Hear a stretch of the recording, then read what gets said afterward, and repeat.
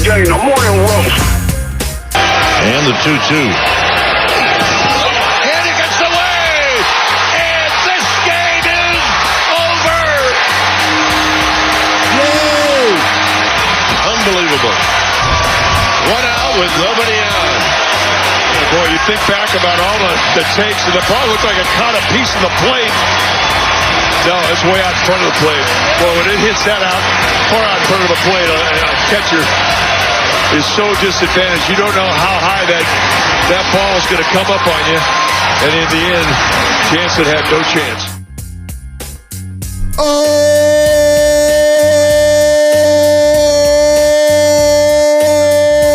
baby! How about them Giants? We'll take it. We'll all take it. Down 3-1. They rally late in the game. They went 4-3 on a wild pitch. And I got to say, Tyler Fitzgerald, the at-bat he had beforehand, where he took that 1-2 changeup.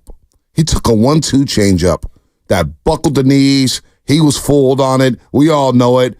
And it got called a ball. Now, you can go debate your mama whether or not it was a strike or not. But that at-bat, that sequence right there, I don't want it to be lost because he gets to walk. Next thing you know, Brett Wisely, hey, you want to call it luck? He gets a single, he puts the ball in play. Blue Jays can't field it. They're a mess. And by the way, they have sell written all over them. So Farhan Zaidi, before you get complacent about the trade deadline, Toronto will be selling. That team is a dumpster fire. But the Giants win. They're 2 games under 500 to start the 6-game homestand before the All-Star break. And Spadoni, I think it's a good time for Giants fans right now. I really do. It's Joe Spadoni's in for Joe Shasky, the Butcher, filling in, doing a hell of a job. Butcher will be back tomorrow. But Farhan Zaidi has done something that we've waited for. He's gone all in on the youth movement. Nick Ahmed gets DFA'd yesterday. You got Tyler Fitzgerald. You got Brett Wisely. You got Luis Matos. And you got your all-star, Elliot Ramos, who hit a home run yesterday. We are all in on the youth movement with the San Francisco Giants. I mean, that was a potential demoralizing loss for that team. Yep. Right? I mean, you get that performance from Blake Snell. I know it was only 5 innings, but the guy hasn't even pitched 5 innings in a Giants uniform. Yeah. He doesn't allow a run, and then you lose that game. All of a sudden, you're 4 games under 500, Bonte. You lost 3 straight, starting this homestand now. Like, you got to start feeling like, oh, man, are we ever going to get over 500? Now you're 2 games under. Can they finally break through during this homestand, get over that hump, or even get to 500 heading into the All-Star break? Again, that would be huge for the mentals, but that was a gutsy performance. And dare I say, a little Fitz magic happening for the Giants. A little Fitz magic. You like that, huh? I like it. I like it a lot. Look, man, Tyler Fitzgerald's playing well. That's a 2. He's playing well. It's not bad. Hey, it's early in the morning. It's 6:07. You know what? Day. You gotta practice your material. But listen, Happy hump day, people. Happy hump day. What up, Tim Hardaway? Look, man, Fitzgerald hits the home run yesterday in the 8th inning. They cut the lead to 3-2. You get Ramos with a bomb there. And look, man, this guy's got speed. He's playing the right way. His walk in the 9th inning, again, now walk in the 9th inning, kind of reminiscent of Chapman's at-bat in the 9th inning Saturday afternoon against Klay, the great closer for the Cleveland Guardians, where he took a 2-2 pitch. We all said, oh, where was that? And he took it and he drew the walk. Unfortunately, Conforto comes up as the next at-bat, and he grounds out in 1 pitch. We'll move on because Conforto hit a home run the next day. He's made up for it. He's been a bit hot. But to take that pitch, 1-2, draw the walk, you get Bailey up, you get Wisely up there. It's a great win for the Giants. It's a great win. You're right. That could have been demoralizing after Blake Snell goes 5 shutout innings. You get Ryan Walker up there. You can't close the door. We can have an argument about whether or not Snell should have went longer. It was his first start. But you know what? You got to win. You rally there. You rally. And by the end of this homestand, you'll get another Blake Snell start. To me, that's where we start. Blake Snell, but also Farhan fully committing. Again, folks, he's fully committed to the youth movement. And everybody's on notice, whether it's Wilmer Flores or Mike Yastrzemski. They know they can be out of here in a day, in a week, in a month. It is over for the veterans with the Giants, with Patrick Bailey leading the squad, who was up last year. Of course, he's been up here for over a year. Now you got Matos, Ramos, Wisely, Fitzgerald, and you got Patrick Bailey. The youth movement is here, Spadoni. I can hear you're excited. I am excited. No, you're excited. I am excited about this. No, seriously, and that's good because I think the fans are finally reacting a little bit.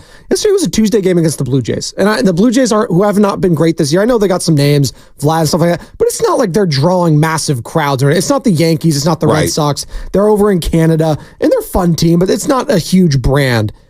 32,000 announced last night. Yeah, it's not bad. That's on a Tuesday night? No, that's great. Are you kidding me? Not bad. I think that I saw the fan base show out yesterday against the Toronto Blue Jays, so I think it's hitting with the fan base a little bit now, too. I saw our social team posted a little Willard rant yesterday saying, why aren't the fans gravitating toward Elliot Ramos? I was like, I think they are. I mean, 33,000 almost last night. They're excited about this team right now. And he's having good at-bats. It's a credit to the young guys. And again, how about Ramos yesterday? Yes. Another home run. Another one. 13, right? This guy's not going to slow down. No. He feels legit right now. He feels like he's going to be, hopefully, again, knock on wood, a mainstay for a couple years to come. Now, At least. We'll see about that. But look, Tyler Fitzgerald, we'll see about his defense. You just got to let these youngsters play through it.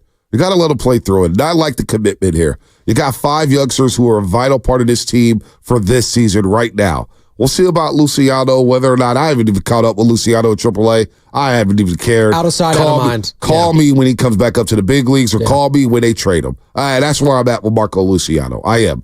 But Blake Snell, And we've discussed Blake Snell ad nauseum. Obviously, he did have a spring training. A lot of frustration there. Hadn't gone through 5 innings at all.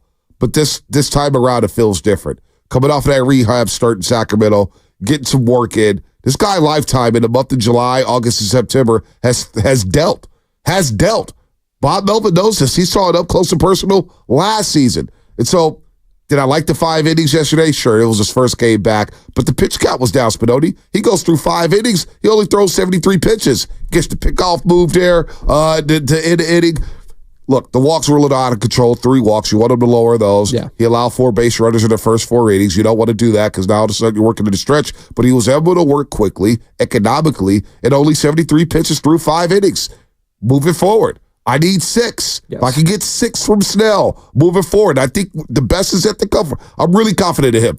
Are we, he's not a pitcher who's going to go out there and give up runs over and over and over. He's a two-time Cy Young Award winner. The track record proves this guy's a legit pitcher. And I think this guy can turn the sting around. Now, we'll wait on Robbie Ray. We'll wait on Alex Cobb. But if you can give me Blake Snell and Logan Webb as a 1-2 punch, now we're cooking with hot grease, Padone. I agree. And listen, it helps some of the younger guys out too. You should be able to lean on your veterans. And I don't want to, Hayden Birdsong's been nice. He's been solid, right? But I don't want to have to rely on guys like that. Guys like Kyle Harrison, who has struggled in his last appearance, right? I want to take the burden off them a little bit. And hopefully, not only with Blake Snell, Bonte, to your point, guys like Alex Cobb, who's making rehab assignments, guys like Robbie Ray, potentially. Yep. Now, if you get anything from Robbie Ray, I think it'd be gravy at this point, right? I don't know what to expect from him. A guy, also another Cy Young winner. Mm-hmm. So, yeah, it'd be nice. Did Robbie Ray really win a Cy Young? He did, yes. With Seattle? I think Seattle or the Blue Jays. Was it the Blue Jays? I think the Blue Jays. Damn, I forgot all about that. Tight pants Robbie Ray, yeah. Tight pants Robbie Ray won a Cy Young? I slept on that one. There you go, see? So I'm just saying. Damn, all right. And the fact that he's doing well against teams, and specifically Blake Snell. I don't say he struggled against the Yankees. He went 4 2/3, and then he was fighting, obviously. Mm-hmm. That's a hell of a lineup, and that was when the Yankees were just en fuego right now. They've since cooled down a little bit.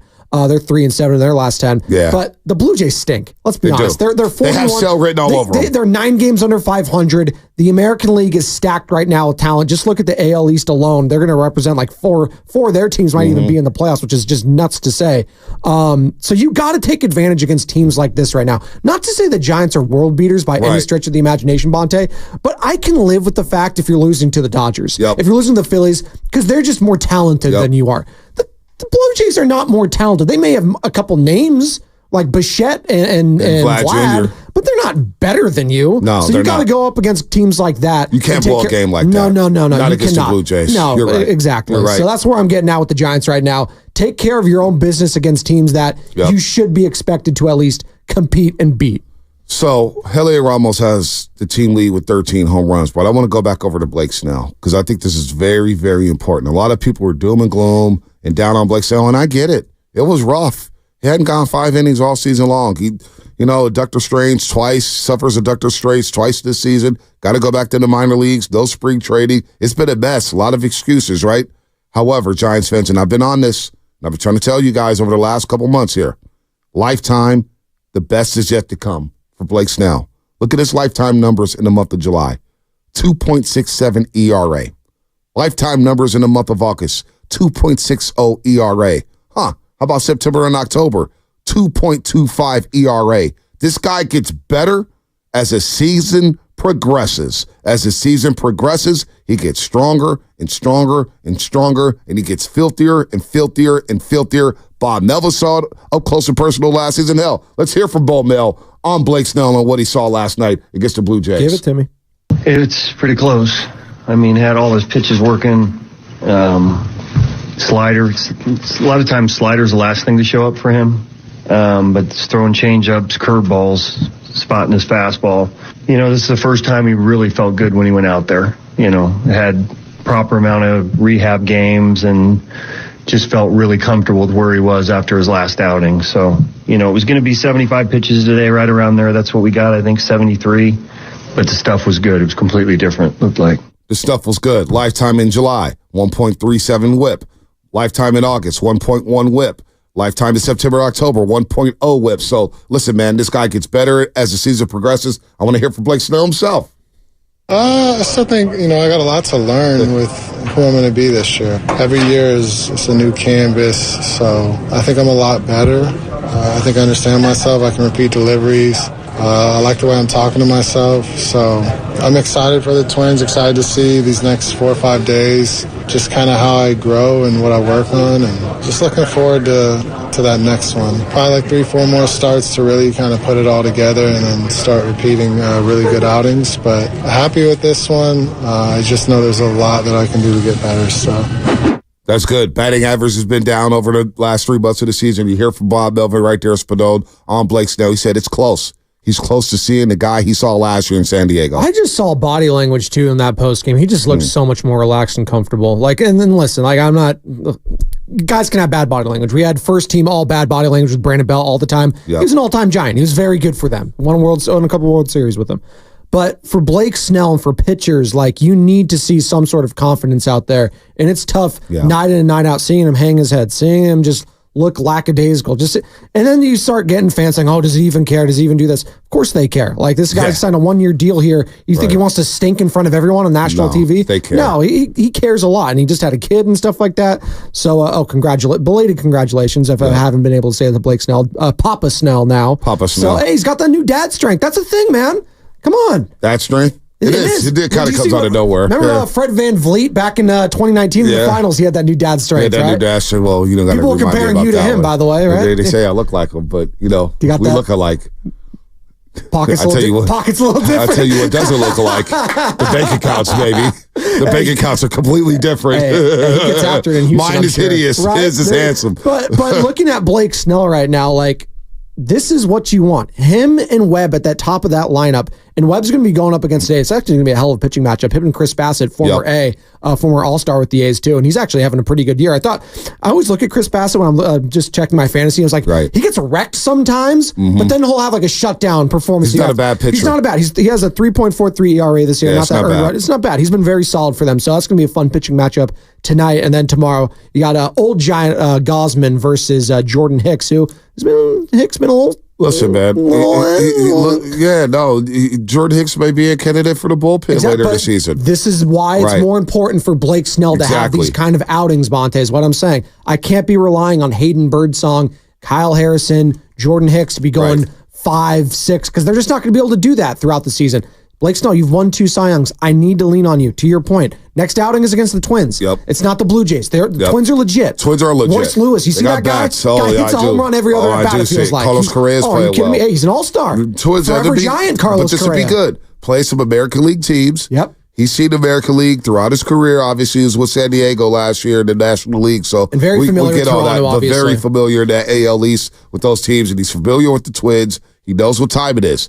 But Blake Snell, when it was time last year to go, in the month of June, 3-1, 0.87 whip. ERA. In the month of July, he was 4-1, 0.56 ERA. Now, is he going to replicate these numbers this year? What he did last year in San Diego was historic. He was unbelievable with a 1.54 ERA. Really, he was just dealing last year. Absolutely filth.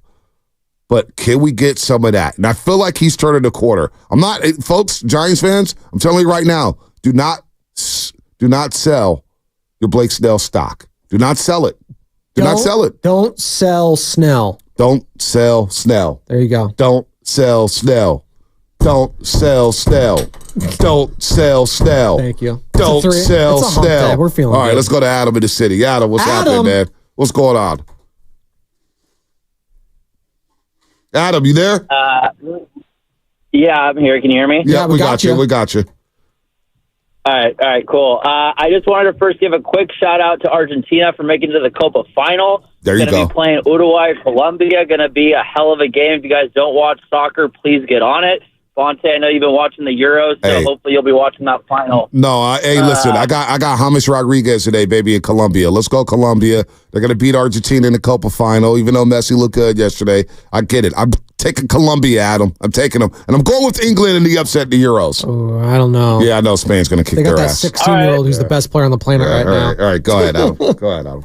I just want to say really quick, just don't sleep on Uruguay, though. They're, very good. But anyways, I just wanted to ask the question for you guys, do we have a potential, budding superstar in Elliot Ramos. I know he's still young, but I'm like, this dude he looks and plays like a star. He's obviously provided a huge jolt to this team. He's now tied for the league with home runs, I think, with Chapman at 13. Maybe I'm off, but what do you think overall, like long-term about Elliot Ramos? Because I think this guy has a chance to be a star. Like, he really looks that good. You know, I don't want to be premature with this, but he looks like he has the goods. I haven't seen him really have a bad at-bat in a couple months now. What's the hole in his game right now? There's no hole. He's a good fielder. He gets to the ball well. We know he had that bad play. Who was that against a couple weeks ago? It's the Dodgers. Yeah. But he moved on. 2 for 4 yesterday. He's a 300 hitter right now. He's seeing the ball very, very, very well. This was the track record in the minor leagues where he was a good hitter. And look, he's getting his time to shine. 42 RBIs, 13 home runs. He might be legit. Now, I don't want to get premature here and say he's a star year in and year out. But right now, he's an all-star. And right now, he's one of your best hitters, if not your best hitter. So let's just ride this wave. Let's ride this wave and appreciate that. Boy, we finally got a homegrown outfielder going to the All-Star game. Damn, we got a homegrown outfielder who's popping for Farhan in 2024. And quietly, dare I say, Farhan's draft. I'm not sure if Fitzgerald was a Farhan draft pick. Yeah, but the youth movement starting to look good. Starting to look good here. I'm just saying. Are we back on Farhan? We're not back yet. No, okay. We're not back yet. He's got a deadline to get through. Okay. And he's got to add some pieces here. His comments yesterday made me feel a little bit like, I'm not going to take away from the win, but like, if I'm a Giants fan, I listened to Farhan before the game, and then after that game, I'm like, you really are feeling kind of complacent about these young guys. From him. Like, yeah, please. Let's hear from him. We have areas of depth and we have areas where we're a little light. And so, the baseball trade avenue is always there. When I look at our team, we believe pretty solid players at pretty much every spot in the field. We have a rotation that's getting healthier. We have a bullpen that's done a nice job. So nothing jumps out as a spot that we need an emergency plug-in. We're just going to get whatever's out there on the trade market. There's always, when you're in it, there's an expectation and a pressure to do something to change the mix, but we've got to be careful that whatever we do is a meaningful upgrade for us. All right. I mean, that's now. Things change. A meaningful upgrade to me. Things change. Yes. Things change in a heartbeat. And it depends on who you're bidding against, too, because this is the other tricky part, too, if you're Farhan Zaidi. And again, a lot can change within the next couple of weeks, to your point. Trade deadline is 31st, so we still got 3 weeks to go from today. So we'll see because the NL right now, again, it's just, I have the standings up right now. It's still just a cluster, just bleep. Yeah. You got the Nationals 5.5 back from the third spot. You got the Cubs 4.5, Reds 3.5. Raise it, the Pittsburgh Pirates, Goose Pirates 3 back. Then you got the D-backs and the Giants right there 2.5 back. And then you got the Mets again. Padres took the L yesterday, and Cardinals, Braves are playing pretty well. So it's like a lot can change the next 3 weeks. But if everyone's still jumbled there, you might have a team like the Mets that's willing to pay more, right? Yeah. Or you might have a team like the Dodgers who is looking around, it's like, we're thin at a couple of spots, we're struggling a little bit, or the Yankees. So there's so many teams that you're going to be bidding against. Maybe it is, smart for the Giants not to get in a bidding war now. See, I see the Nationals. I don't think they're going to be buyers. They're just developing. I like C.J. Abrams, though. I do love C.J. How about James Wood?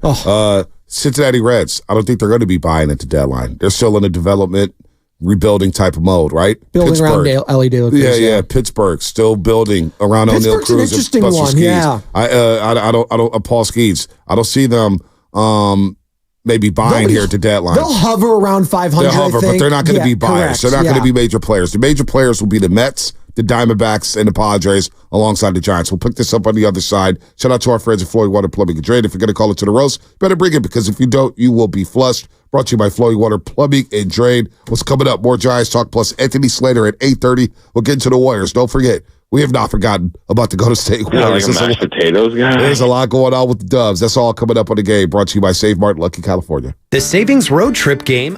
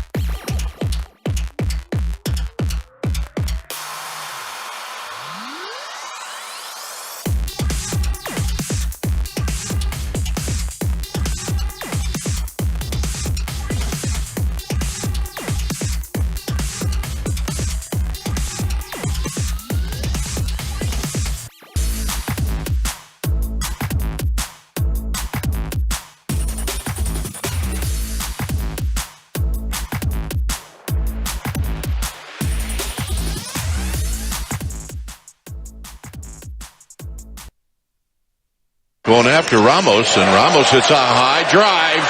Center field, at the wall, out of here. Not anymore. Now, back to the morning roast with Bonte and Shasky. Skype on the call. NBC Sports Bay Area Giants bounced back and snapped their 2-game losing streak. Beat the Blue Jays last night 4-3 in the ninth. And how about this? Elliot Ramos, 13th home run of the season.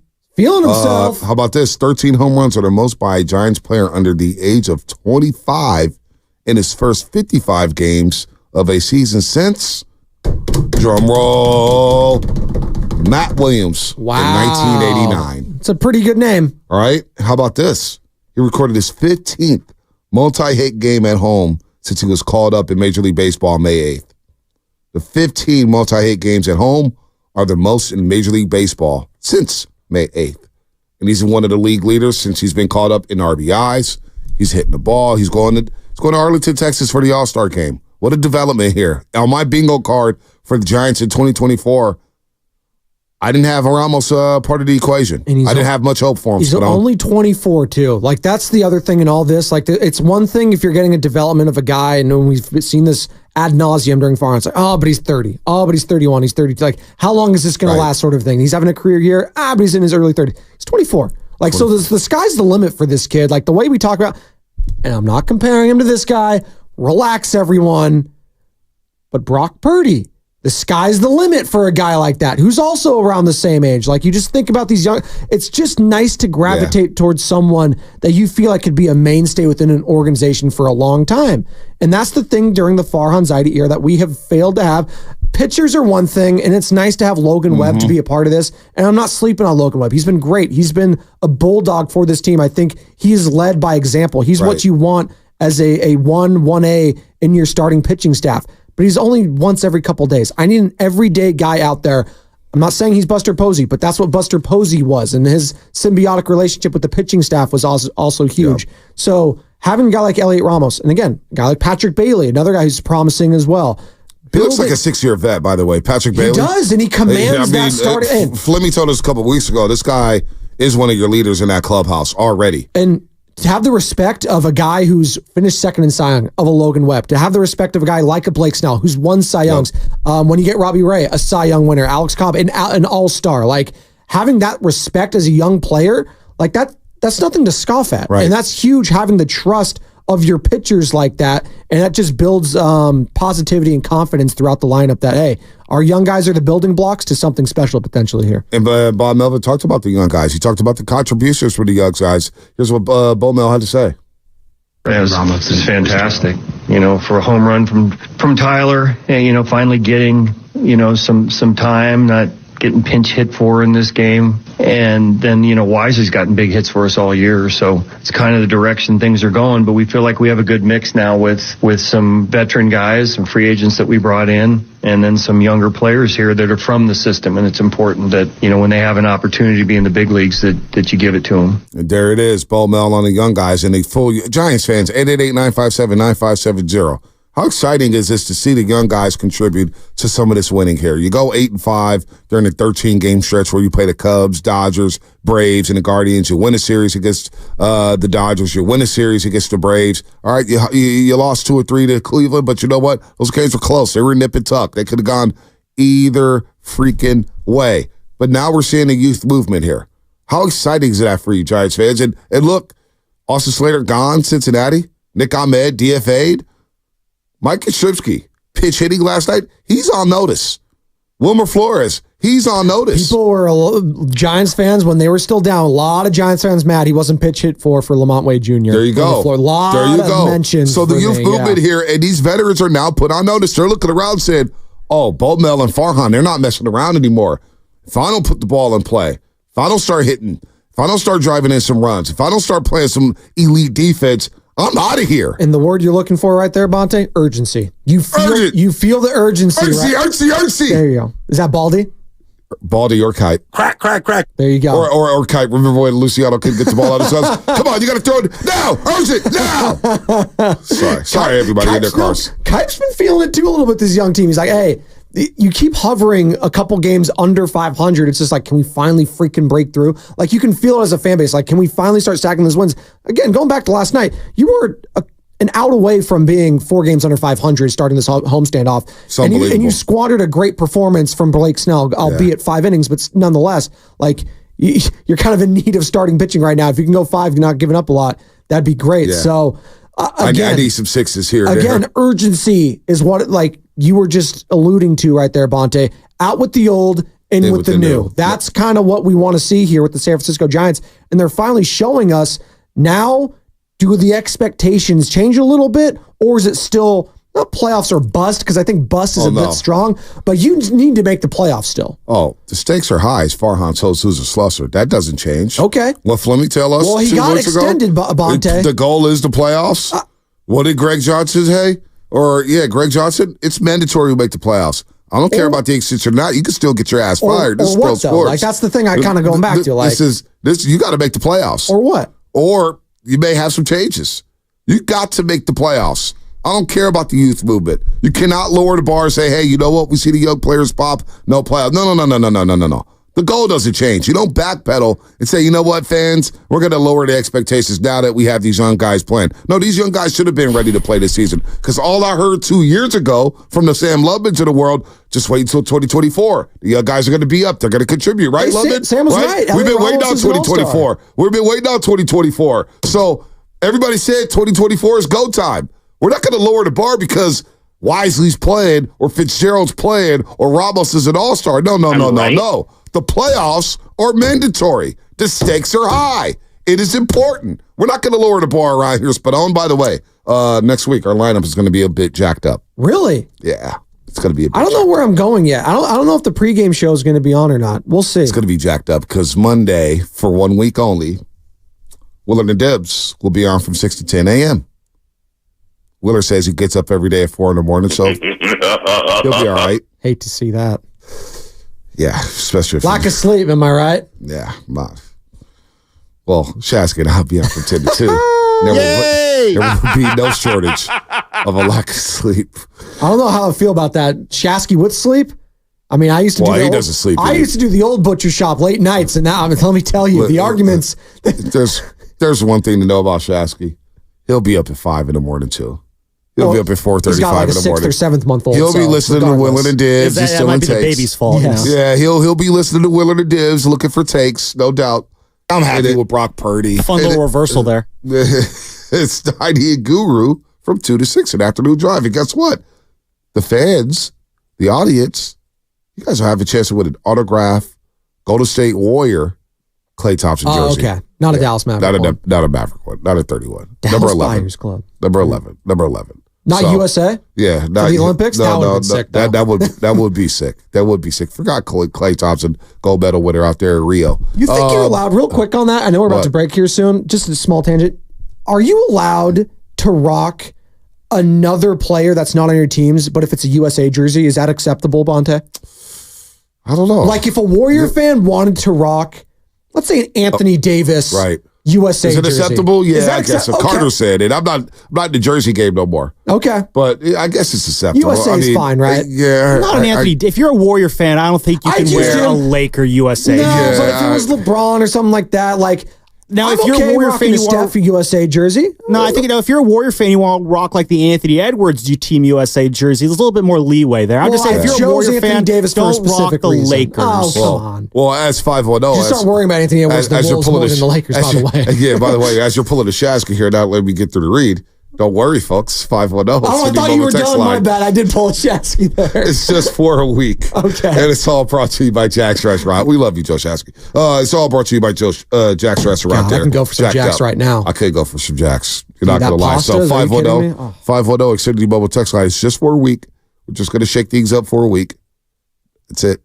For a week. And you know what? It may shake me up for life. Alex Cobb! How do I go back to the mornings after working in the afternoons? How?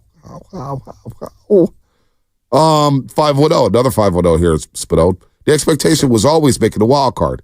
We all know we ain't catching the Dodgers, but with this watered down playoffs, the Giants spit too much to miss the wild card.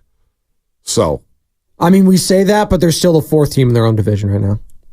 So like, just facts right now. Right. Like, I'm not trying to. I'm not trying to fourth place, but like they're fourth place in their own division. Spadone, we don't lower expectations around here. I am rooting against the Giants. Oh, no, he's not. No, he's not. You think he's still? Did he really say that? He really did. Yeah, he did say that. Yeah, June 24th. It's right here. My sister's birthday. I am rooting against the Giants. Is he still rooting against the Giants? 888-957-9570. Blake Snell, is he back, Giants fans? Don't sell Snell. By golly. Don't sell Snell. Don't sell Snell. I'm afraid to say that because I feel like I'm going to start butchering it after 5. It's like one of those things, the phrases, say it 5 times fast. Don't sell Snell. Don't sell Snell. Don't sell Snell. Don't sell Snell. Don't sell Snell. Don't sell Snell. Don't sell Snell. Kind of scared me. It's not like you're saying like do so Snell or something like that. Oh. The words kind of blend together. Don't sell Snell. What? All right, what's coming up in the game? Brought to you by Fremont Bank, celebrating 60 years of full-service banking with no compromises. We'll put a ball in this Giants talk. We'll get to the Golden State Warriors. By the way, Ryan Walker, you get a pass. 46 appearances this year in the major leagues, tied with Tyler Rogers. Way too many games. They got to chill out on him. Snapped the 17-inning streak without allowing an earned run. It was the second longest active streak in the majors in this season. So, look, they need some help here with the pitching, but Blake Snell going 5 yesterday, it's a step in the right direction, folks, and I'm feeling good about the Giants right now. Are you at 888-957-9570? We'll talk a little more Giants before we pivot to basketball, because Spadone's got some stuff, man. Spadone's got some stuff. He's got some heat ready to go. He's got some stuff ready to go. Pre-game show, Joe Spadone right here on the Morning Roast. Filling in for Joe Shasky. I am Bonta Hill. We'll be right back. This Monday, our lineup is going to be jacked up.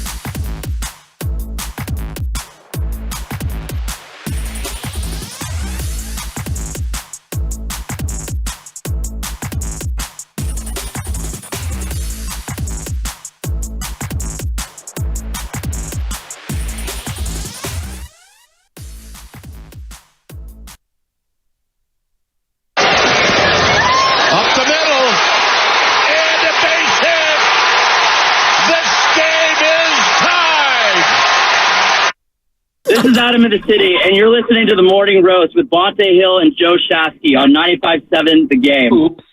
Good morning again, Adam. He already called us. He's ready to roll. He watched Argentina last night at MetLife Stadium, beat up on the Canadians 2-0, but that was Brett Wisely. Kipe on the call, NBC Sports Bay Area. Look, Ernie Clement shut the crowd up with a big-time 3-run homer in the top of the 7th inning, and Ryan Walker, who's been dealing. You're thinking, oh, boy, 3-1, 7th inning, got 9 outs left. How are you going to do this? How are you going to do this? But the shutdown innings. You know, you look at the bottom of the 7th inning, and then, boom, Matos hits into a double play. You're thinking to yourself, what? It's not meant to be. But Fitz magic. Yusei Kikuchi with a career night, too, 13 Ks. Kikuchi was dealing. I don't know if they should have brought him back out for the 8th inning because Fitz goes yard on him, barely clears the fence, 360 feet to left field. But you know what? You take it. You don't complain over it's a home run, it's a home run. If it's 500 feet or 360, doesn't matter. It's a home run. Then you get to the bottom of the 9th inning and you make magic happen. Again, 2 outs, and Fitzgerald's at the plate. And he takes that 1-2 changeup. And I'm sure Toronto's going to look back at it, and they're going to be like, that's a strike. It's borderline. I thought it was a strike. I said, ooh, wee. How did he take that? Tough. Even you heard it from Crooked Kipe. They're saying, boy, that's a tough take. Yep. That's a tough take. But he took it. And then next thing you know, it's a full count. He fouls one off. Another changeup that caught a little bit more of the plate. And then he walks. That set up Brett Wisely. That set up Wisely to steal second base. And then, of course, the wild pitch there by Richards when Tyler Estrada is up there at the plate. So a big-time win for the Giants, man. A nice little rally for them. Absolutely. And, God, that's an excruciating loss if you're an opposing fan. That just feels like a team with, again, the Toronto Blue Jays, who are now 9 games under 500. That's the kind of losses that have happened to a team like that. And that's the kind of wins that the Giants need to have against teams like the Toronto Blue Jays, who, again, are probably going to be sellers at the deadline here in a couple weeks. They're the 4th worst team record-wise in the American League. So you got to take care of business against those teams, man. And it was great to see. Again, I'm not going to keep hammering this because I think it's a big deal. The fans are reacting to this team right now, Bonte.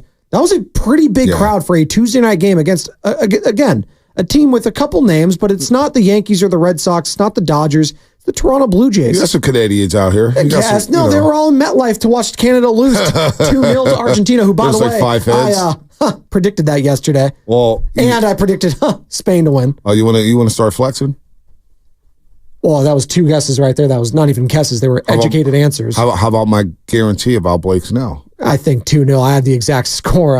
How about my guarantee about Blake Snell? Hey, we had a good day on the roast. Bet on flex it. moment of the show right here. You did bet on Argentina, did you? You don't know. You don't know that. You didn't throw no chicken out of it. You're not guru here. Listen. I told you, guaranteed Blake Snell's going to have his best start of the season. He had his best start of the season. No, you did call 2-0. I was thinking about. I was like, damn, Spadoni was on it. And so I think Spain, these young guy that got it. Yeah, Spain.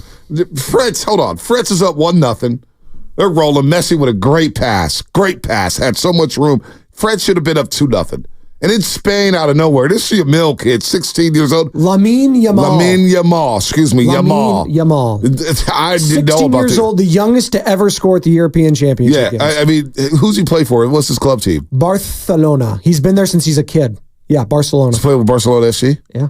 Oh, my gosh. I retweeted a photo. You can follow me at Spadoni _ Joe on X, Twitter, whatever they want to call it. Lionel Messi, when he was 16 years ago, when he was just a baby, Lamine Yamal took this like charity photo shoot when Messi was still with Barcelona, and looks like he's like baptizing the kid, but he's just like giving him a bath. It's really crazy stuff here. So Messi and this kid have been tied at the hip since he's been a baby, and now he might be the next Messi playing for Barcelona. It's pretty crazy. I got to see this photo here. Spadoni _ Joe. I need the followers, guys. I haven't hit 1,000 yet. Please. You don't have 1,000 followers? 825? Well, we got to help you out, plugging it. All right? Follow. I got to start plugging it. Yes. At Spadoni _ Joe. At Spadoni _ Joe. Please. Follow him at your own risk. Wow. My God. I live with these people. I love these people. They're part of my family. Lamine Yamal. Wow. He's 6 months old in this photo with Messi. Messi with the long hair. Now this kid's got braces. He becomes the youngest scorer in men's Euros history. He's been making top of the world. the passes in the previous game against Germany. He's dropping dimes. Spain's tough. They're about to go on a decade-long run, man. The youthful wing wizards they have are unbelievable. I just want to try to have comparison's sake here, and we'll get to this guy in a second, but what Cooper Flagg is doing is in an exhibition. Yeah. Doesn't even come close to what this kid is doing at 16 years old, going up against World Cup champion just a few years back, the French national team, a Euro champion French national team, guys like Antoine Griezmann, guys like Kylian Mbappe, guys like Olivier Giroud, like the names and the star-studded, the Hall of Famers. Right. Like, he's doing against that team. So we'll get back to the Giants here in a second and the Warriors. All right, I just retweeted something. It's amazing. That's like if a guy like 16 years old who's playing, I don't know, like in San Mateo High, goes to play for the San Francisco Giants and hits a grand slam against the Yankees. Yeah, no, it's unbelievable. Yeah. No, it's unbelievable. So, look, Spinotti, I gave you a retweet on one of your tweets. You said you had 825 followers. You now have 820. So you just got 5 unfollows. No, I didn't have that. I'm kidding. It's the soccer talk that's doing it. Kidding. People are actually getting mad. I'm kidding. But no. This guy, they got Williams, the guy with the dreads. I heard he's got a brother playing for Ghana. What the hell's going on here with Spain? Hey, they're loaded. We try to get everyone, right? They're loaded. On, they're loaded. But you know what? I'm still planting a flag for my England Lions. God. You and Steiny, like, I don't know what this is. Like, Harry Kane, like England? When have we Harry ever Kane, liked England in America? I've always liked England, the soccer team. Wayne Rooney back in the day, Beckham. Listen. Yeah, they're notorious choke artists. Yeah, I know they are. They're probably but you know what? I'm going to ride with them. They're not going to choke this year. Harry Kane today in Dortmund. Should have lost against Slovakia. Hey, listen. Couldn't even point that place out on a map. Listen. Where the hell is Slovakia? It's not Slovenia. It's not Serbia. You know what happened? It's not the Czech Republic. You know what happened? It's not Czechia, which is, I guess, the same same country. You know what happened? Jude Bellingham happened with the bicycle kick. One of the sickest goals you've ever seen in your life. Please. All right? And then Harry Kane in extra time. And you know what? They're in Dortmund today to take on the Netherlands. It's going to be rocking and rolling. The place will be crackling, okay? He gives Harry Kane, Chicago right now listening to this, pulling his flat top off. He could get with the soccer program. Soccer's on fire right now. And Sunday, we got a monster doubleheader. Copa final, Euro final. Let's go. And we got Wimbledon national champion. We got Wimbledon too. We got everything. Yeah. Got everything. Listen, England's winning today. They're winning this damn tournament. They've never won Euros, right? This is the first time for everything. Yeah, they have a song called "It's Coming Home" too. When they sing it's like they've never won. So what's coming home? Nothing. Like, Euros coming home this year. Miss me. They're going to somehow, some way find a way to beat Spain. The only person I would be happy is nice guy Stephen Langford, who's first generation American. Both his parents are from England, so that's the only person I would be happy for. Everyone else kick rocks. Even my Uncle Phil, who's a big Man United fan. Come on, let's go England. No! I'm an American, just like I'm not rooting for Canada when we play them in the Olympics. Like, why would I be doing that? Hey, you know what? People, the streets are talking. The streets are saying, actually, Oscar and EPA said on the Xfinity Mobile text line, 650, we need a soccer podcast. That sounds like a lot. Stop it. It does sound like a lot. That sounds like a lot of work. It does sound like a lot. I'm already doing a 1 hour show, then I'm here for another 7 hours. It sounds like a lot of work, but you know what? I got two kids and a bunch of problems. Listen, it's a compliment. It's a compliment. The England 3 Lions. Come on, man. The 3 Lions here. You don't even believe in them. I do believe in them. Come on. I believe in Jude Bellingham. I've been all in on England all tournament. Okay, are you all in on the Giants too? I'm all in on the youth movement. Okay. If Farhan talked about the youth movement, how about this vote of confidence? Yeah, you always hope that you can move in that direction. We've talked a lot about wanting to give some of our young players coming up opportunities and adding athleticism to the roster. And one of the best ways to do that is to have your young guys come up and earn roles. And, as much as anything, it's just a vote of confidence in those guys. And, Matos and Fitz in particular, they're guys who have been a little bit on the sort of up and down shuttle between here and Sacramento. And hopefully this is an opportunity for them to feel like they don't have to look over their shoulder and continue, a lot of the positives that we've seen with them. So, yeah, you know what? We're starting to shut down the Sacramento shuttle. We are. The patch on the side with Chevrolet, and last year was Cruise, but it should have been Amtrak, right? Because there was just shuttling everybody back and forth to Sacramento. Well, this year the Sacramento shuttle's damn near out of business. There's nobody on that ride because now we got the youngsters with the Giants. And Giants fans, you know what? Brandon Cadiz says this on YouTube. This is great. This is a good one here. This is Farhan's pivot, don't panic moment. He pivoted to the full youth movement. He pivoted off of Austin Slater. He pivoted off of Nick Ahmed. And guess what? Mike Krzyzewski, you're on alert, buddy. High alert. You're on notice. He will pivot off you in a heartbeat if you don't start hitting the baseball. Because Conforto's hot right now. He's going all in on the youth movement. You see Matos, you see Ramos, you see Fitzgerald, you see Wisely. Listen, man, I like this. I like this a lot. And they're helping you win games. We see a lot more. Look, what does Wisely and Fitzgerald bring to the table? What have we been complaining about all season long with the Giants, Spinotti? Athleticism. There you go. No speed. Yeah. Speed kills. And all of a sudden you got the speed on the base pass, and they're causing havoc here. So we're going with the youth movement. Ramos, Matos, Fitz, Wisely. They're young. They're bringing speed to the table. I like what I'm seeing right now. I like what I'm seeing. Now, can you get into the break over 500? The boost of confidence. If you get to 500 before the All-Star break, you win 2 or 3 against the Blue Jays, you win 2 or 3 against the Twins. Let's roll, baby. And it's cool because I'm kind of rooting for that in the lineup now, and that's kind of what you want, right? You want the young guys to be taking the load off of guys like you've brought in who you thought was going to be big helpers, big boppers. He's been playing better. Jorge Soler, obviously. Not having the type of year that I think he envisioned, but it's still, he's playing better, right? Matt Chapman, who's always been a streaky player, so like I wouldn't be surprised if he started getting really hot. Yep. Like that's just what he's he does. played well this year. I got no problem with him. You know what you get with Matt Chapman, and real quick with him, you get consistency defensively. And I think a lot of people are scoffing at that heading into the season. It's like, oh, great. He's a good glove. And, you know, he'll hit some bombs occasionally and he'll be a career 248 or about 240. Yeah, but I think we scoff at that. That's like a pretty big commodity to have. Like just having a guy that you know could be consistent behind the bag and not throw errors constantly. That's going to get you big outs and big moments, especially for a guy who's been the best pitcher for the Giants last couple of years and a sinker ball guy in Logan Webb, who has a lot of ground ball outs constantly. You want a guy like Matt Chapman back there to be helping you consistently like he's been doing all season long. So you want the young guys in the starting lineup, but in the starting rotation, you want to lean on those vets. Yeah. And that's what hopefully you're going to get going forward here with Blake Snell. Hopefully this is a sign of good things to come. You've already seen with Logan Webb, who's going to be an all-star this year. If you can get Alex Cobb back, if you can get Robbie Ray back, take some pressure off guys like Kyle Harrison, off guys like Hayden Birdsong, right? Jordan Hicks, who's basically a first time. He's a rookie in a way because this is his first time being a starter. Well, this is why Robbie Ray's important. Yes. Because if Robbie Ray comes back and he's giving you 5 to 6, and you have Logan Webb and you have Blake Snell, that's your top 3. You can go Birdsong. You figure Alex Cobb, when he gets back, he's going to be in a rotation. That's just what he's been a starter his whole career, basically. You figure he's going to be back in the rotation. Hey, man, listen, he pitched well last season. As your 4th starter, not bad.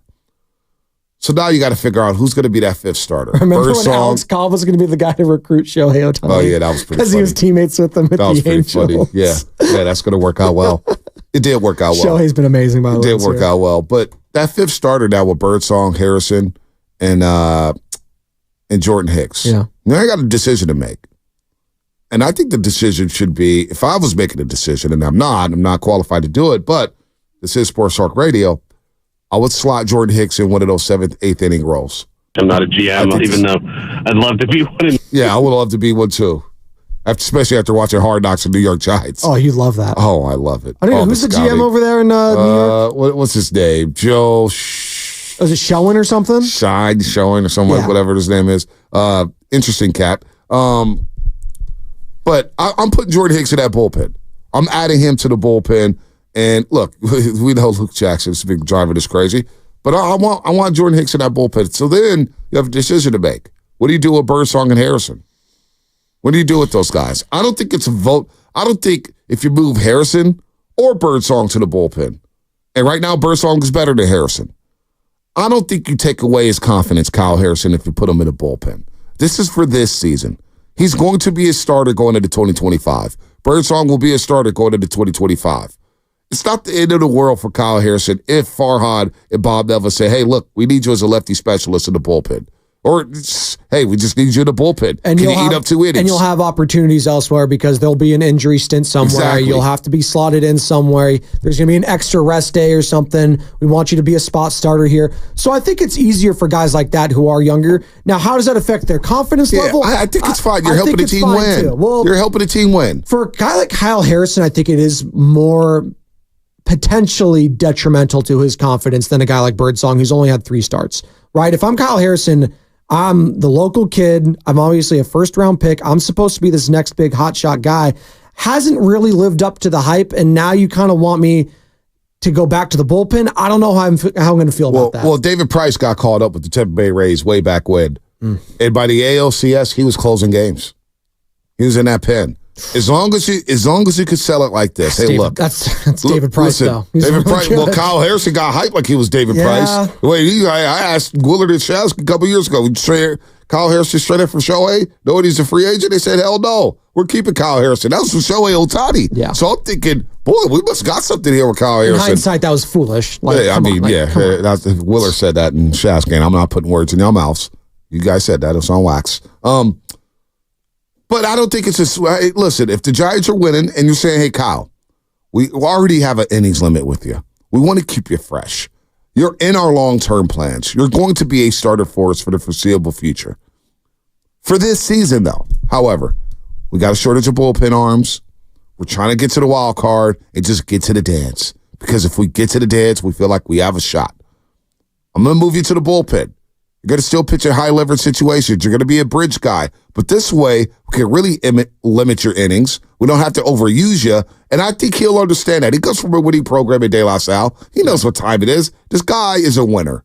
He's a winner. I don't think it'll affect his confidence one iota. I think Kyle Harrison would be just fine if they decided to go that route with him. I do think it's going to be interesting how his next start goes. And is he scheduled to pitch against the Twins, I'm assuming, right? Upcoming. So that could be dangerous. That could be tough. And again, like, that's why it's kind of in a tricky spot right now. You want to have his mentals going right heading into the All-Star break, Bonte, because if he gets shelled against the Twins, and then his confidence is like, okay, I don't know where I'm at with this rotation. You're getting all these guys back. Am I going to get lost in this shuffle and stuff like that? So that is what you don't want. But that's why I think it's incumbent on Bob Melvin. Might not want to have a quick hook with this kid. You don't want to let it seep in. Listen, you have some vets coming in, and Bob knows this. He's had so many different revolving doors when he was in Oakland, when he's all those egos in San Diego. Like, he understands this, and I think that's where you're going to lean on the knowledge of a Bob Melvin. I'm not so sure how Kapler would have handled it. That's why I think getting a guy like Bob Melvin, who does have that experience with a lot of egos and young pitchers, especially, just think of all the young guys he had. Sonny Gray, right? Phenom with the A's back then. Sean Manaea, very highly touted prospect back in the day with Oakland. All the different names, but he had guys like Scott Kazmir who were redemption projects. So he had to juggle all that sort of stuff. I think Bob knows what he's doing when it comes to that. Yeah, no, I'm with you there.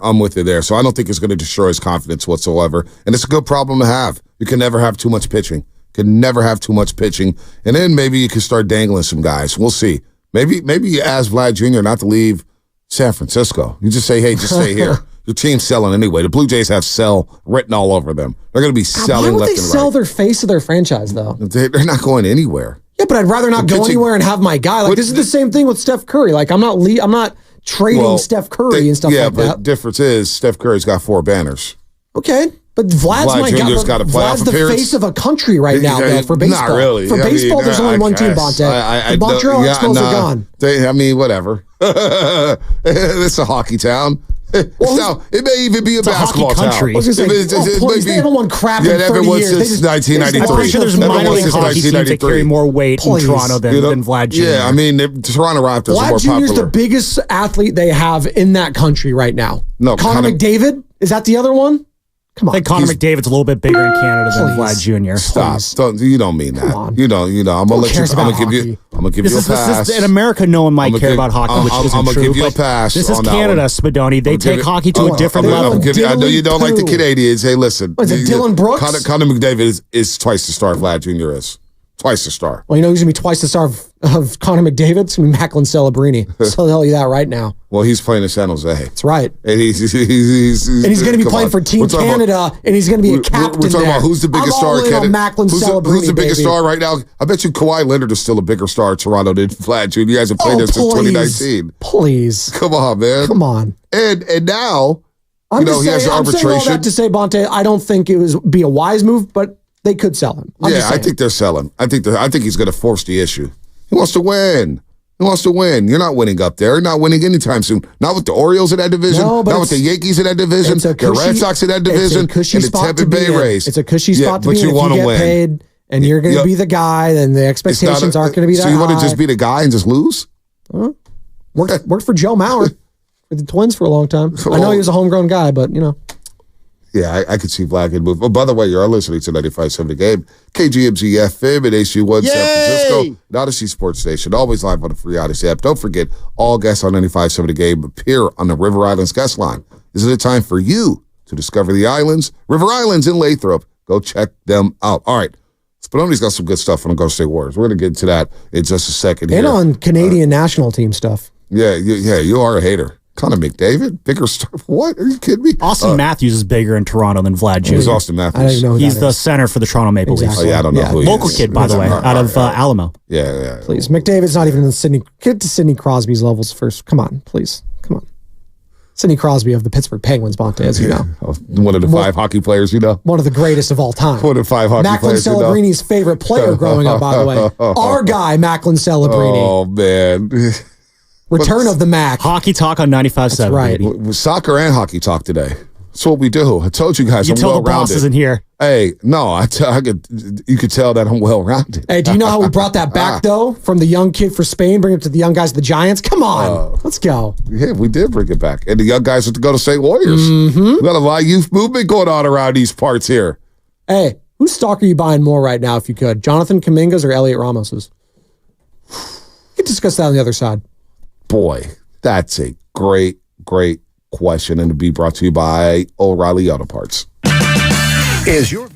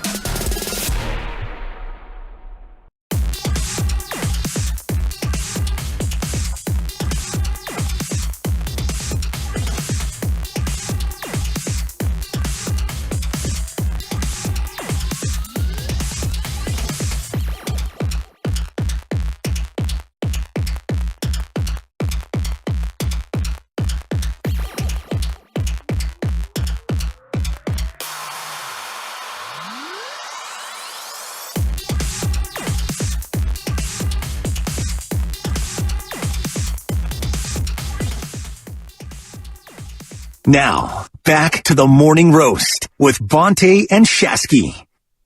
All right, we are back. Spadoni in for Shasky. Shasky will be back tomorrow, and he'll be back next week because next week our lineup is jacked up. It will be jacked up. You're going to be a little confused, folks, for a week. For 1 week only, I will have the last laugh, and I will get what I want. Well, I don't know if I'm getting what I want next week, but the lineup, Will and Dibs are working from 6 to 10. They will be your morning roast next week, 1 week only. Will and Dibs from 6 to 10 a.m. Then Shasky and I, we'll be able to sleep in a little bit. Oh, I'm looking forward to that. I'm waking up at 7 o'clock on the dot. 10 to 2. 10 to 2 in the afternoon. And then Steiny and Guru, poor guys, have to do afternoon drive from 2 to 6. So, again, the lineup will be jacked up. Will and Dibs from 6 to 10. Shasky and I from 10 to 2. Steiny and Guru from 2 to 6. Give it to me. No. Pause, please. Pause. And it's your chance to win an autographed Klay Thompson jersey. A Warriors Klay Thompson jersey. Number 11. Thank you for clarifying. Because, we're not giving no Mavericks gear out 31? there. By the way. Miller? By the way, don't you worry. It's just for a week. It's all brought to you by Jack's Restaurant. There we go.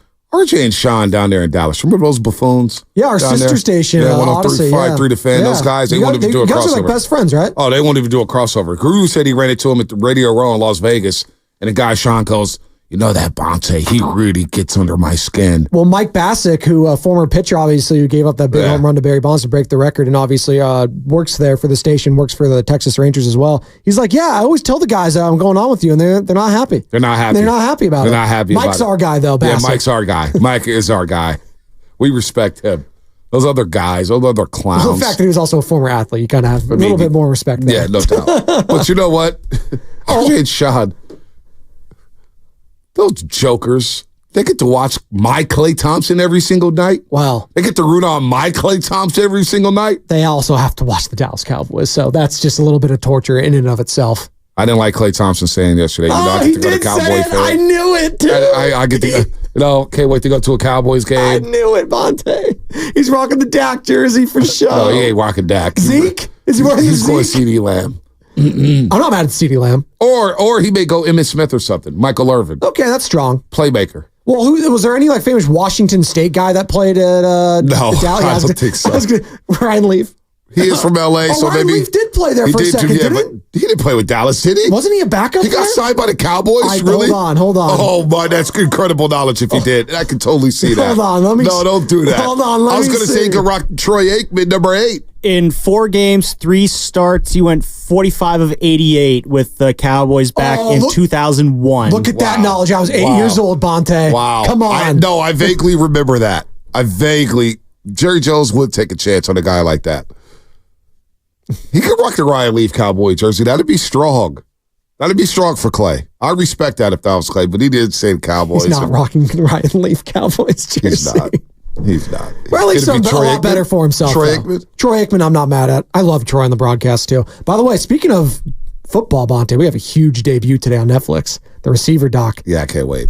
We got, who do we got here? We got Deebo Samuel.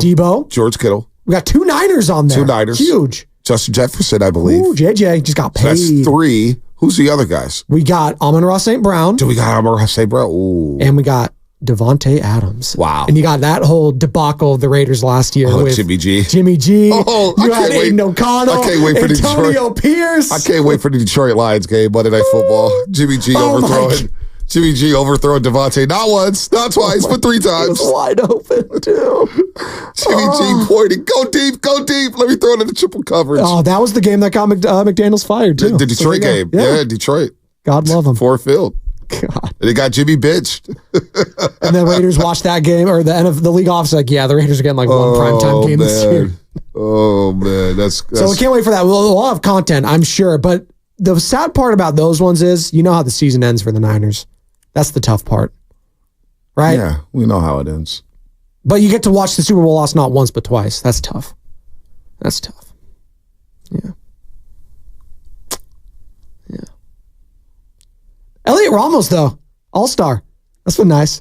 Sorry, I was Think about someone was going down memory lane right there. Let's think about Las Vegas and how 49ers wasn't going to touch the football for about an hour. I forgot you were there.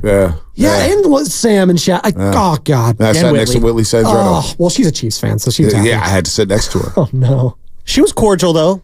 She was a very cordial fan. It's easy to be cordial when you've won back-to-back Super Bowls and you've won 3 of the last 5 or 4. Yeah, I'm just thinking about everything that happened. McCaffrey fumbling, Trent Williams holding call.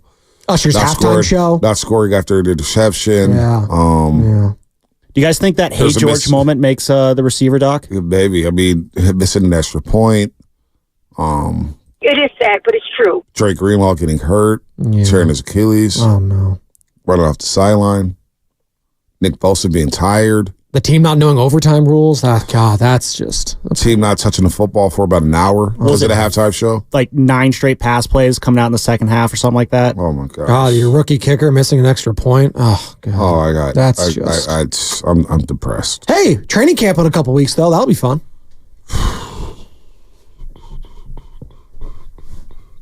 Hey, we're all focused on positives right now, guys. All right? I'm in a very dark place right now, and I'll tell you why. Because I'm thinking about training camp, and, last year I had this whole thing. I felt like I painted Picasso. I was just sitting there, or not a Mona Lisa, of course, but, I'm sitting there, and I'm at the Hilton Hotel, and Chasky and I are there. We're talking about the journey, how the journey starts, and, how it ended in Philadelphia. We're going on this journey to Las Vegas, and oh, man. That's where we're starting the preseason, right? They're going to average 30 points a game, and I'd rather have Brockton Herbert, and I was just all in, and everything just fell into place, man. All the stars aligned, and they were winning games, and you beat up on Philadelphia in the regular season, which made me feel so great. Oh, that was my personal Super Bowl, to just smack those guys and end their season. And they were never the same again. They were never the same. You get through Green Bay by the skin of your teeth. You come back against Detroit 24-7 at the half. I prayed to Jesus Christ for crying out loud at halftime. I don't ask for much, and I prayed. People thought the luck was on their side. They had the ladybug catch with Brandon Ayuk. I did too. So how did I recharge and get people talking like, hey, let's go on another journey, folks. It's a journey again. We're going to end up in New Orleans for the Super Bowl. How can I sell that? I'm not ready for that. Oh. You'll be fine. Because this time we're going to finish the journey, Bonte. Well, if you just go by teams that lose the Super Bowl, the percentages has got to be with less than 5% that they even get back to the Super Bowl. Less than that. Great. I'm just saying. I'm just sorry. The odds are not in your favor. Shout out the Hunger Games. They're just not. But it is possible. Patriots did it. Yeah. You know why the Patriots did it. They had a 7th-round quarterback, too. They also had some 6th-round. They also had some cameras and practices and stuff like that. Not the time that they lost and went back to the Super Bowl. They had already been caught about that. Oh, so they lost to the Eagles? Yeah. But they also had the greatest quarterback of all time, so that's tough. Maybe Brock could be that, though. Maybe. The way fans talk about him, you think he was Tom Brady. Elliot Ramos or Jonathan Kuminga? Who are you buying stock in, guys? 888-957-9570. I'm in the dark place right now. You put me in a very dark place. That's 725. That's where I've been for a while. Whole football fandom. I need Anthony Slater here at 8:30. I need. You know what? I'm gonna get excited. 7:30 or 8:30. Excuse me. Yeah, I need him at 7. I need him in 5 minutes, not an hour and 5. You need a Dolphins fan to come save you. I was thinking about Vegas and how that went. Those guys. I mean, Katie Mox. I ran into her after the game. Didn't even know it. Oh, the lovely Katie Mox. The lovely Katie Mox. Moving to Florida for CBS Sports, and I get this hug like, hey, Bonte, it's okay. And I'm just like, I had to stop a kid. I'll never forget on the concourse after the game, this poor girl, probably 12, 13 years old with braces and a Brock Purdy jersey on, is sobbing. How old was he? She was like 13 or something. Yeah, she was in the dark place. These scars, though, will make her stronger. She'll be fine. Dude, I stopped and gave her a hug and said, baby girl, it's okay. We're going to be all right. We'll be back. I had to give her a vote of confidence. And then I get to the bathroom, back to the room, and Edna calls me, and I start, babe, I don't think we're ever winning again. I just don't think we're ever winning. Oh, man. There is nothing like... Gosh. There is nothing... baseball, basketball losses, some of them hurt, but nothing, and I mean nothing, comes close to a football loss. It hurts your soul. Like, I can listen to losses about the Warriors, about the Giants, stuff like that. The Niners losses, when those happen, Bonte, that 3-game losing streak alone last year, Are you kidding me? Calls for days. Brock Purdy just had the greatest. Slow down.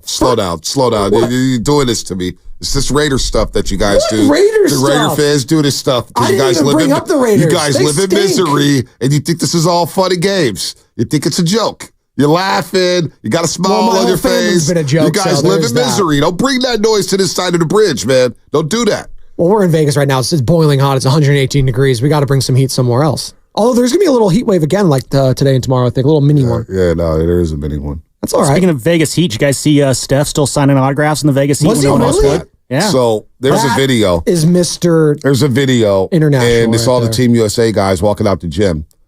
And the fans are right there with their autographs. And it's about 115 degrees. No, this is legit, like record high heats in Las Vegas. That's no joke. It's hot. And all these players walk by, they're going straight to the tee bus. The one guy to stop to sign autographs for the fans in that weather. Anthony Edwards. In that heat. Stephen Curry. Wardell Stephen Curry. Wow. Come on now. Come on. And the Warriors fans are like, trade that guy? Come on. There's no Warrior fan saying that. That's Mets Diamonds. No, there ain't no Warrior fan right now who wants to trade Stephen Curry for picks. I screen calls for Steiny and Goo, and you would be shocked at the amount of callers that actually have entertained it. They ain't real Warrior fans. Why not? Well, no real Warrior fan wants to trade Stephen Curry. I heard Joe Shasky was a diehard Warrior fan talking at the summit. He wanted LeBron James, too. Well, that's okay. It's 40 and still really good. Listen, you could kick around the idea. That doesn't mean you want it. No one actually wants to see Steph get traded. No. But just because you want something doesn't mean it's necessarily going to happen. I don't want to see Steph Curry get traded. Hopefully we avoid that scenario. But if you're the I don't want to go down that dark road, but you understand where I'm coming here. Just because you want something doesn't mean it's going to come to fruition. I understand. I would rather quietly tank this year if I was the Golden State Warriors. And I'm saying quietly here. Because it's not the worst thing, Bonte, and we can get into this right now. I'm seeing this hot prospect right now, literally hot in Las Vegas. He's 17 years old. Goes by the name of Cooper Flagg. And everyone's been seeing this kid on the timeline. He's 6'7", 6'8". He's the number one recruit. He's going to Duke University, so you know he's going to be on all of our television screens next year. Last year was a down period for college basketball. Next year, though, all eyes are going to be on this kid. Like the way all eyes were on Zion Williamson, like the way that people had all eyes on Anthony Davis back in Kentucky. He has that level of gravitas. We see him getting blocked by Anthony Davis, who's a top 75 player of all time, was on the anniversary team, comes back, gets Brandon Pajemski, by the way, throwing some dimes to this kid for the USA Select team. This kid, Cooper Flagg. He looks legit. I'm not saying to tank Warriors. I'm not saying to do that. But if you get off to a slow start, Steph Curry's a little older, a little banged up here or there. Little Phantom IL. Shout out Ross Stripling.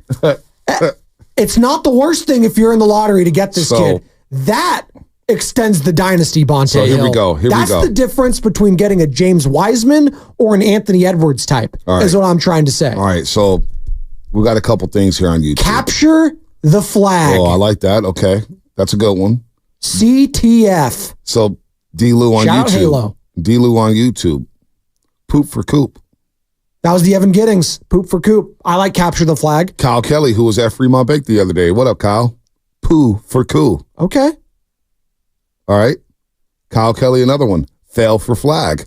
Flag for Flag? Not Fall for Flag. Fall for Flag. I kind of like Fail for Flag. That works, though, too. Yeah, that does work. Capture the Flag. Yep. I'm SAG for Flag. San Jose Jazz fan who was in the building the other day. But after reading the Anthony Slater piece in The Athletic, and Anthony Slater, who wrote that piece, is going to join us at 8:30. Our 95.7 The Game Warriors insider covers the team at an elite level, better than anyone else. He basically insinuated this is probably going to be the team, and even the Warriors within their organization, he said in this piece, think they're one step away from being a championship team. So if the own organization doesn't believe this is a championship team, again, I'm not saying... He's box office. He is box office. He's box office. Cooper Flagg is box office. Cooper Flagg is a guy that extends Stephen Curry to play into his early 40s. Cooper is balling. If you want Steph to stay long-term, and if you're worried about that... I do like Poop for Coop. I don't know why. You capture the flag, man. I Poop for Coop. Do people think I'm crazy? 888-957-9570. Yes, selling that idea, it's not going to be Steph Curry's not going to fall for that. Listen, but do you think the organization Do you think if Steph's banged up a little bit early on, you don't think they're going to be a little more cautious? Here's the problem with that, Spadone. As much as I like Cooper Flagg, is he coming in right away as a rookie and helping you win the championship? I mean, the way this guy's playing right now, he's playing against Steph and he's looking great right now. He's looking great in the practice, in the scrimmage. Now, there's no game plans. There's no scouting report. You're not drawing up coverages to try to guard Cooper Flagg. No, I get it. This is summer league basketball. He is really, really good. He's good, no doubt. But you're going to ask Steph Curry. You're going to ask Draymond Green to take a seat for 82 games. And you're going to sell that to the fan base.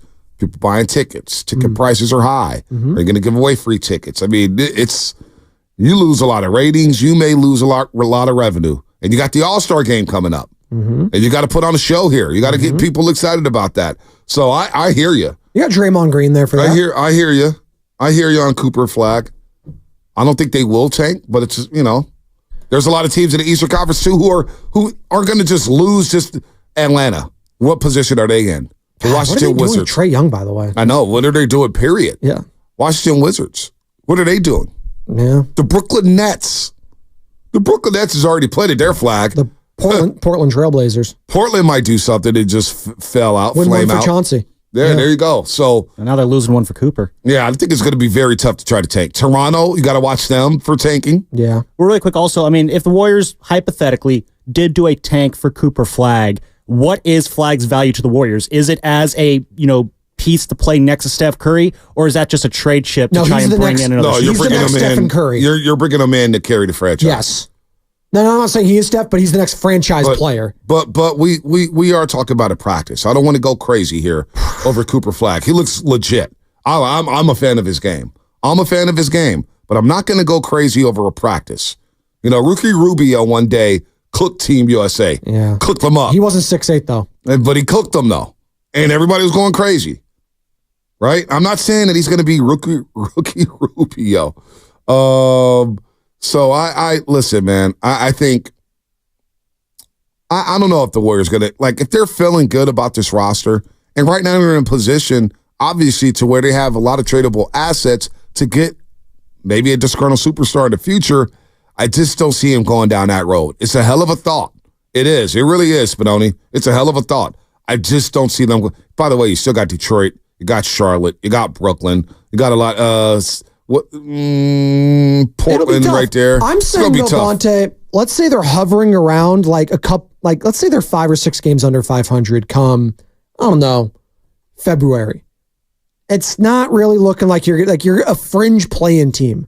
At that point, isn't it more beneficial for you to just kind of hang up Steph for a little bit, protect his health, and just let things play out? Kind of like what Dallas did. And it's not to the level of Dallas, but kind of what they did with Doncic and Luka, or Doncic and Kyrie 2 seasons ago. At the end there, they made sure that they were a lottery team. And look what, and I'm not saying Lively was a big piece for them getting to the finals last year. It's going to be interesting. It all depends on the start. It all depends on the start. Hypotheticals. It all depends on the start. Yes. It all depends on the start. Again, you're not going to go into the season with this roster saying, hey, we got to, because a lot of guys got, like D'Anthony Melton, for example.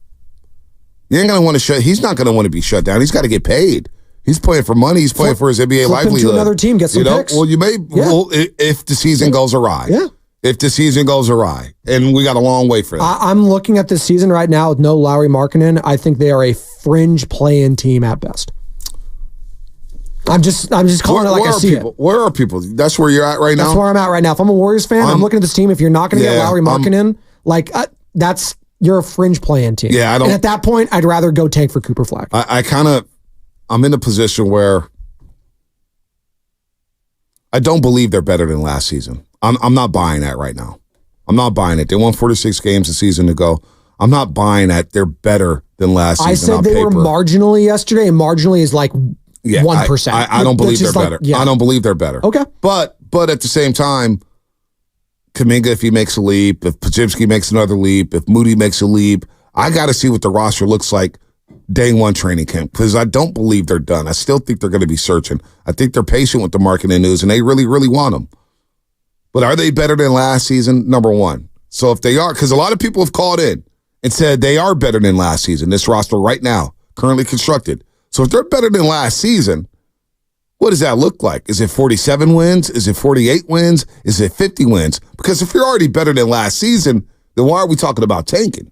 If that's the conversation around the Golden State Warriors, from the summit to the show to Steiny and Goo to Willard or Dibbs, there's a lot of people, including on their hosts, who think they are better than they were a season ago. Well, what does better look like, Bonte? That's what I just asked. That's what I just asked. That's what I'm saying. Is it 47 wins? Is it 48 wins? Great. If they're better, that means they're going to the playoffs. Well, even then, that's my expectation, exactly. Right? Well, and that's the thing. Like in the West, like incrementally better still isn't good enough. They were in all other years, they were probably a playoff team, but they're not anymore. Like that's the thing with the play-in 7, 8, 9, 10 now. You can't finish there.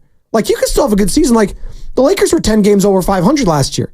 Like they were a playing team. Yeah, the more and more we talk about tanking, you're not going to sell that to Steph Curry. No, but after playing Team USA, you might have to tell him, Steph. You know what? This guy might be the future of this team, and might have to shut you down. And then you know what? Steph comes back to you and say, "Okay, shut me down.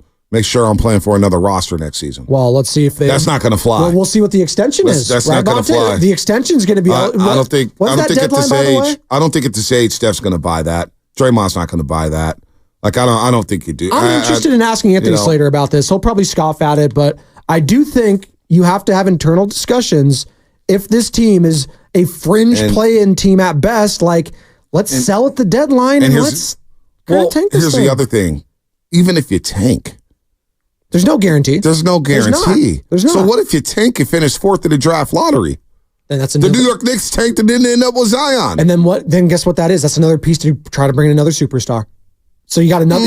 That's an attractive piece. Well, we thought the number 2 overall pick a couple years ago with James Wiseman was maybe an attractive piece, and everybody's like, "Yeah, we're not moving up. If you're not getting Cooper Flag, then we don't want anything to do with the top." Well, there's 3. all these European players now. We'll see this next year. I think this is going to be another. That's a dangerous game. That's a dangerous game. I think to take a conversation in the month of July is a little premature. That's just me. Fair enough. But I'm eager to hear from the fans.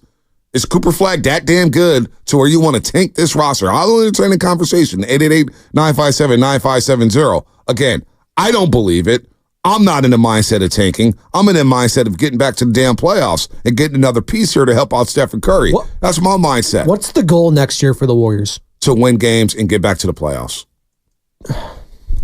That's really tough when I have Stephen Curry as my best player. It's really hard to sell fans on just winning games. And getting to the playoffs? Great. Like, it's hard. This team won 4 titles. For right now, people understand where they're at right now. You had to recalibrate the books. You had to mess with the books. Go ahead, Carter, get in here. Someone in the chat brought up an interesting point. Because Cooper Flag has excelled so much in these practices, basically, does this motivate the Jazz potentially to trade Lauri Markkanen and look toward that? Oh, that's a good point. See? And then you're definitely not tanking if you trade for Lauri Markkanen. That conversation goes out the way, but this conversation is predicated on they're not trading for Lauri Markkanen. That is a good point. And right Danny now, Ainge watching the Team USA practices going, oh, we got something here. You know Cooper Flag in Salt Lake City, he is from what, Maine? He's from Maine? Yeah. Is he the greatest athlete to come out of Maine? Absolutely. I mean, can you even name another athlete from Maine? Not. I mean, come on.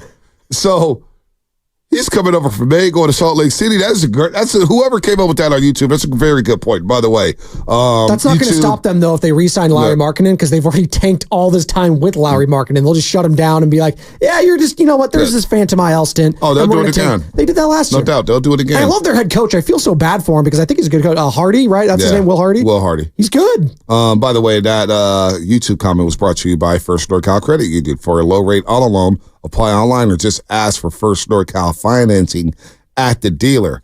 Now, other things happening with the Golden State Warriors. Buddy Hill, we're going to get Anthony Slater on 888-957-9570. Again, a lot of people have called in this week and said this roster is better than the roster last season. Well, why is this roster better right now than it was last season? And I would love to hear from you. What does better look for them? That's what I also want to know. Well, better to me, obviously, is at least getting into the first round.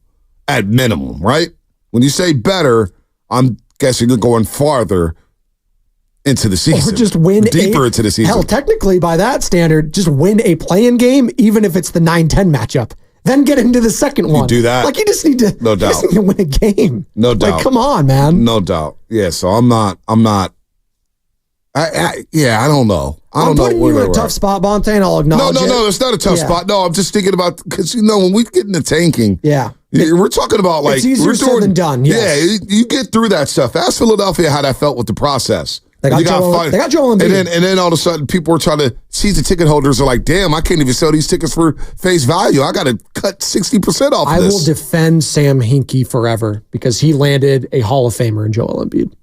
He did. That's a fact. He did.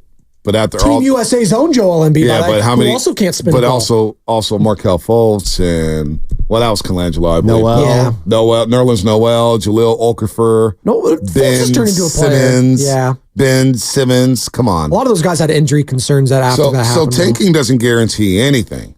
Doesn't guarantee anything. And I think that's a terrible message to send to Steph Curry if you decided to tank. That's a terrible message to send to the fan base. Terrible message to send to Steph Curry. We all love Cooper Flagg. We get it. Cooper Flagg is really good. He's really good. But that's a tough sell to a fan base. That's a tough sell to a superstar in Steph Curry. Well, look what I'll say this. Different parts of when they happened, though. LeBron James' first year with the Lakers, it's actually kind of similar to this because he had a lot of young pieces and they were not expected to go for a title.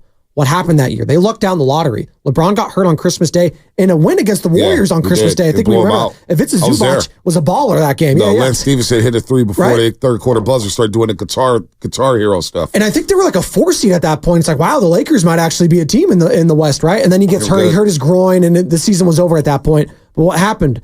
They ended up getting like the top 3 pick is what it was. They ended up trading that and getting Anthony Davis. They traded all their young guys except for Kyle Kuzma, Hart, Lonzo Ball, Brandon Ingram. They got rid of all of them, right?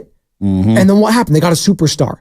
So it's not the worst thing in the world for the Warriors this year. And I'm not saying Steph should get hurt or anything like that. I'm saying if they're hovering around a couple games under 500 or so and they hang it up, 888-957-9570, where are you at with this Warriors team? Because if they're not contending for a title this year, I'd rather be contending for a top 5 pick in the NBA draft. Well, let's hear from Joe in Burbank. He does believe the Warriors are better, and I want to hear why the Warriors are better, because if they are better, then tanking is going to be a curse word around here. We're not even going to bring it up if they are better. Is there a swear jar for the word tank? Swear jar for the word tank.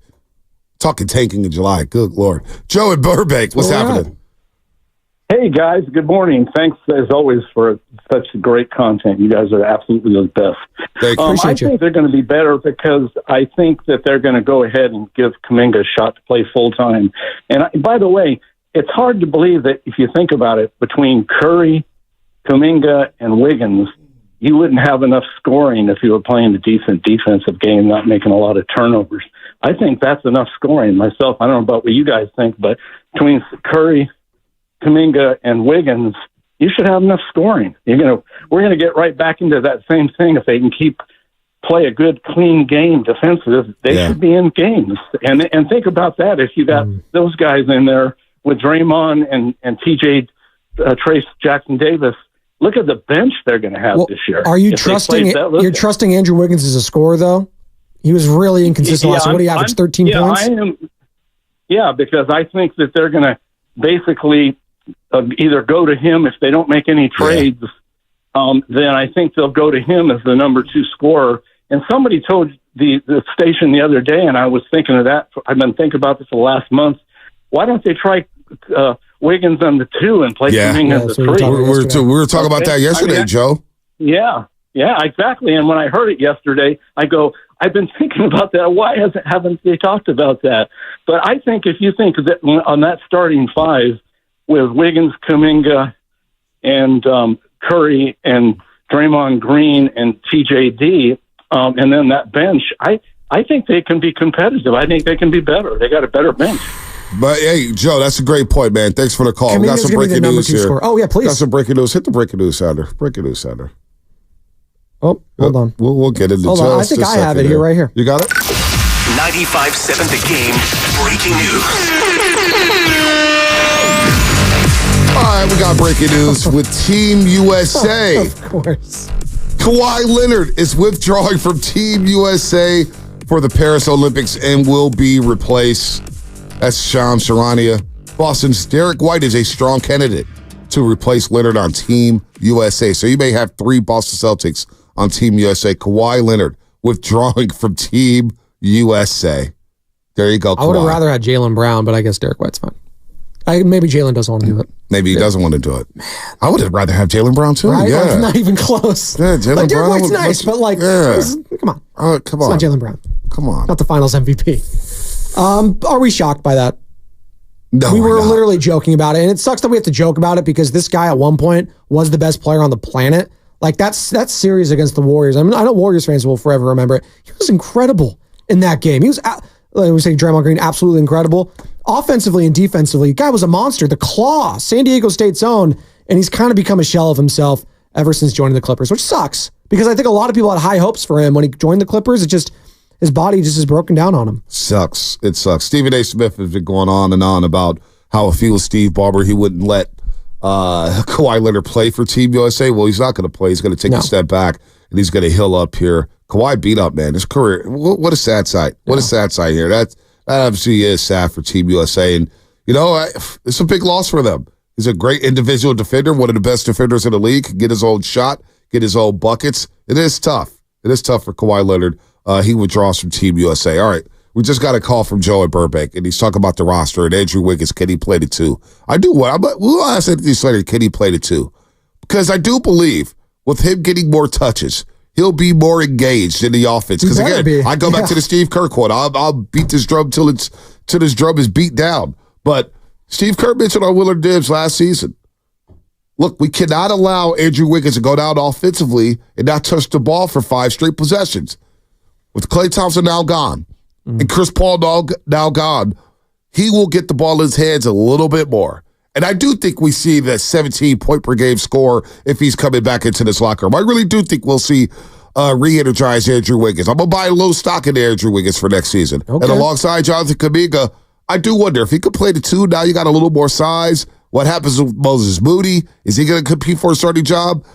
I do believe we'll see a better Andrew Wiggins. Let's go to Corey in South Carolina. Corey, we're still screening the call. All right, we're still screening. I'm interested on that real quick before we get to Corey. Like, I think Jonathan Kuminga is going to be the second highest scorer on this team next year. I think that's what's going to happen next year. But why? I just think his confidence level is also sky high. It's night and day compared to Andrew Wiggins right now. What does that look like? 22, 23? Yes, I think so. I think there's a good chance that just because production-wise, you could have an all-star in Jonathan Kuminga next year. I don't think that sounds crazy next year because I think he's going to be able to get the touches that weren't available to him last year, at least up until that point when obviously you got the Draymond Green suspension. That kind of opened the door for him.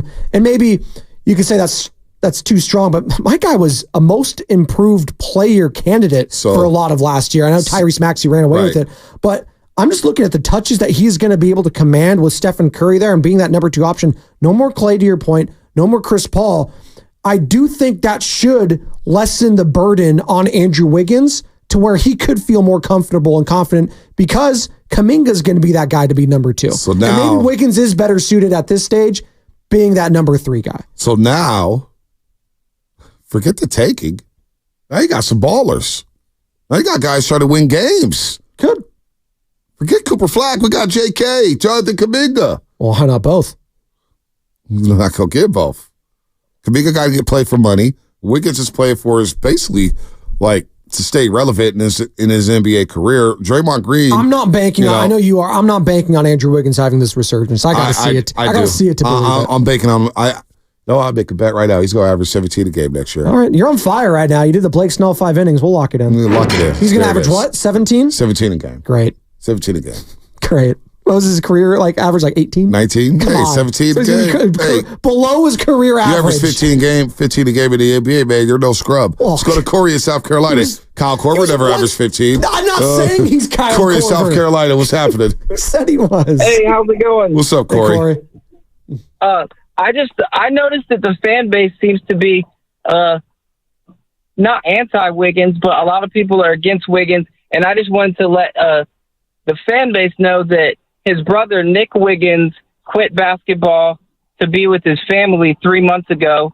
He quit, he gave up his career in basketball in Indonesia to be with his family. So, whatever the rumors are about him being lazy and stuff and not wanting to play, I think that people should squash them and maybe realize that people have, huge families and stuff to take care of, and maybe something deeper is happening to where they want to be with their family. And, if something's happening to a close family member, that can cause a person to want to quit basketball. No, absolutely, Corey. I'm with you. And we're not going inside the mentals of Andrew Wiggins, stuff like that. Clearly, there's something going on. Like we're only dissecting what is going on the court, Bonte, because that's the only thing that we can talk about. And on the court just hasn't been good. So if you want to go back to the mentals, all that sort of stuff, something's affecting him. Yeah. And we have to discuss it because it's affecting the team. No, it is. So that's why we're talking about it. No one's saying that what is going on in his personal life isn't serious.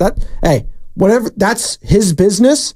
I could only talk about on the court, and on the court it has been lackluster at best, which sucks because he was the second best player on the championship team. We'll keep going back to that, and I think that's what Warriors fans are trying to cling to right now. Is like, God, we saw it with our own eyes what this guy could be. No, that's why it's frustrating. And we're baking in. And listen, I'm going to bake in on other things too. The leap of Podziemski. Podziemski's confident right now. I don't know if you saw it. He was talking to Dalton Johnson. He's talking about, look, I want to start and I want to close games. He's been throwing dimes at Cooper Flag. He wants to start and close games. Now, if it had just possession or last possession in that scrimmage, it go well for him. AD stuffed the ball back into his face. I mean, that's another generational talent. But he's getting a lot of work down there. So if you could get improvement, as we talk about the youth movement with the San Francisco Giants, and we're getting great play or good contributions from Wisely and Fitzgerald and Matos, and you're getting an all-star and Ramos, who the hell? I mean, you got youth here to go to State Warriors, and everybody's been screaming for the last 2 years. Let them play. Let them play. If you don't trade for marketing, and you got Moody, Kuminga, Pods, and TJD, what if they take that leap? And then you get the contributions from Kyle Anderson, D'Anthony Melton, and Buddy Hield. Maybe the team is better than last season. Of the three young guys right now, we'll go four actually. Moody, Kuminga, Podziemski, Trace Jackson-Davis. Which one of those guys are you banking on to have the biggest leap next year? Well, Kuminga had a huge leap last year.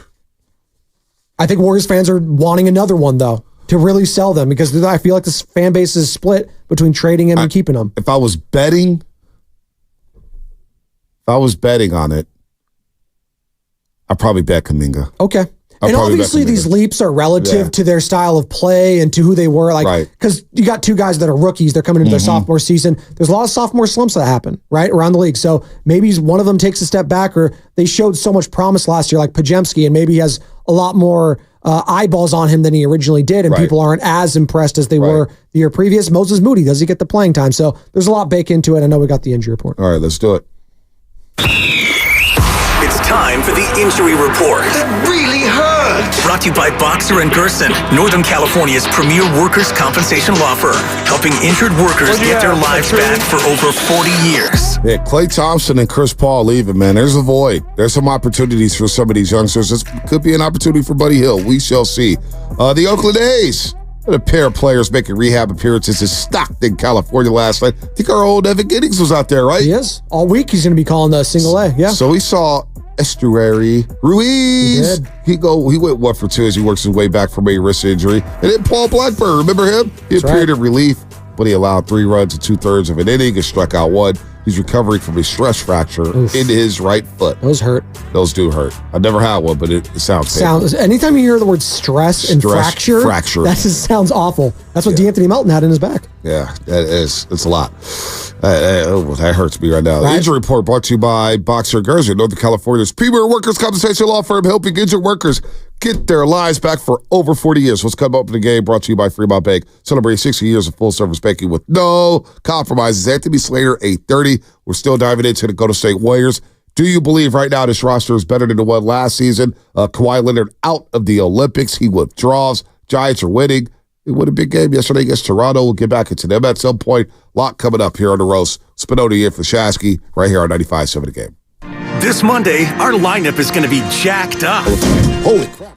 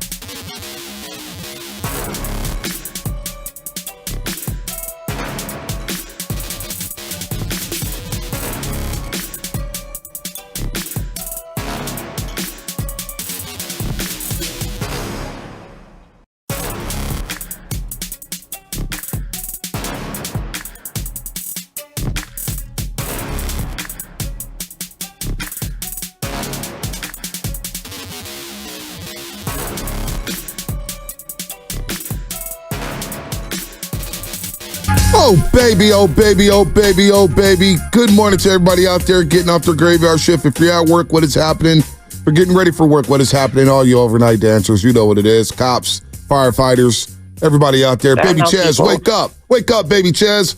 Got her on FaceTime right now. That's nice. She's going to sit out school. She's been sneezing and coughing a little bit, so she's going to sit this one out. Got to be safe. Got to be safe. She has the Phantom IL stint. I think Phantom IL. If Steph ever sneezes next year, I think they should just take him out just as a precaution. Oh, my gosh. Here you go with that. You don't do it. No, you almost called me that. I'm trying to get you some followers here. This is not how you gain more followers. No, I have 830 now. 830 now? Yeah, look at that. Wow. We're improving, brother. Means we got 5 idiots out there, huh? No, I'm kidding. I'm kidding. Dude, I'm kidding. It. I'm kidding. You get to 1,000 by football season. There you go. Yeah, we'll go. Shout out to our friends at Floyd Water Plumbing and Drain. If you're going to call it to the roast, you better bring it, because if you don't, you will be flushed. Brought to you by Floyd Water Plumbing and Drain. All right, Anthony Slater is going to join us in 30 minutes. In this latest piece, he discusses where the Warriors stand right now. And they're going to play the wait-and-see game with Lowry Markkanen. Obviously, we've discussed this, and here's the bottom line with Markkanen. If he signs an extension August 6th, that means he's not going to be trade eligible for 6 months. However, that 6-month wait expires the day of the NBA trade deadline. Interesting. However, there's a lot of howevers. If he signs August 7th, Markkanen's off the table for next season. So he holds the cards. If he truly wants to stay in Utah, he will stay in Utah. Yeah. And he'll be like, "You can't trade me to Golden State. You ain't trading me to Sacramento or anything." No. I'll wait to sign this for a day, and then I'll stay here. Now, do the Jazz tell him, "Hey, listen, man, you're not part of our future plans"? Like, how does that work, you think, Bonte? If you're Danny Ainge and co. trying to figure this whole thing out, and you have some deals on the table now, according to Anthony Slater's piece, who will join us at 8:30, in The Athletic, who covers the team, the Warriors, that is, also covers the team, the Kings a little bit well, and he knows their personnel and staff as well. He was basically saying the Kings had all the picks available, basically, for Markkanen, but they were on a time crunch. So they needed to pivot, and they pivoted to DeMar DeRozan. Yep. Now it looks like those talks have dissipated. Yeah, they did. And now it's the Warriors. And they're going to sit and wait. Now. This is kind of telling me, and you've kind of been all over this, I don't think they want to move him. I don't think Danny Ainge wants to move him. If it was, because Anthony Slater said it was about the picks. So if it was about the picks, the Kings were offering a boatload of them. Yeah. And I don't think the Kings are by any means championship contenders. Right. Like, they would have gone for that, right? That would have been very interesting, Sabonis and Markkanen together. Or maybe you think they would have, Sabonis was part of that. They want to Keegan Murray. Yeah. Utah. Yeah. And he's the Sacramento can't trade Keegan Murray. Keegan Murray was awesome in that playing game. Yeah, you can't trade him. He's got so much potential. 3-level scorer, got size. You can't trade Keegan Murray. 80 defends. You cannot trade him. No. So that's where that was coming. That's what was happening there. But Danny Ainge is a problem. There's no doubt about it. But the Warriors' standpoint, again, they're in a good position. I keep saying this. On the court, I don't know if this roster is better than last season. You got to see it played out, right? You got to see if these youngsters are ready to make a leap. Where's Moses Moody at? Where's Wiggins at? There's a lot going on here. But in terms of the organization and where their books are at and their salary cap and the contracts they have, a lot of value plays here. You got a value contract with Buddy Hield. You got a value contract with Kyle Anderson. You got a value contract with DeAnthony Melton. Looney and GP2, Gary Payton II, they're on 1-year deals now. You know, you still got rookie deals with TJD and Brandon Podziemski. Now, you're going to have to make a decision on Jonathan Kuminga, whether or not it's in October or whether or not it's next summer when you want to match a contract if he becomes a restricted free agent. Then you got Andrew Wiggins on the books. We'll see what happens there. You still got Day-Day, Draymond Green, and Stephen Curry. So what does it look like? So the Warriors, organizationally and financially, I think they're in a great spot.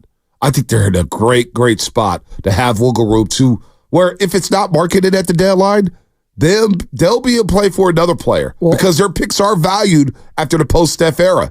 The post-Steph era teams are saying, the Warriors may not be that good without Stephen Curry once he decides to hang them up, whether it's 3, 4, or 5 years from now.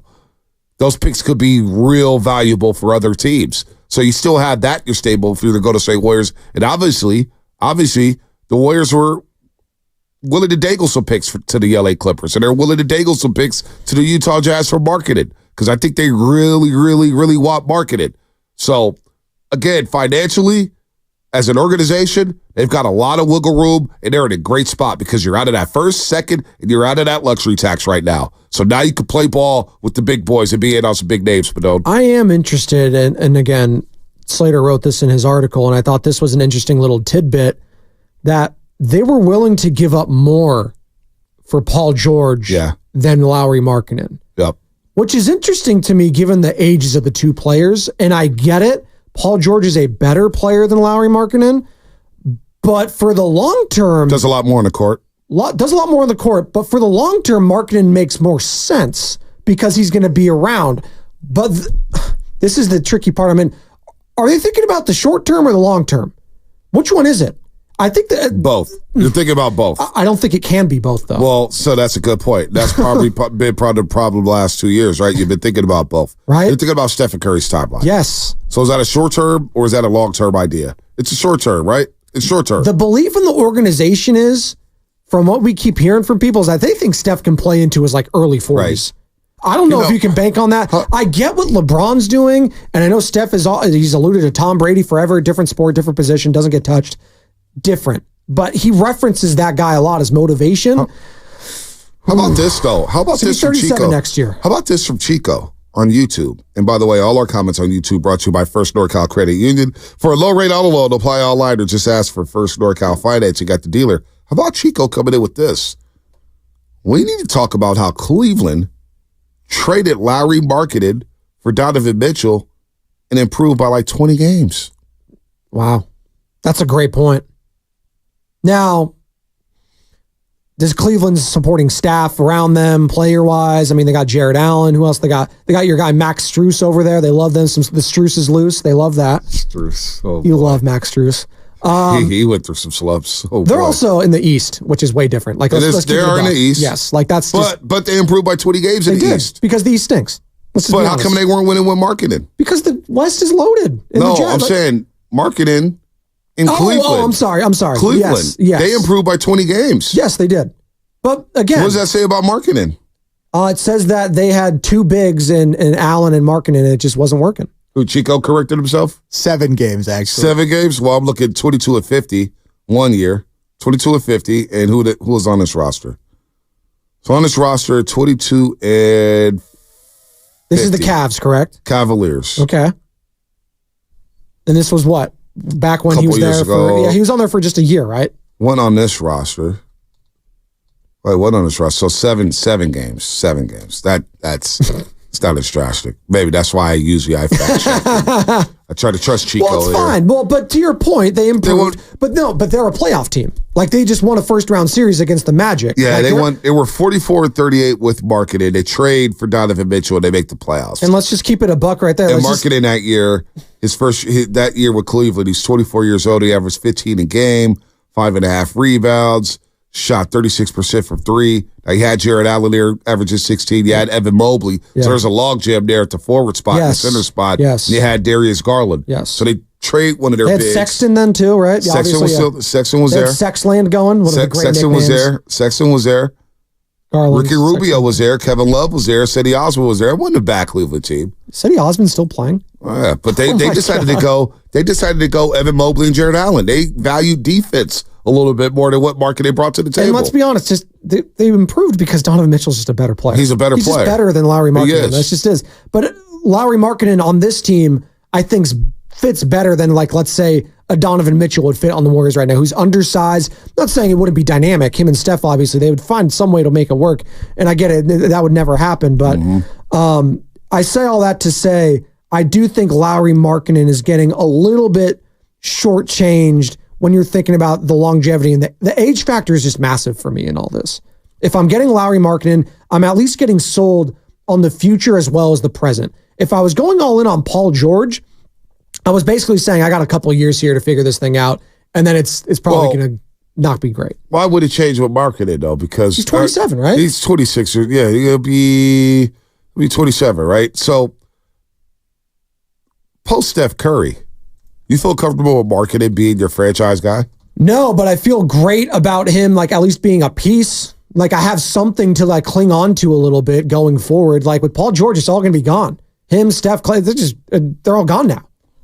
And then I'm left for what? If I traded Kuminga away, am I banking on who? Pajemski? Maybe he was part of that package too. I don't have anything to look forward to.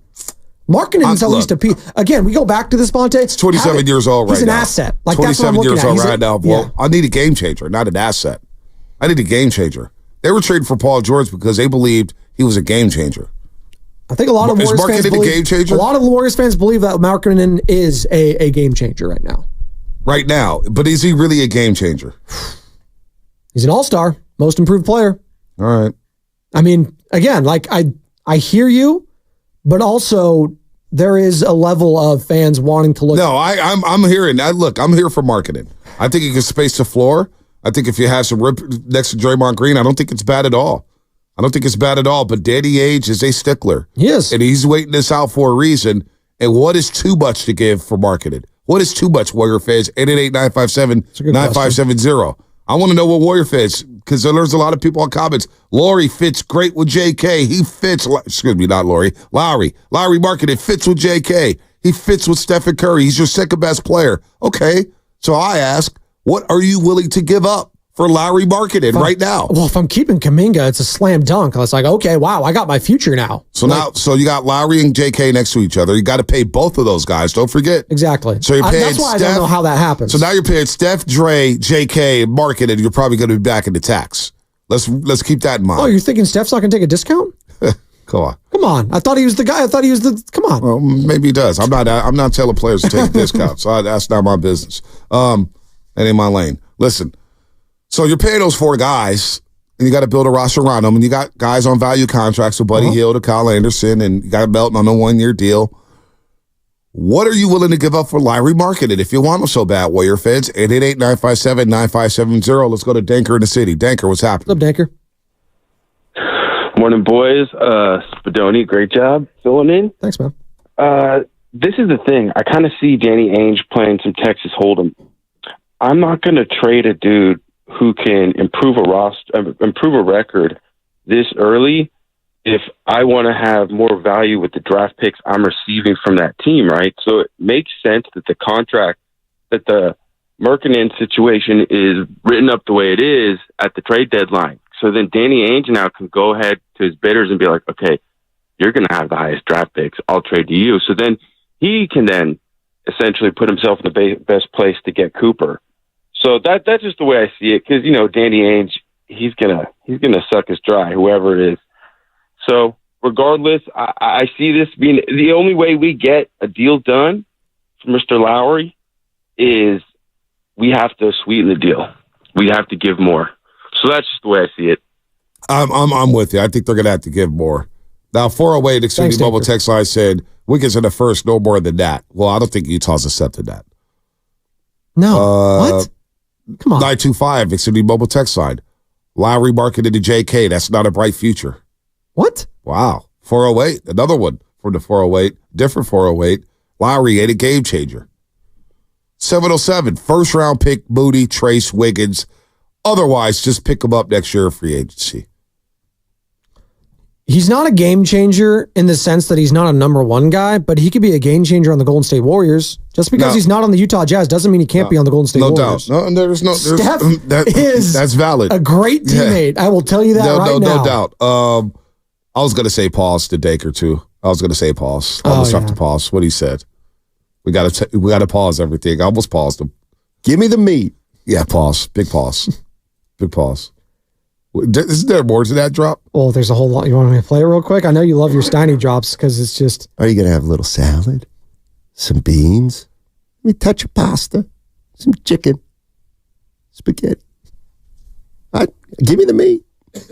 Give me the meat. I love how serious he is at the end there, too. Steiny and Guru in less than 2 hours here on 95.7 The Game. Big pause. But listen. No, so Uncle Looney makes a great point on YouTube. The Warriors fans want the meat right now. That's what they want. Pause.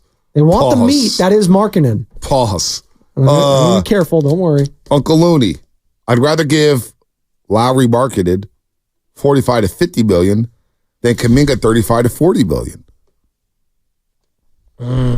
See, I don't know. If I have to pick one, you know me. That's a difference. I'm sticking on Kuminga still. Yeah, that's a great question right there from Uncle Looney. I may steal that because 202's coming in. I think Xfinity Mobile text I say Lowry's not a superstar, but he's not who you put your money in to ride the franchise on his back. I'd rather keep Kuminga over Lowry. Then 650 coming in. Trade Dre, get picks, get Lowry. Trade Draymond? Trade Draymond. He's going to work great in Salt Lake City. He'd be flipped so fast. Salt Lake. Come on. Draymond to Salt Lake City would be something else.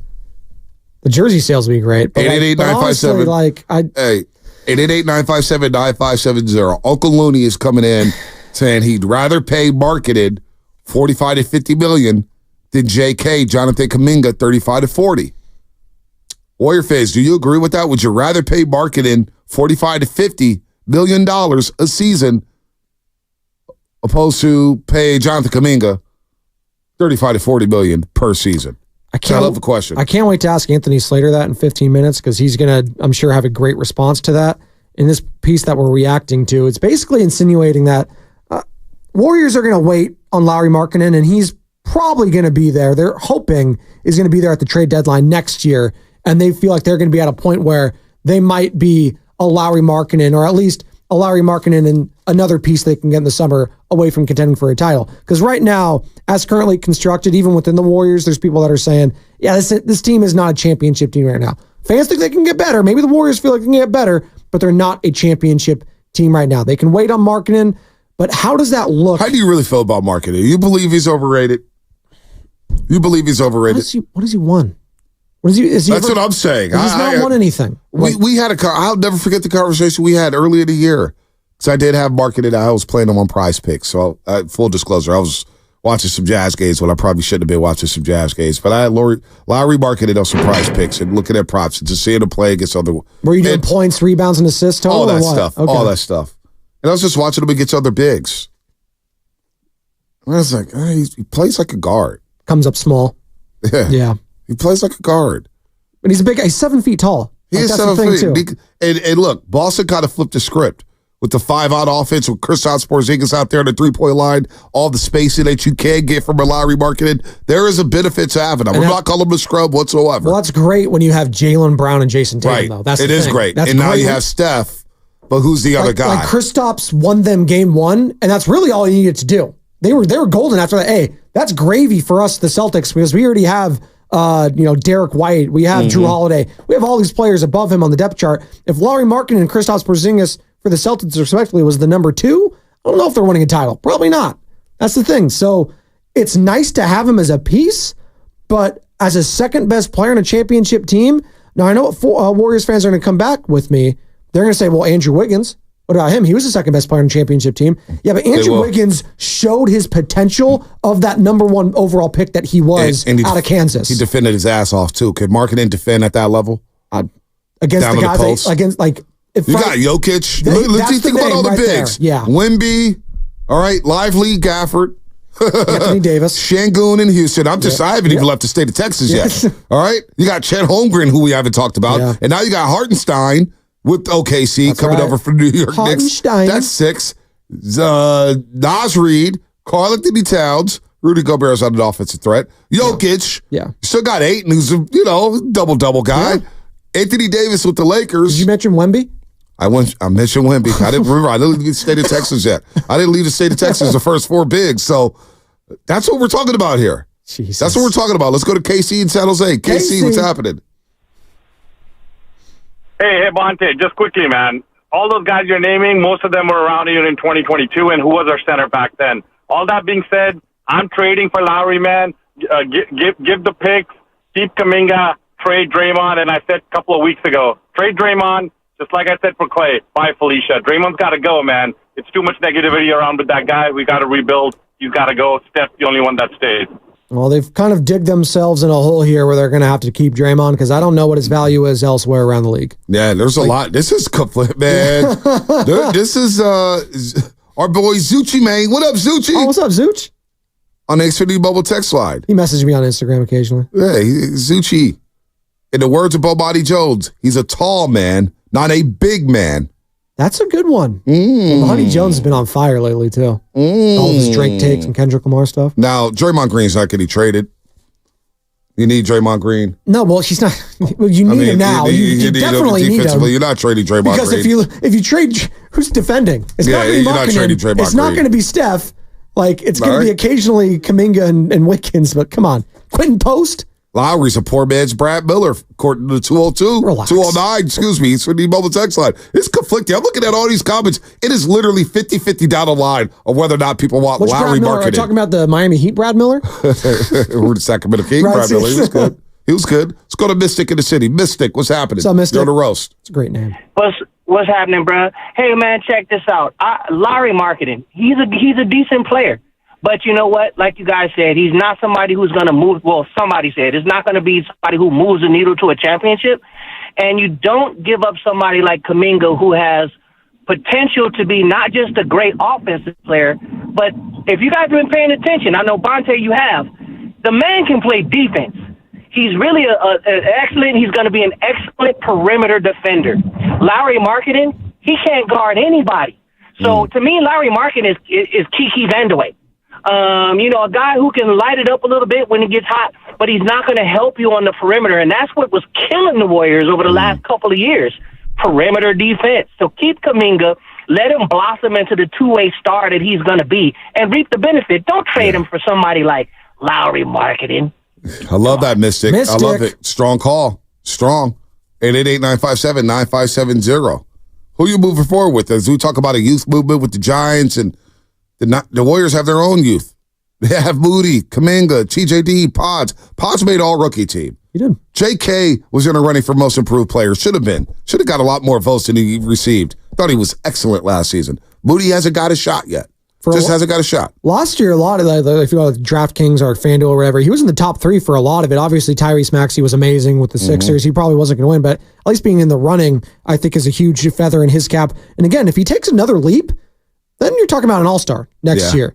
Again, and then you can sell that. Like, that's another thing I don't think people are talking about. Like, if Kuminga takes that leap and is an all-star by the time the trade deadline comes around, it's like, do you even need marketing? You got your player. You got your player. Then it's all on Andrew Wiggins again. Because I think Warriors fans, Bonte, are... I don't like using the word delusional, but they're a little delusional if you think you're just going to give marketing up for Andrew Wiggins and a couple of things. Like, come on, or Draymond Green. Like, come on, what are we doing? Those type of Warrior fans sound like Laker fans, man. Oh, God. Well, Lakers are linked to everyone. They're getting everyone now. Do you know that? No. They're getting Cooper Flagg and Victor Wembanyama in a couple of years. Anthony Edwards already has his Laker jersey in card. Trust me, my boy Von Scranton out there, diehard Laker fan. Every single offseason, oh man, we get this guy. Oh, we get this guy. Fairness, and now he's angry that Klay Thompson's not there. In fairness, I think every single decade they have had a star in their whole existence in Los Angeles. You got Magic, you've gotten Elgin Baylor and Jerry West, you've gotten Kobe Bryant and Shaq, you've gotten Pau Gasol to come, and then you got LeBron in the last decade. A little gap. Nick Van Exel wasn't quite the star. Yeah, you flipped Nick him. at Night. Yeah, I love Nick at Night though. He was undrafted, one of the great undrafted players of all time in NBA. Nick Van Exel was undrafted? No, I thought he was drafted coming out of Cincinnati. Was he? He led the Cincinnati Bearcats to a Van Exel. He led the Cincinnati Bearcats to a Final Four. Was he a second round pick? Nah, he had to be a first round. He had to be a lottery pick. Nick Van Exel? Let me check. I was also 4 years old, so forgive me. Yeah, no, by the way, Derek White will be replacing Kawhi Leonard. Kawhi Leonard on the Team USA. So I'm not sure what's going on with second round 10th pick. Wow, he was a second round pick. So it was a second round pick. Second round pick, Nick Van Exel, the 93 draft. Second round. Not undrafted. Damn. Yeah. He was a baller. Wow, that was a Chris Webber draft. 93? Forgive me, I was literally a couple days old. Chris Webber, Sean Bradley, Anthony Hardaway, Jamal Mashburn, Isaiah Ryder was the top 5. Damn. Wow. Robert Shady, Bobby Hurley, Vin Baker, Rodney Rogers, Lindsey Hunter, top 10. Allen Houston, 11. George Litz, 12. Terry DeHare from Seton Hall. Remember him? He was a baller. Oh. Rex Walters. Wow. A.C. Earl out of Iowa went 19 to Boston. Sure. Scott Burrell, who you saw in The Last Dance. Oh, I did see him, yes. Out of UConn. He was 20th overall. Chris Mills. One time tried to walk up to the Portland Trailblazers bus with some heat because there was some friction during the game. Really? Yeah. He's about that life? He was about that life. Okay. Definitely was about that life. Wow. Sam Cassell, Sam I.M. out of Florida State went 24 overall to the Houston Rockets, won 2 championships in his first 2 seasons in the NBA. But Nick Van Exel was second round. Second round, not undrafted, I thought he was a first round pick, though. Anyway, Nick Van Exel was sick. Anyway, Anthony Slater, he's sick too. He's sick with the pen. He's sick with his reporting. We'll talk to Slates about the latest with the Golden State Warriors. That's all coming up. Brought to you by Life Source Water Systems. Hi, this is Sherry, owner of Life Source. For 40 years, families have been...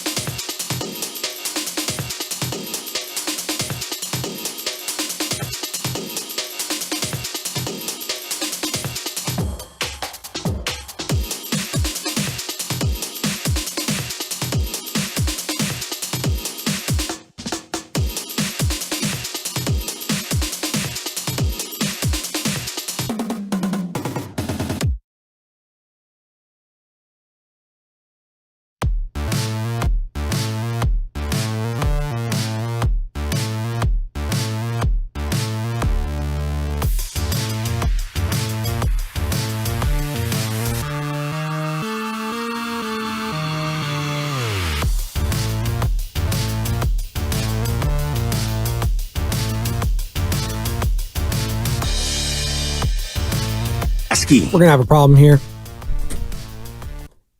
We're gonna have a problem here. Slim Shady. Song. Come on. No, I Eminem's came in dropping a late. new album, I came by the in way. late. I was like, wait, we got a problem here. No. New album for one Slim Shady. I think it's, what is it called? The Death of Slim Shady or something like that? Yeah, Eminem. I know you and He had a new Shasky have been really song. down. I'm a big Eminem guy. I like the song. This was his really beats. streamed a lot. I don't like his beats. Okay, I that don't like his matters. beats. I think the lyrics are still solid, but yeah. Yeah. Well, lyrically, he's always been amazing. So. By the way, next week our lineup's going to be jacked up. Oh boy, it's good for us. I don't Willard know. Dead's going to be off I don't for know. 6 and 10. Are they still Slater from us in the mornings now? I don't know, man. No, Slater's our guy. Slater's our guy. Shaq's going to be out from 10 to 2. Guru and Steiny and Guru, from 2 to 6. And you also have a chance to win an autographed Klay Thompson Golden State Warriors jersey. Don't you worry, it's just for a week. And it's all brought to you by Jack's Restaurant. That's right, just for a week. Now we got slates. Anthony Slater, our 95.7 The Game insider. Do not forget, all guests on 95.7 The Game appear on the River Islands guest line. Isn't it time for you to discover the islands, River Islands, and Lathrop? Anthony, man, what's happening, man? Good morning, brother. I'm flying to Vegas in about an hour. Getting ready for some Summer League. Are you going to Team USA Canada tonight? I am. That's partly why I've chosen that over Warriors Kings Summer League in Chase tonight. What's it? A cool 120 degrees over there, or what? I mean, I live in Sac, so it's like a cool one away here. So It was nasty. I was in Calistoga last week. It was 105, 106. I was miserable. Are the Warriors miserable right now with the current construction of the roster? No, not really. They feel like they've kind of reset well. Mm-hmm. You almost sense talking to them like a little bit of a pep in their step as far as like, I got to use the mid-level this year. Got to use some other creative tools that weren't just minimums, right? They're not even going to have a veteran minimum on the roster. So that allowed them to go chase down free agents they were a little bit more interested in instead of just like waiting until this moment of free agency and having to do bargain bins. So, I mean, you look at the roster, it reminds me a little of last year, which probably scares some people, but right, like 12 guys where you're like, that could be a rotation guy, that could be a rotation guy. I think we all understand that they're a bigger name away from like real noise, but they feel positioned to potentially get in that mix. Obviously, they're in the hunt for marketing if that ever materializes. But beyond that, again, I don't think it's set for sure through the next trade deadline. But I think they're okay going to camp with this group. No, you know what, Slater? I agree. I was kind of asking a tongue-in-cheek question there, but no, I'm with you. I think the financial flexibility, as you mentioned, getting out of the first and second apron, you're not going to be in a repeater tax, and to recover from losing to Klay Thompson and Chris Paul. Look, I'm not going to say Buddy Hield's going to be your starter. Who knows who's going to start at the 2? It could be Pods, could be DeAnthony Melton, who I'm excited about. Kyle Anderson, we know what he's going to get. But that financial flexibility, as you just mentioned, to be in a position to make a trade for whether it's Lowry marketing or whatever next star that could be on the way out, I think it is a great position for the Golden State Warriors to where we get around the deadline. They could have that, I'm not going to say the Dallas Mavericks type of deal where you bring in a P.J. Washington, Daniel Gafford, but at least they're in position to do that. So I think organizationally, they are in a better spot than they were a year ago. Yeah, I think two things that mattered this summer too. They've shown more of an appetite to trade the first rounders. They were in play for Paul George. That didn't come to pass. They are currently in play for Lauri Markkanen, right? That's what Utah's most interested in this like cycle of shopping Lauri Markkanen, maybe fake shopping, who knows? But they want first round picks. So the fact that the Warriors, it seems, in this like kind of late stage Steph Curry era, are willing to use those future first rounders bodes well for, adding during the season potentially. And particularly if they decide they're okay with like unprotected pick swaps, that type of stuff. There's value there. That's one other thing I think I've learned this summer, talking to people in the league, even, around this Utah situation, like the Jazz do, like, there is an appeal to the Warriors, 2028, 2029 type picks because Steph Curry's probably going to be aged out by that point. If you pin those up, for example, against San Antonio's picks, what first round pick would you rather have in 2029, the Warriors or the Spurs? Yeah. So, I mean, it's bad in the sense of it says something bad about your future that the league really likes your future picks, but it does help your asset base now. Anthony Slater's joining us here on the Morning Roast. And Anthony wrote yesterday in your piece for The Athletic about, the Lauri Markkanen and the sweepstakes and the Kings being involved in that. And they were willing to give up a bunch of picks, as you alluded to, but they had a time crunch. So are the Jazz just willing to just let this thing just wait out up until next year's trade deadline? What's the holdup on the Jazz front when it comes to dealing Lauri Markkanen? Because from your piece, it sounded like the Kings were willing to give up a bunch of first-round picks. You said in the past that that's kind of what the Jazz are looking for. Maybe the Warriors not as much. What's the hang-up right now for Utah just letting Markkanen off their fingers, if you will? Yeah, Utah's got to pick a path. Do they want to hit the eject button, full rebuild? Cooper Flag was pretty impressive at Team USA camp, apparently, right? How much are you trying to basically sabotage yourself to maybe getting top of these next two drafts? We're calling it capture the flag, Anthony. That's the tank motto. Not the worst thing. Or from our audience out there, D-Lou, I'll give D-Lou credit, even though I shouldn't on YouTube, because he said some bad things about the show earlier. No, I'm kidding, D-Lou, but he said poop for Coop. Poop for Coop. Okay. All right. Well, there you go. I mean, we're going to have a year to figure this one out. The babies will like it. Hey, the kids will like it. Poop for Coop. They always love saying caca. They get abused with that stuff. Yeah. Get them to smile on a picture.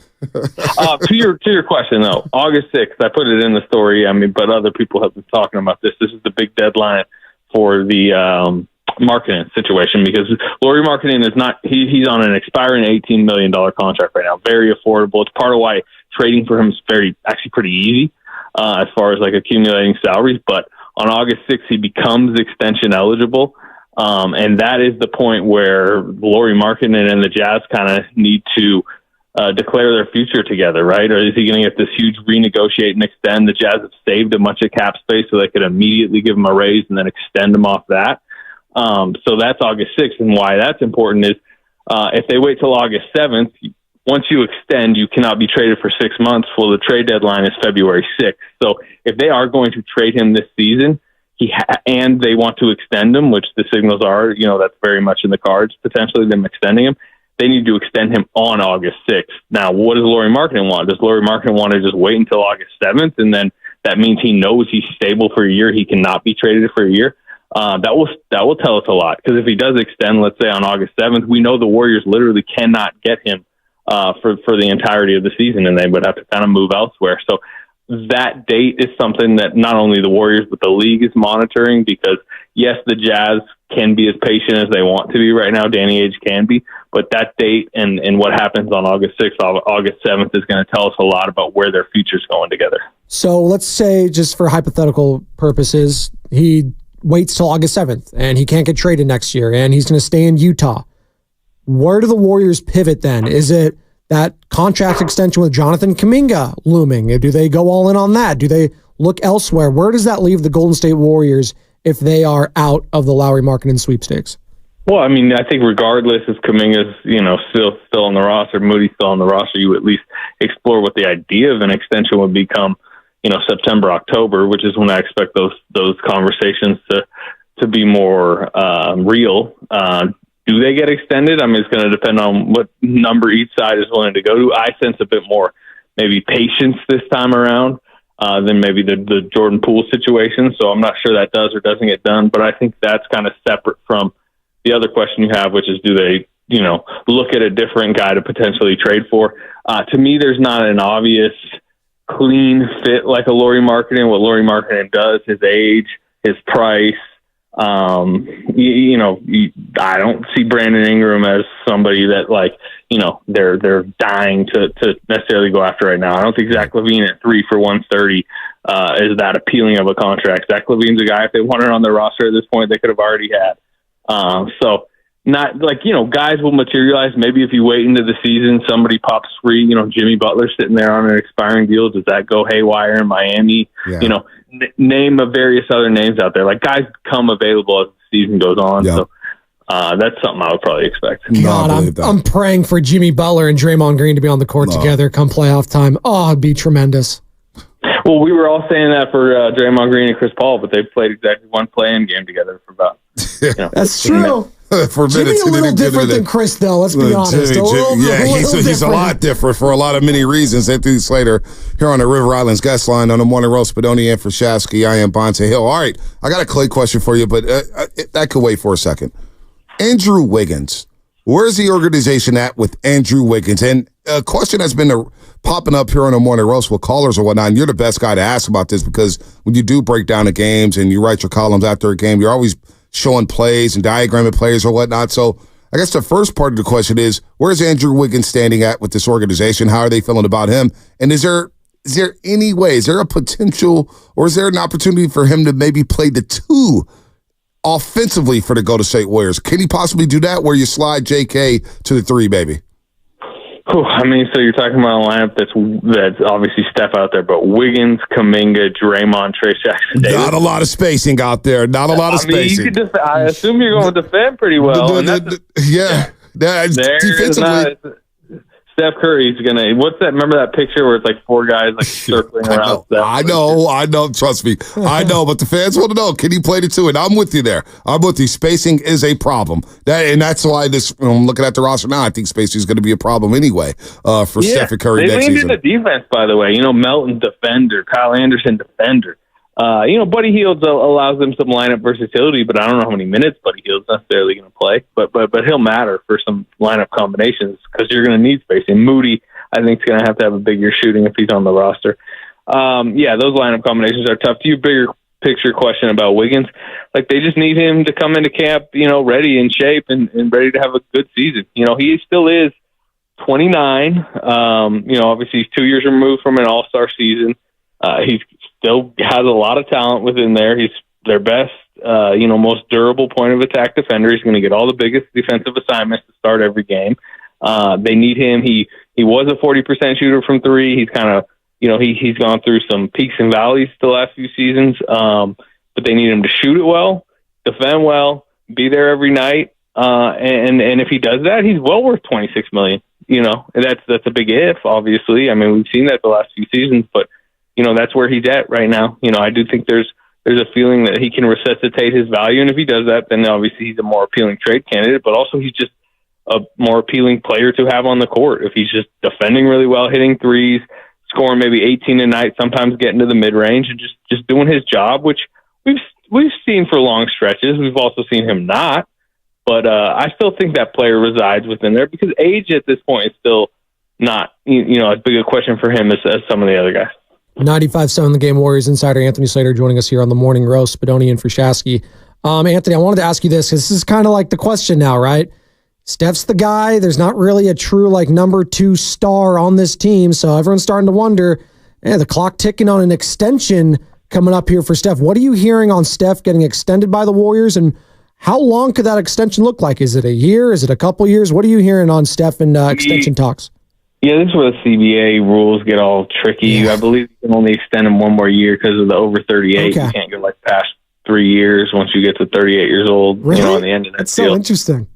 Yeah, it used to be 36, but Chris Paul and LeBron pushed it to get it up to 38. Feels ageist, but go ahead. Yeah, I mean, it was created because of the worrying about overpaying guys late in their careers and I don't know, cap circumvention if a guy's going to retire. Anyway, the general point is, I think you can only add an extra year. He has 2 years left. Historically, the Warriors have shown they don't really like to or really have the conversation with guys until they're it would be a next summer conversation. Mm-hmm. Now, Steph Curry's kind of his own beast. If he comes demanding an extra year be tacked on, I think it's something they would at least have to listen to. But we're not to that point of the summer. Maybe that is a conversation that happens later in the summer. Or maybe both sides are just hey, let's just see how this thing looks, see what can or can't get done from a transaction standpoint, how the young guys look, how the future looks. And I think they'll know a lot more about that come January, February next off season than we know at this moment. Klay Thompson, your thoughts on his fit in Dallas and everything that's happened now that the dust is settled with Klay Thompson moving on to the Dallas Mavericks? Yeah, I think he picked the right core to go to, right? You have a young, rising ball dominant superstar that creates more open threes than pretty much anybody in the league. And he's like a pinpoint passer. I mean, if you're sitting close during a Luka game, I think it stuns you the way he can like cross court pass, like on target. I just think that's going to be great for Klay at this stage of his career. And also having Kyrie out there, like he's never really going to have to create out of the pick and roll, which I don't think he should at this stage of his career. Mm-hmm. He seems, from listening to his press conference, like a little rejuvenated, new team, new city. He just like, it seems to be, and I mean, he said it, and clearly he's told all of, his veteran teammates and his coach, like he just needed a refresh. Sounds great now. Again, it's an opening press conference that can sound great now. We'll see how, it's probably going to depend on his play, how well he shoots it. He's been really cold to start the last several seasons. Mm-hmm. I think everybody remembers that around here. What happens if he's really cold in Dallas through a month?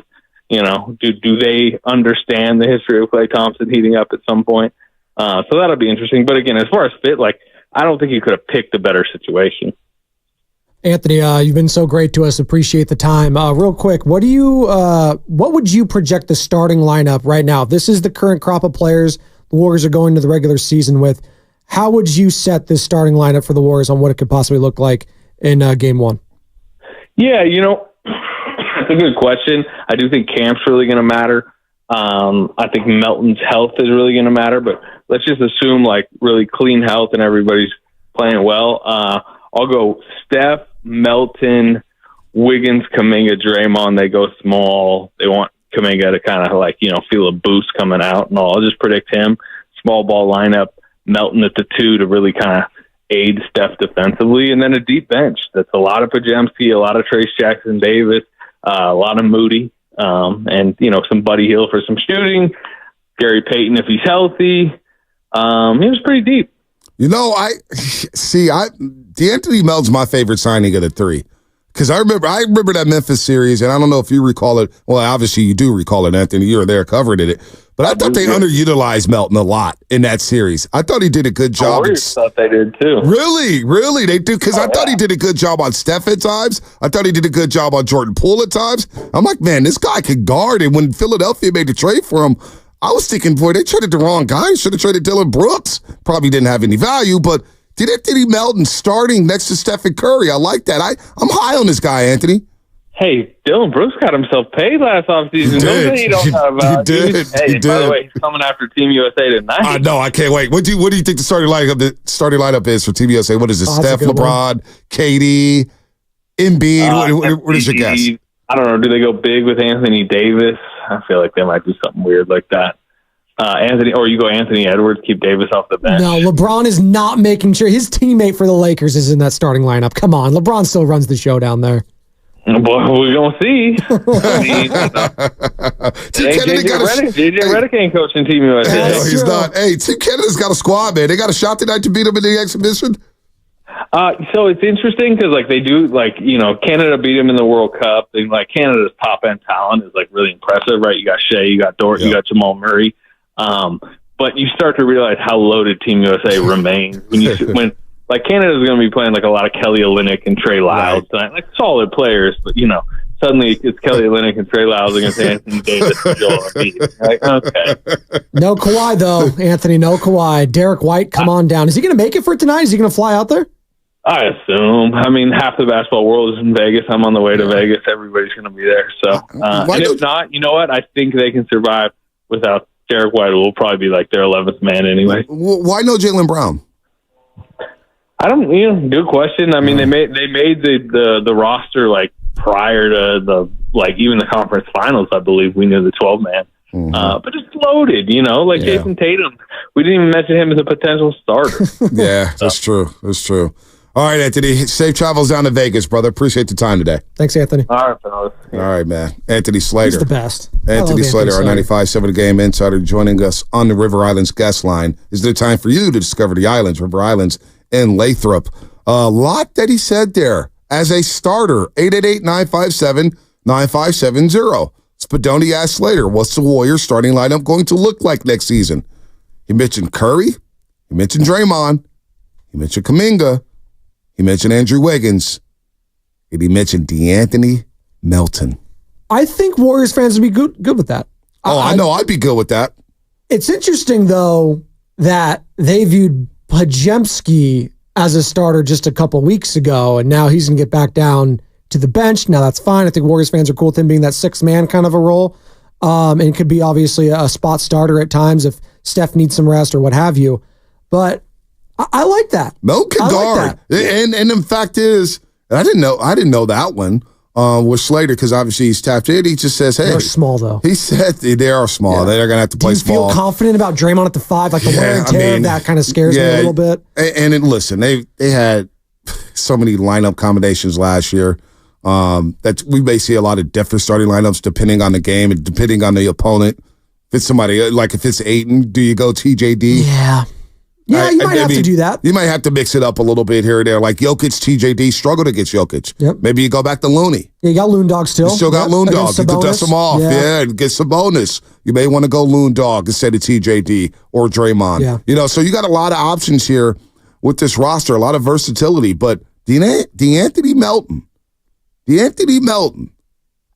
And he said that the Warriors coaching staff felt like Memphis underutilized him in that series. I'm telling you, this Joker could guard, man. He can guard. He get up in your face. He's physical. He's tenacious. He's got some athleticism.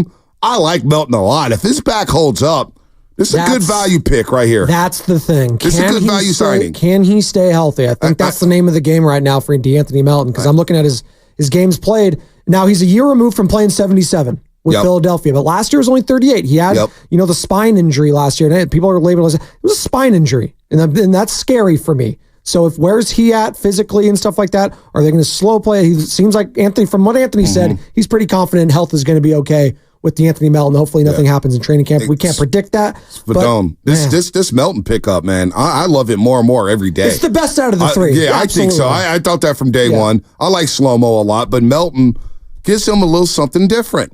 He does. I think he could play. He could be a two-way player. In Travis Irby, Bonte, everybody knows Melton can guard. Do they? Come on, Travis. Don't assume things. Anthony Melton's a household name. No, he's not. He's not. So I'm just educating people. Can I do my job, Travis? His best year was in 2021, 2022 when the Warriors obviously won the title. He was eighth in the sixth man of the year voting. I do think camp's really going to matter. I think Melton's health is. Oh, thanks. There it is. Camp's going to matter. There you go. Open competition, baby. Let's go. But he could also hit the three, step out hitting three. I've seen him dunk on dudes' heads. He could get up and get after it. He gets active. He can fly above the rim. Melton's a good two-way player. I think this is a good pickup for the Golden State Warriors. Let's go to the Lions, Spadone. Oreo Cookie in Oakland. Oreo, what's happening? Ooh, Oreo. Hey, what's going on, guys? I just wanted to say that we should play the team that we have right now and play the youngsters. This guy, marketing, I don't claim to know everyone. I play fantasy basketball, but I never heard of this dude, man. And playing next to Stephen Curry, that's a big stage. The guy's coming from Utah, man. When does Utah have a big stage? The guy could be a bust. But as far as this year, man, now that we got our money orders in line, I think we're shooting for next year for free agency. Okay. All right. That's fair. That's fair. Oreo Cookie. Let's go to Curtis in San Ramon. Curtis, what's happening? You're on the roast. Hey guys, so I want to talk about adding Lauri Markkanen. I actually think that it, like, financially and just basketball wise, I think it would be a perfect fit. I mean, he gives you size. He's 7 feet. He shoots the three at 40%. I think he hit 175 threes last year. He can rebound. He scored 23 points a game. You put him in the starting lineup, that gives you versatility. You can put Trace Jackson Davis in the second team. You can bring in Quentin Post, who can shoot two. Then you have 2 7-footers on the team. I just think, and you can trade, you trade Wiggins, who's making $26 million this year, get Markkanen, who's making $18 million this year. Markkanen's extension wouldn't kick in till the season after this. And then even if you extended Kuminga, his wouldn't kick in till 3 years from now. Same with Steph. I mean, I think that puts us in an amazing position. And I think, I just think all around it just makes so much sense. Fair enough. We just had Curtis two split callers. We had 2 split callers right there. One Oreo Cookie, and I forgot the other guys. I like that. But it's just, I think the fan base is split when it comes to marketing. We just don't know about them because I think part of it is a lot of fans haven't watched a lot of marketing. No. You watch the highlights, you get a glimpse, and all the highlights are going to look good. Who's going to post lowlights? They're called highlights. Yeah, exactly. who's going to post lowlights? Who's going to post them getting cooked? Who's going to post them missing shots? That's what the deep divers do. That's what the diehards do, Bonte. They go in, they do their homework on guys like Lauri Markkanen because, yes, there's going to be good games, there's going to be bad games, but especially in the Western Conference, this isn't the East. Like, No, this it's isn't, not. you're not, like, if you're the East right now and you're the Warriors and you get a Lauri Markkanen, you might vault yourself into the top three. Yeah, like I you agree. might be because you'd be with, well, who is it? You got the Celtics, the Right. Knicks, and the Sixers in some shape or form. We'll see what the Magic do. They got KCP. That could be a solid piece. I don't know. They're still a couple pieces away from being championship contenders, but this is the Western Conference. And right now, the hierarchy is in any shape or order. You got the Mavericks who just won the conference. You got the Timberwolves who were just there in the conference finals. You got the OKC Thunder who were there. They were the best team in the West last year. They added Hartenstein, so they got size as and they well. added Alex They got Caruso. He's a beast. Yeah, Yes. they had traded for Alex Caruso. It's flipping giddy for Caruso. Yeah, that was a huge move for them. Great and point. then they got the Denver Nuggets. I haven't even mentioned. They're just a year removed from winning a championship. By the way, yeah, Nikola Jokic, he won the MVP last year. Yeah. Still the best player in the league. So like Lost KCP though. They did lose Lost KCP. They did. I don't know if they're as deep. They're going to ask a lot from Christian Brown. He'll be in his third year out of Kansas. Jamal Murray playing the Olympics. That's the one where I'm like, And the he's Nuggets. got a lot of wear and tear. Yes. See, I'm going to put They're the an Nuggets ankle away from there. Yeah. Yeah, I think this is OKC, Dallas, and Minnesota. Right now, they're my top three in the Western Conference. Okay. And now, who do you see is taking a step up next year in the West? Like, who's taking that next step? Is it the Rockets? I don't know if they did much this, like their drafts. Like, we'll Dare I say the Sacramento Kings? maybe that's actually, you know what? I haven't been thinking about the Kings, but DeMar DeRozan I thought was a really sneaky good one. And they're for still them. active. They're still trying to get players. Yes. They're going to be active. They're still sniffing around Brandon Ingram. Or the Pelicans. Kyle Kuzma, Brandon Ingram. They got DeJounte Murray. Sacramento can make a leap. Yeah, the Pelicans maybe. Now, if New Orleans can make the right trade for Brandon Ingram, maybe that's another team that takes a leap. Remember, they got swept in the first round of the playoffs by OKC. Brandon Ingram did not look good. Him and McCollum were just not, it wasn't it. I don't like, but they did trade for DeJounte Murray. So you got DeJounte Murray, who can guard and he could do a lot of things offensively. Zion Williamson. All right. No more It's Valanciunas. big. No more He's in, Valanciunas. No more Washington. Valanciunas. But you see how I trade Murray for the third and Herb Jones. Jose Alvarado's not bad. You love Jose Alvarado. He's playing for Puerto Rico, I do by like the way. I do like Alvarado. I'm not going to lie. I'm a sucker for him. He's trying to get into But it. they've got to make a move here to get the right piece. Right now, they're, what are they going to do with the bigs? What are they going to do with C.J. McCollum? What are they going to do with Brandon Ingram? Can they run it back with Brandon Ingram? Can they? Daniel Tice signed down there. He's going to play for Team Germany, but he's 6'8", 32 years old. You're probably getting 10 to 15 minutes a night from him. Nothing major. I was like Tice. He's solid. Also look out for their backup guard out of UConn, Jordan Hawkins. He could flat out shoot it. Mm-hmm. He could flat out shoot. I think he'll get some more playing time next season for New Orleans. So you talk about teams that can make a leap. It could be Sacramento. It could be New Orleans. Could be. I know y'all keep laughing at me. It could be the San Antonio Spurs. If their leap is fringe play-in team, like that would be an amazing year for them. Like if they were around the play-in picture, I think that's an incredible year for them. I do like Harrison Barnes. I think his style and his skill set fits that system and that area, San Antonio, perfectly. He's a no-nonsense kind of a guy. Like that's fine for him. Chris Paul will work well with Wembanyama. Great leadership there. If Wembanyama takes that next leap, though, to your point, right, and he's in like MVP type discussions in his second year, then yes, that is an incredible leap. Oh, and Lubman. How could we forget about Jaja and company, Memphis Grizzlies? That's a great call. That's the team.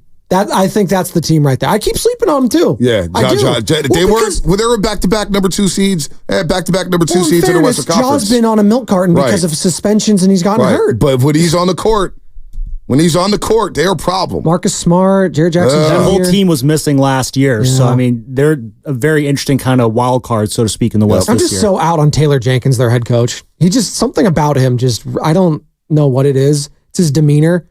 Mm-hmm. I'm out on that guy. Chris Paul basically said that, wow. I'm looking at, we were talking about San Antonio. Talking about the playing time? Yeah. He said he doesn't care about winning a ring now? Yeah, he said, I'm not chasing a ring. I want to play. I just love nothing more than the opportunity to play and contribute and hoop.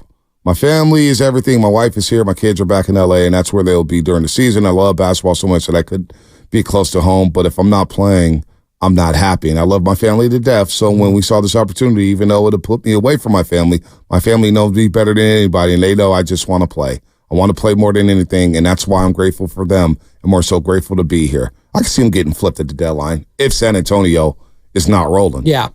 He could get flipped. But I'm sorry, I'm calling cap on everything Chris Paul just said right there. I don't think he's really in it. I have a hard time believing that. Nah, you know what's going to happen with Chris Paul? He's going to get dealt at the deadline. And then all of a sudden, like, I am so stoked to chase a ring right now. He's going to chase a ring with somebody. Also, I like how he's saying, I just want to be playing. I feel like that's a subtle shot at the Warriors because he likes to be on the court. And he wasn't always with the Warriors. You know what's a good fit for Chris Paul? He was a good soldier for the Warriors, though. Like, I'm not looking back on the You know what would be a great fit for Chris Paul if he wants to go ring chase? The Minnesota Timberwolves. Mike Conley Jr. came up small last year. Mike Conley. Yeah. Mike they just Conley signed him, though. Yeah, but he's old up there. Who would you rather have on that team? I think Chris Paul can run that team. Both old. They're both old. But I think Minnesota, man, that'd be interesting to me. I was thinking about an East team, maybe. Maybe your Orlando Magic maybe feel like they want a Chris Paul. Maybe. Orlando, maybe. I just like going back to Orlando because you love some Paulo. I do. I love Paulo. So Worldwide Hef yesterday.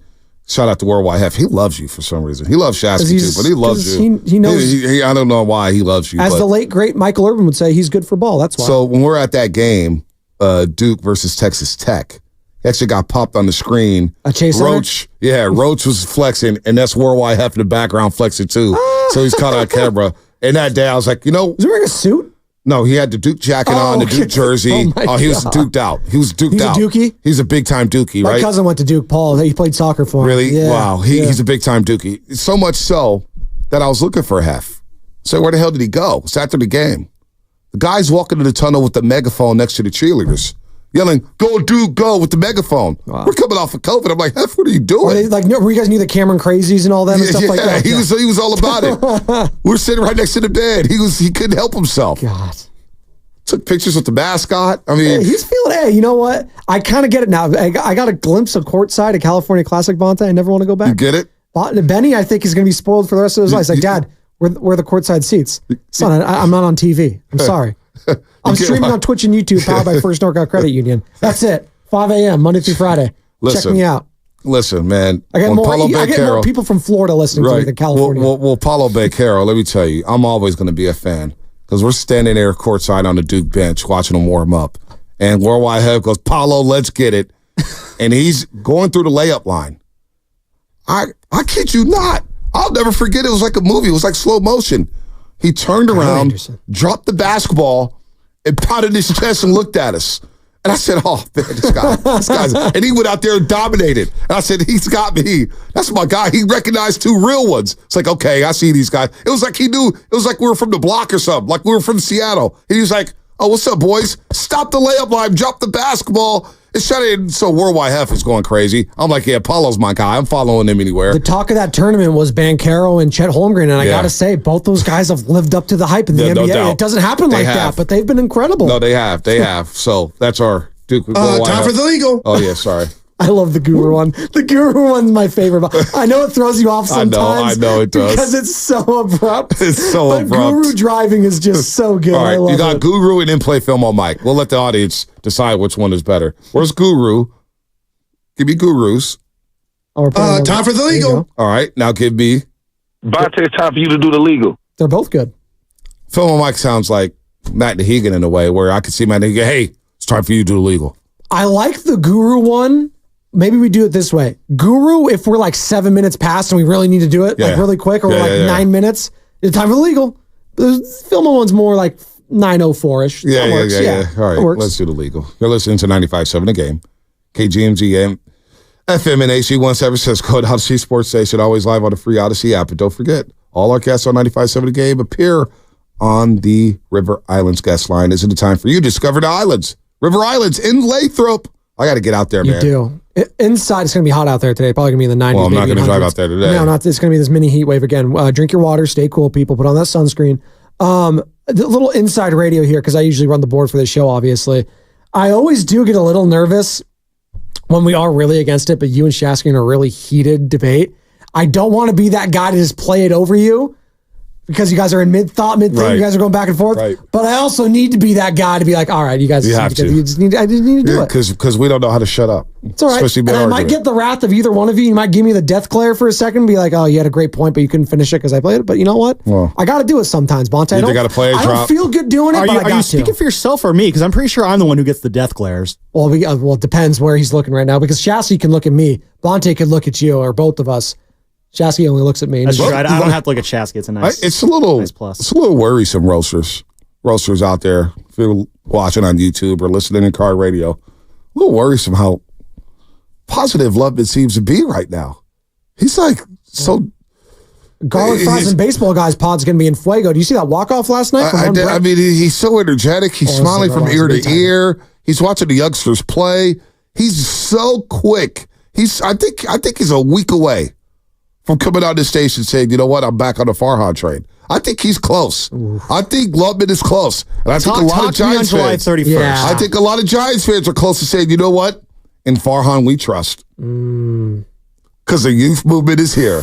The real test for that will be when Shasky gets back on the Farhan train. That's how we know that we've turned things around. I think he's off forever. We're a ways away from there, but I think that's the ultimate barometer. I am rooting against the Giants. Yeah. Is he still doing that? Absolutely. No, he's not rooting against the Giants. Shasky pivots and panics. He's not rooting against the Giants. I'll tell you that right now. He reacts to new information. No, he pivot and panics. That's what he does. He doesn't pivot and no panic. Every time he pivots, he panics to something else. He pivots to another panic moment. But it's always flight. Is that for him? He's like, can I pivot to another? Let me panic about this. Let me panic about that. Let me panic about this. I'm out. Can you explain what happens if you guys miss illegal? That's from the 574. Oh, the FCC knocks on our door and we get arrested. Do they really? Yeah. Oh, I've missed illegal so many times, nothing's happened. Not yet. You're just rolling up a tab at this point. It's like a parking ticket, Bonte. You didn't know that? I've almost been here 8 years. You know how many times I missed illegal? I missed illegal at least 50 times. Nothing has happened. Nobody's even slapped me on the wrist. I don't think you've missed legal that many times. I've missed illegal a lot. Trust me. In the times that I've been producing this show, we have always gotten legal done within the window. So just the crossovers alone with Willard and Dibbs. I'm used to missed illegals because Willard would be long-winded, and Shasky's jumping in. I'm like, man, can I get in? We know Dibbs going to take a play off here and there. That's what he does. He's getting older up in age. He's got to take a play off. He can't be playing 48 minutes. From the 10 to 2 slot. You guys have crosstalk with Steiny and Goo, but because obviously jacked up next week, all the lineups are going to be shifted. Bonte and Shasky from 10 to 2. They're built in. Those clocks for 10 to 2, Bonte, up until that crossover, they're all built in. You don't have to worry about it. I'm going to tell you right now. I've missed a lot of legal. So 574, nothing will happen if I miss illegal. Don't tip me. Stop! But we got River Islands in here now. We can't really miss illegal. Going back to Eminem, the FCC can't mess with you. They can't mess with me. Yeah, there you go. They never touched me. How many curse words have been dropped on the show by callers? Those. Yeah, we dump do you those. dump them all? Well, I do. Even from our old technical producers. Sorry, Carter's in the building. I wasn't there that day. You wasn't there that day? Did you hear about that day? It's the mic. Carter. You're still embarrassed about it. It's all right. No, it's okay. Trust me, it happened to me. I got a story for you. We don't need to tell that story. But it happened to me. Trust me. Don't talk about that. It was a story with Jim Colzamore. Oh, okay. This is a different story then. Yeah. And if my old pal Bill Lasky's listening, geez. Farhan Zaidi. Farhan Zaidi on where the team stands heading into the break. We're under 500, so that's a real source of dissatisfaction. But, we had a really competitive road trip. We're in a really tough part of the schedule, playing some really good teams over the last couple of weeks, and we've hung right with it. And we've done that despite some flux in the roster, despite, having to pass together some games from a pitching standpoint. So, this is a big homestand for us going into the All-Star break. And obviously right after the break, we're expecting a couple of these guys to be back. Having Blake back tonight is huge. That should be a big boost to us. So the rotation getting healthier, us playing good team baseball right now, I think it's fair to say that there's a really positive, vibe and sentiment around the team. I'm feeling the positivity. I'm feeling it right now. I am. 8-5 in that 13-game stretch, Spadone. I'm seeing the youngsters. Ramos yesterday. I'm watching Tyler Fitzgerald hit a home run in the 8th and then come back in. I mean, this guy, to take that 1-2 change up in the 9th, unbelievable. The eye this young kid has. And they got speed now with Wisely and Montes and Ramos and Fitzgerald. They've got speed on the base pass, which is all we've wanted. Patrick Bailey catching his ass off in just the second year of the bigs. I'm feeling the positive vibes. And you know what? My guy, Blake Snell, made me look like a prophet yesterday. Guaranteed it. Guaranteed it. Are you Charles Barkley? Guaranteed. Lock it up. Blake Snell going 5. It could have gone more. It's 73. His limit was 75 pitches. I was he right goes 73 about pitches. 2 picks yesterday, by the way. He was only right about 1. I just want it to be known. What were you right about? Argentina 2-0 over Canada. Had that on the spot. Well, and Canada Spain sucks. advancing to the finals. And I have them winning it all. Well, I'm doubling down right now. Everybody had Spain beating France. Please. France were favored. Were they really? Yes. They're the best player on the planet, they say, in Kylian Mbappe. But anyways, the Giants have the best batter on the planet right now. His name is Elliot Ramos. Elliot Ramos. That's right. Going to the All-Star game. That's right. So I'm feeling the vibes. I'm feeling the vibes right now. And you know what? I'm feeling the vibes with the Giants. I'm feeling the vibes with the Warriors. I'm feeling good right now, folks. 888-957-9570. More coming up on the roast. We'll get to the Giants. We'll get back into the Warriors. Kuminga and Lowry marketing. Who are you betting on to have a better future with the Golden State Warriors? Is it marketing? Is it Kuminga? And we got William in Kansas City on the other side. He wants to talk about the Warriors. We'll get to that all coming up. Brought to you by Chilton Auto Body. This Monday, our lineup is going to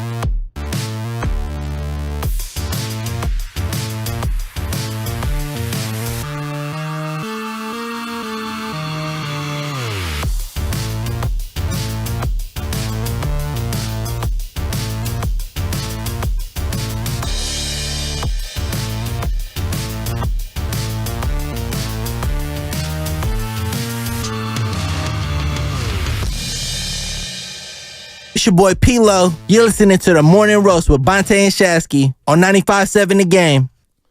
P-Lo! Long time no talk, P-Lo. P-Lo's got a lot of stuff going on. You see, he's got this, man, P-Lo's, he's got bangers, right? But he's got, let me make sure I pull it up, P-Lo. Let me make sure I get it right. P-Lo just had a watch party. It's called The Equal, July 3rd, movie 2. And I guess it's a funny movie with Cool John or whatnot. Somebody could explain it to me, but he's got a lot of stuff going on, P-Lo. He's in his commercials, his beach. He hears music over commercials during the NBA playoffs. Man, yeah. Wingstop. Yeah, P-Lo getting his money, man.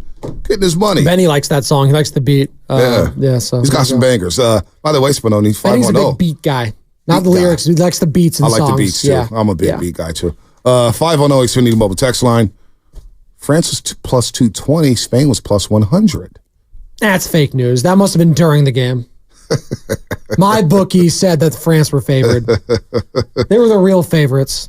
Hey, man. Farhan, if he wants to tell jokes right now about doing deals with Scott Boras, Farhan's feeling good right now. If they go into break hot, the Giants head is. We're going to get to William in just a second. Can they get to over 500? They get to over 500. He's feeling good. He's scratching his belly saying, ha-ha. My plan is starting to work. He's going to scratch his belly. Was he job of the huddle? The youth movement's here. People should be stoked. No more Slater. No more Ahmed. Mike Krzyzewski's on high alert. Mike Krzyzewski knows, boy, I better put together a stretch real quick or I could be out of here too. Wilmer Flores as well. Are you serious? Yes, I'm serious. Haven't you seen what's going on, RJ? Come on, RJ. No, he's high off his DeMar DeRozan Kings. Yeah, I haven't heard from RJ in a while. Oh, dude, he's feeling great. Yeah, I don't want to hear from RJ, actually. They're all feeling great up in Sacramento. TC, yeah. KC, D'Lo, Kyle Madsen. I mean, come on. Those guys are feeling good right now. Your boy Styles. Yep. Styles. You see Styles. I saw him at the Oakland Ballers game a couple weeks ago. It was nice to see him. Yeah, he came up and said what's up to me and the fam. Styles. Put a video out last week. Guys, I've been conflicted. It is like a thank you video to the Golden State Warriors for helping his career down at Klay. It was out of Styles. Always be marketing. Always be marketing. Always be marking in. How about always that? That's what I thought you said. Marketing. Sacramento Styles. He's so funny. Farhan's feeling good right now, though. He's feeling good. How good will England be feeling after they beat the Netherlands? Let's go, England. Let's go, 3 Lions. Let's go, William in Kansas City. I'm going to call you Benedict Bonte for rooting for England. How about that? I got a lot of teams. I've got a lot of teams. I'm never losing in soccer. Trust me. You and Steiny, the only Americans not to root for America. They suck. That's why their style of play sucks. I don't care if they suck. You root for your team. If the Warriors suck, you Williams in Kansas City, where the death of U.S. soccer at Copa America happened at Arrowhead Stadium, right, William? Who cares, U.S. soccer? Get some players. Go root for Argentina. Go root for Brazil if you want to, William. Go root for the Netherlands. I don't care. American stinks in soccer. Oh, God. Go ahead, William. I feel you. Yeah. Hey, it's time for the champions of the Warriors and the number 1 picks, the lottery picks guys to shine. I believe that Kuminga should be placed at the 3, and also I believe that Moody should be at the 2. It's no question. I mean, you can't go into the season with these lottery picks in that 4th year and have questions about where they stand and give these guys money or not. It's their time to shine. I think they've done it their whole career. If you look at that rookie season, those guys were instrumental in helping the Warriors win that championship. Moody, I believe, holds the record for Golden State for the most points scored as a rookie. I think he scored 30 points in Denver. I mean, every time this guy have a chance to play, he does nothing but shine. I mean, when is he going to get his chance? And listen, by giving him the starting slot, I don't believe you give it to him, but certainly I think he earned it. And if he doesn't work out, then you move on. But you can't keep putting him in the mix saying, could he, should he, or would he? And to me, I've watched basketball a long time, guys. And Jonathan Kuminga has always been special since he hit the court for them. You're right, William. I'm a big JK fan. Thanks, By the William. way, you're Moses Moody, 30 points. Wilt Chamberlain, a guy named Wilt Chamberlain, scored 58 as a rookie in 1960. Yeah, he's a good third on player. the list. Yeah, third on the list is Rick Barry, who scored 57 as a rookie back in 1965. So I don't think Kuminga's 30 points is a record, But I hear what you're saying. That was without a 3-point line either. Yeah, I mean, come on. Rick Barry. Come on. I had Chris Mullen, Chris Webber. But a lot of people are saying it's an easy decision. Is it? I think BPA thinks it's an easy decision. Marketing over JK. I thought he was here. I thought you were teasing our guy. No, Damn. he's not. He's on vacation. Yeah, I think he actually is on vacation. We heard him from BPA in a minute. Has he tweeted just a man. Has he tweeted you? I have a big mouth sometimes. No, he I does wonder if follow he me. goes on vacation too. Ooh, that's a great question. Wow. Where's Brian Palo Alto vacation? Must be miserable. He's complaining about something, right? Sacramento. The airlines. He's on Spirit Airlines. The tarmac. What is it? Probably telling the pilot, I'm not a pilot, but I wish I was. Listen, Spirit Airlines may be a feature sponsor. Shout out to Spirit Airlines. I love your low plane. I love paying extra for everything. Some of the fellas, Big Dog, I'm not a Philly GM, Zoo. even though I'd love to be one. Philly Zoo. A few of us are my boy Josh Actie down at NBC, producer over there at NBC. We're all going down to the Terrence Crawford fight, right? August 3rd. Where's that at? Big Dog at LA. So we're going to do the flight that day. They fly back in the morning. He fighting? He's a champion one feet, but he's a no name. But it's see Crawford and go down to LA. LA is fun. Fight. Yeah, it's a good card, right? So Big Dog's like, yeah, man, I got these cheap flights, man. Big Dog has no problem taking Spirit or Frontier. And now I looked at Frontier. You got to do what you got to do. Come on, man. But Frontier had like $45 tickets. I'm like, oh wow, this is interesting. So it was like a carryout bag. You could bring out a carryout bag, but you got to pay another $50. So by the end of the day, you're basically paying for the same as going on United. I'm like, you know what? I'm going to stick with the safe stuff. No delays, nothing. Not to say Frontier's a bad airline. Just, not going to do it. Be safe and sorry. By the way, BPA, he's on vacation. And he's listening because he just tweeted at us, Spinoni. Tahoe. He's in Tahoe right now. Clutch. It's gonna be toasty out so there, he's Brian. listening. He's listening to us in Tahoe while on vacation. Well, what is the American Century Golf thing? That's happening, right? Is that this weekend? No, that's not this weekend, is it? Is it this weekend? When is that? Usually that happens. That does happen around this time. Well, I was in Hawaii. When was I in Hawaii? Because that's when it happened last year. I was in Hawaii. When was that? I'm looking it up right now. The service is slow here, but that's all right. Shout out Odyssey. 888-957-9570. Hit us up on the Xfinity Mobile text line. American Century Golf Tournament. When is it? I don't know. Oh, it's not pulling up. It's not pulling up. All right. Tahoe. Google. Tahoe. Moses Booty. This weekend? It's this weekend. Look at me. Come on. It's this weekend. It starts today, actually. Today? I don't think BPA's there for the American Century Golf Tournament. You might be playing in it. Please. Under Brian in Palo Alto. I don't think he has an athletic bone in his body. I'm not a GM, even though I'd love to be. I'm kidding. BPA might cook me on the basketball court. On the golf course, too, he might. Golf course. BPA teaming up with Austin Reeves. Is that who's in the tournament? He's going at 5-1 to win. Austin Reeves. Austin Reeves? He must be legit. Is Romo back in it? Tony Romo is second at 15-4 to win it. Joe Pavelski is coming in 11-2. He's actually good. Yeah. John Smoltz and Mark Mulder coming at 6-1. Mulder's really good. Yeah. So. Is Del Curry playing this year without Steph? Del Curry is going at 100 to 1 to win. Reeves is the favorite. That's surprising to me. He's the youngest, obviously, out of all those guys, but even then, I didn't know. You guys want to know who has the worst odds to win? Charles Barkley. Yeah. 7,500. Not even close. Yeah. Reeves has a 2.2 handicap. Wow. Growing up in Arkansas, too. Hillbilly Kobe. Look at that. Damn. So only like one course to play on then, probably. Arkansas. Well, as you know, Arkansas, home of the great John Daly, two-time major champion. And his son went to Arkansas. Yeah, Little John Daly. Yeah, Little John Daly. Yep. That's why also Reeves loved playing the Memphis Grizzlies in the playoffs because Arkansas is a quick drive over to Memphis, Tennessee. Yeah. Pig Suey country. Pig Suey. That whole thing creeps me out when they do that. Like when they remember, who was it? Bobby Petrino. Yeah, Bobby Petrino with the neck brace on, quitting the Falcons and then let's take it over.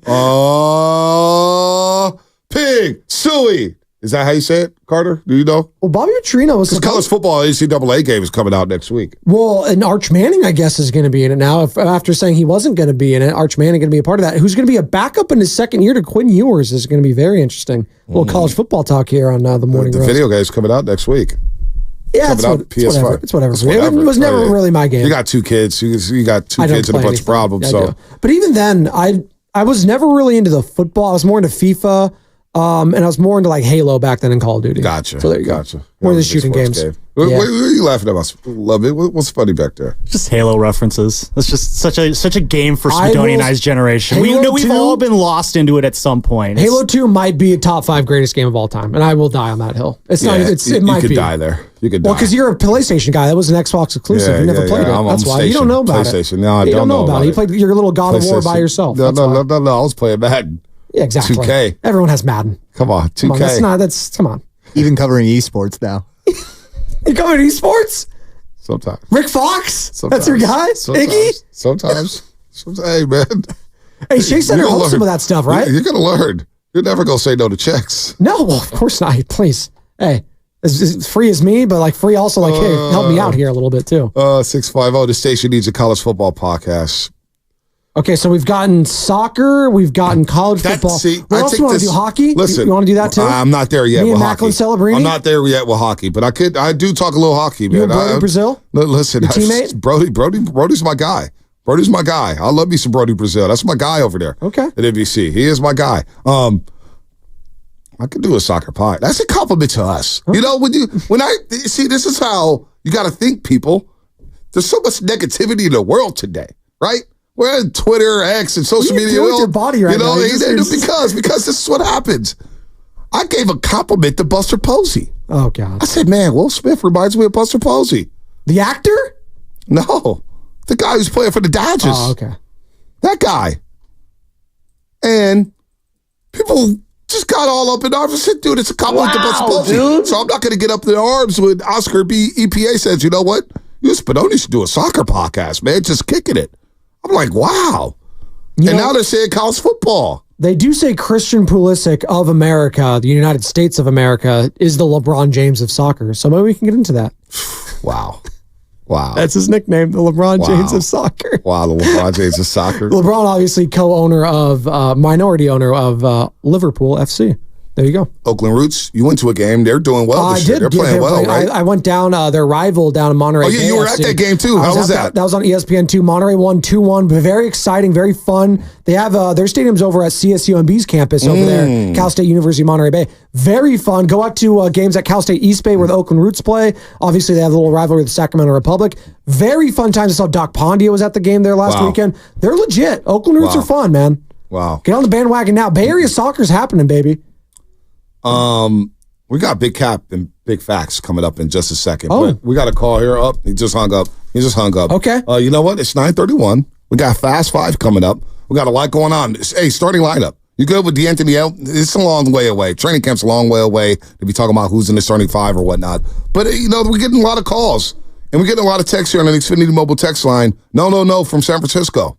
No, from San Francisco. Curry, Moody, Kuminga, Wiggins, and Green. That's his starting five. I don't want to forget about Moody either.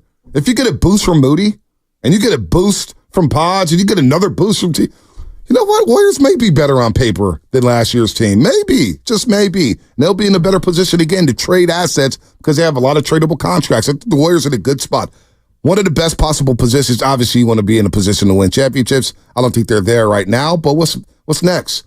You could go out there and try to get yourself a star.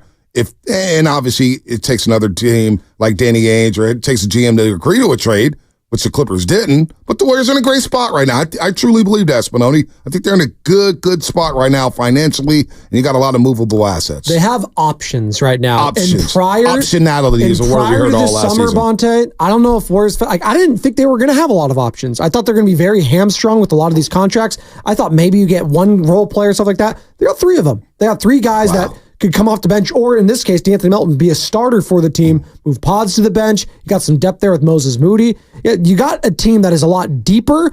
Are they better, though? That's a different conversation. Probably not, and they're probably looking at a playing game, but you know what? Maybe some of these guys take the next step and they are a better team. Maybe, just maybe. I'm a little skeptical on that at this point, though. But there's a lot to remain to be seen. How's Steph going to do in the Olympics? How's the wear and tear going to be with his body heading into the regular season? How's Draymond going to be next year? Where's his headspace at? He looked like I'm not going to say. I think Draymond knows he's got to ball out next season. He's one infraction away from being indefinitely suspended. He's got to ball out. There's no doubt. He's got to stay on the floor. Well, last year was the most important season of his career. Those are his words. Yeah, well, trust me, I know all about that. And you know what? Always a fun game. Well, you know what? Day-Day, we need you on the floor. That's basically it. There's nothing else to say about him. Nothing else to say. When he's on the court, they're better. Yep. Got to be on the court. Leave it there. Leave it there. All right. Jaylen Brown, by the way, with a cryptic tweet. Tweet. Oh. The eye emoji. We're like with magnifying glasses, like, because Derek White got selected instead of him. Oh, so is he saying they didn't reach out to me? I don't know. And he should have been. God, he met all the criteria, but he wasn't selected. Is he Isaiah Thomas? Isaiah Thomas. Isaiah, and this is the dream team. That is good. Love it. That's a 5, Sam. See, love it. He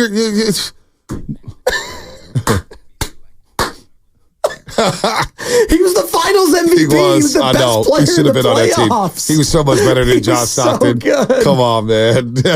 Michael Jordan said, "Yeah, it's not happening.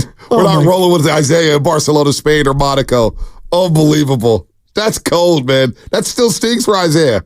Not being on the original dream team. I think it should sting for Jaylen Brown a little bit. That Derek White, who's a good player, but he's not Jaylen Brown. Yeah, that's crazy. That's crazy. And that's a Grant Hill decision right there. Yeah, why wouldn't you just replace Kawhi Leonard, who's a small forward, with another small forward, and Jaylen Brown? Maybe Jason Tatum didn't want to lose the shine again because his teammate who said was better than him is. Yeah. No, I mean, that's a fact, though. Like, Jaylen Brown is better than Jason Tatum. Nah, I don't believe won the Finals MVP. Even though Jason Tatum led him in points, rebounds, assists. We all know, Vontae, winning Finals MVP makes you a better player. Yeah, that's right. So that's You're why. right. You're right about that. That's why I take Iggy over Steph. That's right. To save the world? Max! I'm taking Andre Iguodala. Where's Kellerman at? Where's Kellerman? Stephen A. ended him, man. Damn, Stephen A. is getting ruthless. Stephen A. kind of misses Kellerman low-key over there. Stephen A. is getting out. By the way, I think they're offering him 5 years, $125 million. Get your money, Stephen A. Damn. Well, he's supposed to have an exclusive sit-down with Tom Brady at this summit or something. It's going to be like an hour-long, like, back and forth. Everyone's promoting the hell out of it. It's like, I could not care less. Yeah, me either. I couldn't care less. But I'm very excited going back to football real quick here. The receiver doc coming out tonight on Netflix, because we are going to be talking about that next coming days here at 95.7 The Game, because you got two 49ers, Deebo Samuel and George Kittle, and they chronicled from the end of the last Super Bowl loss, that first time they lost back in 2020, the start of that year, they're starting there with Kittle and Deebo as well. Are you serious? They're going to pick up from there, and then they're going to have bits and pieces, and then this past season as well. Oh, my gosh. Oh, I can't wait. I can't wait. I'm very excited. That, and then if you haven't watched Hard Knocks, if you want to peek inside of a front office and how a front office works in the NFL, the New York Giants Hard Knocks, focusing on their front office, is fascinating.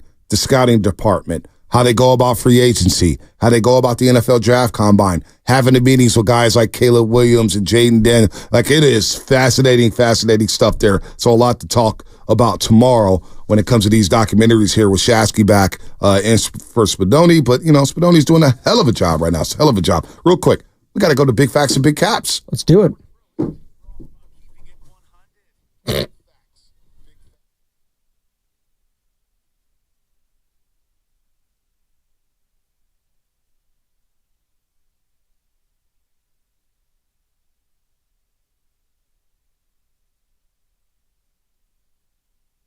I like that beat. That sounds a lot better, too. You guys cleaned it up. That sounds really good. That is really good. That was really good production. Isolated of the morning roast of our voiceover guy, Steve Stone, saying the morning roast keeps it 100. I do like that. I really just need that. I do like that. We can do that. That's what I need, Sam, please. I do like that. I like that a lot. All right, so how do we play? Big Caps, Big Cap, or Big Facts. So so the way this works, go ahead, I'll take it away here. The way this works is I'm going to throw a statement at you guys, and you're simply going to respond whether that's Big Cap, a lie, or Big Facts. And it's true. Bonte, I think there's a helmet right next to you that you can put on to call out caps, but only unfortunately I have no caps for you. I have two different beanies. I have my Adidas one, which matches my Adidas sweatshirt. There you go. Shout out to Look how prepared this guy is. I have my Raiders one, but I'll rock the Adidas. There you go. Definitely send us some caps if you guys want to see some of your caps featured here on this segment here on the Morning Roast. But let's get things started off here. Guys, I don't know if you saw some of the comments that Steph Curry made this week. He made quite a few, but one he said was that there will not be any more dynasties in the NBA. I believe that was, I'm paraphrasing a little bit here, but Big Cap or Big Facts, the Warriors will be the last dynasty in the NBA. That's not going to I'm going Big Cap. Oh my God. I'm going Big Cap here. Big Cap. Hut. Omaha. I'm going Big Cap, Steph. Look, there may not be a dynasty like the Golden State Warriors, But there will be a team that goes back to back, and it could be the Boston Celtics next season. There will be a team that wins 3 and 4. There will be a team that figures out the CBA and positions themselves to win multiple championships. And I think OKC is a team like that. I think Dallas Mavericks are a team like that. San Antonio Spurs. The San Antonio Spurs are a team like that. So I'm calling cap on Steph Curry. I don't cap on Curry a lot. I love you, Curry. You know I do. I don't disagree with a lot of things you do. But I disagree with that notion that there will never, ever be a dynasty again in the NBA. Let's see here. Let me put this beanie on. That is a big cap. I agree as well. And I'll say this, like, throughout the history of basketball, more than any other sport, there's always been a dynasty. And it could be a little mini dynasty too. Bad Boys Pistons was a little mini dynasty. You had the Celtics there. You had the Lakers there. Like, every iteration. The Rockets in the mid-90s. We forget about them? That was a little mini dynasty as well right there. So there's always going to be some sort of iteration of one team being better than the rest, because that's all we've known in the history of the NBA. And if history has taught us anything, is that it repeats itself, Bonte. No doubt about it. Yeah. All right, let me take that. That looked really painful, the way you were wearing that. Maybe. Got a lot of hair right now. Facts the rest of the way. Got a lot of hair. I'm growing it out, man. It's getting wild up here. You like By the way, I do love it. I love it. Feel free to contribute here. I want to read off some of your comments, as in Brandon Ayu, who thinks the helmet is too small. He called that a fact. So does. We would definitely want to hear from you guys there on this one. So AB said I look like the Pope. Really? You want to pray to me? Worship me, AB. Worship me right now. The Bonte-mobile? Is that what we're going to get here? He has, whenever he comes in the studio, he has the glass case. The Bonte-copter. That'd be pretty cool. You'd love that. You can get to the studio. Molly and Festus are sitting down on the chairs. You get rolled in there. I do like that. I don't like the attention, but I do like that. Wave like the queen. And it makes me a little uncomfortable. I'm not going to lie and say I don't like it. Holy Bonte. So, guys, sounds like the Warriors might be done making moves for this offseason, depending on what goes on with Larry Markkinen. But if that is the case, the Warriors have done enough this offseason to get out of the play-in tournament this coming season. Big cap or big facts? Oh, Spinoni, you start. I'm actually going to say big facts. Because I don't know how much the rest of the teams in the West improved as much. And I know the Warriors are kind of like a net neutral right now, maybe slightly better, maybe again. I just look at the landscape of the West right now. I do think the Warriors are still in a position to be a play-in team. Now, is that what fans want? Yeah. Probably not. But I think the Clippers are taking a major step back this year. They were a playoff team. Kawhi Leonard's not even playing in the Olympics, for God's sakes. Yeah. So the Clippers are going to be out. That's true. We'll see if the Grizzlies hop back in there. Again, John Morant's been injury prone a lot. We'll see about the Lakers. We'll see what happens. The Lakers. New Orleans, too. New Orleans is an interesting team. That's an interesting team, too. So there's going to be some mixing and moving here. The Kings, obviously, too. They get DeMar DeRozan. The Rockets, where are they? They were a fringe play-in team last year as well. I'm saying right now, though, big facts, they are a play-in team at this moment. Yeah, I go big facts as well. I go big facts. Big facts. Big facts. Playing team. You said a lot there, Spinoni. I'm with you. There's going to be a team that slides. There could be injuries that hit a team. Do we really believe in the Rockets? They got a lot of things going on. They try to swing for KD. They try to swing for some big players. That was sneaky. But they also did not extend Jalen Green or Şengün yet. So let's see what happens there. I'm going to go big facts as well. I think the Warriors, I'm with you, Spinoni. I agree. Yeah, my fams is going fact. Uncle Drew in YouTube chat is going cap there. Moving on here, let's talk about Klay Thompson here. So Klay Thompson with Dallas now will finish with more rings and gold medals than Stephen Curry. No, because he has what, one gold medal? Correct, yeah, in 2016. So Curry will get a gold medal this year. It's assuming that they're going to take the golden Paris. They better. They better. You know who's going to get blamed for it if they don't? Steve Kerr. Yeah, Steve Kerr will be good. They're minus 400 to win it all. The second place is in the odds is plus 900. It's Canada. Klay Thompson right now has a better chance to win a ring. I'm going to go big facts. Big facts. I think Klay ends up with 5. Wow. And Curry ends up with 4. No. Putting this cap on now. I'm going Klay Thompson within the rig. I am putting my beanie on over my headphones right now. I look foolish. My head is even bigger right now, too. I look like one of those pitchers. That Padres pitcher used to wear that big cap. Oh, yeah. That's what I feel like right now. Yeah, please. Clay's not winning a ring over in Dallas. Dallas is one and done. They got to their title, and Luka Doncic is going to be wearing another team's jersey in about 3 to 4 years. Oh, you're He's out of your leaving mind. Dallas. Oh, wow. You're going, wow. Yeah. Wow. He may be going heading down to Southern California. I'm going facts. Clay's going to be in the finals this year. Beard on YouTube is going cap on that one. By the way, all these comments on YouTube are brought to you by First NorCal Credit Union. For a low-rate auto loan, apply online or just ask for a First NorCal financing at the dealer. By the way, it's Morelli's birthday tomorrow, too. Oh, happy birthday. I did just see that. Yeah, happy birthday. Happy early birthday to you, Happy Morelli. early birthday. I'll see you. Where you at right now, Morelli? Are you in India right now? Where you at? I got to come see you in Bombay, baby. He's Mr. Worldwide, too. He's always traveling. Yeah, I got to go see you in Bombay, baby. Let's talk a little Giants here, guys. Logan Webb and Elliot Ramos were named first-time All-Stars this past weekend. This will be the first of multiple All-Star selections for both Logan Webb and Elliot Ramos. Ooh, that's tough. That's a good one. But I'm in a good mood right now. Logan Webb will be back in the All-Star game. That's a fact. Guarantee it, Carter. Guarantee it. Lock it up. Ramos going into the All-Star game this year. If he can make some noise in this game, have a good second half to the season. Yeah, I'm gonna go facts. I'm going facts. They will be back in the All-Star game, both of them. I'm going cap right now. I think Logan Webb will make multiple All-Stars. I still have to wait and see on Elliot Ramos. Why?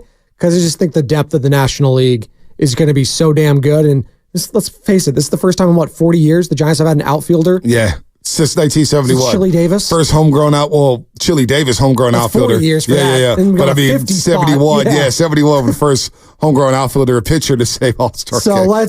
I will put a cap on this. Let's wait and see next year and how this thing shakes out. But I like what I'm saying. I don't think Ramos is a fluke. I think don't Ramos think so either. But Ramos, he's got me.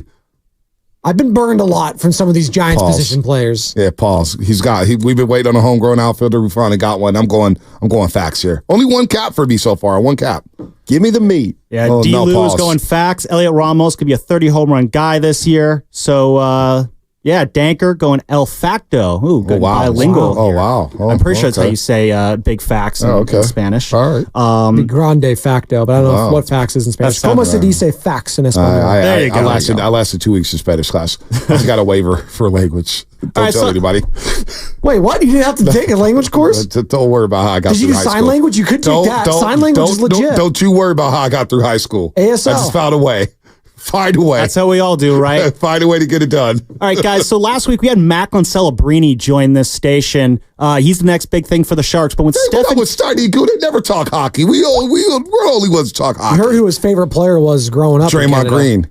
Well, hockey player. Hockey player who? Sid the Kid Crosby. Oh, you said that. That's earlier. his guy. Yeah. But guys, Sid the fan. I love Sidney Crosby. When Stephen Curry retires in a few years, Macklin Celebrini will be the one who takes over as the biggest face in Bay Area sports. Wow. That would mean the Sharks would have to have won a Stanley Cup at that point. Brock Purdy going anywhere? Well, he lost the Super Bowl. Well, is he going anywhere?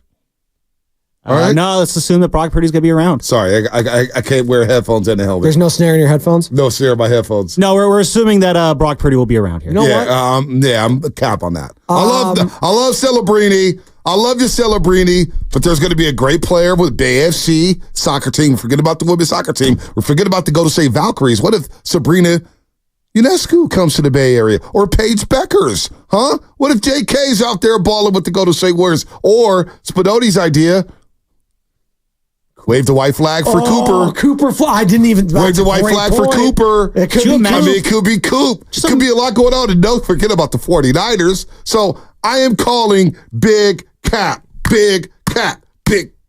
You didn't mention San Francisco Giant, Elliot Ramos. Oh yeah, Elliot Ramos, Logan Webb, Bryce Elster. What's his name? My guy Sigalay. He may be a bigger star. There's a lot of fun upcoming stars here in Bay Area sports. So one last one before we get sorry. Big facts. There you go. Coop for Coop, baby. Big facts. I actually think Macklin Celebrini is going to be that dude. I think he's going to lead the San Jose Sharks to their first ever Stanley Cup. And that, my friends, will put him in the conversation with Steph. You know why? Because he did something that no other player in the history of that franchise had ever done before, which is deliver a Stanley Cup to San Jose, and that's our only hockey team, baby, just like it's our only basketball team. That would be something special. I know hockey doesn't hit as hard as those other ones, but my God. It will. That tank's going to be filled up soon. Yes. It's going to be sold out soon. Young Benny and I are going over there. Hey, the Spadoni bandwagon's open for that. I'm on the bandwagon. I've been on the bandwagon. London was giving me credentials back in the day for Sharks games. Remember that? I recall jumped that, on, yeah. and I happened to be at the Vegas Knights game. Huge. When they came back from 3-0 in the third period. That I'm fan all base in. is a sleeping giant. As a matter of fact, I need to go buy a Sharks jersey. I'm going to go look for one right now. Return of the Mac. Return of the Mac. Wow. All right, last one here before we get out of here. Haley Welch, a.k.a. the Hawk Tua girl, is getting a reality show about her life. Oh, my gosh. Now, I did a little research here, and guys, did you know that $81,000 is about the 75th percentile, according to ZipRecruiter, of potential earnings for reality TV show stars? So, good for them. For $81,000, you guys would be down for a reality show that would follow your life around. Oh, absolutely. Are you kidding me? me? I'm out on that. Is that a big cap? If I'm out on it, is that big cap? Yeah, big cap, big facts. Are you in or out on, I'm out on a reality? So that's cap? That would be cap, correct. Yeah, I'm out. I don't want, hell no. I don't want, Anna talks about having the reality show. No, she's I'm like, out. Yeah, I'm out. She's talking about, oh, that'd be so cool. I don't want those cameras in my life. No. You follow me all around. What if I want to have some private time? No. I ain't Eagle. So we have quarterback on Netflix. We have receiver on Netflix. There's gonna be no radio show host on Netflix with Bonta Hill. Oh, absolutely not. Oh, I would absolutely do it. I think you can actually just do the Spadoni families. Considering I have 9 siblings, it'd be keeping up with the Spadonis. Yeah, I think we do some numbers there. You imagine a radio? Oh, yeah. You imagine a morning roast reality show or a 95.7 game reality show? Oh, actually, the 95.7 one would be fascinating. There'd be so much stabbing in the back with the confessionals. More than House of the Dragon? Oh my gosh, it'd be a nightmare.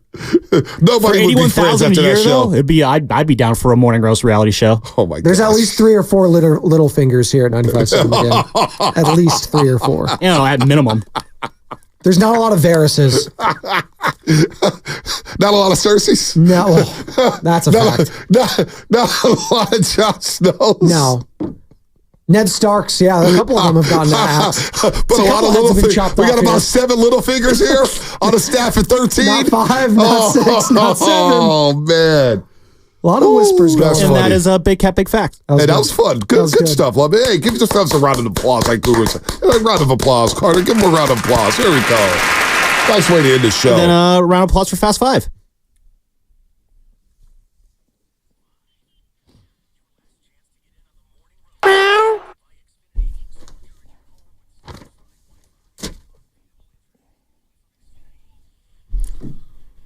Hot to a girl, man. I can't believe. Hey, that's a man. Haley Welch has got a name. What's her name? Haley Welch. Haley Welch. Haley, Wow. God love you. You know what? You do you. Do you. 650, City Mobile text line. We'll never see a team go to 5 straight NBA finals again. I do believe that. But I do believe we'll see a team win 3 and 4. I do believe that. Yeah. What's your final thoughts, Spadoni? My final thoughts are this. Can the Giants get over 500 before the All-Star break? If they do, this team will go to the playoffs. If they don't, they're not making it. That's the litmus test, huh? Yep. I like it. It's a mental hurdle they got to clear. I got 2 final thoughts. One of them is, I'm stealing. I know. I'm ball hugging. I'm not selling my stock in Blake Snell. Actually, I'm doubling down on my stock on Blake Snell. He will be one of the 5 best pitchers in the National League in the second half of the season. That's one thought. My second thought is, I'm so hyped for England today against the Netherlands. That game is going to be sick. In Dortmund, with that wall, at that stadium, I am hyped up for some high-level soccer, baby. I'm all in on the football. I'm all in on the pitch, dude. You got me, Euros. You got me, Copa. You got me, soccer fans. I'm in. I mean, Spadoni, you're saying, my final thought, Spadoni, you're saying, could the Giants get above 500? I needed them just to get to 500. Win tonight with Logan Webb, your all-star pitcher on the mound.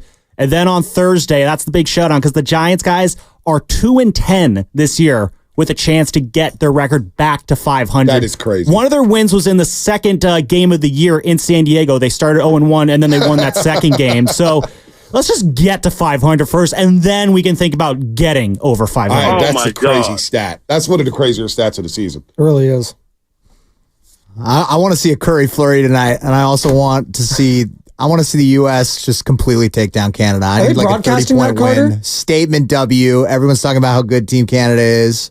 Put them to bed. Are they broadcasting that? Do you know? Yeah, FS1. FS1. Okay. Oh, wow, we got a lot going on. We got a lot going on. I will watch that. Look how pumped up Carter is. He's pumped up for Team USA. He's got some juice on it. That's why. That's exactly why. That is a fact. That is a big fact. Big fact. By the way, he's consuming all this Team USA content on Instagram and everything. Do you guys remember? I know we're up against it. I think it was Team Nigeria and Mike Brown. Oh, they beat him in the first game. They were like 86-point underdogs or something and covered it. They won it outright. It's Kevin Durant. Yeah. That was Fast Five, brought to you by Xfinity. At home, we're on the go. You get the fastest internet to all of your devices. We're having fun. Shaq's going to be back in on the fun tomorrow. Spinoni, hell of a job the last 2 days. You always do a great job filling in for us. You're part of the roast, of course. Carter, good stuff as always. Lubman. Lubman's beaming right now, man. He's showing the guns. He's feeling good. Giants are playing well. Starting Guru next right here on 95.7 The Game. YouTube, City Mobile Text Line. Thanks so much, man. Thanks so much. Great show today. You guys participated. It was a lot of fun. Have a good day. This Monday, our lineup is...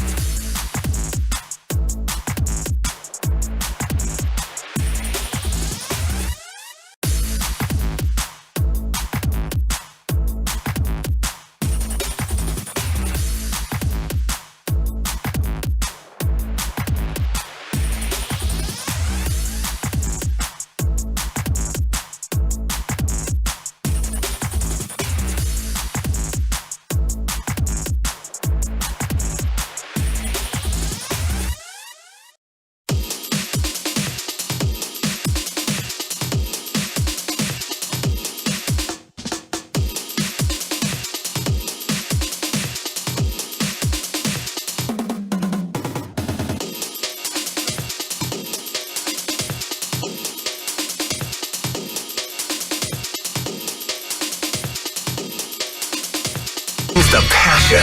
For what? I want to know now. I'm mentally invested. Don't tell me to pray and you don't say what for. He brings the perspective. Yeah, I think they both have a great point. Get off me, text line. He's truly one of a kind.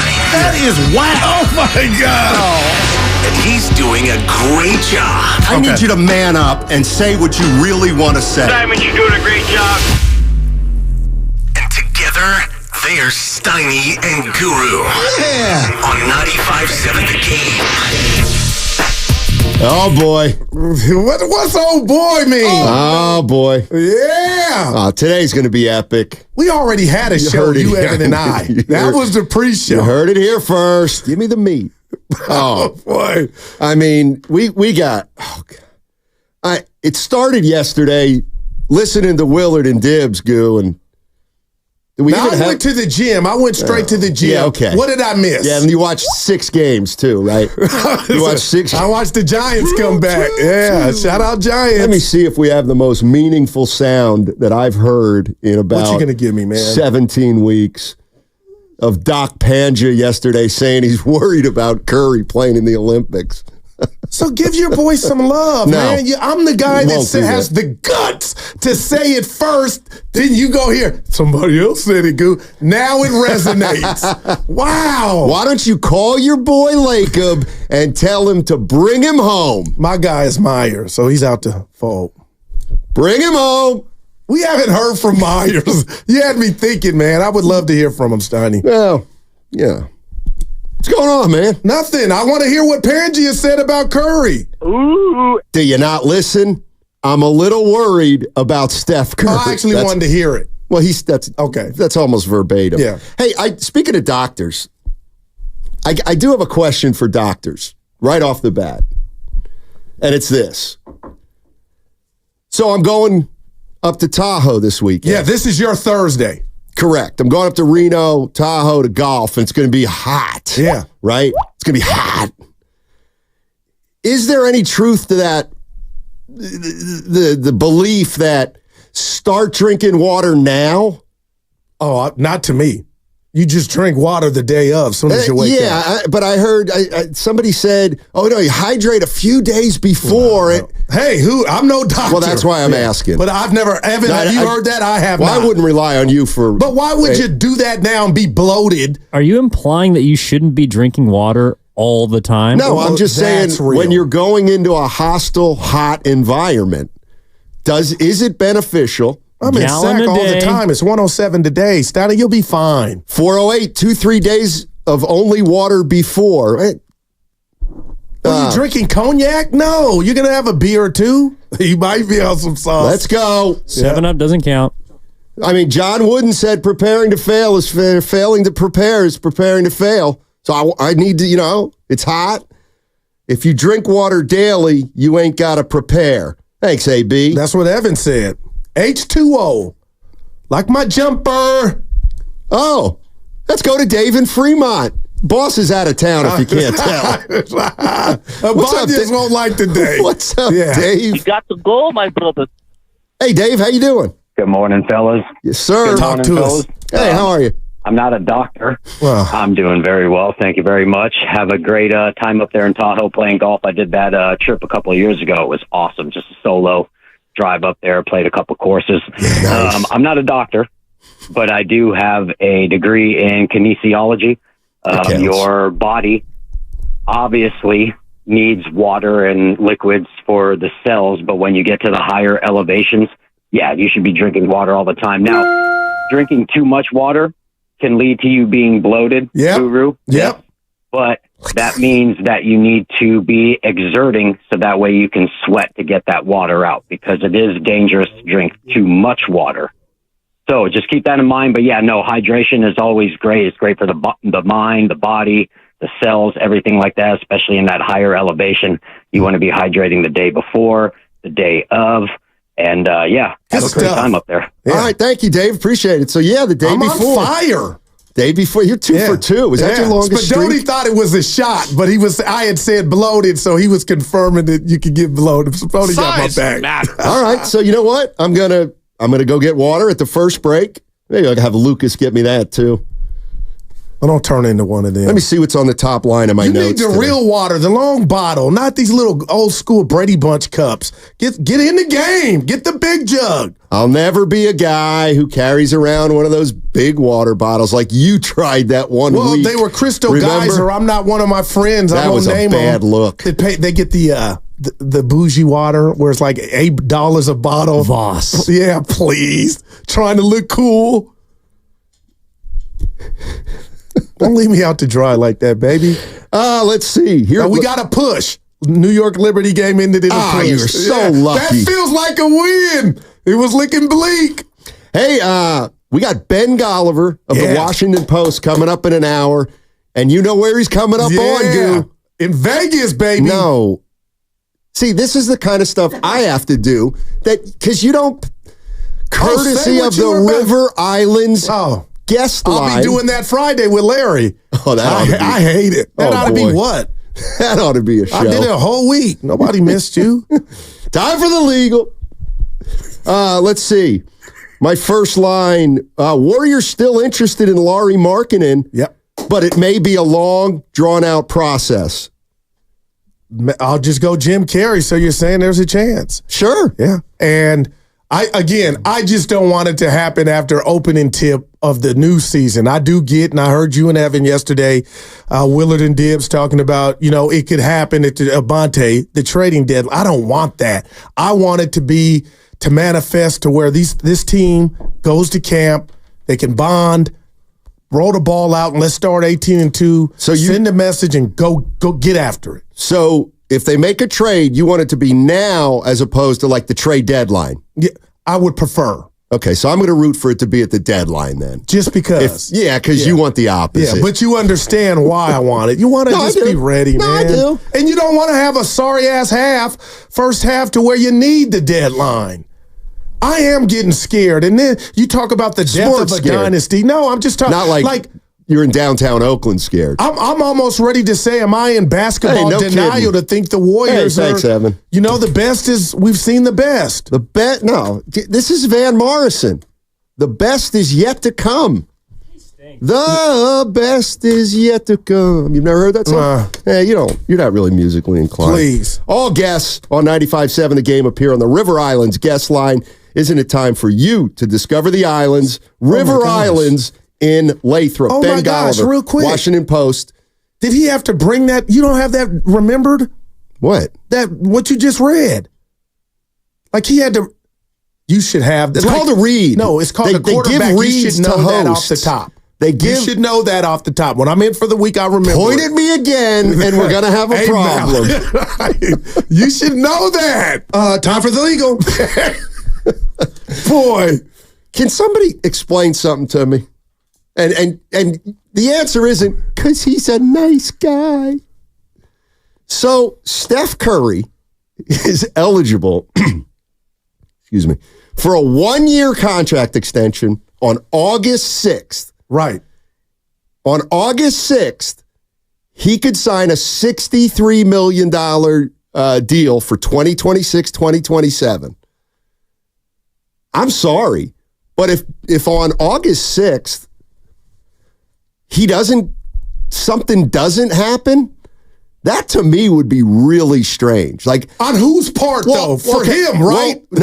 I don't know that. But here's the thing. What can somebody explain to me why Steph Curry would not want an additional year tacked onto his contract at the first possible moment he can get one for $63 million when he's 36 years old? Wow. Like, he's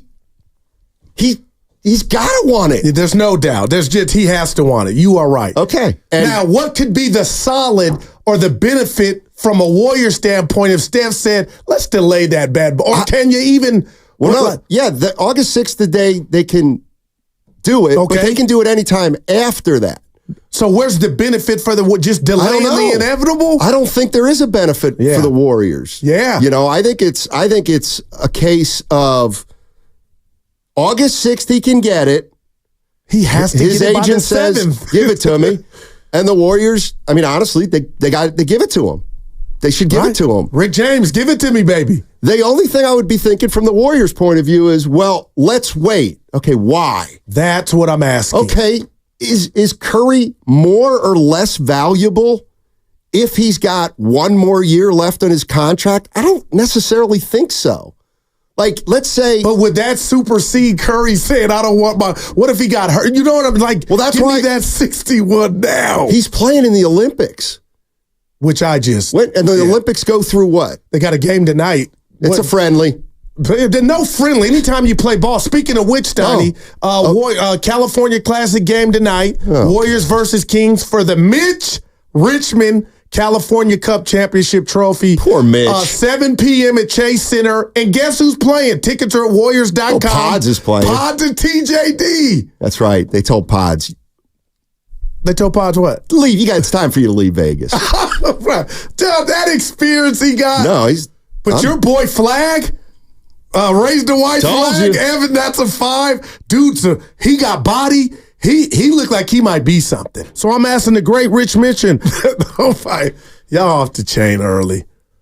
Dude, we got Giants tonight. 2 games under after that great comeback. Warriors, Team USA. I'm in heaven, baby.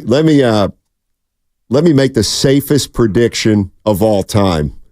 Let me guess, Goo. You want the Giants to add. You want them to be a buyer at the deadline. Of course you do. Just say you do right now. Nothing wrong and with we can purchases. cut to the end of the No, the I'm just segment. telling you, they got a lot. They just need to get help. They got nothing. Well, they got to get to 500. Oh, thank you. But they got a gift last night. How about that? What? That was a gift. That's how they win half their games. No, they do. I'll tell you what. They don't quit. They fight to the 27th out. That always bugged me, though. You didn't like... I hate it. We could have folded up our tent.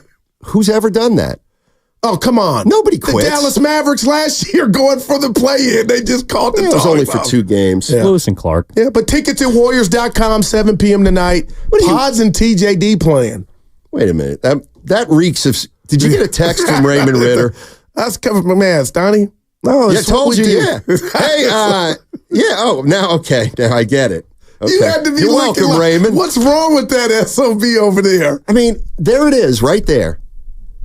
Right there. You respond. We're on air right now. You got to take that message at the break. Oh, no. I know how to ad-lib. I'll do it when you go. Did you not get the 7 memos in the last 6 years from the boss about focus in the studio? Mm-hmm. Yeah. Anyway, I was thinking about Steph, and I can't think of one reason why he wouldn't want to get that done right away.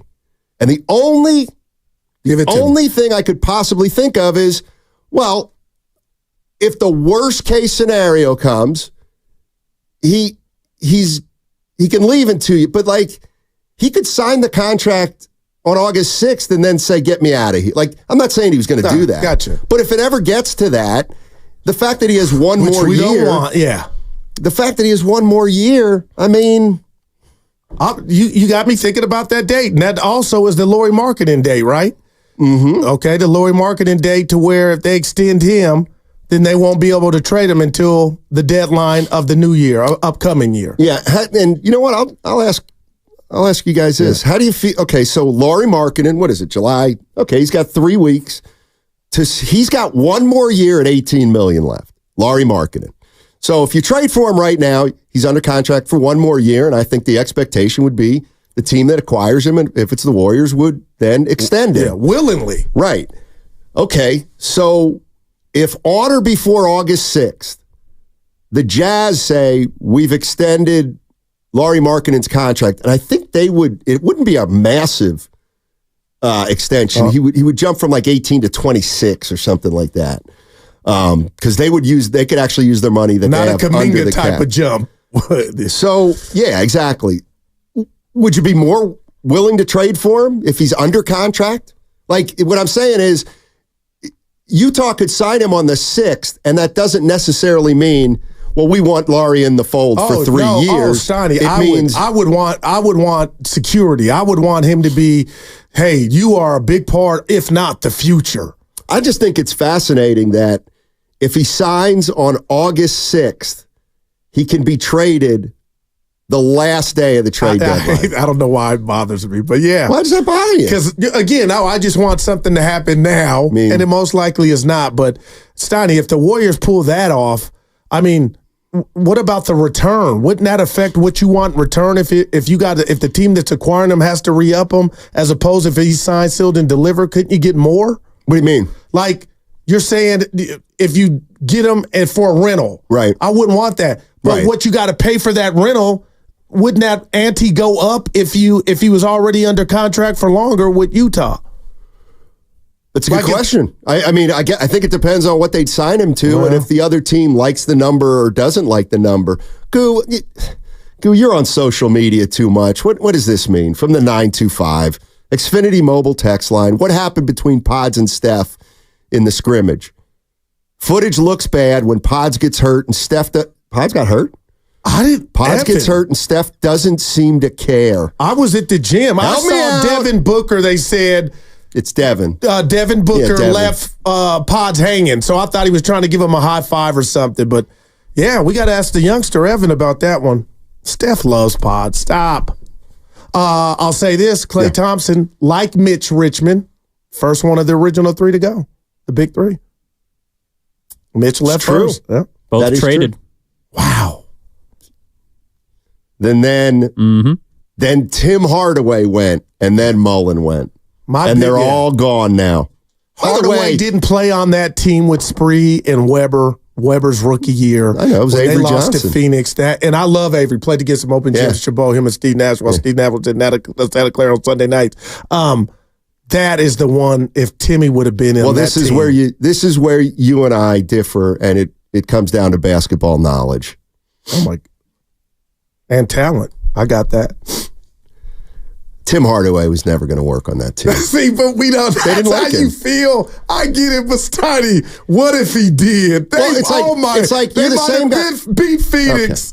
Okay. See, I feel you. I get what you're saying. Thank you. Implying, but thank you. Who was the better player? Is Tim Hardaway better than Avery Johnson? Yes. So you're saying that's why it worked. Avery Johnson a better fit than Tim Hardaway? Yes. I would have loved to have seen it. It's like this. It's funny. I always ask this question, and nobody can give me an answer. Next question. But they all want to cite it. Oh, the Oklahoma City Thunder. They had Westbrook, Durant, and Harden, and they broke it up. Okay. Yeah, because it wasn't going to work. Well, they went to the finals. Okay. They had, youngsters, babies. Right. That's right. When they didn't have egos. They would not. Who was going to play without the ball? Would Harden have been Harden? Evan, you know what, Evan? You want to look like that? Then jump in. What happened? I can tell. He wants to say something. He's part of the show. But he's being judgmental. Saying that 3 future MVPs wouldn't work is a statement. Because it's the new NBA. They were early to it. They chose Serge Ibaka. Good call. It was the right call. He was a baller when he was healthy. Well, clearly not. See, here's the thing about basketball. The reason the Warriors... Guys, listen. I'm talking to the Bay Area here. The reason it worked for the Golden State Warriors was because you had Steph Curry, 30 a game, but can play off the ball. Yeah.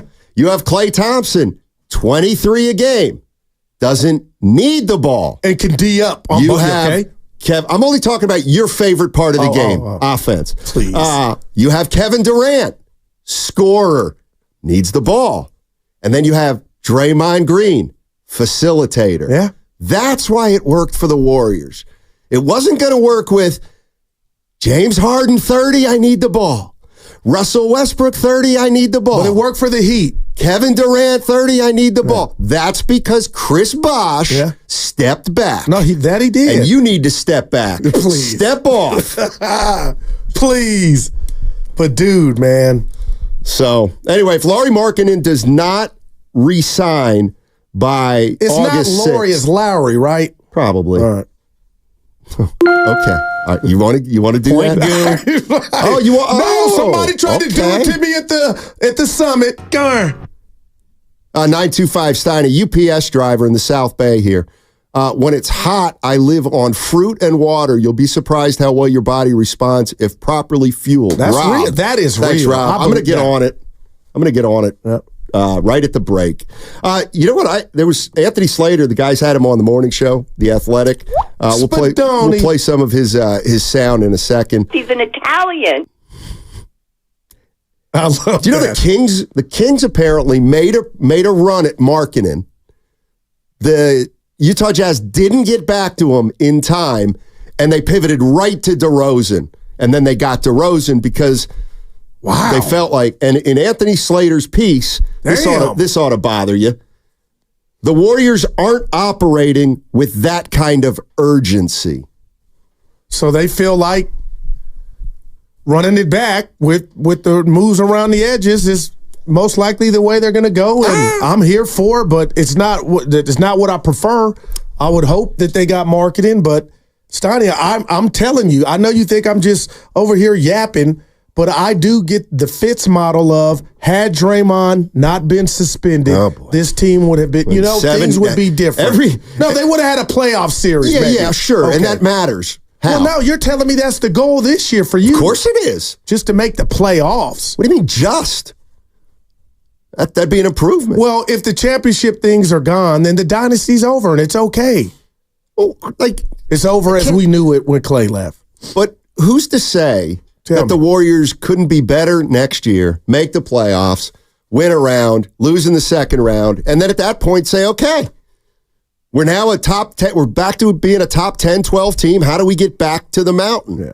And is that keeping Curry satisfied? Because he's the snicker in all this. At some point, he's going to rub his tummy, look around, and say, it's just not working. I'm not saying being upset. And you're going to have that real-ass conversation that nobody in the Bay and Dub Nation wants to hear. Steph saying, I need to move on. That's how I'm operating. I'm not worried about 2027 and 2028. I'm worried about how do I keep 30 happy. Well, I know that, and we've talked about that forever. And Dibs did a great job, very thorough. Every day when he's here with us doing the crossover at the summit about the gate, what Steph currently means for the gate, just being on this Warrior team. Well, and listen, I don't disagree. No, I do disagree with you guys on that one, but we're not going to find out who's right and who's wrong. But I do think there's something that doesn't add up. How, Joe Lacob, what's the most important thing to him? What has he said for 15 years? What's it all about? What's it all about, kid? I'm going to sound naivete. Titles, but I want to say money. Because it really behind closed doors is money. Work with me here. I'm setting you up. Well, Joe Lacob for 15 years said it's all and only about winning. Winning. So, my question is, if Joe Lacob for 14 or 15 years has made it clear that winning is the most important thing, why would he put selling out the arena 3 or 4 years from now as the number one reason why he might not make a move? Don't those two butt heads in a way? No, they actually go together. Curry is why the gate is full. You want to keep that thing going, and that's why you go into the second apron if you feel like it's worth it, because you're going to get broken off on the back end, and you have been. Yeah, the team didn't make the playoffs. You lost some gate, but Steiny, the whole thing is you want to keep Elvis Presley, you want to keep Michael Jackson happy, and you want to put something behind them to where the optics are, we got a chance. And that's why I thought they were in. Hey, they get Paul George, Steiny. They may not have even got to the Western Conference Finals, but it would have looked like we did everything I told Steiny, who just quoted me, of saying it's all about winning. My question is this. This is where I differ, or this is where it's no big deal, is where I disagree with you guys. If Joe Lacob at the trade deadline this upcoming season, if there's a move out there where he actually believes if we move Steph for this package, we will be better. You know what? We've done all our analysis, and I don't know what that trade is, and it's easy to say, that would never happen. It might.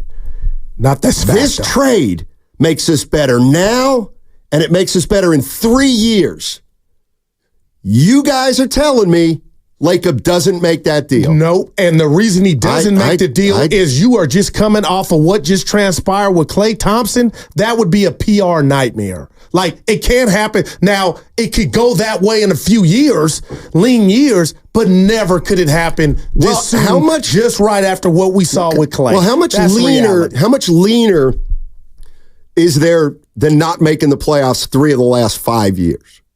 3 out of the next 6, 3 out of 6, and then let's say you 4 lose, out of 6 if they don't make it this year, and then you lose in the play-in round. Well, you know what? That's fine. What's just daunting right now. But all I'm saying is, and I know Chris Mullin is not Steph Curry, but late in Chris Mullin's career, Indiana needed a piece that they thought could put them over the top.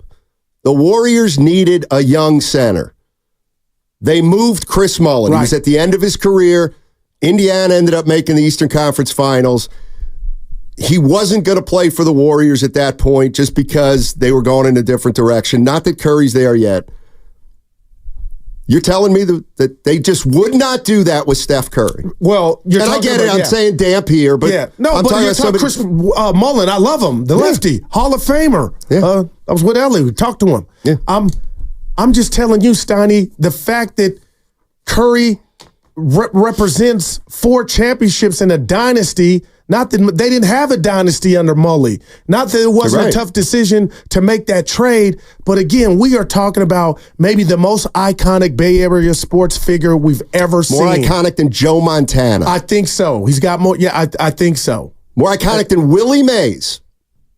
Both of whom were traded but late Willie in their career. I'm going to say this. Willie is icon. Rest in peace. But Steph is all ours. There is no New York. You know what I mean? I know we're up against. Yeah. 888-957-9570.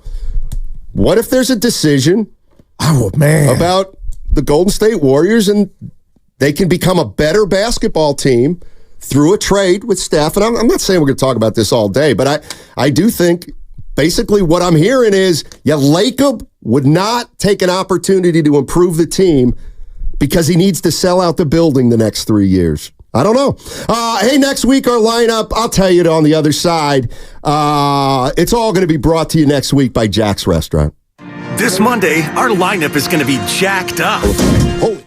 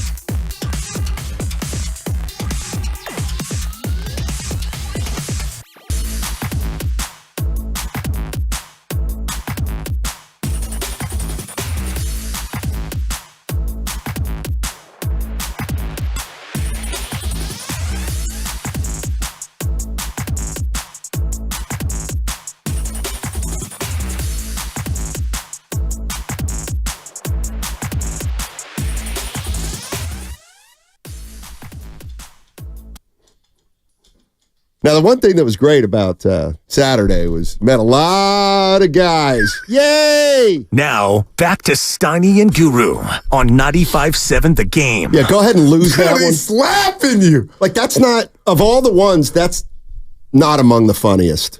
But he did John it back-to-back. That's funny. Yeah. Klay Thompson. We got to get Sally back. We can't let that die. He remembers us. Well, this would be the time to get him. You mean Fogarty? I'd rather have Fogarty. Oh boy. Well, we got over. Hold on, I got it. 2 pieces of housekeeping. Please. Ben Golliver, Washington Post, coming up in a half hour, courtesy of the River Islands guest line. And how about this one? Steve Kerr. Coach. Steve Kerr, first and foremost, coach of the Olympic team. Get your priorities straight. Steph has them straight. Steve Kerr, Willard and Dibbs, 2:30. Speaking on a game night. We got a game tonight. He's not coaching. Which means he's not coaching. He's not coaching that California Classic. What are you talking about? Team USA plays Canada. That's a friendly. What does that mean? It means nobody cares. There's taking a day off? What? I'm like, what? He's going to let... not Kenny. LeBron. Stackhouse. No. Who are the assistant coaches for that team? Spo. Oh, yeah. Yeah, we need a win tonight. He's got to hand it to Spo. Got big game experience. Spo does. Anthony Slater was on in the morning. You know what? This is the one I want to hear because you guys have been saying this about Curry. He's been talking to the media a lot down in Vegas at the Olympics. We're talking about dynasties. The Warriors, depending on what you think, they're at the end of one or it's over, but Steph Curry on dynasties. I don't think so. I mean, defining a dynasty can take a lot of different looks, but people thought this was over in 2019 when Klay tried to get back on defense with a messed up knee, and we lost that series, and then had a rough year. That next year, like 22, was an amazing championship because we defied the odds and kept things together, and we were trying to maintain that for these last 2. So you think that's 11 years of, almost 12 years of championship relevancy built around a certain core, knowing what KD was, for those 4 years as well. So a long-winded way of saying I don't think so. It's just because it's very hard to keep things together in this league. There's a lot more player movement. Me, Klay, and Draymond especially, we complemented each other so well for so long. We all brought something different to the table, so we'll see. Records are meant to be broken. Dynasties come in all different shapes and sizes, so we'll see. Why can't the Celtics be a dynasty right now? I would tell Steph, it looks like right now I know they're up for sale, but they have all the ingredients to do that. And I would throw Denver in there, who I thought we were watching, the birth of a dynasty. But if they bounce back and win it 2 out of 3 years, I'd tell Steph those are the 2 teams that I would say kind of have what you had when you talk about Tatum, Brown. Everybody's locked up in Boston. I know the team's for sale. Well, that's the thing. And they're in the second apron. They don't care. Like, it's worth it now. And what is a dynasty? What 2 out of 3 clearly doesn't get it done, right? So you need 3 and what, 4? Well, no, 3 and 5. Yeah, the Giants. Yeah. 3 and 5, yeah, because it's our hometown team, so we tend. I don't do that stuff. No, you 3 do. and 5 constitutes that's a dynasty, right? As long as it's in San Francisco. Well, you got the wrong. If the Cincinnati Reds win 3 of the next 5, I would say that's just a good little run. You MFer, what are the Chiefs? A damn dynasty. Well, what's their number? I don't know offhand. Three, and I think they're 3 or 4. And the 3 or 4. And the 4th one they were in, they lost. Yeah, because offensive line was decimated. I'm just saying that's a modern day dynasty. Yeah. I mean, listen, I'm not saying the Celtics. Boston goes back to back. I'm like, I think we got something. So then Boston would have been NBA Finals. Oh, they lost in the first. When did they lose last year? Conference Finals. So they got a bunch of those. They go NBA Finals, Conference Finals, title.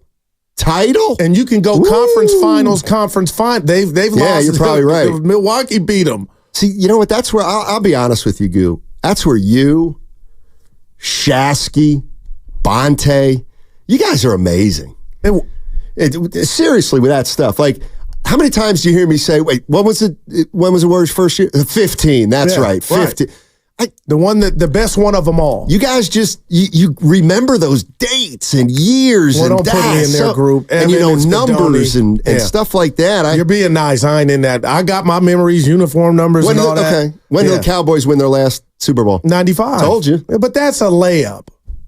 Not for me. Oh, okay. Well, like if I asked you something about Reggie Jackson, you'd be able to tell me. Yeah. The same thing. Or you know Jesus. what, Evan? I'm playing. Okay, how about this? I'm right behind you. What was the 3 years the Lakers won 3 in a row? What were those 3 years? 2000 and 2002. Yeah. See? That was a dynasty. Yeah, I'm saying I don't remember the years offhand. Gotcha. How about this? Like what was the year that the Celtics won it with Garnett? 08. Yeah. How do you guys know that? Kobe, Eddie House. I just can't. Too old. Anyway. Where's Priest at? On vacation. When did Andy Messersmith become the first free agent, Steiny? 73. No, my point, yeah. Wow. Hey, you know what? No, I like, dude, you are at the source sometimes. I can get us through. I can get us till about 1980. Hey, by the way, next week our lineup is going to be jacked up. You know what? I'm going to ad lib there. That jacked up. I don't like it. I'm going to do it this way. Next week our lineup's going to be mixed up. Although then that it is jacked up. No, I'm not going to. Because I got some heat at the Summit. Jack's Restaurant. Yeah. Oh. Oh, right. Evan, help us, baby. Hey, next week our lineup's going to be jacked up. Starting Monday, Willard and Dibbs. They get their wish. Oh. They get to do the morning show from 6 to 10. Yeah. Bonte and Chasky, they get their wish. They get to go from 10 to 2. And Goo and I draw the short straw. We are going to be doing 2 p.m. to 6 p.m. Also next week, this is the big reveal. How was that the short straw? Go ahead. This is the big reveal. You're going to also have a chance to win an autographed Klay Thompson jersey next week. So stay tuned. It's just for a week, and it's brought to you by Jack's Restaurant. Just a great idea. Another from the boss. But you buried the lead. We get the crossover with Shasky. I don't know why we don't do one in the morning. I'll leave that there. We'll get to do that for a whole week. And then we get the best guest at Willard, because they get the morning and afternoon. We're kind of, Yeah, I know. We're in the closet. Yeah, we're third fiddle. Right. I like it that way. I'm like Wiggins. We bat eighth, but make me the third option. This is Macklin celebrating, and you're listening to Steiny and Guru. We did get Mac. Hey, I ordered the jersey. Swear to God. Should be here in about 2 weeks. So, do we even know his number yet? I put 1. I got caught lying. Oh, sorry. Yeah. I mean, it's a good thing because you probably wouldn't have bought an authentic one anyway. You would have. I lied. That's the first radio lie I've ever told. Evan got me. It's the first one you've told today. Evan, do we know his number? 71, apparently. I could have just ran with Here's one for you. Otis Bird III on the YouTube chat. Steiny and Goo, how do you guys feel about being on the afternoon drive next week? Otis, Goo. I love it. I'm going to study. I've started my regiment already. I balled yesterday, Union City 24. I'm up. I'm going to get the blood going. And by the time I see you, so we started to, I get about 12:45. I'm ready. I'm actually excited. What I do hate is the body clock will be off and it's only for a week. Then you'll be like, what was it all for? Yeah. Yeah. But we get to kick it with Bonte and Shasky. That's going to be, I'm excited. I know. We do a show with Bonte before he leaves every day. Now to be on air, Shasky, and then we get the guest of Willard and Dibbs. You know, this is one where you said, hey, you know, the crossover with Willard or with Shasky. Don't you get it, Goo? People are clamoring for that. Goo, don't you get it? So, so this is why it doesn't work. For me, especially. So Shasky and Bonte get to do their show from 6 to 10. Correct. How many hours is that? That's 4. 4. Okay. But you want us to start at 9:50 to do a crossover with those guys. Yeah. Then stay till 2:12. 2:22. So that's 4.5 hours. Yeah, exactly. I'm not doing that. But it's fun. It's not. And we do a show out there before the show. And I don't like that either. That's why I come in an hour before. Oh, boy. You're excited. Fun. You're juiced. Jacked up, about baby. What? About the shift. I'm mixed feelings. Here's the problem, Goo. On the one hand, I'm thinking, you know what, Steiny? You do some golfing. Get up early. Go get him. But you forget, and this is the difference between you and me. What? I have to do prep. I have to do prep, especially a week like next week when we're going to have to get creative. Mm-hmm. I live the show, so I don't have to do that. I do it because I live it. This is what I'm saying. Steiny, we're not actors. You just get on here and you're yourself and you talk about what you saw. It's not a well, here's something I didn't see. It's not a term according paper. to the 510. Did you guys see Pods and Booker ignore each other in Vegas? Well, that's what I heard. Okay. Yeah. No biggie. What? Maybe Booker's looking at Pods like, come on. You ain't me. Yeah. Yeah. I mean, that was a lame reason why you can't golf. You can golf and get here enough, just like you get here. You get here at 8:30. We start at 10. When do you get golf here? and get here 9, 10. Just play 9. Play the front 9. I don't do that. What? Play golf? Play 9 holes at a time. I just don't like, because it's not enough. But that's like me saying I don't like playing half court. I played half court yesterday, 3-on-3. Well, that's not a pickup game. But it's playing ball. It's poor man's pickup. Yeah. Yeah. It's not the It's same. better than nothing. It's like playing a basketball game with no nets. Exercise. No, That's also an Olympic sport. That, you know what? So is, actually, put a I was going to say, so is synchronized swimming. For that. Let me tell you something about synchronized swimming. It's an Olympic sport. The Aquanuts in Walnut Creek have a premier, you think I'm kidding? No. The Aquanauts in Walnut Creek have a clarifying. premier synchronized swimming program. And I am dead serious. And let me tell you something about synchronized swimming. Tell me. And I'm dead serious. Your boy can swim. So the reason synchronized swimmers are so incredible is because of their lung capacity. Yeah. Okay? But you can't be an elite synchronized swimmer at 15. Let's say you're 15 and you know what? I want to be a great synchronized swimmer. You can't be. It's too late by then. What are you? What I'm saying is you have to pick up the sport at a very young age, and it gives your lungs a chance to expand over time. That's wow. So that you become elite by a certain age. It's kind of like Kuminga. He's got no foundation. See what I'm saying? Yeah, but what if he you tried got the to lung pick up capacity, but you still don't got the skills in the water? Well, then you can't do it. But I'm pretty sure about that. And if I'm wrong, keep it to yourself. Well, they don't give you an X-ray. Anybody's going to be able to show up and try to qualify and be a part of it. You know what I'm saying? You're not going to be able to. If you hadn't started early. It's just like Kuminga. Kuminga doesn't play basketball when he's 9 years old or 10 years old or 11 years old or 12 or 13. When did he pick it up? What, 3 weeks ago, right? Same age as Olajuwon, I think. Remember Pods was like but that. Olajuwon played goalie as a youngster, and that's where he got the footwork. Man. Kuminga, As on the opposed other to hand, playing striker or midfield? Kuminga was playing, well, you need footwork as a goalie. Kuminga was doing video games. That's why he's behind right now. No, I'm being serious. Right. So that's what I've heard about synchronized swimming. You heard a lot? Yeah. Wow. I wonder if, and that's the kind of thing I wonder if I'm right about. I'm being real, because I know last time Steiny's been swimming in an actual pool and you swam. Well, it's Shark Week. That's a 3. We have races in my brother-in-law's house in the pool. Last time I've been swimming. Oh boy. I don't know. The Nixon administration. I don't know. That's when you were a kid. Okay, that's enough. No, I'm like, hey Steiny, it's artistic swimming, not synchronized swimming. That's from damn. No, I don't think so. All right. You were spitting too. I'm like, look at my boy. But now if it's wrong, it's like, I gotta Google it. And I will Google it. But I don't know. Anyway, well now back to Wiggins. Okay. Abanez, I turned it off today. Well, don't, because I'm trying. Listen, can we put a rat on the table? Brought to you by ATCO. Thank you. By the way, I told Rich in Fremont I would go on his podcast because I met him in person. Hey, let us know when you actually do it. Whenever he asks me. Yeah. as long as it's not this weekend. I can't do it this weekend.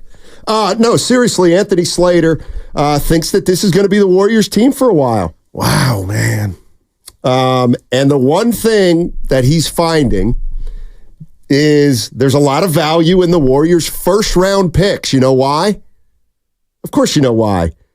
Because the league is interested in having those picks after the Curry era is over.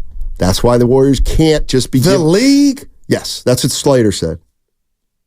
He said there's value in the Warriors' first-round picks because of the dire... Oh, here's what he wrote. There's value in the Warriors' first-round picks because of the dire post-Curry era. In other words, if you're another team, you want to get a 2026 pick from the Warriors because the thought is Curry won't be playing or won't be playing as well, and the Warriors could be on a dry spell. Yeah, and they're trying to go for the kill shot. Exactly. You know, the others trying to get those, but we'll see how that plays out. But bottom line is I'm going to, on this day today, Stanya, on this lovely Wednesday, we're looking at the roster. I don't know what to make. I'm not saying they can't qualify for the playoffs, but I am confident in saying if this is the help he has, I don't think they can win it all. And hopefully I'm shocked. So hopefully something happens down the line with marketing. They went big game hunting for Paul George, and I just really went to bed thinking they might be able to pull it off. So I'm better now, but we'll see, man. You went to bed last night? No. They thought they could pull it off? That, yeah, that whole I got news week for you. Yeah, the Paul lab. George is in Philly. That ship has sailed. Wearing number 8. Did you hear him on his podcast say, I told Ballmer I wanted the Kawhi deal. Give me the exact deal Kawhi had. Right. And they didn't do it. Maybe because Kawhi's healthy. Oh, check that. This dude's he is the new Tin Man. What made your ass go to Vegas when you couldn't finish the season? Bonte sends me a video Friday night late of he looks hurt. Ha. And he's home. Why would you pick George? Why would you pick Kawhi over George? I don't get it. From the medicals. Kawhi's the one you should have said night. When he plays, he's great. Yeah. Guess what? He doesn't play at the end. Yeah. And his ass is coming home I feel bad for him. It's a wrap for Kawhi as we know him. Paul George has missed 36% of his team's games the last 5 years. What did he play last year? Doesn't matter. Oh, wait. What did DeAnthony Melton play last year? For all those Panji is worried about that back issue he has. It's chronic. Shout out Dr. Dre. Dr. Dre. I knew that was coming. Oh, fuck. Everybody knew. It's a chronic. The weed reference. Rob in San Bruno. Rob. It's like, why you don't call us enough, man? You know why? Because he knows he'll make you mad with this take. Okay, what's up, Rob? How you doing? Rob, tell it like it is, please. This Thank you. Guy, man. What's happening, y'all? Hey, look, man. Warrior fans need to accept it. Wow. All right? The run is over, and that's fine. It's over. It's fine. You're right. If I'd have told y'all in year 2001, I met y'all in 2000, I said the Warriors would win 4 championships and go to about 6-7 finals. You ought to laugh me off the whistle off the stadium. So look, man, they won it. You know what I'm saying? But it's back to the lottery. It is what it is. They don't want to win. If they wanted to win, they'd have spent the money. They're doing what the Miami Heat been doing when they had Dwayne Wade. What they're doing is they're going to hope Curry stick around, and they're just going to put minimum pieces around them and just keep the money flowing. That's all it's about. But Rob, as a fan, it sounds like you're at peace with if that day does come, they have to move Steph. You understand it. I've been watching sports for a long time. I've been a very sports fan for a long time. I understand the business. Yeah, but when I was a kid, I got emotional about it. But I don't really get emotional about it because I know it. But it's over. We had a great run. It was great. We gonna look about it. We can talk about it and say this and that. But it's over. Teams get better. The Chicago Bulls had to give it up. The Spurs had to give it up. The Miami Heat, the Lakers, the 80s, the 2000 Lakers, the Kobe Lakers. I mean, it happens. So just enjoy Steph while he's here, and let's stop bashing Klay, talking about he's disrupting for it. No, it's over. Just enjoy it. Now, to me, they're a 35-36 win team next year. I don't think they're a playoff team. It's just me because I think the West is too good. I think it's 8 teams is better than them in going into the West right now. 8 teams, so they got to fight for 9 and 10th, and you gotta hope Steph Curry can stay healthy because he's gonna miss about 10 to 15 games a year. And you know Draymond, he ready to punch somebody in the face. You know him. Last time Klay wasn't here, and he said he didn't want to play basketball no more. Yeah. It wasn't fun. It wasn't winning. So you got to worry about that with Draymond. He's not going to always be in there. The Warriors put their hopes and dreams into Draymond Green. You know what I'm saying? Steph Curry, I mean, you know Steph ready to go. You heard his comments yesterday. You know he ready to split. Oh. Yeah, thanks, Rob. What comments is he ready to split? Well, things change quickly in this league. Well, he also we brought that up at the summit. And we talked about what's that? I feel like he wasn't calling his shot, but letting you know. Oh, he's setting the table. He knows. Oh, he's setting the table. Yeah, but does anything strike in what Rob said? Rob said, "I've been watching sports my entire life." Right. That's like you, right? Why does Rob get it, but you don't? I get it, but I don't want to see it. You know what I mean? So I'm kind of operating in denial that it doesn't get to that point. But that's why I'm more heartbroken than in the past with what I perceived Paul George to represent to me as a Warrior fan. And I believe a lot of the fans was they got action. Rob is right. They may not win another one, but you put Draymond, Paul George, and Steph Curry on the same court. Stotty, I think that team is 4 times better than the one is currently constructed. Oh, so it's a fun watch. They didn't get it. No so doubt. how long are we going to talk about to Paul Larry George? Market, and now we shift to him. I guess, but you're going to have to play that waiting game with Markkanen. I think you are. 888. Oh no, don't worry about it because we got Ben Golliver, Washington Post. He is in Vegas covering the Olympic team. He works for the Washington Post. He's going to be joining us courtesy of the River Islands guest line. So we got Ben Golliver. He's money. Yep. He's an excellent NBA writer. He's been talking to Curry. He's talking to Steve Kerr. It's going to be interesting on the other side to get some input from him. He is down there, etc. And you're a little upset with who's replacing Kawhi. Man, we can tie it? Yeah. We'll save it. Yeah, okay. We'll save it. What's coming up on the game is presented by Fremont Bank, celebrating 60 years of full-service banking with no compromises.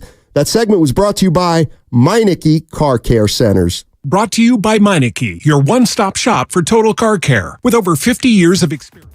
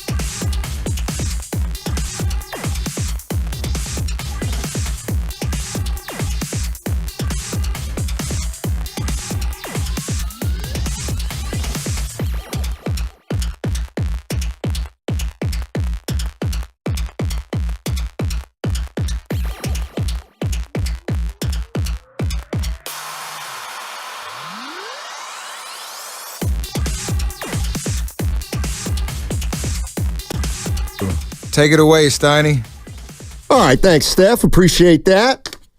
All guests on the 95.7 The Game appear courtesy of the River Islands guest line. Isn't it time for you to discover the islands? River Islands in Lathrop. Let's welcome in Ben Golliver of the Washington Post. He is in Vegas covering the U.S. Olympic team. Ben, thank you so much for joining us. Really appreciate it. Oh, my pleasure. How's it going?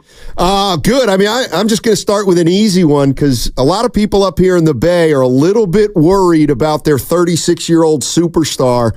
How has Steph Curry looked so far to your eye? Well, one thing we always get out of these USA basketball camps are the stories about the guys who are setting the tone, kind of working the hardest, letting all the younger guys know how they need to commit to the sport. And almost after every single training camp practice this week, Steph's been going through that crazy shooting routine he has, going for a half an hour, just swish, swish, swish. You got all these onlookers just, jaws on the floor, getting a chance to see what you guys see up there in the Bay Area all the time. So he looks pretty good to me. I mean, certainly he's doing better than Kevin Durant, who had the calf strain right off the top, and Kawhi Leonard, who had to, withdraw from the team today because of his ongoing knee issues. So I think he's going to be one of the faces of this group. Him, LeBron, and KD clearly are the core trio that they built this whole team around. I think he's going to get a lot of touches, a lot of shots. There's been some talk about using him in a little bit more of a catch and shoot role because they got that shorter 3-point line overseas, and he's just going to be able to snipe with the ball in LeBron's hands. So I think we're in for a show starting tonight. USA versus Canada in their first showcase, and then it's going to be off to the races in Paris. Ben, let me ask you a question because I'm in denial about Steph and this Warrior team coming off a season that didn't, result in the playoffs. And I was all in on Paul George or anybody that could help Steph. They didn't get Paul George. When you look at him now, Ben, how big of a difference do you think it is had they got Paul George? Which you said, you know what? I think they're a top 5 team in the West as opposed to what they are now without making that deal. Look, I think anybody who avoided paying Paul George $200+ million is a winner, just flat out. I think when you're at that stage of his career, you look at the level of playoff success that he's had, especially over these last 3 years, there just really hasn't been any of it to speak of. And I don't think you want that third contract clogging up your books. It was obviously emotionally very difficult for everybody involved to lose Klay Thompson. You could see it on Steve Kerr's face. And you could really see it on, Steph Curry's face. I mean, when he was talking about USA basketball and then the subject of Klay Thompson came up, like his whole body language changed, his face changed. I mean, you could tell he was still kind of hurting from that departure, understandably so after so many years together, right? But when you're looking at this new cap economics, I think it's foolish to have 3 really big salaries on your books simultaneously. You got to avoid that scenario. It's the kind of thing that really cooked the Lakers a couple years ago when they got Russell Westbrook. And I think even though it was emotionally difficult to move on from Klay Thompson, I think it's going to make more sense here over the next couple of seasons as you try to retool or as you try to chase another guy like a Lauri Markkanen or whoever it might be, to have a little bit more flexibility. I just think that's the way the league is trending. You can't have the big 3 salaries. And I think for Golden State and for Steph Curry himself, even though it's tough here in the short term, and I really don't see this being a team that's like a top 4 team in the Western Conference next year at all, I think it's going to wind up making better use of his last couple of years here by being able to have that flexibility and chase somebody else big. Ben Golliver joining us on 95.7 The Game, courtesy of the River Islands guest line.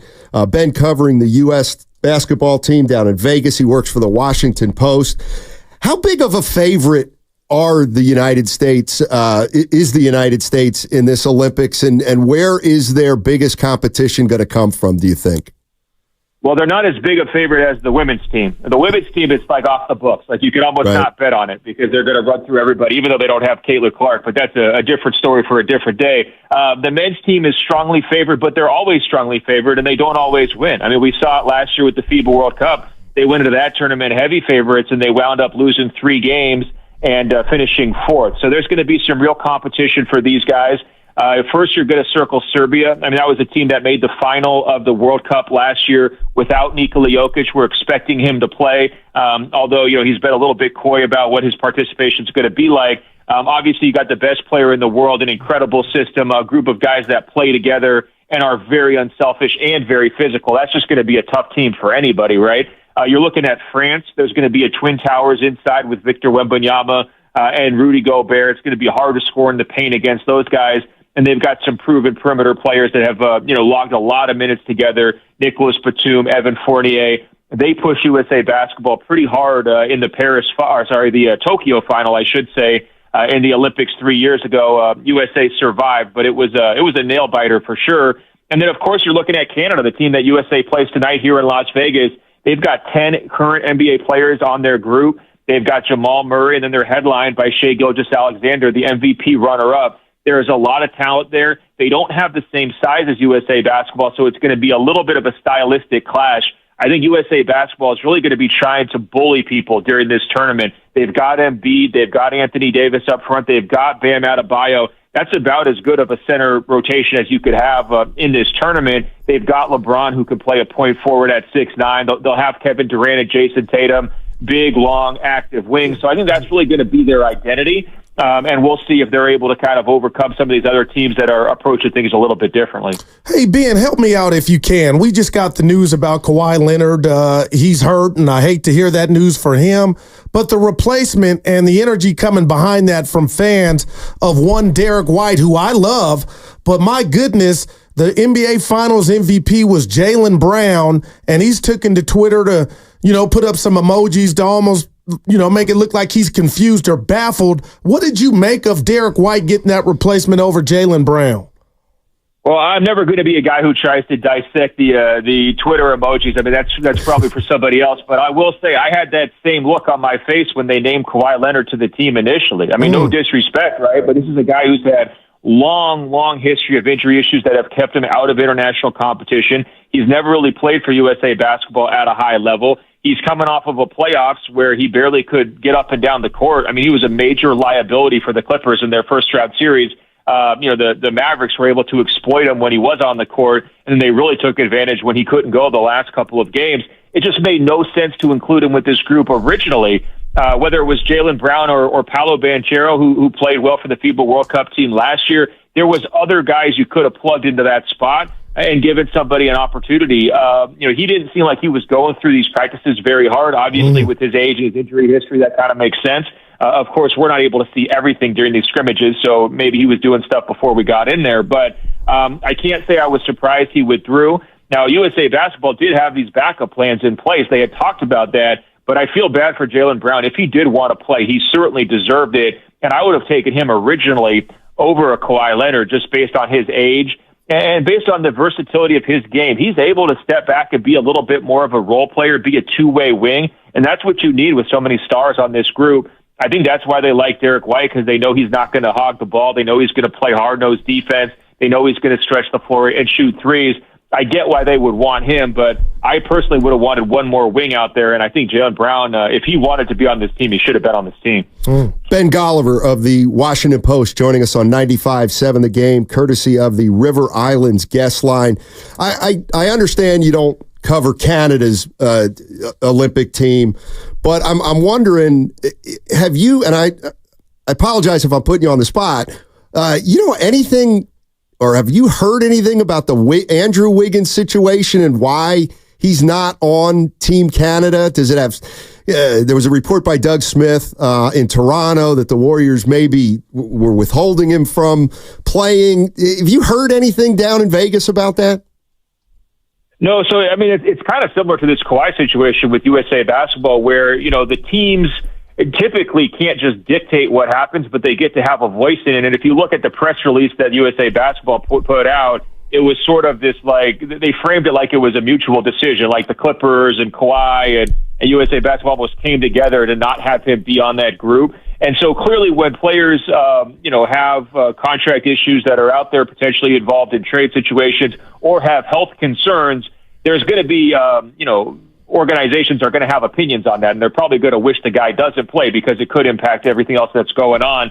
I was surprised to see that it wound up changing course for Canada, with respect to Wiggins, because, I generally think if guys want to play, they should be able to play. Canada, they have a really interesting identity. I mean, they're a really scrappy group. Like Dylan Brooks is kind of the heart and soul of that team. They really get after it. Obviously, Shea plays hard all the time, has a chip on his shoulder. So that's kind of their group. And you just look, how Wiggins has played here the last year. Like, that really hasn't been who he's been, right? So is it this massive loss for Canada going into this tournament? I'm not sure I would say that, but if he wanted to play again, I think he should have been able to play just like anybody else. Love it. Ben, the Warriors got 2 young players on the select team practicing with Team USA, Brandon Pajimski and Trace Jackson Davis. Have you seen anything that jumped out to you about their performance thus far?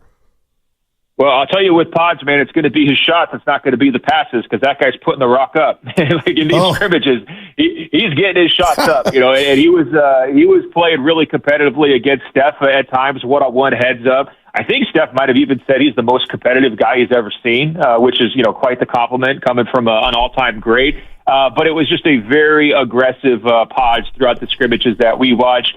With Jackson Davis, I really couldn't say too much other than that's a tough job, and I think he deserves, kind of like a Purple Heart for signing up for it, because going in there in the paint against Embiid, Davis, Bam Adebayo, where the USA is really trying to establish itself down low, and Embiid's getting all this contact. There was actually one situation where Embiid, unfortunately hit Pods in the face and kind of knocked him out of a scrimmage for a little bit. So he's out there, trying to play like an MVP, trying to assert himself in the middle. That's a tough thing to sign up for during the summer. So give that guy some brownie points, Hey Ben, let me ask you this: have you, I know you've covered the league for a long time. I'm looking at this Olympic team and specifically to Steph Curry, but I see Durant, Steph Curry, Drew Holiday, LeBron James.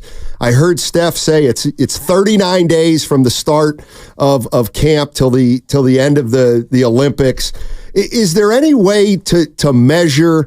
Or is there any history on the older type players who've played in the Olympics and then what happens the following season? Well, I would say this. I don't think USA Basketball's ever had a core trio as old as this trio, right? I mean, because we haven't seen somebody like LeBron play until his age 40 season. We haven't seen somebody like Steph be this effective at his size this late in his career. We haven't seen somebody come back from this injury that Kevin Durant had during the 2019 finals and sustain high-level play for a full half-decade afterwards. Like, all this stuff is unprecedented, right? So I think we're kind of going into the great unknown. In terms of sort of easing those concerns, here's what I would say. I mean, they're going to have a good time in Paris, right? Like, Steve Kerr made the joke, we're not going to be playing 36 holes of golf on game day like Chuck Daly and Michael Jordan did, back in 1992. But it really boils down to they're going to play 6 games in the Olympics, right? And they're going to have a couple of wins within that the opening round that you're not going to have to worry too much about. So they're ultimately really going to play 4 games that matter over that 39-day period. Now, of course, everyone wants them to go 11-0, including these exhibition games they have to play. And if they don't, they're going to hear about it. But what we're really talking about is 4 games over the course of a month. And they're not even 48-minute games. They're 40-minute games, right? So I'm not super worried about the wear and tear. Everybody seemed to be just in an excellent mood, especially LeBron and Steph. They kept talking about how they were excited to spend time with each other off the court, something they've really never gotten to do in an extended stretch throughout their careers.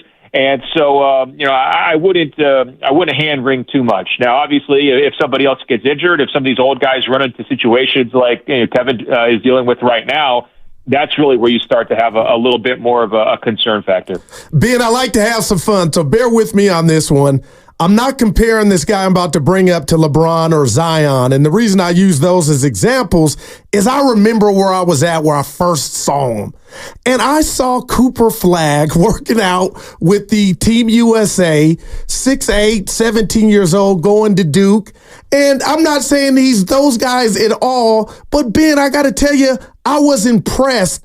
What did you get to see him, and what did you make of what you saw from Cooper Flagg? Because I'm excited to see him play at Duke. Oh, as well you should be. I mean, I think you guys know I'm not a hyperbole guy. Hopefully you get that sense. I think he's the best American high school prospect since Kevin Durant, period. And you look at it, KD was a better scorer at that age, but I think Cooper is a more well-rounded, more polished player. He just has no weaknesses. I got a chance to spend a little bit of time with him back in April, and he was just phenomenal against guys his age. And the question to me was, okay, well, you put him, in the ACC, because he's not this like naturally born alpha scorer, is he going to wind up getting lost in the shuffle a little bit? And we saw during that practice that you're talking about, those scrimmages against the Dream Team, this current USA basketball team. I mean, he wasn't getting lost at all. He was taking over that scrimmage. I think he had 11 points in about 4 minutes. He had a three-pointer, sidestep three-pointer right in Anthony Davis's face. He's finishing in traffic over Bam Adebayo. But the most impressive part about him is this guy can guard 1 to 4. He gets isolated on Steph Curry on the perimeter. How many NBA guys do you see that their feet start getting happy, right? They start dancing. They start getting nervous because Steph's going to put them in the blender. Cooper trusts his feet. He's super quick. He's got great instincts. I mean, he's guarding ball handlers who are dribbling the ball up the court, and then he's guarding Anthony Davis on the block. I mean, he's just a very, very, very complete player, well ahead of his schedule. And I'm not sure everybody knows this about him.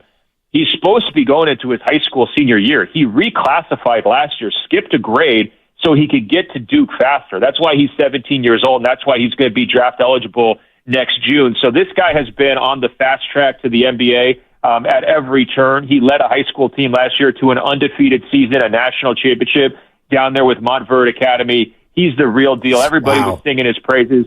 Evan Durant was saying he plays like a vet already, and he's 17. So I was kind of telling people this is going to be like one of those fishing stories, being in the gym, watching him go against USA basketball. Right. If he turns into the kind of player that we're expecting, which is, number 1 pick, perennial all-star, maybe a Hall of Famer one day, everyone's going to say, I remember seeing Cooper Flag put up 40 on LeBron with the Team USA, and it was 130 degrees in Las Vegas. Like, it's going to get one of those, myth-type making situations because that's how good he was the other day. And, it was unanimous. I mean, people were saying he's the best guy on the select team, and he's 4, 5, 6 years younger than a lot of his teammates. Wow. Yeah, I wonder if he'll play more than 7 games at Duke, which I think is what Kyrie played the 1 year he was there, right? Something like that. I was like, I hope he doesn't get mad I'm asking about this kid, but good God, I'm glad I did. He is the real deal, it sounds like. Man. No, Edge, he's a gamer. Trust me. He's going to play every minute. He's going to play every minute hard. He's not trying to shut anything down. If they had said, hey, do you want to come over to Paris and take Kawhi's place, he would have been on the first thing smoking, man. Like, this kid really, really wants to win. And when I was up there in Portland, he was doing this high school tournament, and you had Danny Ainge, you had Brad Stevens, you had Masai Ujiri all sitting there on these rock-hard high school bleachers, watching this kid play for like 2 hours. You could just kind of see the drool, the saliva. They're like, oh, my God, this guy's got it, Hey, Ben, thank you so much for joining us. Really great stuff. Really appreciate it. Have fun in Vegas. Don't work too hard in Paris. All right. Sounds good, guys. Take care. Yes, sir. Ben Golliver, Washington Post, courtesy of the River Islands guest line. Isn't it time for you to discover the islands? River Islands in Lathrop. Man, Steiny, I'm excited. Well, he's not going to be a Warrior. Well, what if they tanked? Oh, yeah. What would Steph think of that? I was stealing that from Evan. What would Steph think of that? Man. They can't tank with Steph here. Not since Kevin Durant, Steiny. Boy. Just to let people in behind the scenes, like, you tend to look at me a lot, and I tend to look at you a lot, but I look to my right a lot because I got to deal with Evan. Yeah. He's so Ben Golliver, who's done something in this business, is talking about Cooper Flag and how he advanced to his senior year, and his high school team. And I just look over at I look over to Evan like, huh? And Evan's shaking his head like, yeah, get to know Cooper Flag. Like, yeah, everybody knows this about Cooper Flag. He's 17. Earn something first. He just told you he's the greatest high school prospect since Kevin Durant. What's Golliver know? Shot went up for USA. Yeah, because we're talking about all the... Dude, he looked apart, though, Steiny. Yeah. Well, not the whole part. Which is... Yeah, he's still... I thought you were going to say something like, he's like, oh, well, he locked up Curry, and you're like, yeah, well... Oh, yeah, I was waiting on that. Well, Kevin Love locked up Who Curry. Can't do that? So. He was hurt. I know, Kevin Love was hurt. He still stayed in front of him. Man, you better stop. Dude, I'm excited about this kid. So he can come out, play this year, and one and done. Wow. It sounds like that's a lock. Right. Why wouldn't you? I mean, remember, Kyrie Irving played 7 games, I think, at Duke. That's it. Then they shut him down. It's pretty incredible. Like, he's from Maine. Like, he's the greatest player. What's your point? Well, you don't typically see a lot of great athletes come out of the state of Maine, especially ones that are noticed the way that he has been. Why don't you Google that? I think you'd be surprised. No, you would know. You would already have one. Like Terry Bradshaw from Maine. There's no fight. You know what? Look up some, I'm not going to do it. Look up some great athletes from Maine, then give us hints but and see if we can figure. They won't be big to big boys. We would know. I gotta believe they got 3 athletes from Maine who will say, damn, that's pretty good. So obviously Cooper Flagg shunned the Maine Black Bears, the University of Maine. He chose not to go there. Instead, went to Duke. This list is trouble. Is it trouble? There's no chance. Is there any NBA player from Maine? No. I'm saying in the last 30 years. Google the GU. I'm going down the list of the top 50 ones. I don't think you're. Oh boy. It's just. We'll open it up to the text line. No, Evan's on it. Xfinity Mobile text line. Well, what about Ben also said, Steiny, something in my craw. I mean, man, you could have gave that to, and I love Derek White. You could have gave that to Jaylen Brown. So they took White over Brown. Yeah, but they'll probably give you an 8 on that. Well, I think that's answering your question. Well, no, White's black. Yeah, you know what I mean. So is Cooper Flagg's white. Yeah. Actually, he's clear. You know that Manute Bol used to call Chris Mullin chalk? No. Yeah, seriously. That's a 9. No, seriously. We would have heard that. No, that's a fact. Manute Bol's nickname for Chris Mullin was chalk. I wonder what Mully called Manute, because Manute was dark. Those guys were really good friends. That man. They were great friends. You talk about fan favorites, Steiny Manute. He's up there on my list. I'm sorry. He was big boy. Him and Larry Smith. He was a big, big boy. Yeah. There's no doubt about it. Just remember that picture of him standing next to Muggsy Bogues. That is, it's 2 former Warriors. Oh, yeah? Yeah, Muggsy Bogues was a Warrior. He's a locker room lawyer. He's a nice guy, right? Who? Muggsy. Yeah. What do you mean, yeah? He's all right. Great leader. You had a bad experience with him? Just one. Oh, that explains it. I sniffed it out. No, Muggsy Bogues is all right. Okay. He's all right. Yeah. Smallest guy to ever play in the league. Smaller than Spud. You're right about that. How good was Spud Webb to you? Not very. All right. Boykins. Oh, Earl. Great call by the youngster. Not from Maine. Earl Boykins is from... I want to say Tennessee. You're thinking of C.J. Watson. Mm-hmm. Yeah. I'll tell you what. We got to go, dude. We got to go. What time is it? 11:30? You ever heard of Jack Combs? I didn't. I've never heard of him. I pitched in 1906. I thought you might know him. That's old.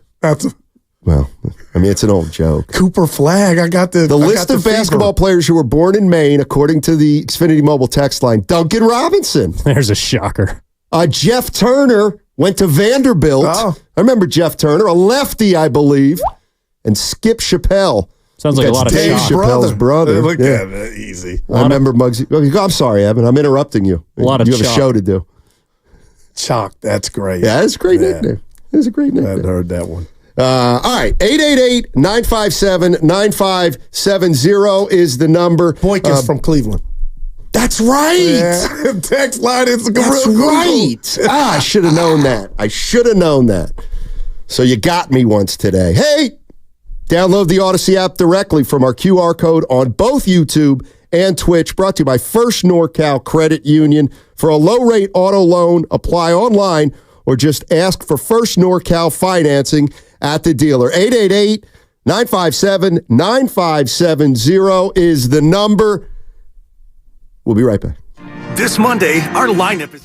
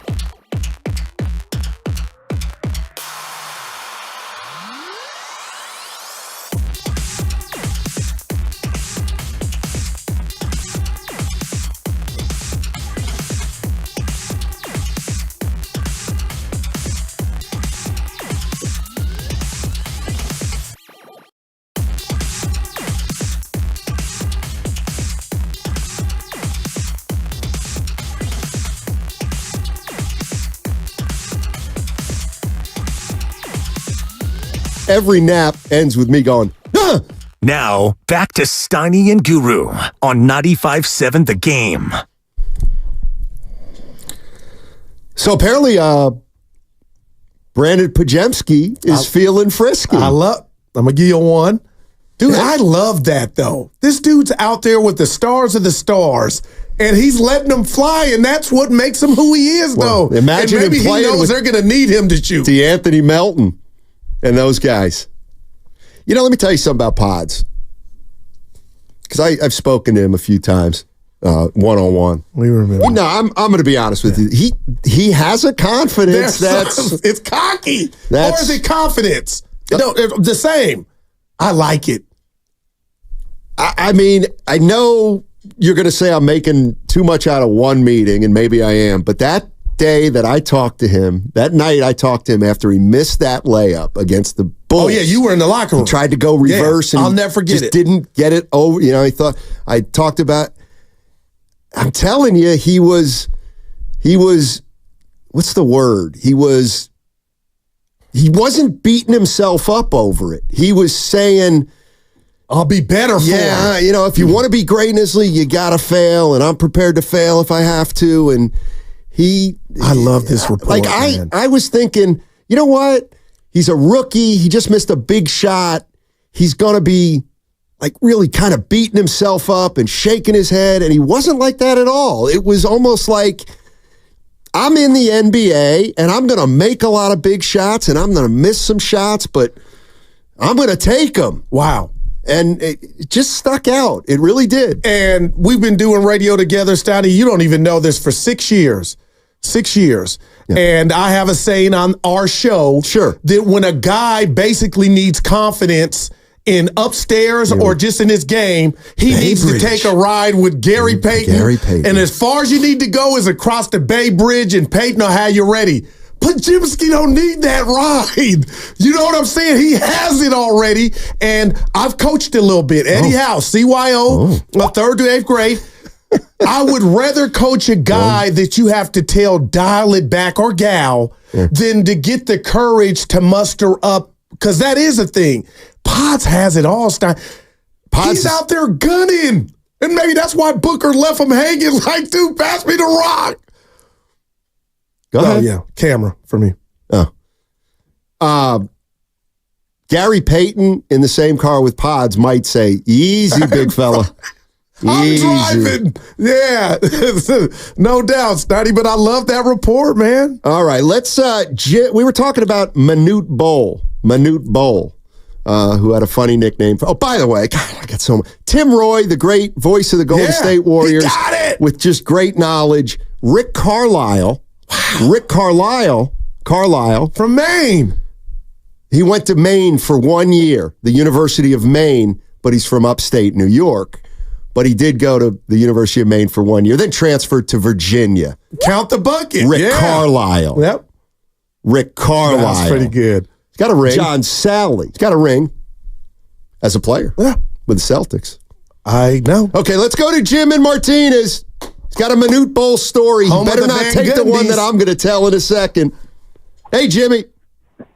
Hey, guys. You guys are cracking me up as usual. You know, I've been to a lot of Warrior games. You know, I've never been a season ticket holder. But, I mean, I was at the Sleepy Floyd game. Kids, look it up. Exactly. You know, I've been to, closeout games. But Manute Bol, my friend had season tickets at half court, like the second row. And I took my wife. This was when Manute was playing, obviously. And you guys may not get a kick out of this, but you guys were talking. I just had to call you. And I go, so we go there. We get his tickets. We're sitting at the game. Manute comes in that stride where he looks like kind of like an elegant giraffe coming up. You know, it doesn't look like he's moving fast, but he gets up the court. They throw him the ball, and he shoots a three. Nothing but net. He goes back. A minute later, he comes down. They throw him the ball. Shoots a three. Nothing but net. Same thing, 3 3-pointers in a row, and my wife turns and looks at me and goes, wow, that tall guy sure can't shoot. There you go.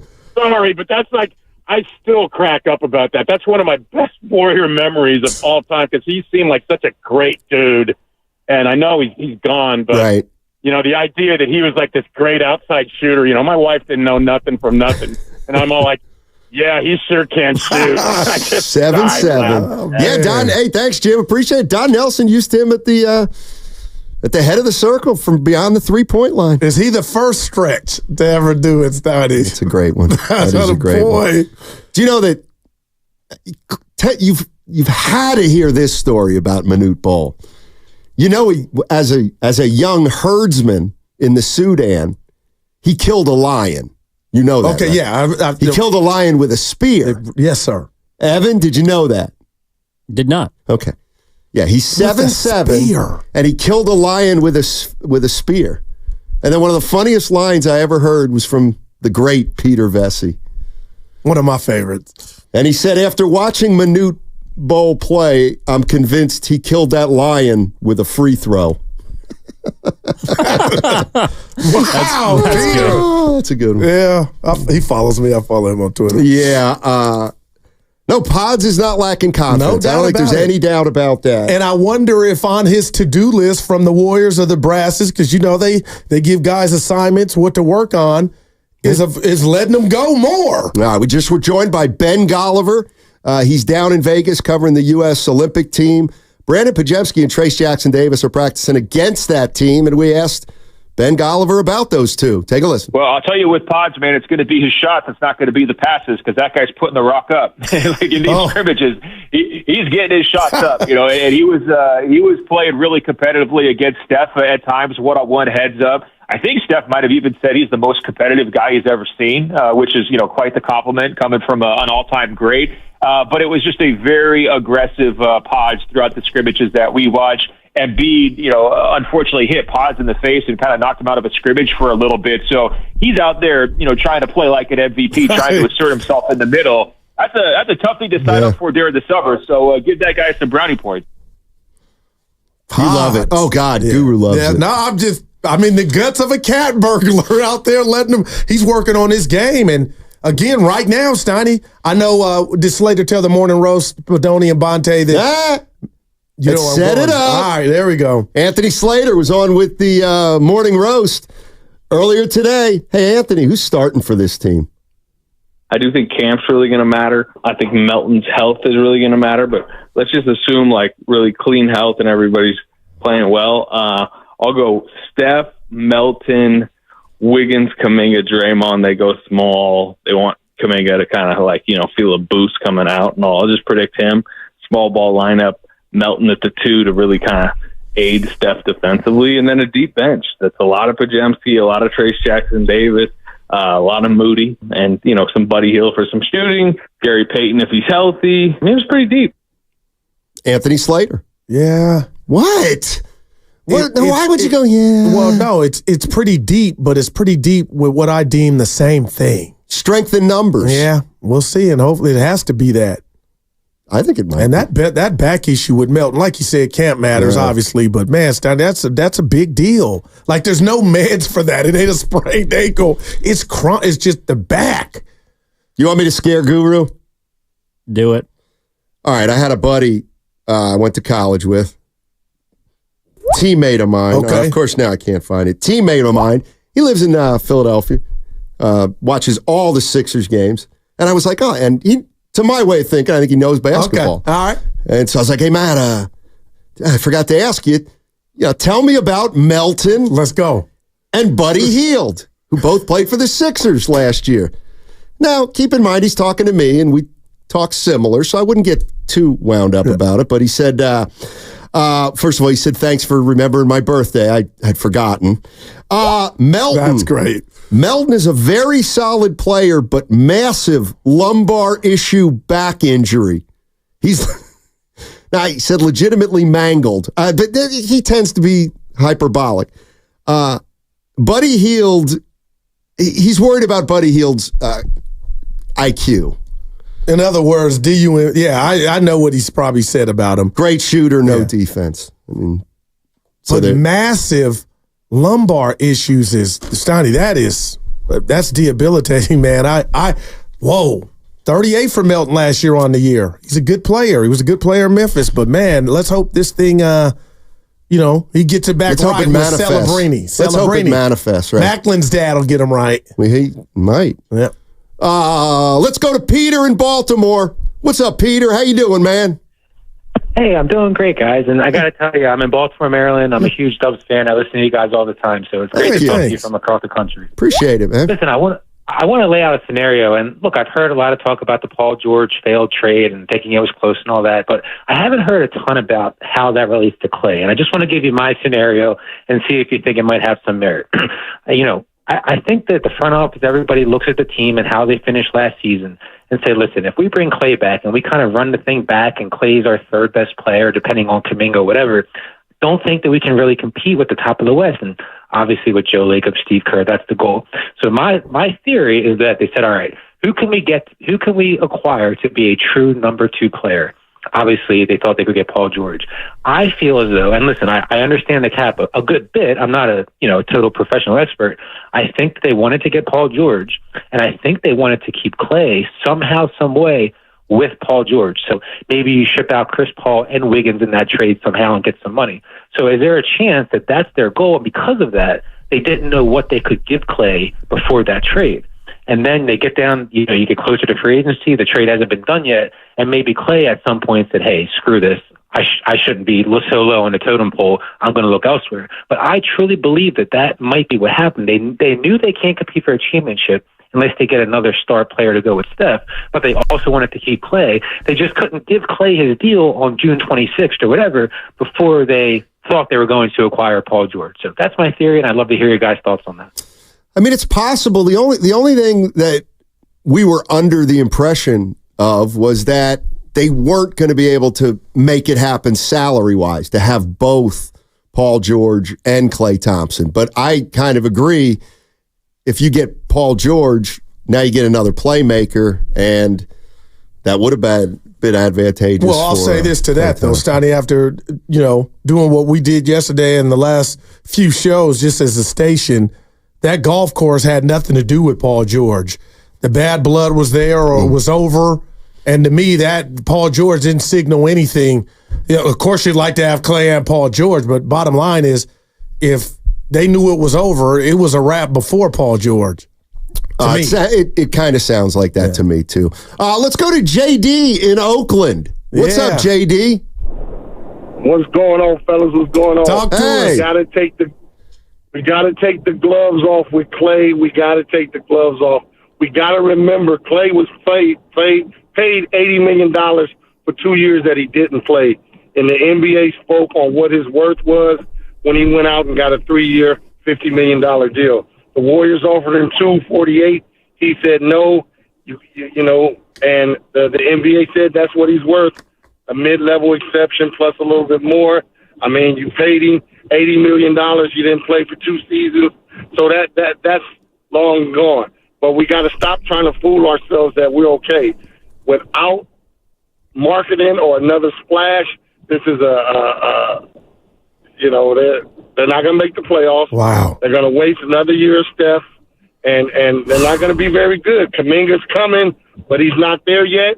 And Porzingis, once you start game planning for Porzingis, now you're going to see all of his deficiencies. You mean Pajemski? Come on. Pajemski.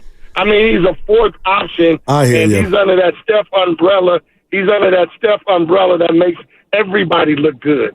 Now, once he comes from under that umbrella, it's going to go hot for him.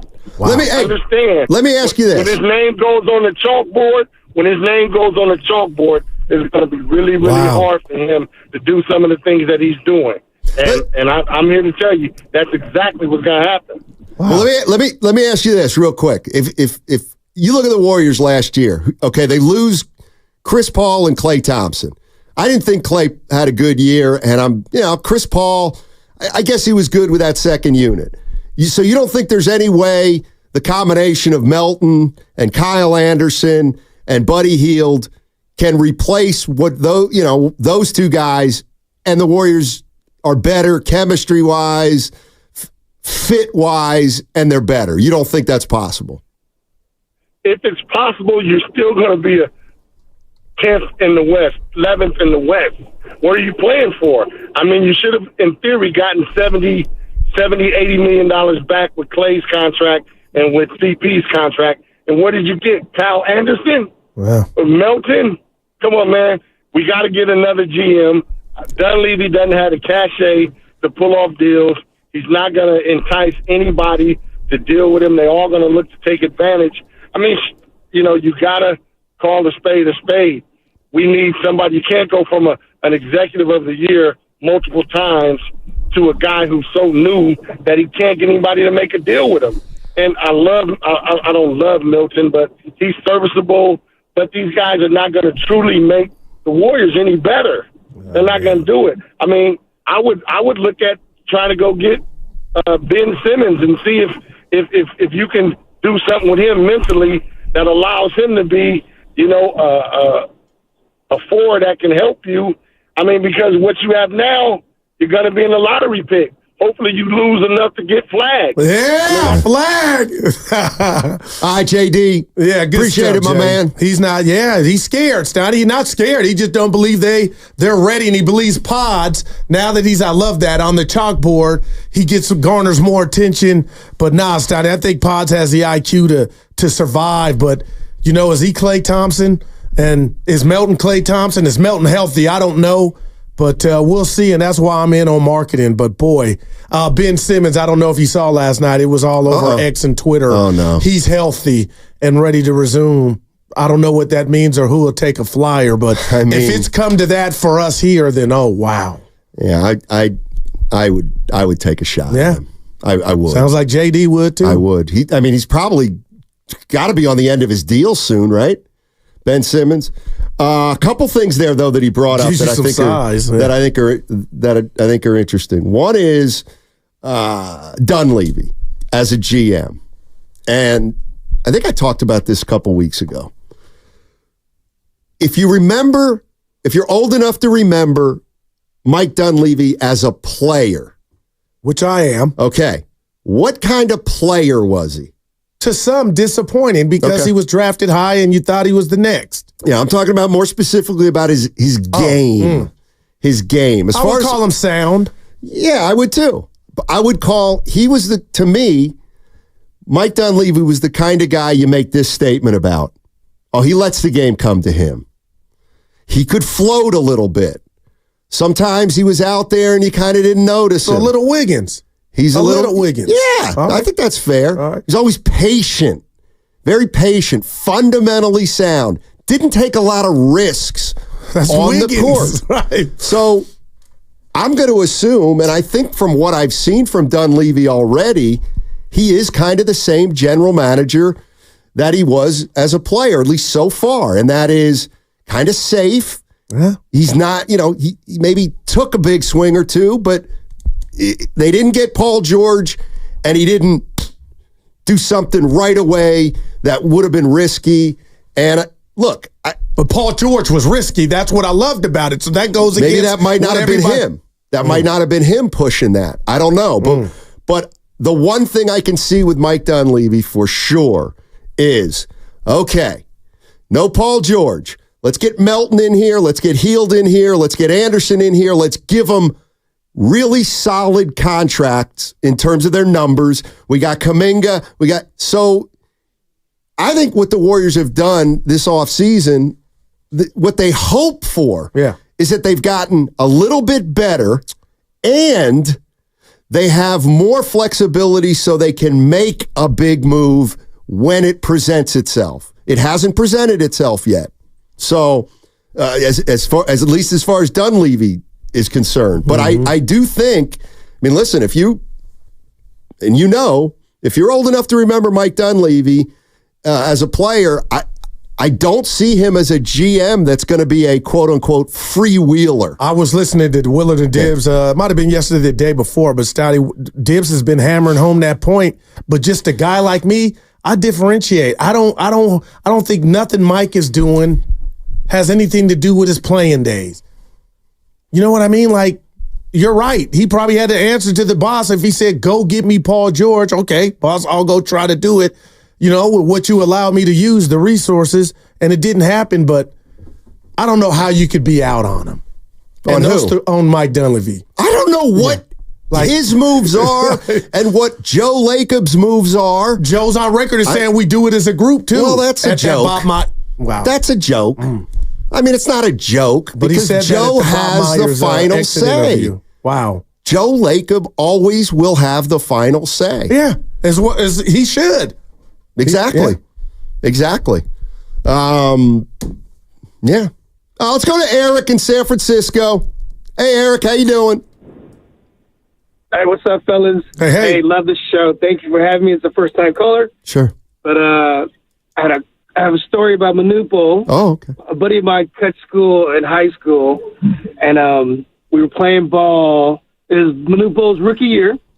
We were playing ball in Bay Farm Island back in the day. Oh, I know where that is. And we were shooting around. Oh, yeah. So we're shooting around, and this tall dude walks up to us. We didn't know who he was. And he was like, couldn't speak English too well, and he's like, can I shoot? I was like, yeah. So we started picking up, and he couldn't miss. I was like, what the hell? And so he says, let's play 21. So we played 21, and we couldn't get a shot off. And he was just smiling at us the whole time. And then he walks away. He goes, nice meeting you. I was like, yeah, that dude is hella good. And that was my, impression of Manute Bol. Thank you for having me, fellas. Yeah, sure. I wanted him to, when you realize who it was. Well, how do you not know? But it sounds like they didn't know. You could have been Manute's first friend. Tickets. I just said, hey, don't I say you're always what looking you're for a handout, now, aren't you? See, that I'm not. I'm just, I would have milked it a little bit. Hey, Manute, knew it down. Yeah. Sounds like they didn't know it was Manute. Here's what I don't understand. I just bring up, I don't say I'm right. I don't say this is gospel. Oh. I say, if you remember Mike Dunleavy as a player, this is the way he was. And, maybe that's the way he's going to be as a GM. And you go, no. And you go, well, I don't think there's any correlation between him as a player and as a GM. I'm just saying. Like, you came down my road. I thought it was unfair. No, I think when anybody brings up that comp, it doesn't put Mike in a great light. You know what? We can talk about that on the other side. That's why I was just trying not to defend him. I just took that like, man, the embryo, it's just here. Right? He's just new to the gig. But when you bring in his whole career, I feel like he loses in that. And that's what that's why they bring that up. All right. Yeah. All right. Okay. I don't think it's fair. That's all. That's different. 888-957-9570 is the number. I'll tell you what.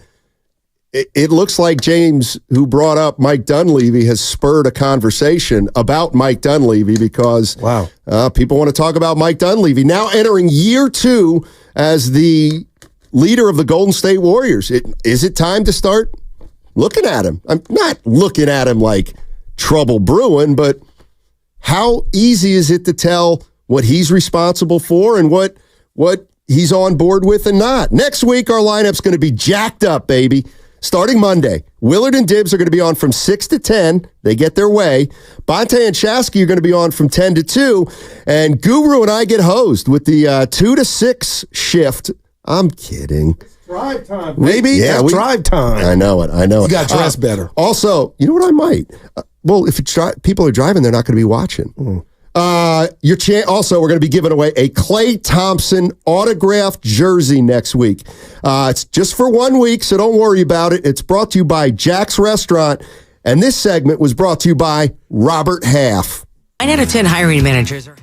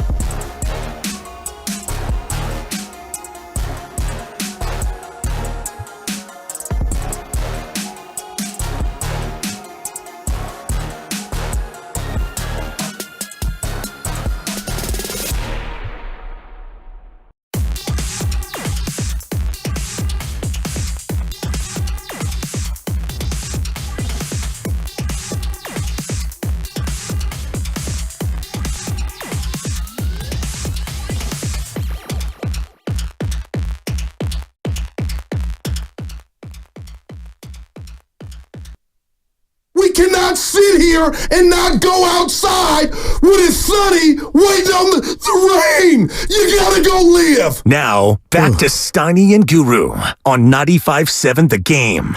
Delete that for me, will you, Evan? Sounds like an angry man. That's like the guy who I'm like hates his nickname and says, don't call me that anymore. Guaranteed to Who's stick. ever hated their nickname? Pete Franklin gave me this. This wasn't self-anointed. Who's ever hated their nickname?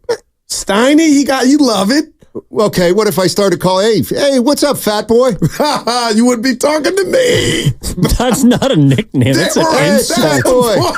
That's not a nickname. That's an insult. Well, hey, that's Baldy. what I'm saying. What if somebody's losing their hair? Hey, Baldy. That's what I'm saying. That's not. Hey, don't call me fat boy. We're talking guess about what? They're going to be calling you like fat boy. Deion Sanders prime time. Like that stuff. The chef. Well, if you call him like Mr. Stay Puff or Pillsbury Doughboy, that's different. E-Dog. That's original. It don't matter if he's my E-Dog. I got a question for Warrior fans. Before you ask it, Steiny, real quick, tonight at Chase Center, 7 p.m. Tickets are available at Warriors.com. The California Classic, Warriors versus Kings for the, get this, Mitch Richmond California Cup Championship Trophy. And Pods and TJD. He'll 20 shots for him tonight in this game. At least. All right, for Pods. We lost the caller while you were doing Raymond Ritter's bidding. Where's the show? We love the callers, but it's not gasoline to the show. Well, people want it. I hear that sometimes. What? They want to hear us. Well, sometimes we're like Ross Perot's vice president. We're just out of ammunition. We don't have a lot to go for anymore. Evan's like, who? Pajemski's got ammo. Boy, he probably heard they needed a number 2 score. Yeah, boy, he's vying for it. No, the one thing I got a stumper for Warrior fans about Mike Dunleavy Jr. Give it to the GM. What do we know? What do we know about Mike Dunleavy 1 year in to his tenure running the Golden State Warriors? Nothing. It's been essentially a year. I'm gonna say nothing. What do we know? I'm going to disagree with that. All right. I'm saying I'm waiting. Okay, you ready? Yep. And you're going to say, "Oh, that's right, Steiny. Guess what? I answered too quickly without thinking." It looks like he had a pretty good draft. So maybe we're looking at a GM that's got a good eye for young talent. That's possible. I can't take that from you. Thank you. But it goes back to what you just said before the break about Lakeup. Mm-hmm. I mean, he had said this at that Bob Myers, goodbye presser, Steiny. We're a group. So I'm just saying I won't rob any GM of getting the credit for the picks panning out, especially TJD and Pods. But we don't know who's all involved in that. Well, I got a million questions about this because, okay, Mike Dunleavy's been the general manager for a year. How do you think about the job that he took?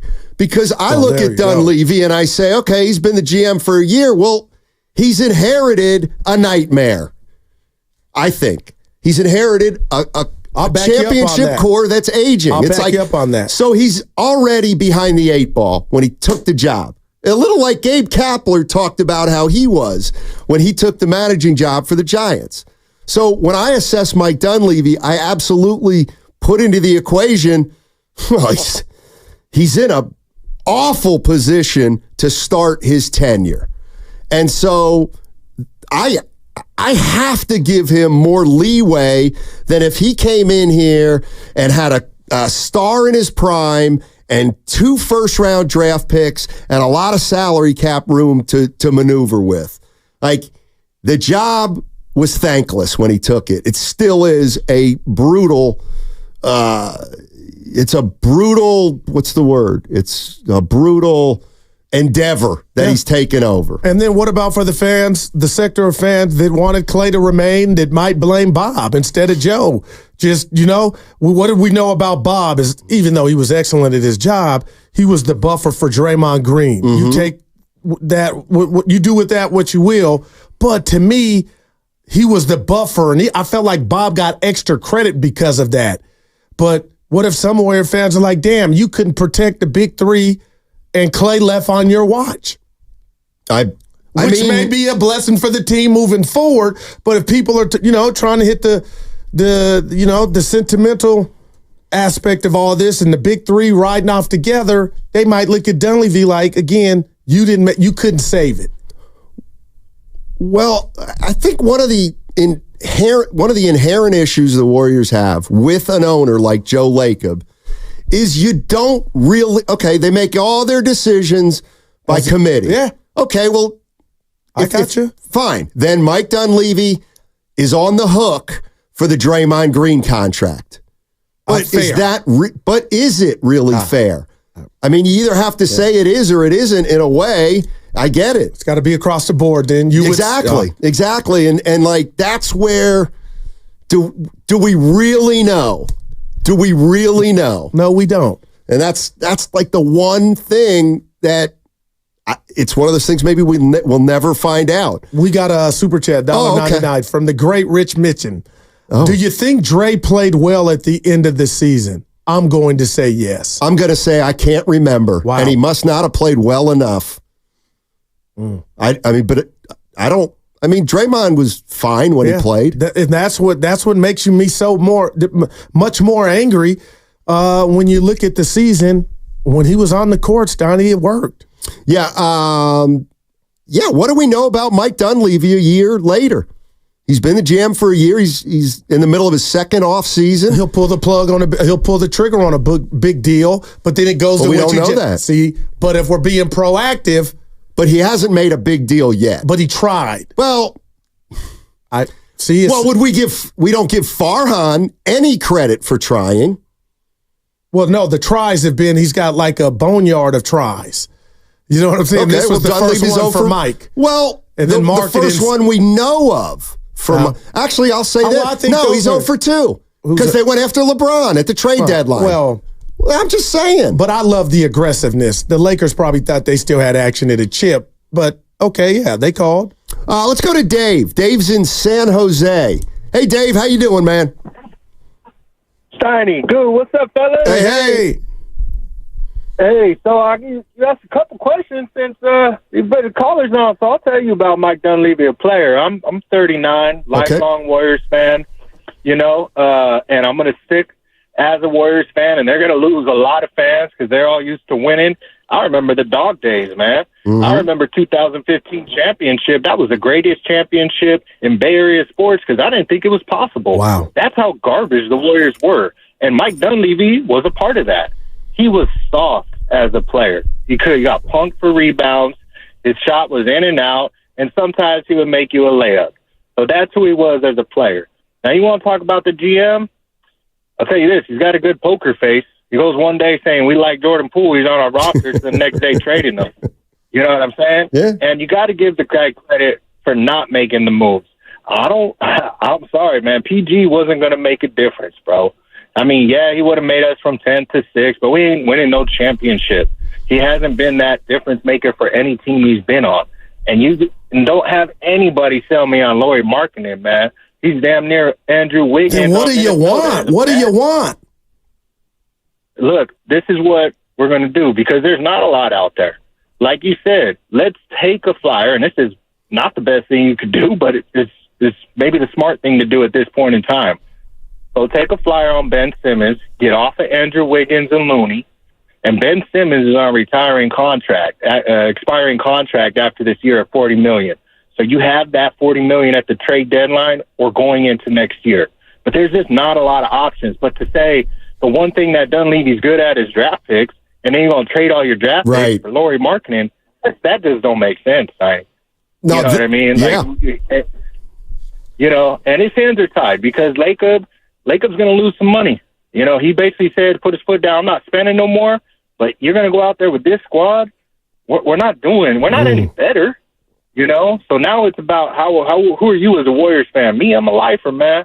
Shout out to Klay. Man, Super I spent $50 on CSN BA for his first game back. $50. I canceled it next week just to watch his first game back. The only good thing about him going to another team is Jersey's going to be 50% off, so I'm going to load up. HOF. Well, there you go. Thanks, Dave. Appreciate it. Yep. A couple things. We just had Dave was sad. We had Ben Golliver on.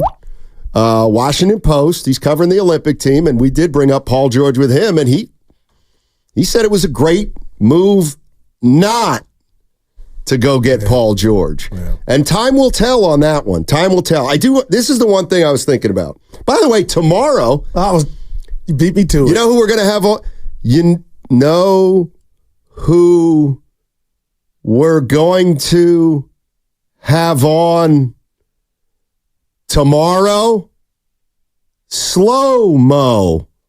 Kyle Anderson. We'll give you a 2 for I'm all over it. Kyle Anderson joining us tomorrow at 10:20. 10:20. Early. Can I ask a logical question? Right after Steve Kerr joins Willard and Dibbs later today. Well, that's not right after. That's the day later. 12 hours, something like that, yeah. Kind of like he's a day late and $1 short sometimes. Our Evan is. Okay, so cool. Yeah, you know what's not cool before you get to that? Don't come down my road right now. I'm not having it. No, the fat boy. That wasn't directed at me. No, it was not. Yeah, but the people think I'm fighting for my life. I'm fighting for my life. I had to bring that up. Boy, Evan. Go ahead, baby. Okay. Isn't this possible? Mike Dunleavy and Joe Lacob sit down with Steph Curry at the end of the season. Yeah. And say, Steph, let's talk about some stuff. Okay, let's do this. Let's do it. Yep. Okay. Steph, you've been in the league 15 years. You know how this league works. You know where we've been, and you know where we are. Okay? We are going to try to get you a running mate. Okay? I love it. We're going to try to get you a running mate. But Steph, you know, because you've been in this league 15 years, you cannot always get what you want. We're going to try to get you a running mate. Short of that, we are going to try to upgrade around the margins. And while we're doing that, we are going to get our salary cap structure in order so that in a year's time, or even when the season starts, if we haven't gotten you that running mate, because you can't always get what you want, we are going to create a situation this summer that will allow us to give us the chance to get you a running mate with better and better odds over the course of a season, so that next season, if we can't do it this year, we'll be in a much better spot to pull it off next year. Because again, Steph, you know that where we are right now, salary-wise, it's a long shot. Next year, next offseason, or maybe even at the trade deadline, or maybe even in December, we'll have a better shot strategically to get you your guy. Can you work with us? I can, Joe, but on August 6th, I want my 61 M's. Of course. Okay. Of course. Yeah. But because that could keep him fed. Like, of course. Right. But then I also say, but then, you don't get the no trade clause. Yeah. Whoa, man. Whoa. Like, I don't want to see him in another uniform. I just hate the thought, but I understand that people are looking around like, holy hell. I can't get mad at people getting to that point of, if you want to do what's best for both parties, if this is the worst case scenario, Steph would be trading him. He would be in another uniform. Like, who was the call earlier? Like, that was real. I felt that. Like, nobody wants that to happen. Rob from San Bruno. But that's what I think Mike and Joe are up at night, and Kirk not sleeping because they're trying to avoid that. But now here, I got to throw this to you. You're going to laugh because I'm not this guy. This Cooper Flag thing, Steiny, I'm over here shaking, man. Like I know, but what if he were to come out after a year? Like, don't tell me teams don't have their, oh boy. You know what I'm saying?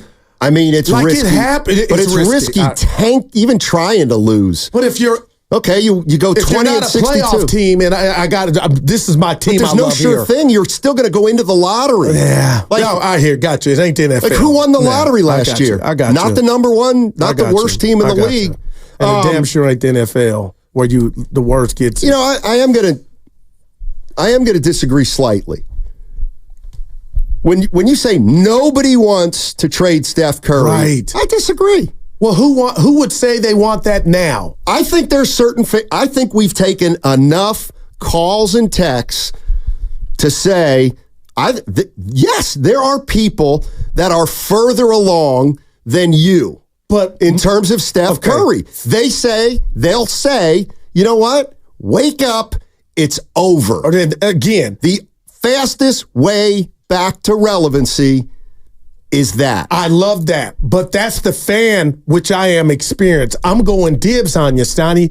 I'm talking about the people that run the organization. Even if they felt that today, it's the optics. It's what he means. You got to make it look a certain way before getting to, hey, we're looking to shop them. That's what I'm saying, Stoney. So some more losing would have to be involved, and nobody's trying to do that on purpose, but it has to be one of those things where, wow, such and such did make the jump. You almost start to feel bad for Steph. And watching that playing game against Zach, you're going to laugh. I felt bad for him in the sense that he couldn't throw the ball to anybody else to try to create or and actually Podziemski and Kuminga were the only ones able to do anything. So when you talk about the fans, I get it. I'm talking about the guys that run this business, Donnie. If you get to this juncture across this bridge, you got to make it look a certain way. Will there ever be a time, do you think? Or what would be the circumstances that would dictate we have to start thinking about it? 10 games under 500 at the trading deadline or the All-Star break or another season that results in no playoffs. That's it for me. If you hit that metric right there, Stoney, come on, man. With Steph, I think you're doing more damage to his brand. And I know it's about the Warriors, but Steph 2 years in a row on his home team with no player, that nobody's going to blame Steph. Some will say, oh, it's good with it. But they're going to blame what's around him and the people that construct what's around him. Why? Because LeBron doesn't get that courtesy. But he's got Anthony Davis, damn it. But when he didn't. When he didn't. Stoney, when he didn't, he had Kyrie Irving. What I'm saying is he's always had a alpha. Curry's alpha got hurt, and Curry's alpha left with Durant. Here's what I disagree with. Young alpha left when Draymond punched Bull. But what's the difference between the Lakers winning a title? Let's say they win a title in the bubble with Anthony Davis. Yeah, that happened. Okay, why isn't anybody saying, well, LeBron needs help? Well, he's got Anthony Davis. Right. Okay, well, Steph Curry has Andrew Wiggins, who was Anthony Davis 2 years ago. Yeah, right. Like, why is he doesn't have any help? But 2 years ago, everybody's saying Andrew Wiggins is the second best player on this team. But we all agree now, Stoney, know it, that Andrew Wiggins is gone. That guy is no more for right now. And we can't put that at the doorstep of Steph Curry not needing help. When he had it, he won a chip. And this one particular guy, you compare, Anthony Davis shows up. But my point is gone. Right. And so we need Klay to replenish that. You can't do it right away. Well. Like, you can't acquire Andrew Wiggins from 2 years ago now, but like you can't. That's what, to me, Paul George represented. And maybe it's marketing. And that is the part, I guess, where it does bother me. That, okay, 2 years ago, Steph had help. This past year, he didn't have help, but like none of it's on him. Why not? Well, Why isn't any of it on him? Well, listen, I'm not saying that. He's not at the same level. He's the least part of. That's he's the least of your problems. That's fine. At 26 a game. But let's be honest. Wiggins is not the same player he was 2 years ago. Klay wasn't. Neither is Draymond. Neither is Steph. Like, let's put them all together. Before you get to Steph, Steiny, those three add up to enough to where you can understand why they didn't win with one of those three on your finger, missed 25 games, who some call the engine to this thing. They can't win. One of the reasons they can't win it all anymore is because Steph can't be a number one. Steiny, I'm not saying you're wrong, but do you really believe that? Yes. I don't. I mean, I would tell you guys right now if I believe. I don't believe that. You're telling me less than 24 months, he won a chip, and we're... Well, what happened to Wiggins? Like, it's happening to Steph. That's not Curry's fault, and I'm not saying Curry didn't slip. It's not Curry's fault that he's not the player he was 2 years ago. And it becomes more apparent when my guys just go off the farm. We don't know what's up with Wiggins because he's metamorphosed into something that's not helping. Like, why are you? I'm just asking Steiny, why are you stuck at Steph? 9-2. I'm not stuck at Steph. He's one of 5 guys who have deteriorated in the last 2 years. That's fine. Oh, he's deteriorated less. You want to play that game? The big piece of the pie. This is what I'm talking about. 9-2-5. Steph had help 2 years ago, but he didn't this year. Only he had the exact same starting lineup in both years, essentially. Like, that's what I'm talking about. Why is it all on everybody but Steph? Well, Jordan Poole's not here. Lionel Richie's not here. And Iguodala's not here. So, I just, like, Steiny, you can do that. I'm not radio mad.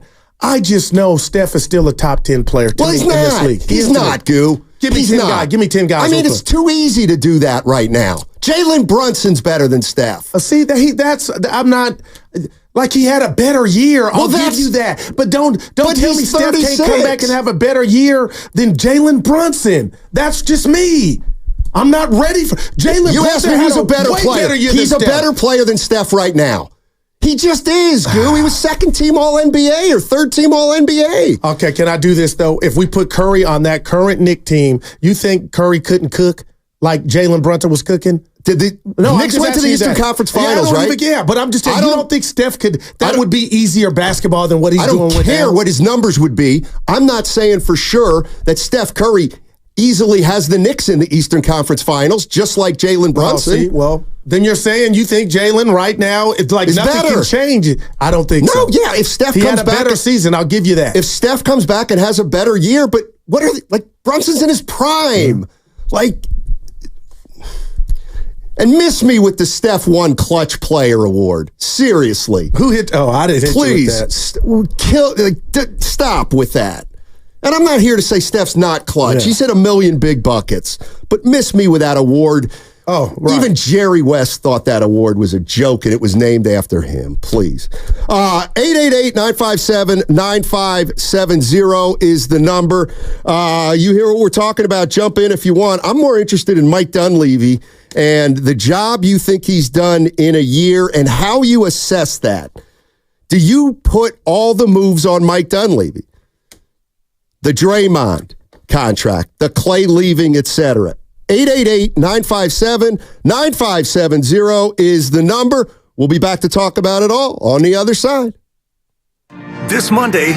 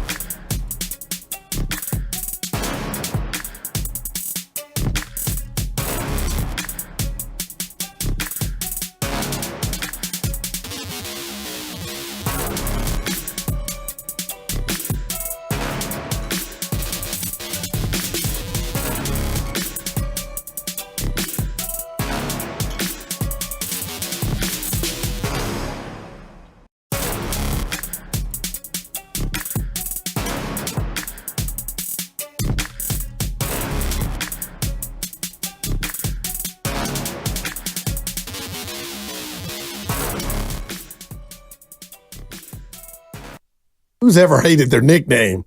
Steiny, you love it. Okay, what if I started calling, hey, what's up, fat boy?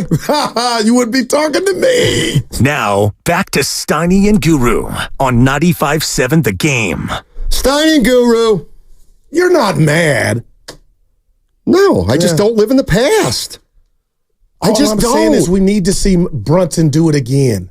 I love Jalen Brunson. Nobody's saying Brunson has a better resume than Steph. Oh, but who had a better year? Brunson. Who's in his prime? And who's declining? What are the odds that Steph has a better year than Brunson next year? I don't think it's ludicrous to think that Steph might happen. That's all. I don't want to do this, but Jokic. I give you two. Doncic. Yeah. Kyrie. Right. Well, Steph was third team all NBA style. Where was Brunson? Okay. You know what I mean? Giannis. Yeah, gotcha. Embiid. Gotcha. Tatum. Gotcha. Donovan Mitchell.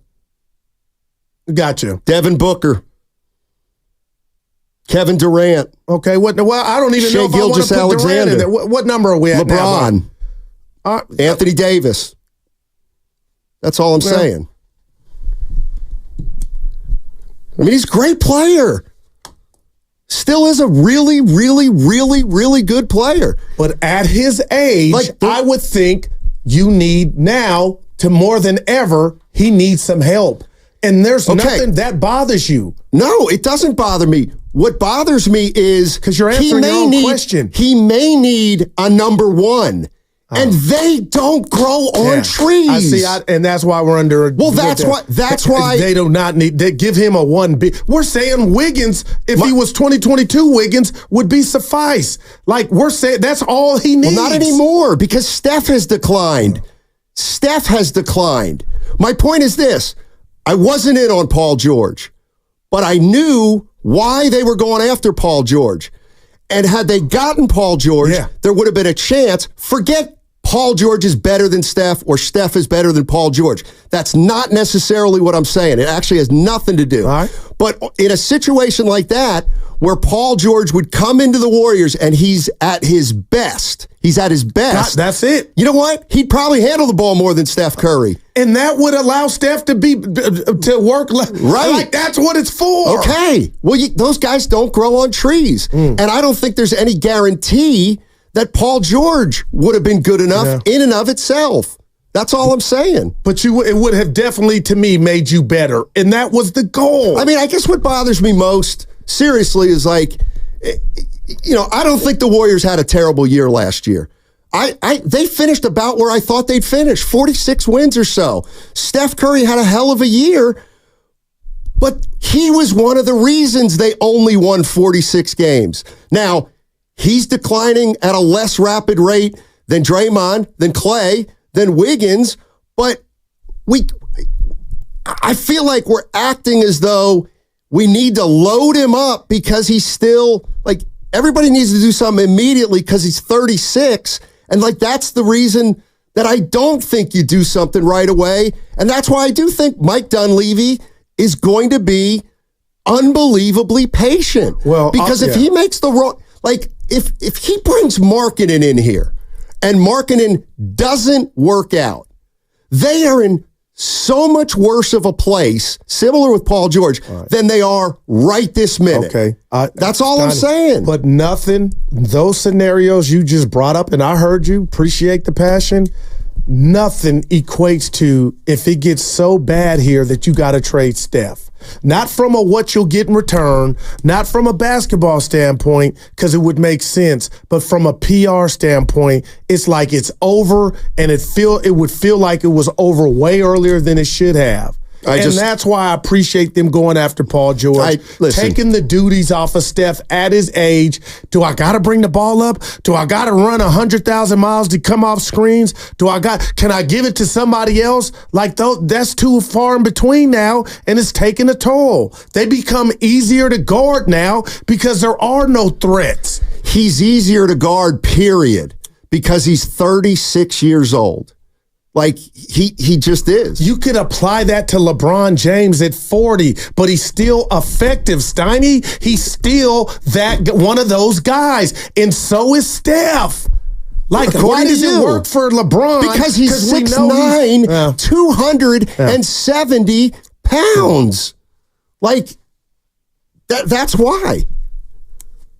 And I'm just I swear, Stouty, I mean this. I am so glad you're not running it. And maybe the guy running it and Joe Lacob is feeling the way you are, but when you hear reports that they're going after Paul George, you wouldn't have done that. So that's why I feel like they know, even if they didn't want to do it, we owe this man the help. We need to get him help. You know what? And it may not work. You know what else they owed him? Stuff, they owed him the camouflage of we went after Paul George. Well, you got that then. Okay. Yeah, no, you did. Well, you don't think that a lot of fans that were pro go get Curry help, and I'm not going Farhan here, Stoney. Like, you know what? They're not blaming the Warriors for not getting it done. It's like, okay, they were all in.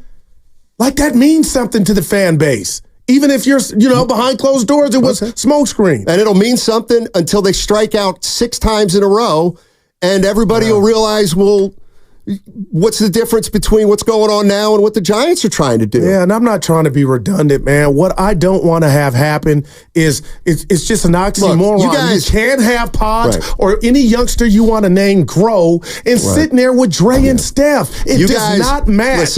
Listen, you guys, I get it. And I get it. And I was being funny yesterday. I get it.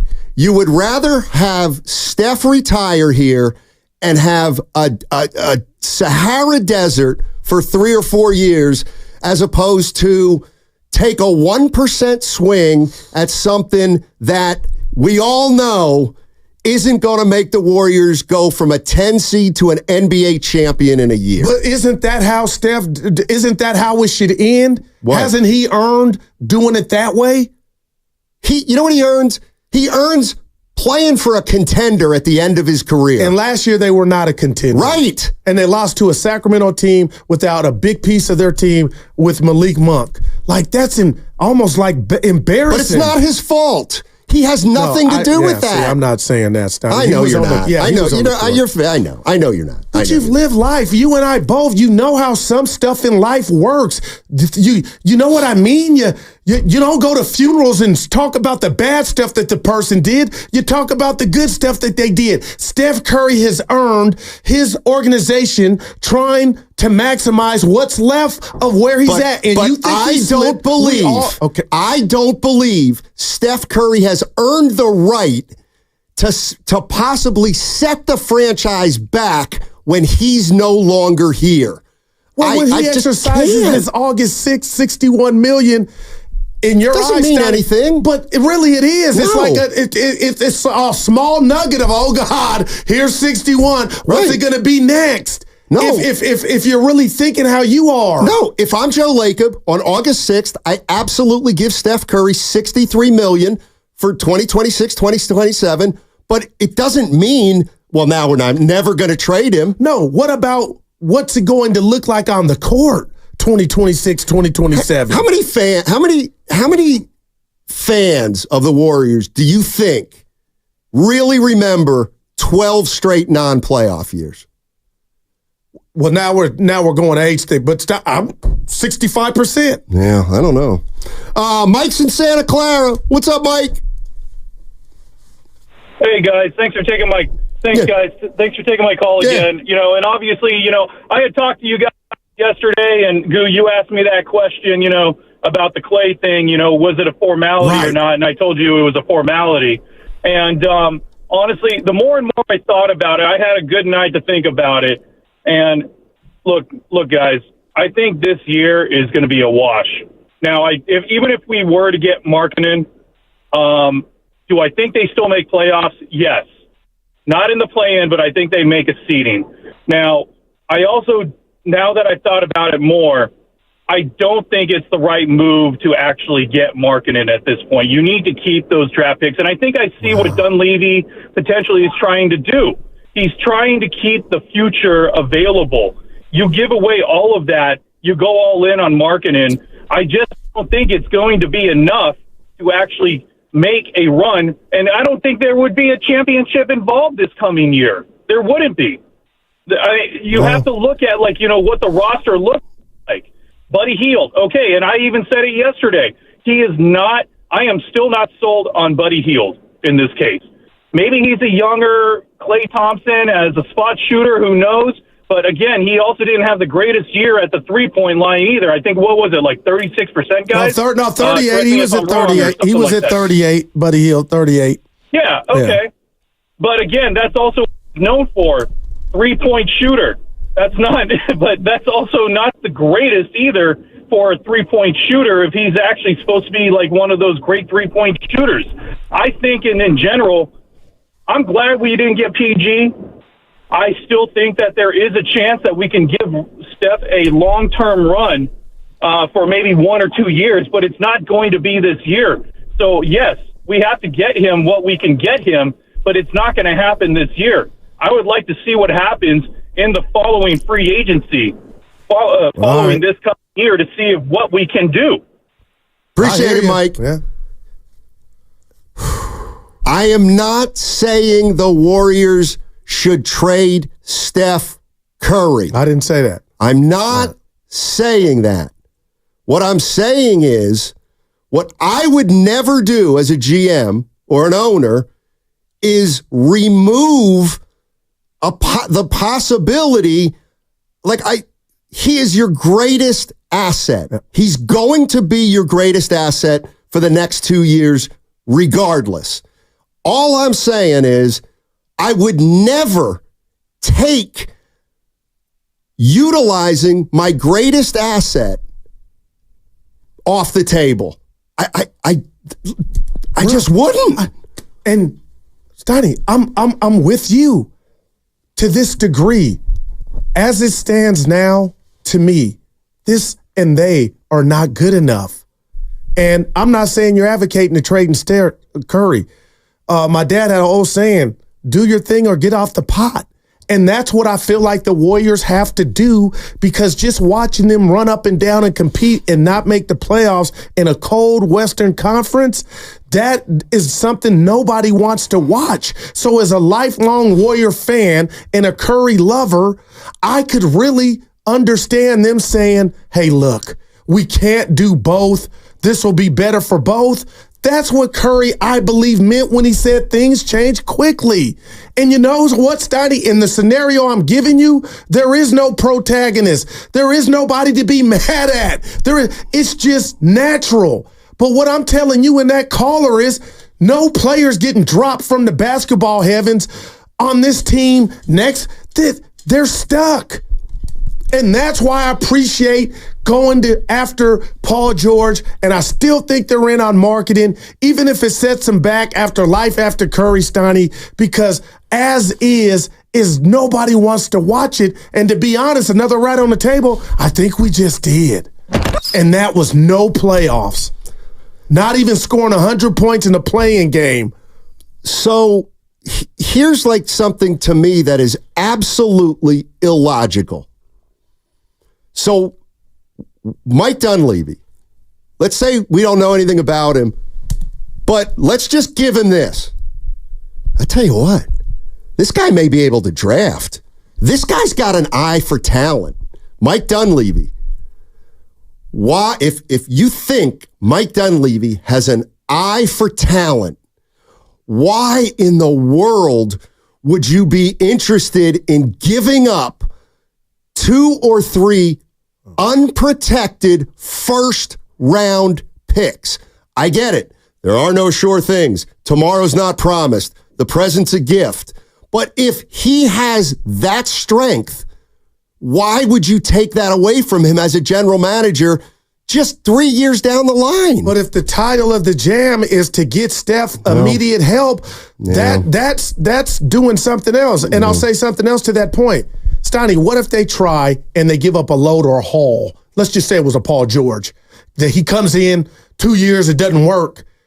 At that point, you really, and I said this yesterday, you really don't think okay, Steph, we got to move you. The haul that you would get back, you almost break even or have more. 2 years from now? Life after Steph for you to get busy and build it like an OKC. Like Curry to me represents 3 1s. Like in my mind right now, like if you got there and everybody was like, give me a hug and dap, Curry would net you what you don't have now or what you don't want to lose. The guys who you're getting 3 and 4 draft picks for are players who are in their prime. I find it hard to believe, even if you want to get Steph Curry next year to win a title, I mean, you know he's only going to give you 2 or 3 more years. I wouldn't, if I'm another team, I don't know that I do that. Grandpa Daddy is in Hayward. What's up, Grandpa? Hey, how you doing, gentlemen? Hey, I'm going to love listening to you guys from 2 to 6. Trust me, that's when I'm driving around, doing my thing on the freeway. Oh, before I start, man, I just had a blowout on 580. I'm pulling a trailer. Oh, my. Dude, I had a ton of dirt in my trailer, and the trailer tire blew out. Scared the bejesus out of me. Man, as long as you're safe. Yeah. Oh, boy, yeah, I'm safe, man. I'm back, boy. I pulled onto the side of the road and was listening to 95.7 the game. There you go. But I'm going to tell you this. Goo, I love your passion. Steiny, I just love your pragmatism. And I'm going to just say this. We don't owe Steph nothing. You know what he gets? You know what he gets? You know what he's owed? He's owed his paycheck. And this is, again, now I love him, just like you guys love him. But it's a business, guys. We don't owe Steph. They don't owe anybody anything. They got a job just like you come to work. Do they owe you something, man? No, they owe you a paycheck. But get them some help. But you got to also look to the future. Go, your passion is beautiful, but Steiny, you're right, man. You gotta play it like it's a business. Okay, Grandpa Daddy. Grandpa Daddy, I just want to tell you and other people like yourself, the way that you're thinking, and I'm not, hey, that's your prerogative. A Steph Curry trade is coming faster than anyone wants. If you guys are going to say you owe him nothing and it's a business, just be ready and call us. Because if this thing is not pretty, that scenario is going to be upon us faster than anybody wants, man. No doubt. Yeah. No doubt. Okay, let me ask you this. What do you get like Kevin Booker and another superstar? You know what I'm saying? Yeah, well, that's down the road. I hear you. Yeah. Well, you ain't getting Devin Booker down the road. He's saying, what if the pick, I was thinking the pick is a young Devin Thanks, Booker. Grandpa. Appreciate the call. Yeah. But Steiny, and that's why Curry, excuse me, hearing him say things change quickly is like, hey, man, I'm no dummy. I've been around. I see what's happening, and we had a good run. Klay left. If our guy that joined us early said, Ben, if he said Curry was he didn't say shook, but emotional about even broaching the subject of Klay, that lets me know if Curry's probably telling Aisha, if Klay can leave, I can too. And if it's best for both parties, that's why I'm like, oh, Steiny, it's like Star Trek. I'm in the Captain Kirk seat. I see Curry trade coming, and it won't be a messy. It would be the best for both parties if this next year is not pretty. I hate I feel that way, but it's on the chessboard, man. Let's go to Miguel in Hayward. What's up, Miguel? How you doing? Hey, what's up, you guys? Hey. Happy Wednesday. Pretty much, I'm just listening to you guys talk about Curry right now, and what I'm hearing is what if we trade him? People always say, we're gonna stay in one team, but then when you get older, you tell yourself that you want to go play for your hometown or for your city. Probably the only team that I can really see trade for him will be the Charlotte Hornets. And, is MJ still the owner for the Charlotte Hornets or no? No. No, okay. Well, I would see Charlotte Hornets will give up most of the draft picks to get him, and you can use all that, all that firepower to get other players, for the Warriors to be good. Because trust me, when I was watching Klay Thompson, with the Dallas Mavericks, he was happy. So, if we could get something out of Curry, and trust me, it's going to hurt so much when Curry gets traded. At the same time, it's the business. And just look at Tom Brady. He was with the Patriots, and he went to Tampa, and he won the Super Bowl the next year. Appreciate. So that's all we got to say. Yeah, appreciate it, Miguel. Yep. Thanks for the call.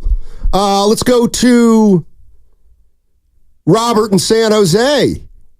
He's all right, Robert. What's going on? Hey. Not much. Sometimes you sound more like a Steph Curry fan than a lifelong Warriors fan. I'm about 10 years older than you are, and I've had season tickets. Family's had season tickets since the Rick Barry days. I've sat through a lot of bad basketball. Grateful for what Steph brought his last decade plus, 12 years. But at some point in time, you have to rebuild, and he's your best asset. He's the one that's going to bring 3 or 4 first-round unprotected draft picks if you let him go after this season, or maybe even at the trade deadline this year. I want the Warriors to have long-term success, not just success because Steph is there. There's going to be life after Steph. We got to get and I just mentioned that to Curry. I just mentioned that to Stoney and the listeners. Like the reality is set in. I feel like that day is coming faster, and I would understand it. I hate it, but I would understand it. Well, it is coming, and it happens to everyone. There's lots of. It's rare that the great player stays on one organization for a whole career. We don't want to be the Lakers and what they did with Kobe Bryant. We don't want to go down that road. Yeah, appreciate it. We don't want to be that. Appreciate it, Robert. Look, what if I told you this? There's no point in even discussing this, because here's how it's going to go down. The Warriors are either going to be competitive and in it, and there's nothing to talk about, or they're not going to be competitive and in it, and then the Warriors were going to go to Steph Curry and say, what do you want to do? Yep. That's really what we're talking about. And his comment yesterday about things in it, I want to be a lifelong Warrior, but things in this league change. Because fast. Here's the other thing. The reality of the situation is Steph would be more than willing, once he thinks this thing is over, to help the Warriors if they can get him somewhere he wants to go. That's why I said it wouldn't be messy. Nobody's talking about trading Steph and Steph turning on the TV and he finds out. That's not what I'm talking about. I'm talking about, hopefully it doesn't come to that. I look at this team this year. I think they have a chance to be better. Maybe they don't. They have an injury or two. Yes, then they're in trouble, and we're going to have to figure stuff out halfway through the season. And I agree. That's when you go to Steph and you say, what do you want to do? What do you want to do? 888-957-9570 is the number. 925. I bet my life savings that Curry stays a Warrior his whole career for the simple reason that the organization will cater to Curry while he's here. I don't know. I think the odds in Vegas would be like minus 180. He stays a Warrior. I mean, I would bet against it. But if we see more bad, I would bet against it. Only because most players, and there are exceptions, don't get to play with one team for their whole career. The odds are that he won't end up a Warrior. And you know what? That caller that just called, you guys think I'm going to go jump off a building. Stoney, reality is set in that if this team continues not to make the necessary strides, I could see Steph and the team coming together, and the best for both parties would be a trade. That would be a nightmare scenario for me, but I see it. I see that possibility, and that's why I think they're doing everything under the sun trying to avoid that, so it never happens. Well, but it's a possibility more now than it's ever been. I just worry that there aren't big moves out there. There just aren't. Especially after marketing, if you consider that even enough. Download the Odyssey app directly from our QR code on both YouTube and Twitch. Brought to you by First NorCal Credit Union for a low-rate auto loan. Apply online or just ask for First NorCal financing at the dealer today. 888-957-9570 is the number. We're talking hoops. This Monday, our lineup is going to be jacked up. All next week, it'll be...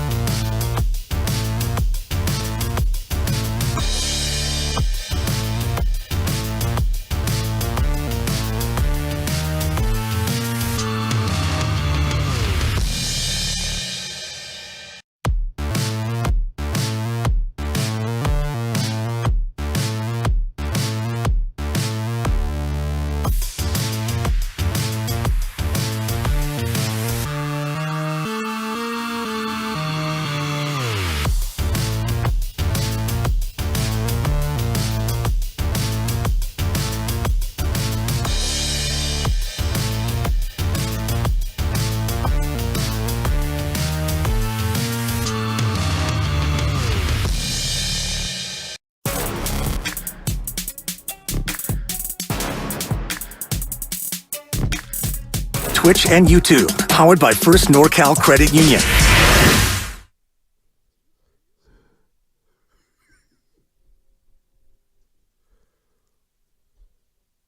Who's Mark Twain anyway? Now, back to Steiny and Guru on 95.7 The Game. Oh, this ought to be good. Go ahead. No, I'll set it up. I'm talking to my friend and comrade on my side of the desk, the office, and you just like an infant. I'm talking to Evan, and we don't want to tell you what we were talking about. Everything's not about you, bud. But apparently that was. No, it was about my camera was zoomed in on my face. Okay. Good God, Steiny, relax. You always want to know what I'm talking to Nahegian about when I'm in there. Well, that's when the door's closed. Look, you're right. Yeah. You're right. I agree. There's nothing to disagree about. I'm not saying trade Steph Curry. We all know how it's coming down. They're competitive. They make a run with him. If they're not competitive and they're going downhill, you have a meeting with the guy and you say, what do you want? Okay, no doubt. That's it. End of story. Let's just go back to yesterday. You don't think the words that came out of Steph Curry's mouth about, I want to be here forever, but things change quickly in the NBA? See, this is where... Let me play it. I didn't even... Because Steph could say it a little bit. Sometimes you complete me. There's two here that I want to play. Right. One is this one. This is the one that's got Guru among others worried. I can clearly say I want to be a Warrior for life. That's always been my goal. And I'm saying that sitting in this chair right now. But like you said, life, and especially life in the NBA, it is a wild environment, and things change quickly, and the league has changed quickly. So we're trying to adapt and evolve.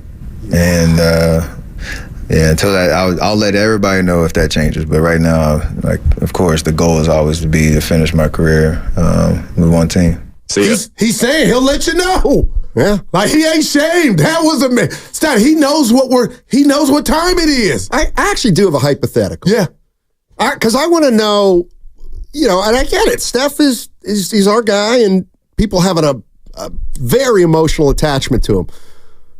If there was a report that came out tomorrow and it said Curry wants out, would you think any differently of him? No, I wouldn't. Huh? And I mean that. Would you? No, I wouldn't. No, not at all. But I would think it would be ironic that a lot of people say don't ever trade him under any circumstance, no matter what. But what if he was like, I don't feel that way about the Warriors. Yeah. I'm not as loyal to you all as you feel like you are to me. And what would also be ironic, and again, nobody wants this to happen. Could you imagine if Draymond was the last of the big three here? Yes. Could you imagine instead? Yes. Wow. Yes, I absolutely could. And part of it's because you probably can't get much for Draymond Green. Let me go, Dray. I mean, that's the other thing. That soundbite you played, that is Steph fired a shot. That's what you call him. He told you what he's thinking. Hell yeah, I want to be here. I love this place. That's another victory lap I didn't take. It's fine. For what? Goo, how many times do you think I said over the last 3 to 6 years? Lord. Hey, Goo, do you think the big three is going to all retire Warriors? I'm the one that said Klay and Ayuk. I got a little victory lap coming. 3 weeks ago. But I said, Evan, count the fucking point, Goo. And I'm not happy Klay's gone. So he said, no. I did. I don't want to do this. Did you know 3 weeks ago. Did you know Klay's introductory press conference, there was the rookies with them too. I didn't like that. Klay should have got his own podium. Just him. Where does he get this stuff? I just saw it. I was like, damn, Pops. Yeah, they doing 3-1. Oh, boy. What we got now? Nothing. Oh. No. This is the one. This is Sam Amick from yesterday. Sam Amick of The Athletic, senior writer. This fish is stinking from the head up. We asked him, hey, talk about Steph, and what's he thinking about his future? But what did strike me for sure was there's a point, as you see in the conversation, where he talks about how it's emotional because he's the first one of the three of us to go. And it didn't, and Sonny, this, it didn't, when you're sometimes doing an interview and stuff doesn't hit you the way it does later. Yeah. It wasn't really till later where I realized, oh boy, the way he framed that was he's the first and, to be determined if there are more to come. And those are some of the natural questions now. he obviously wants to contend for titles and is not looking to, like you said, kind of ride off into the sunset here. So I think they're just kind of navigating it at the moment. I got a theory I want to run by you, Evan, and the listeners. Okay.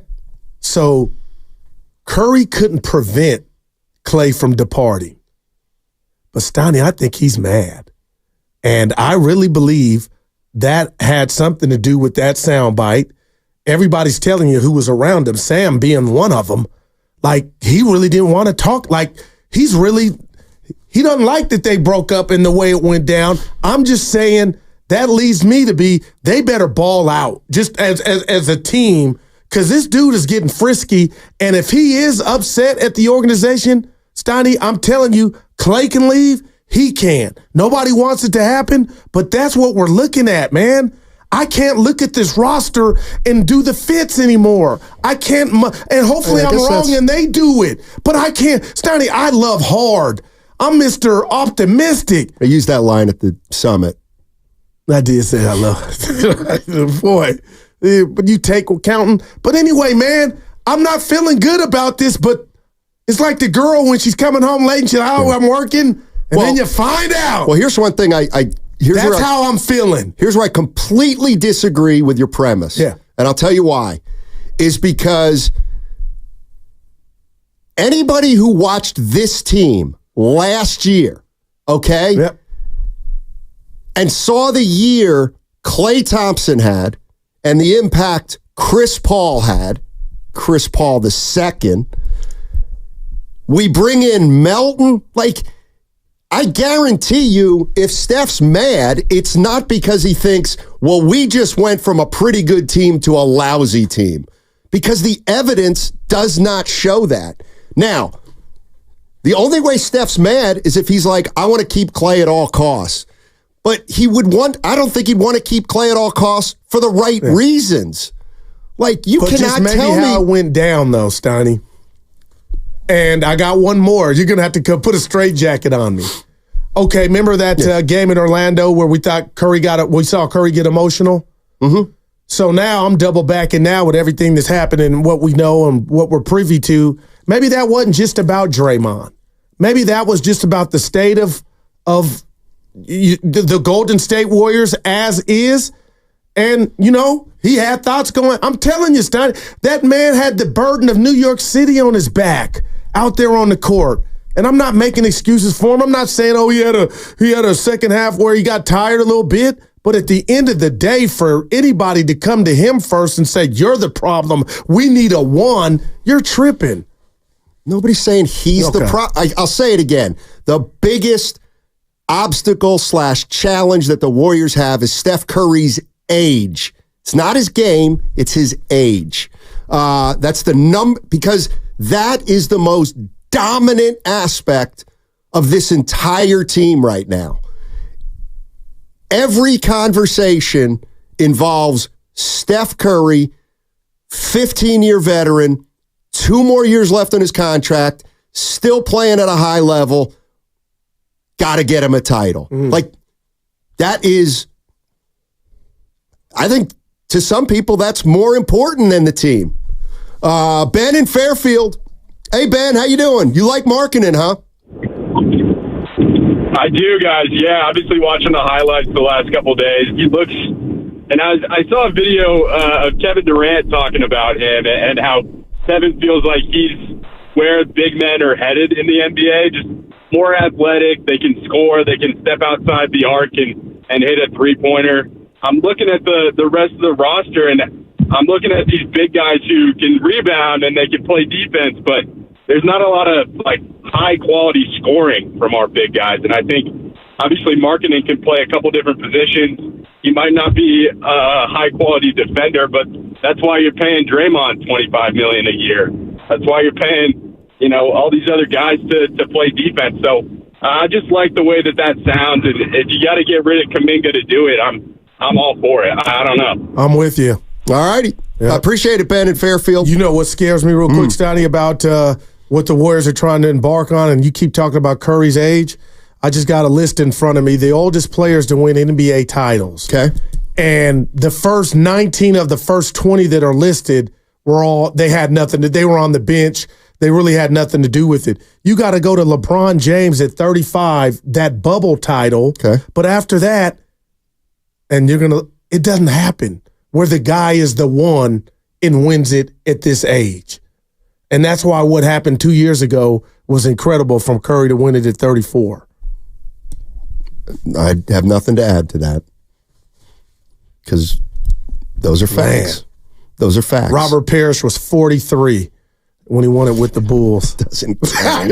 It counts, Evan. Here's the one Kevin thing. Willis, I can bring the listeners in here because I've heard this a lot. Well, Curry needs a number 2. Like Jonathan Kuminga is going to average 20 a game. He's going to have. I bet anybody want to take this bet right now? What Klay average last year? 18, and he was their second leading scorer. Kuminga's going to average more than 18, and maybe he is their second. Maybe he takes that leap like no other. Who came in yesterday and gave us the Jaylen Brown comp to Kuminga? Pittman, where the first 2 years were damn near the same, and then that third year, Jaylen Brown jumped like 7 points. And I know it's about the complete game, but Stoney, I'm not saying Kuminga can't do that. And if they did, if he did, oh my gosh! But who would bet on it?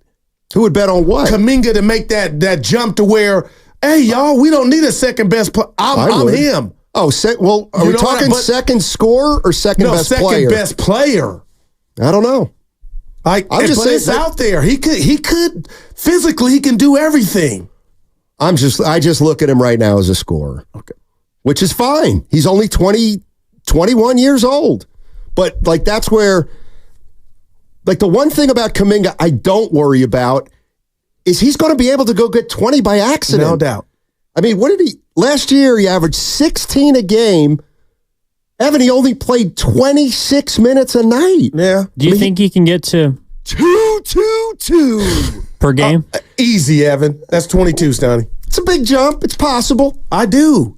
If Pods is out there getting ready to cast because he knows they're going to need him, there's going to be shots galore.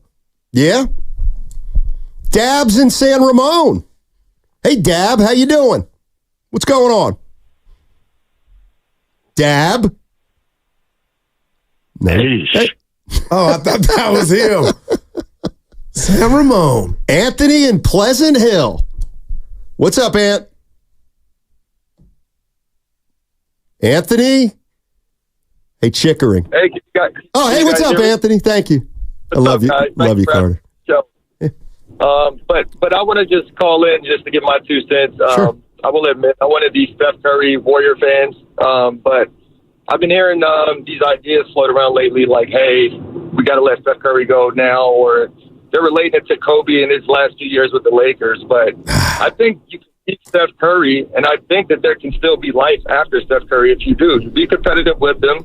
If he's not there afterwards, the Lakers rebuild it. You got your Lonzo Balls, your Josh Hart, your Ingrams. And 4 years after Kobe retired, they won a ring. So you don't hit the panic button. You ride this thing out. You owe it to Curry. You be competitive. Hopefully try to get a ring or 2 before he's done. But there can still be life after Curry if you keep him. So that's just my 2 cents. Steiny, I heard you're a big golfer. Come out to Oakhurst Country Club one of these days. Got a round on me, buddy. Oh, my. Anthony in Pleasant Hill. Yeah, I'm out on anybody with the golf. Where's the guy? Well, he didn't Mike invite you. From Anthony in Pleasant Hill Bay. Didn't mention He just you. ran off. Call back, Mike. Anthony in Pleasant Hill. I'm waiting on Half Moon Bay. Right on, Anthony. Where's that you guy, got Mike? some nerve. He called every day, and now, hey. You know what? He saw summertime. The video from you at the Berkeley Country Club. I feel like you might have went behind my back. Hey, don't call anymore, but I'll come out. Yeah. Yeah, look, the whole thing about trading Steph Curry, this is what I'm going to keep banging the drum on. It's not, if it comes down, it's going to only come down one way. And that is Steph says, you know what? It's time. And no doubt, man. And he knows that they're kind of in a bind. He knows he's in the way. He knows he's the rat on the table, for better or for worse. And I got a starting 5 for you. I was just looking at Moody at the 2, Pods at point, TJD at the 5, JK at the 4, and Quentin Post. Why would you even do that? Is it Santa Cruz or? That's it. Why would you have a lineup without Steph Curry? No, if I'm talking about 4 years from now, like that could be our future. Oh Lord, he said Santa. Mark's in Vegas. Yeah, go ahead, say something about Viva. that, Q. Hey, Mark, how you doing? Hey guys, what's going on, man? Talk to us. Yeah. I just want to put my 2 cents in, like, on the Steph Curry trade. Like, I'm a big, huge fan of Steph Curry, and it is scary that we're talking about trading him or maybe not. But my 2 cents is, because his contract, you guys said, is up. He can sign an extension in August, right? Yeah. And then Kuminga's is in October. So what should we do, like, this one? Like, do we just mortgage the future now? And it pains me to say it. I'm going to go see him tonight at the USA game, but if we trade him, we might as well trade Draymond as well. And I know we're trying to trade Wiggins, so we just trade the vets now and then start with the future, right? Like I just gave you the 5. Life after Steph Curry. Yeah, thanks, Mark. Now, Mark, have a good time at that game. Man, he's going. Dead serious. Yep. Yeah, we don't have to keep going down that. No, it's nobody. Well, I don't know nobody wants it, but the reality is setting in, man. That there is a 2 timeline thing, Stoney, and right now I don't think time is on Curry's side either way. What's left and these youngsters being able to, get good enough in time. I mean, look, you know me. My parents were English teachers, so I'm too literal. Oh, thank you. When I would just say, when you say nobody wants to trade Curry, I've heard too many people say to me, you got to be right. And I'm not saying trade him, but the one thing I would never do is say never. I'd never say never. You know who else did that? Steph Curry yesterday at that soundbite. That's a good point. That's what he said without saying it. Good point. Watch the game again then, Steiny. That's the one. That's the one. I'm asking you this. Yes. Pretend that's a nickname that I've told you. You know what? I don't like when you call me fat boy. Can you respect that? We've never had drops deleted, though. Yeah, we have. Well, the ones that get to technically run it. They just run their course. Oh, they live in the ether. Oh boy! I'll tell you what. You talk about a hell of an outing. Yeah. I wonder how much a ticket is to go see Team USA. You're going to see all that talent. Good question. God darn it! Why we should be out in summer league? No interest. We did it with you, me, and Vontae. It's funny. Well, I shouldn't tell. Theater of the minds, Donnie. Give it to us. Just yesterday, he said, Steiny, man, great to be in Vegas. Great to be in Vegas. And I'm like, I don't want to see this Olympic team. And you go, nah, I mean, for the parties. Yeah. I didn't mean for you to say that part. I'm kidding. Matt in Oakland. What's up, Matt? How you doing? Matty? Hey, what's up, fellas? Check it out. Hey, friend. I think I hear you guys talking about trying to get the big fish in the market, and I'm saying marketing or whoever you guys are talking about, and I'm saying I think you guys are really, really discounting that Kuminga can make a really big jump this year. I mean, he could really make a really big jump. He had some 30-point games last season. Yeah, Pods showed to be solid. Trace Jackson Davis showed to be solid. The team can get better from within. And I think you guys are discounting that a little bit and wanting to go get Paul George. Oh, my God, no. You just have some faith. I mean, Curry, we want to keep Curry at all costs.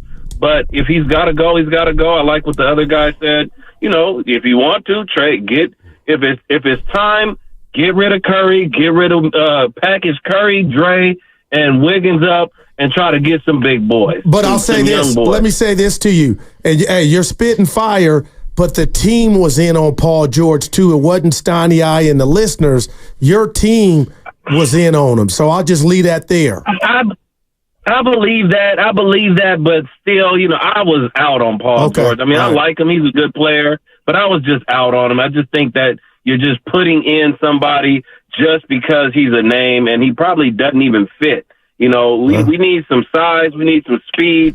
Paul George is a little bit older. He's not quick as he used to be. Like, man, I like Kuminga. Let him make the jump, invest in him this summer, you know, get him out there looking at the USA team, get him some reps, you know, looking at getting better and getting a jumper. He's got a free throw jumper. Let's make that happen. Let's not discount that, and let's get better from within. Yeah. Appreciate the call, Matt. And you know what? And that's my inherent disagreement, is that everything Matt said makes a lot of sense. Like, this team could grow with their young core. Yeah. Kuminga could take a big leap. They could all be achieving or overachieving and growing faster than most young players.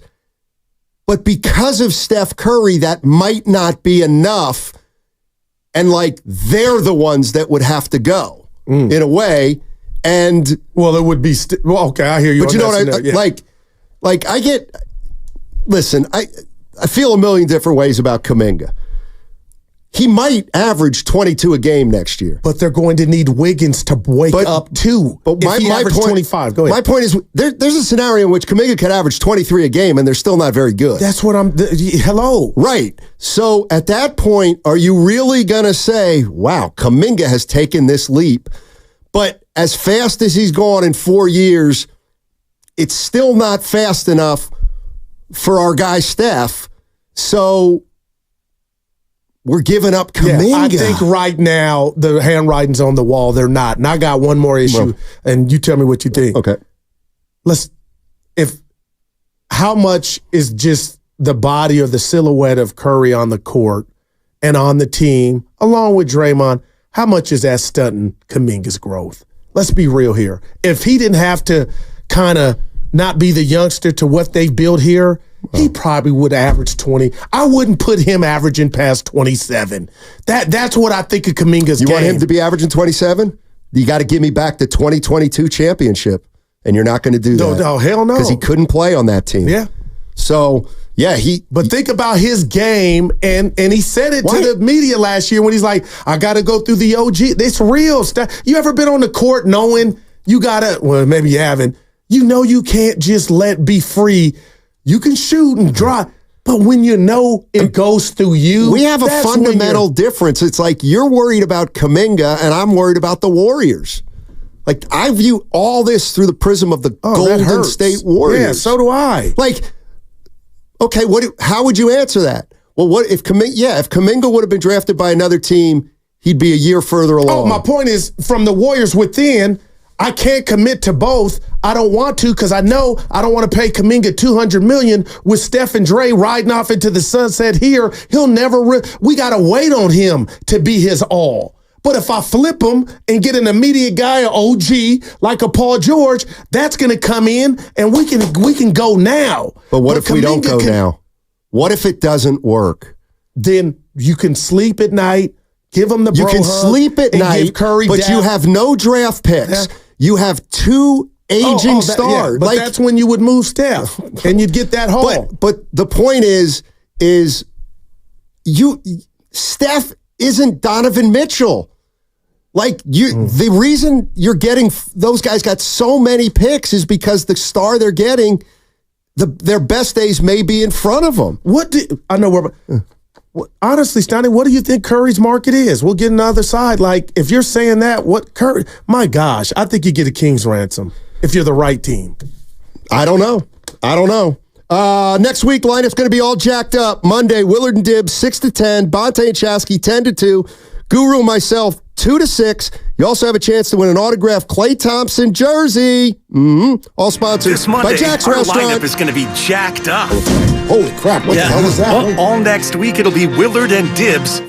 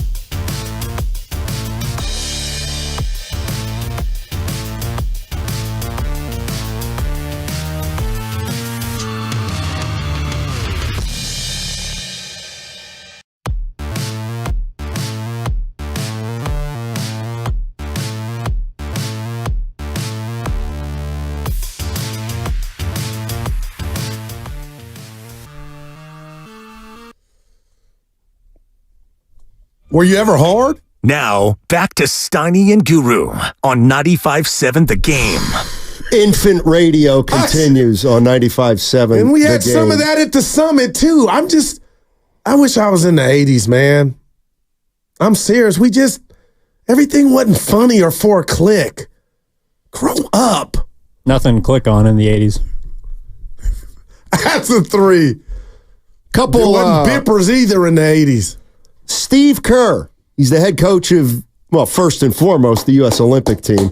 Then he dabbles on the side, coaching veterans only for the Golden State. Well, I'm kidding. He's going to be on with Willard and Dibbs at 2:30. That's in an hour. Yeah. Steve Kerr. And then tomorrow, Kyle Anderson's going to join you and I, Goo, at 10:20. Slow-mo doesn't want to wait for that interview. You got to promise us only 2 Finchy questions, okay? I won't ask him. I won't ask him. Yeah. I will not ask him about Finch. Just be a professional. What do you know about it? I worked for I'm corporate, man. You know what, though? Thanks for reminding me. That's right. He played for Finchy. He was oblivious to it. Played for Finchy. Oh, boy. What do we want to do here? Who we got? I don't know. We got calls, but it's your show, Goo. We got men or women? Do we got any women? If we got women, take them. All right. We got our new friend, Sharika. Hey. From Fremont Bank. Yeah, she's from Oakland, but she was at Fremont Bank. Yeah. Hey. Hey. Yeah. Hey, Sharika. Hi, Heidi. Hey, Guru. What it do? Yeah, talk to us. You know what, you guys? For me, it is very, very simple. I'm born and raised in Oakland, so I'm ride or die Stephen Curry, the greatest shooter of all time, okay? I say we ride with him until the wheels fall off. That's what I do, and maximize him while we can, and we'll just deal with the rest when we get there. There it is. I love that, Steiny. Ride it till the wheels fall off. He's earned that. Yes, young lady, he's earned that. Tell Steiny. Yes, Steiny, he earned it, and I enjoy talking to you, Steiny. You come across as, like, really grumpy on the radio sometimes, but you guys, in person, he is so sweet. This dude's a poodle. People don't know that. They're like, you got to watch that in person. He's a poodle. You know, she knows you. No. He's not a poodle. He's a pit out here, but he has a very kind heart. That's what I got from it. Wow. Thank you, Sharika. Yeah. You really are a great reader. Thank you. Yeah. What a great reader of people. Sharika. Like, the Steiny ain't, he got the natural radio jerk voice. He ain't that. I'm all right. Oh, boy. Yeah, she said right to the wheels fall off. Oh, then that's what Joe, that's what Joe likes. You didn't say it when she was on the air. No, because I like her. Right. She's nice. No, she's dynamite. No. Yeah, you know what this sounds like? Remember, so everybody that wants to ride Steph till the wheels come off. Well, the Warriors are doing that now. You know what this sounds like? Ride Steph till the wheels come off. Anything and everything for Steph.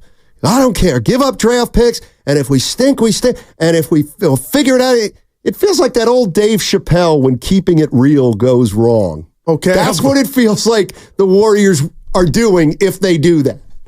Like, hey, let's keep it real. Let's keep it real. Okay. I once covered a Warrior team that 5 consecutive years, 5. Yeah. The most amount of wins they had was 21 games. That's sad. 5 straight years, 21 wins or fewer. Yeah. But I want to avoid that at all costs. Right. But they weren't coming off of Steph Curry. That was just bad. That's the point. They didn't even, they weren't. The system is set They up had now. all their assets. Yeah. That they will never repeat itself. You don't know that. It will never be as bad as it was. Why would you say that? Almost had it. They turned their stuff around. Why, somebody needs to tell Goo they've already missed the playoffs 3 of 5 years. I keep watching that game. Which one? The play-in loss. Which one? Keon Ellis picking Curry and Wiggins. Oh, I thought you meant the one where didn't LeBron? No, John Morant ended his season, right? Ended the Warriors season. Oh, that was the by the way, that was the play-in. There's another guy better than Curry didn't score in OT. Jesus. He didn't score in the fourth quarter either. And Wiggins took a three from the side and hit already declining. Don't you get it? I'm just kidding. It is funny. That's not Ask me what I'm going to think about on the way home. What are you going to think about, Goo, you think, on the way home? Your boy from Duke. He is from Duke. I'm telling. Oh, here we go, dude. He wants Steph Curry to stay here forever, but he wants to tank also. This you see is what I'm dealing with here, man.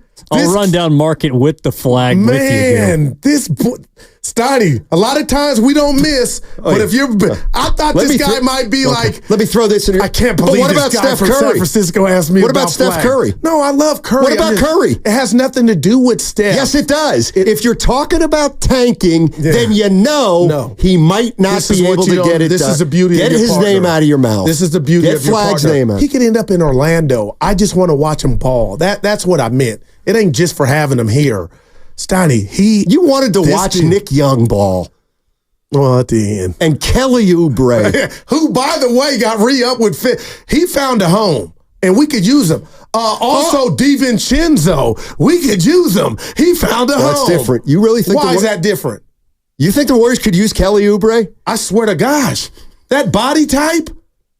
Dude, I never. What happened when he was here? Dude, it was COVID.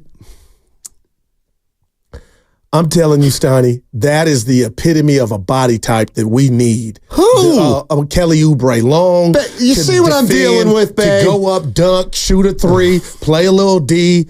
Man, put some respect on his name. You never liked him because the chicks liked him. No, I didn't like him because he didn't help the Warriors win. But they didn't win without him. They won 39 games. They lost in the low-impact player, right up your alley. Hey, did you watch Philly and New York? He helped them. He ain't a stiff. Either is DiVincenzo. I know. But why didn't the Warriors know that? I'll let you know what? Put that on Dunleavy's ledger. He let DiVincenzo go. And you know what? Here, Warriors don't have a second best player. Warriors don't have a second. It could have been DiVincenzo. He played like it in the offs. I was like, man, he'll take some big shots too. Oh, and whether it goes in or not. We got Pods taking the step and Kuminga. But it's still not good enough for we don't know. For you. No, we don't know. No, I know it's not. What about the chef? What about the chef? What is your deal? The chef is everything, Steiny. 26 a game. Let me tell you something. Well, let me tell you what he did in the second half. It's 26. Second half of what? The important game against the Kings or the entire season? That game was a disaster. You know, maybe one of the reasons I think is because I started out in journalism and my job was to cover the Golden State Warriors. Yeah. That was the job. They didn't say, hey, Steiny, just focus on Spreewell. Just write every story around Spreewell. How does it affect Spree? The team doesn't matter. Who's advocating for that? Not me. My favorite Warrior. Hand the keys over to Steph. Spreewell. Bring him back in some capacity. He was at the Knicks game, playoff game. What's coming up next on The Game is presented by Fremont Bank, celebrating 60 years of full-service banking with no compromises. That segment was brought to you by Lucky California.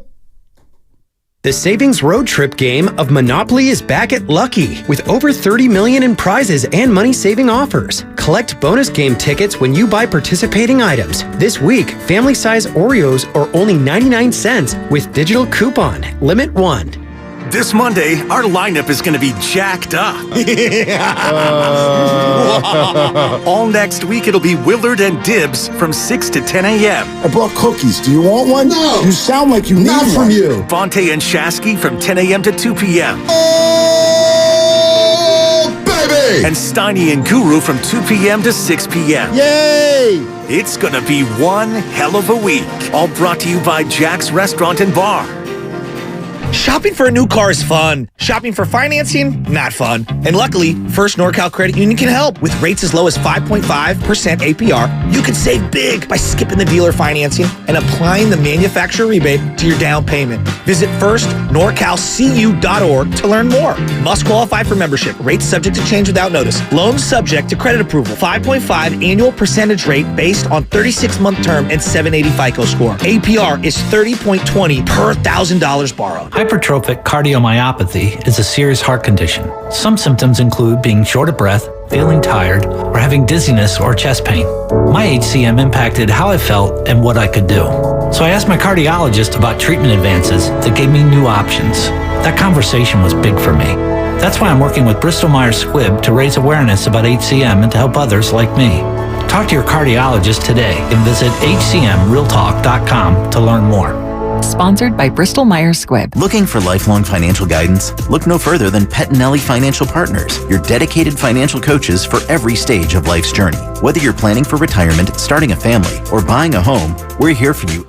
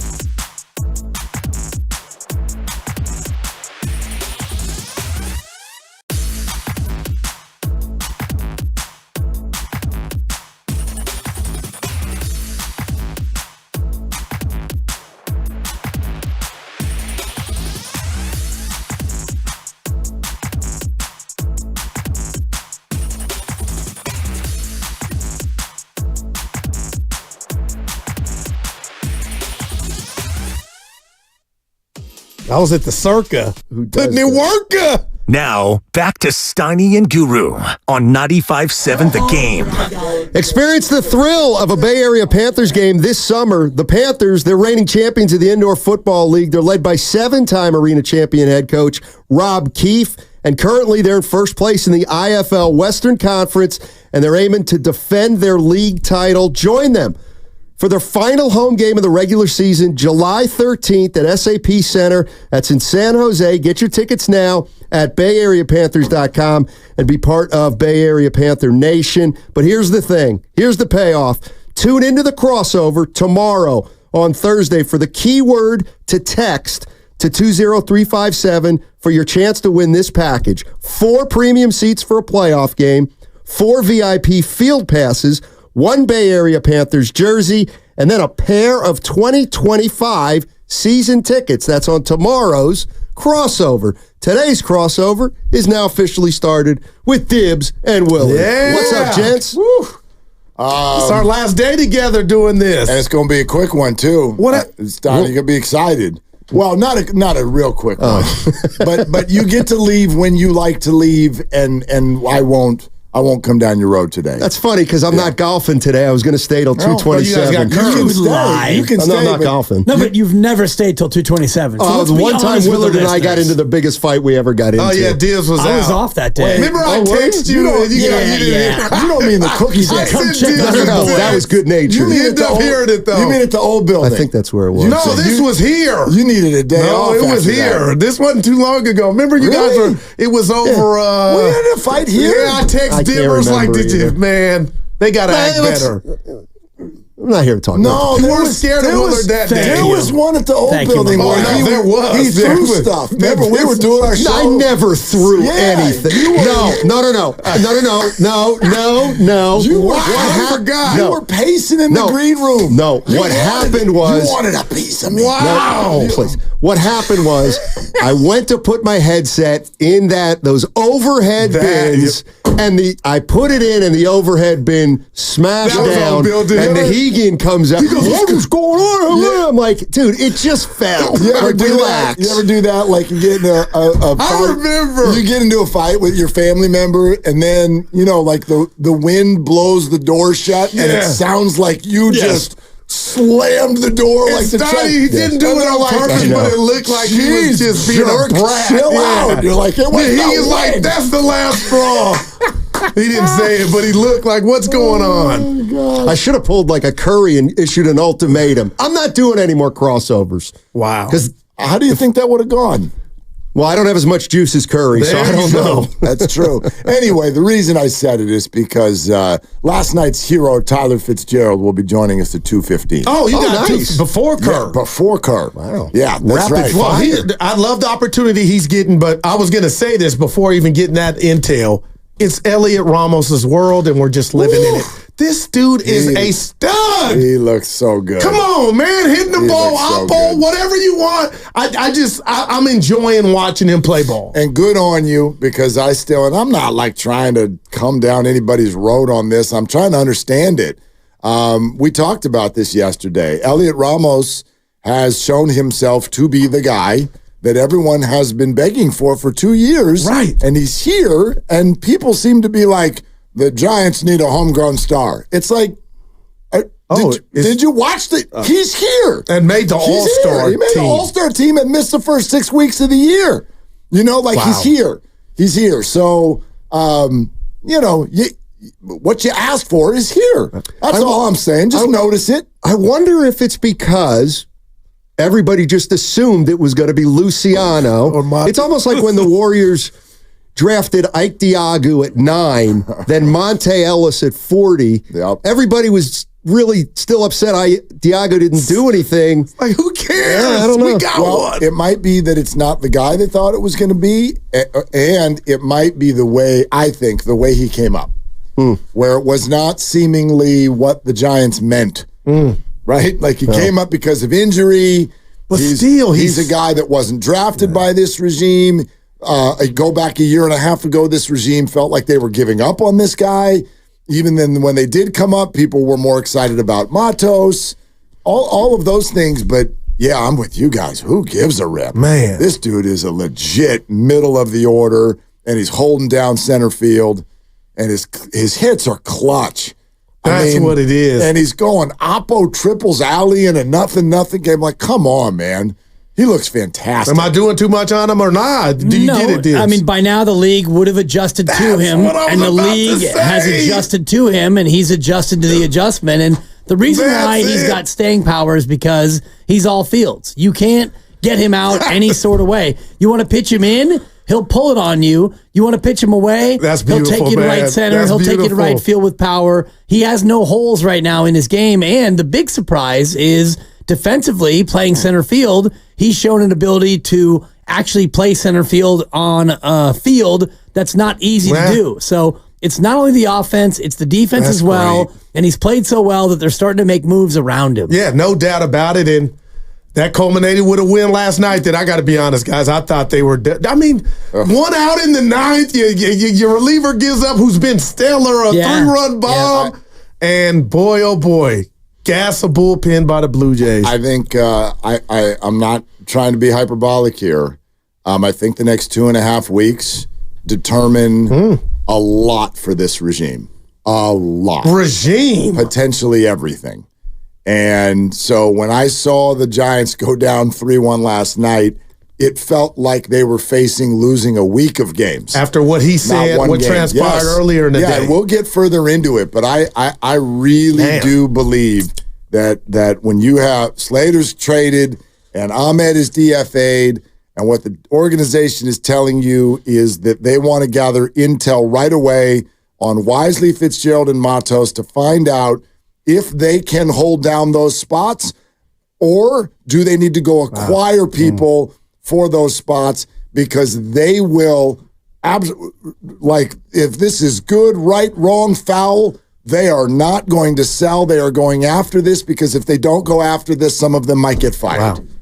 They have to make the playoffs. So that's all in. It is absolutely imperative that this team plays better baseball and finishes with more wins than losses. When they already are all in based on what they spent, and they're over the tax. And so, what they've spent is money that's already been spent. It's a sunk cost. So you're not going to do anything with Robbie Ray, who's here for a few years, and Blake Snell, who you're paying 30 plus, and Jung-Hoo Lee, you want to keep, and he can't play. So your sunk cost is so much that even if you wanted to get out of some deals and let younger guys go, you're still going to be over the tax. Yeah. So I do agree with that to the extent of how important this is. I disagree about the idea of Farhan maybe in a make or break situation, but we'll get into it because, you gave him an extension, and I don't know if you want to, remove him right now, knowing what Steiny said a couple of months ago about the nature of GMs. When you bring in a new GM, you want that GM to hire a new manager, and Bob Melvin's in his first year. I don't think that Bob Melvin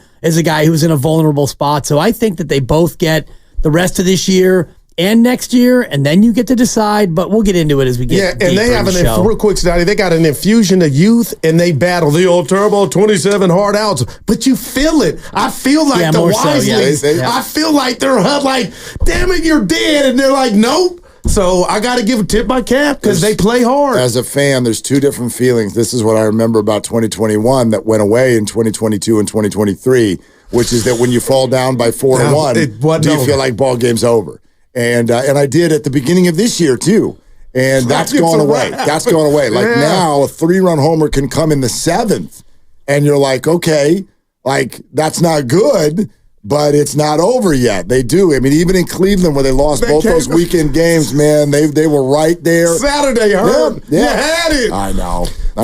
Yeah, the one thing that I am interested in that you guys are talking about is if Farhan is on the hot seat, and it is make or break.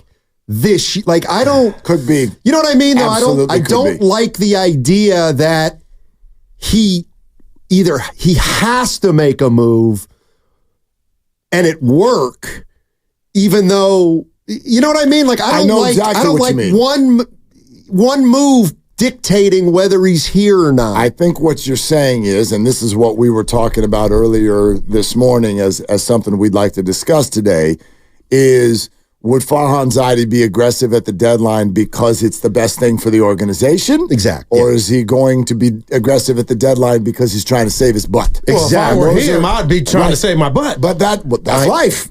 That's life. Who doesn't make decisions that way? I know you're going to save think, your butt. I would actually give, behind closed doors, I would tell Farhan, look, you're going to be here at least till the end of next year. I mean, I wouldn't say it that way. I'd be like, look, you're going to be back next year. I would. Yeah. Don't make a move based on your own insecurity about your job. Wow. And what does he really need to that? Well, I'll tell you when you say that, are you being genuine? No, I am. Okay. Because they're not going to say that to him. Well, but what I was, because it's not true. Okay, but what might happen is, what if there's a move that Farhan wants to make that the other minds in there say it's going to cripple us in 2026? You know what I mean? Who are the other minds in there? I don't know. Do you mean ownership? The ownership and whoever is there. Then they can veto it. And what if the moves have already been made by saying, okay, this is direction we're going with the youngsters, and you got Robbie Ray coming back. I'm asking you for three. What do they really need? I'm not saying they're the Dodgers. What do the Giants really need if they get healthy? I think that's another outfielder and a shortstop. That's what yesterday was. Yesterday was, hey, Tyler and Brett, can you be our shortstop? You got 2.5 weeks to tell us, and if the answer's no, we're shopping for a shortstop. And Matos, you're going to be a corner outfielder, and you got 2.5 weeks to prove that you are an everyday corner outfielder. And if you're not, then it's on the table that we shop for a corner outfielder. I know Yaz and Conforto are there too. So a starter Dibs outfielder? Maybe, or at least a platoon player. In 2 more weeks, that'll come into focus if Matos don't take it. And somebody who might be able to provide depth over at first base. Right. I thought it was embarrassing for the organization when Lamont Wade got hurt, and Trenton Brooks was your first base depth. That's crazy to me. That's absolutely crazy. You're listening to 95.7 The Game, KGMZ FM and HD1 San Francisco. Always live on the free Odyssey app, Twitch and YouTube, powered by First NorCal Credit Union. The reason, I'm giving Farhan till the end of next year, and the reason is because... Next year? Yes. Okay. Because if you fire him this year, you're probably going to fire Melvin too. Yeah, you can't. They're not linked. This is Melvin's first year starting. They're not linked. Okay, well then what I would say is, you know what? You ain't getting any self-respecting GM who won't be able to hire his own manager the first year. I know that is typically the thought, but Bob Melvin had been around for a long time. Bob Melvin is a very well-respected manager. I don't think you'd have a hard time, in other words, bringing in GM candidates that are like, I could work with Bob Melvin. Like, we could do that. You know what I mean? Yeah. Or maybe you just promote from within. You know? Maybe Pete Patella-Tendon just takes over as the president of baseball operations. I don't know. Will Clark. I have no idea on that sort of, turning of the page. I just know that this team forfeited draft picks in order to sign who they signed. This team went over the tax to sign who they signed. There is zero appetite for, let's try again next year. There's zero appetite for that inside the building. Can he survive a non-playoff year? It's gonna be close. What type of non-playoff? 82 and 80. I'm thinking he does. Yeah, 82 and 80. You go down to the last week of the season is different. But do you win 74 games and you're nowhere close? Well, that to me is the collapse I talked about on our thread. If you win 74, that's a collapse. If you win 82 or 83, not really, based on their record right now, how's that a collapse? Because you should be better than that. You spent to get over the tax. That's an opinion. It's not a collapse. You know what I mean? It's not like a collapse would be like we're cruising and then we collapsed. That's kind of why I didn't understand that word. Well, they would.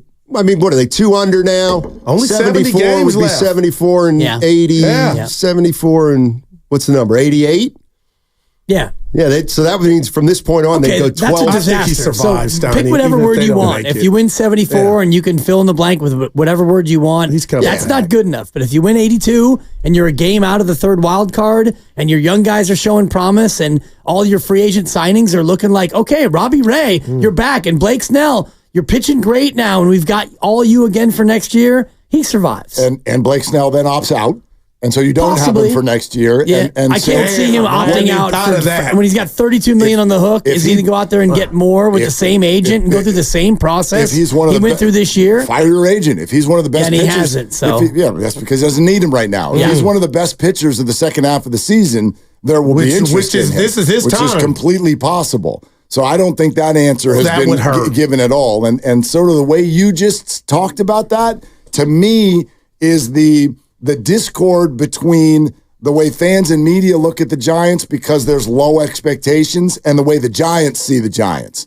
Like, again, they do not look at this as like, oh, we're young guys getting better. Set it up for next year. They do not. They are. Greg that's Johnson, who you are. You can look at however you want, but you are what your record says you are. And the record has said that you are a sub-500 team all year. Klay Thompson would disagree with you. That's what I'm saying. Self-awareness. Klay can look at the market and say, I'm a $30 million a year player, yet you only got 16 because that's what the market says you are. But he's largely not here because he and the organization did not see eye to eye on who he can still be and who he is. And that's my point.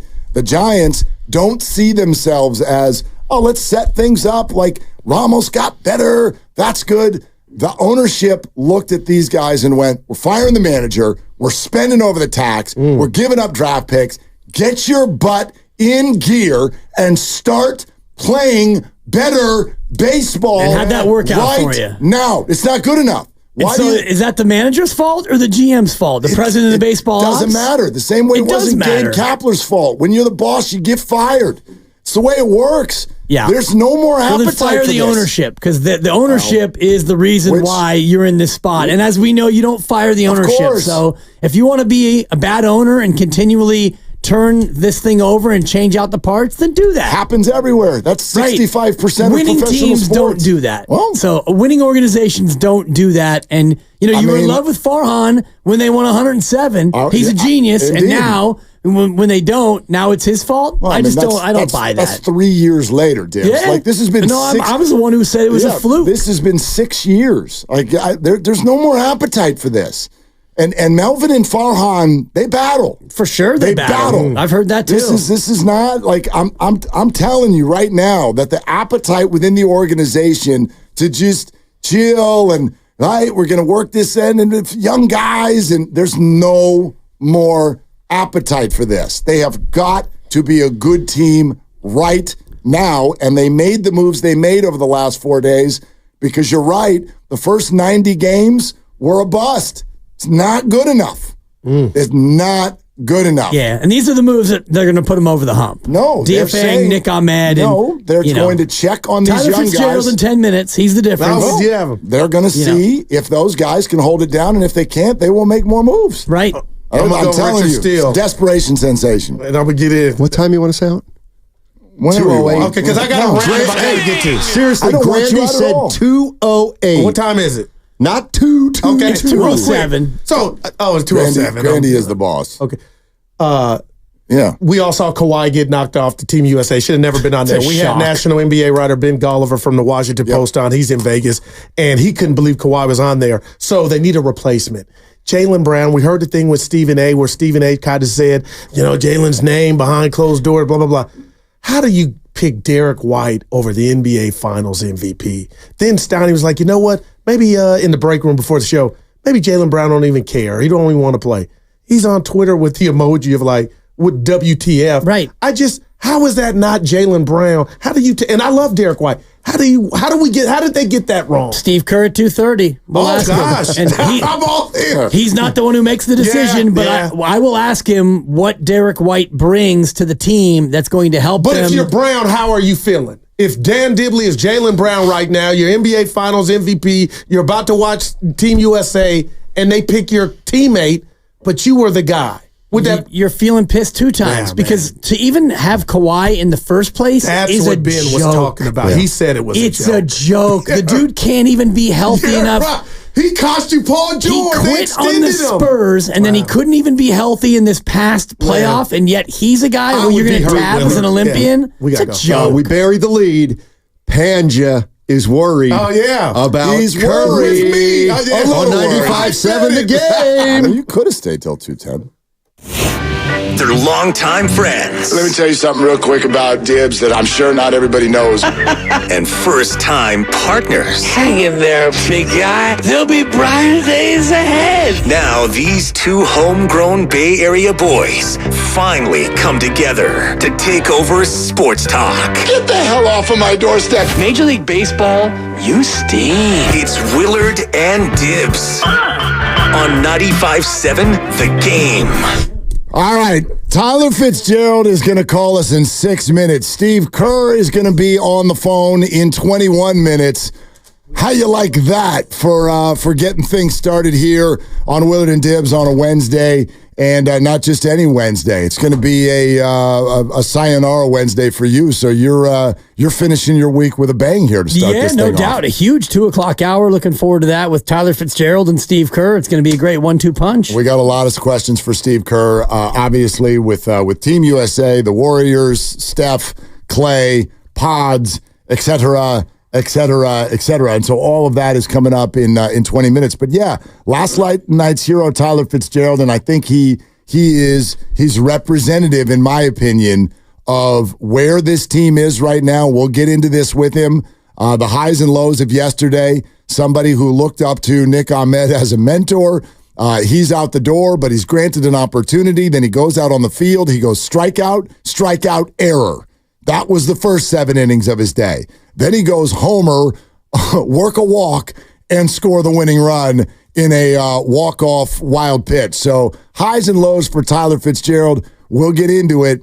But I'm telling you, Dibs, and I know we don't see this the same way, and I get where you're coming from, that it doesn't make sense, in theory, to sign someone to an extension and then look at that person's job status less than a year later. But I'm telling you, I'm not just making this up. There is no patience right now from the Giants organization. There is no patience for, hey, let's get the young guys in position. Let's start moving the ball down the field. If we just win 82 games, but we feel kind of good about it, then that's okay. We'll see you in 2025.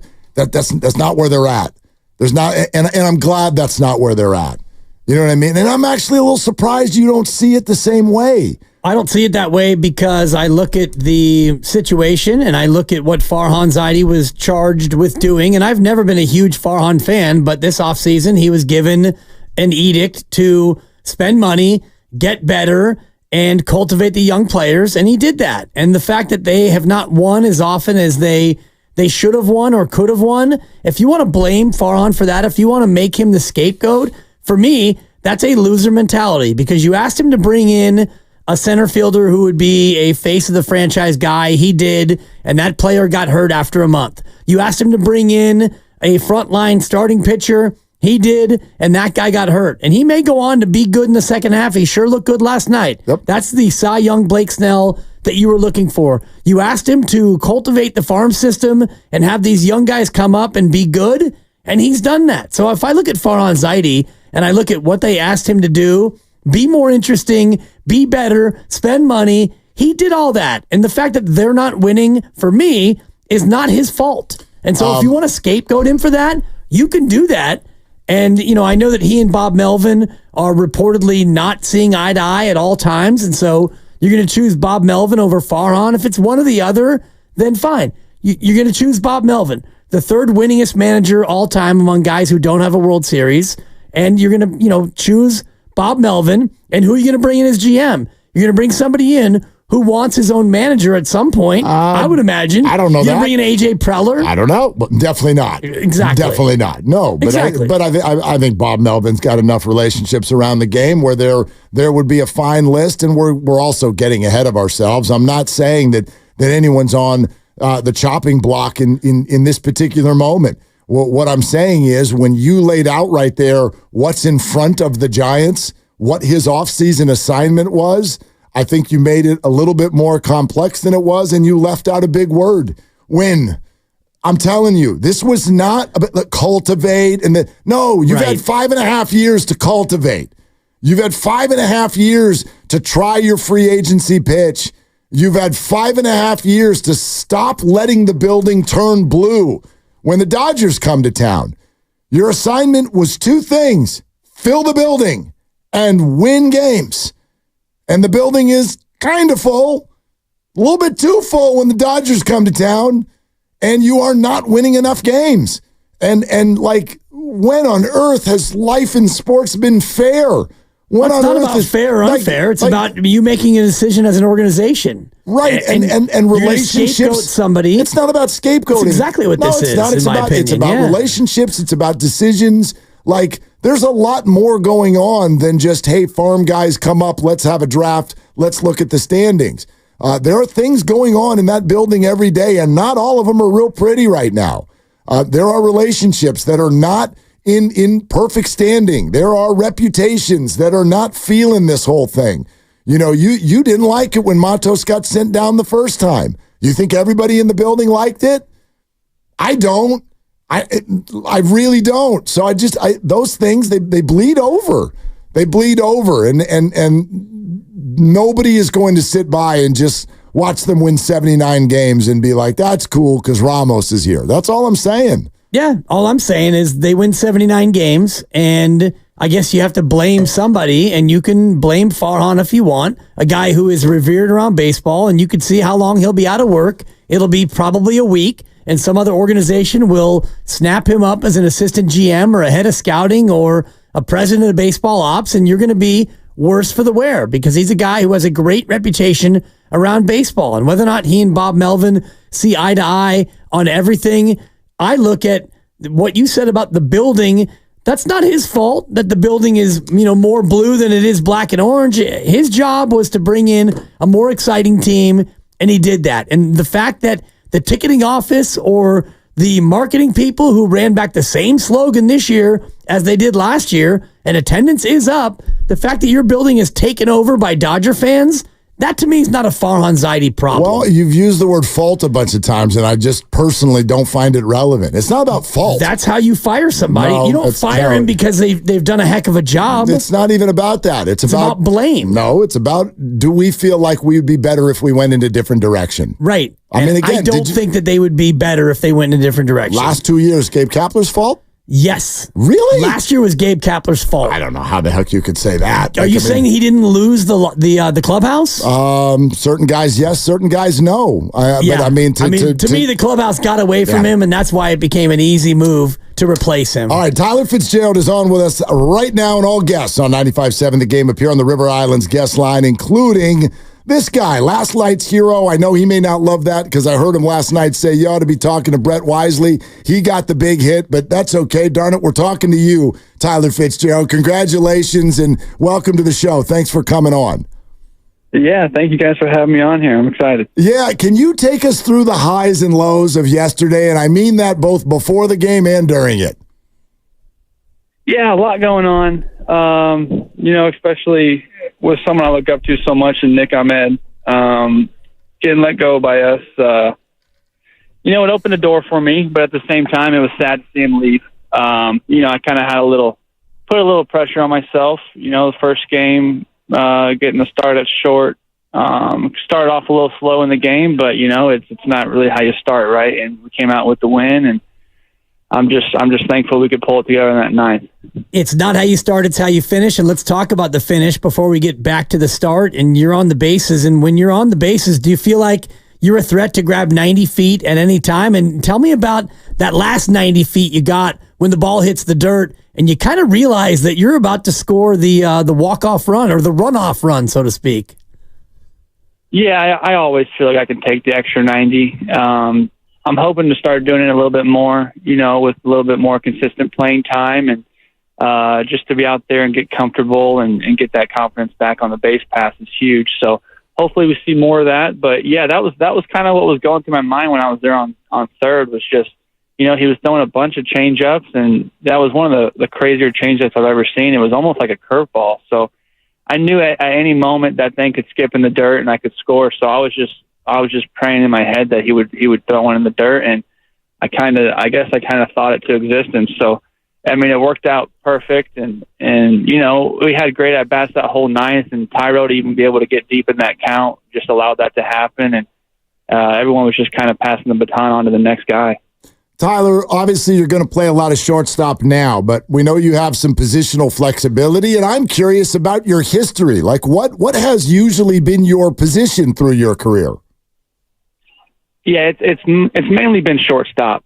So in 2021, I started getting mixed in at second, but that was like the first time in my whole career I tried something new. So high school and college, it was just shortstop, and then once I got to pro ball, and we had guys like Will Wilson and Luciano, and guys that were in the system a little bit ahead of me. I had to play some second and some third, and it wasn't until last year, midway through the year in AAA, where they were like, "Hey, we're going to throw you out in center field and see if you can run down some balls." And then fast forward to this year, and I'm playing a little bit of first, and I'm pitching a couple blowout games, and it's just really been crazy. It's just something that I'm hoping to get better, with time and with experience, and sometimes I'm out there at short without playing there for a couple of weeks at a time, and it doesn't necessarily feel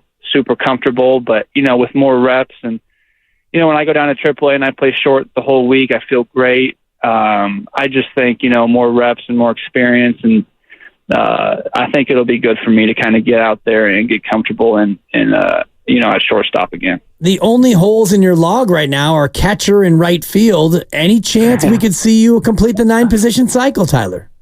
I almost caught actually in Philly. But, hopefully, man, I really hope I don't ever catch. Wait a minute. What does that mean? I almost caught. Like, what happened? Yeah. So this is when Pat Bailey went down with a concussion in like the first or second inning. And Murph was kind of going through a little knee issue. And so Pat went on the IL, and then Murph the next day hurt his knee. So if that would have happened a day before, I would have been in there catching against Philly, in the second or third or whatever inning it would have been. I mean, I was kind of freaking out. So I really hope that I hope not for my own sake, but for the pitcher's sake, I hope that doesn't happen, because I feel terrible, to kind of ruin one of their ERAs or something. Love it. Tyler Fitzgerald of the Giants, obviously, and one of the heroes last night is with us here on Willard and Dibbs 95.7 The Game. Tyler, I'm curious to know what they told you. What did they tell you about this opportunity? What are you expecting over the next 3 to 4 weeks at least?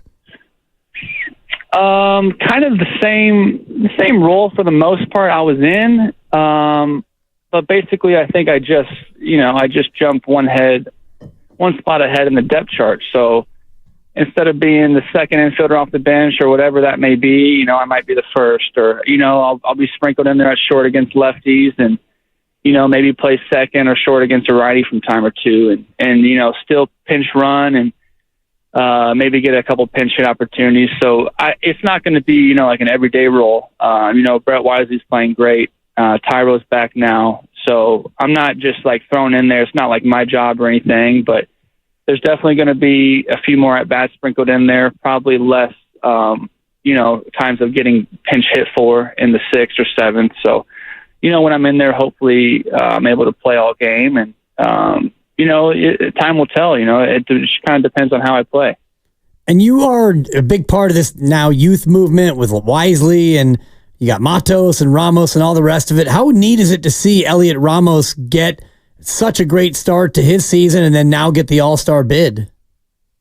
It's unbelievable. Really what he's doing is super fun to watch. Everybody knew how good Elliot was. Coming into spring training, I had a feeling he was going to go off, and, he had a slow spring training, and it was kind of shocking to everybody. And but man, he really just took his opportunity and ran with it. He did great in AAA for the first month, and he's done great here. So really, when a guy is this hot for this long, it's, that it's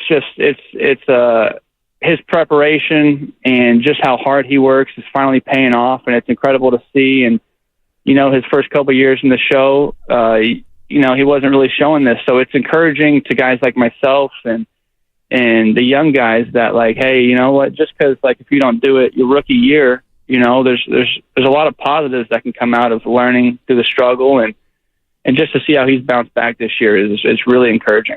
Tyler, I'm just looking at what would sort of be the back of your baseball card, and there are a bunch of times through your minor league career where you've stolen north of 20 bases. What people may not know is there's also a bunch of times where you've hit north of 20 home runs as well. And obviously that was a big part of the comeback last night as well. Do you consider yourself a power hitter? Like how big of a part of your offensive game is that? Yeah, I think it is a pretty big part of the game. Especially being, in the middle of the infield and being able to hit some homers. It's definitely why, I'm here right now. It's with consistent at bats, I always feel like I can get a little bit more power. But when I was playing once a week here early on, I was really just trying to get on base. But I feel like with the more at bats I get, the more comfortable I get, that's when my power starts to come. And it was just great yesterday. My first 2 at bats.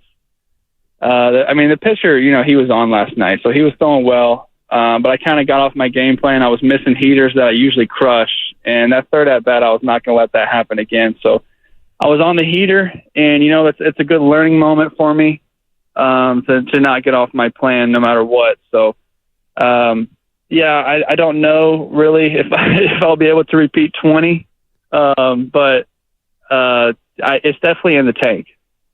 Yeah, well, we're counting on you. So 2 down and 18 to go. So you hang in there, and we're pulling for you. I'm counting my AAA ones, too. And we're going to count them for you, no doubt. What do you do when you're facing a guy throwing 96 or 97? Do you have to sit there and expect the heater, or else you're going to wind up being tardy? Yep, and that's exactly what happened. My first 2 at-bats, he spun me in a little curveball and then got me off my game plan. But, the second at-bat just didn't sit too well with me. I never really, off lefties at least, I never really missed 2 heaters down the middle in a row. So that was kind of shocking to me. I knew something was off. I went back and watched video. I was just super late. So my third at-bat, I was just trying to get the head out and be as early as possible on him. Tyler, real quick, especially as a young guy, and the thought is, hey, can I stick and stay? I just want to be in the bigs. But now it looks like you guys are going to be here a while, and I wonder if you'd comment on the other side of the game, which is the team urgency. As far as making the playoffs, the trade deadline is coming. How would you describe the clubhouse urgency right now? We're just taking it one day at a time, but we've played good ball the past couple weeks. We really wish we would have gotten one more win on the road there. But really it's just getting over this 500 hump. We want to have a winning record, we just can't seem to get over it. But as far as the trade deadline and all the moves that are happening, guys aren't, you can't be too worried about that. We have to be focused on tonight. And, when we wake up tomorrow, we're going to be focused on the game tomorrow. So everything else is noise, really.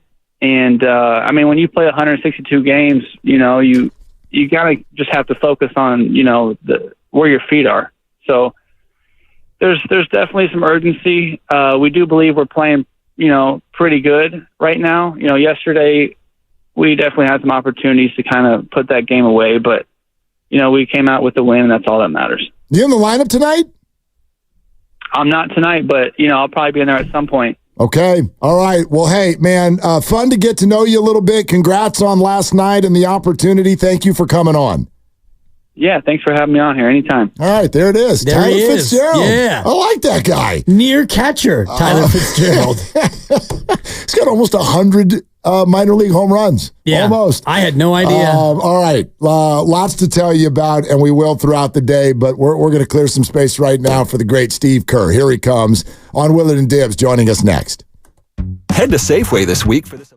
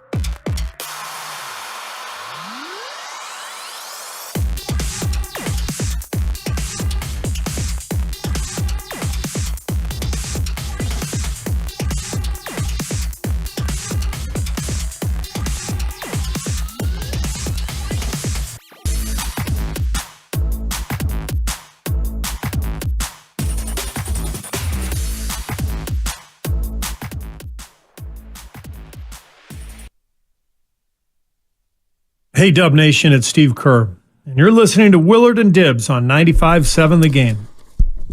And you're about to be listening to that man as well, and we've missed him. Oh, so badly. We've missed him, you know?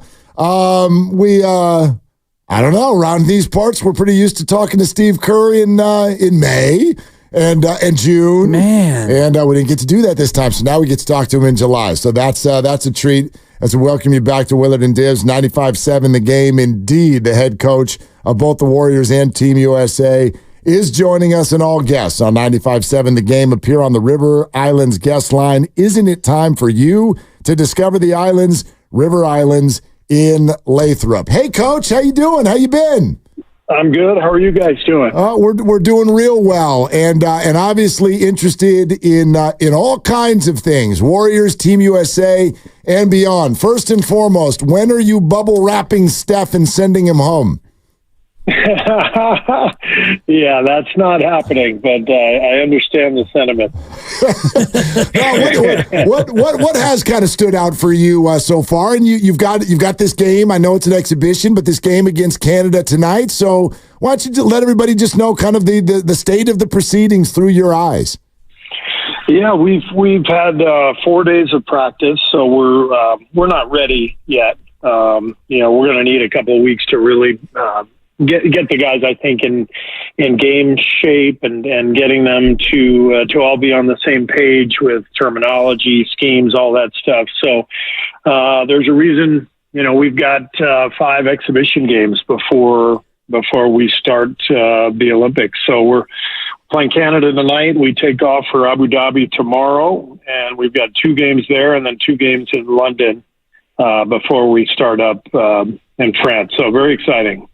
Is this more difficult than coaching the Warriors in that you've got so many more mouths to feed, and now you've got Kawhi out and you got Derek White in? Is it more difficult to try to juggle playing time and juggling the egos with this team?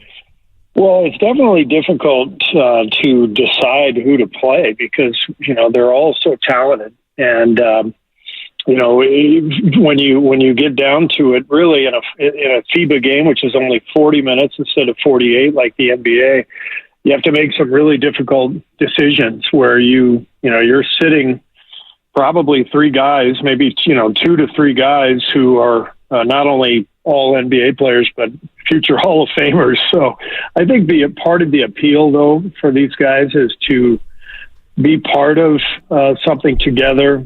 They're so used to competing against each other all season in the NBA, and I think they really love coming together for USA basketball and competing together, being together for 5 weeks. And it's a different challenge. We're trying to win a gold medal. There's nobody really cares about, personal accolades or point totals or stats or anything. And what I've found in my time with USA basketball, the guys are really ready to, make a full sacrifice and be part of something bigger than themselves. And it's pretty refreshing and fun. Steve, just because you are playing Canada tonight, it's been interesting to hear Andrew Wiggins' name brought up with that possibility, the report that the Warriors didn't want him playing, but then maybe also another report that it might have been mutual. Is there any light you can shed on why Wiggins is not playing for Canada?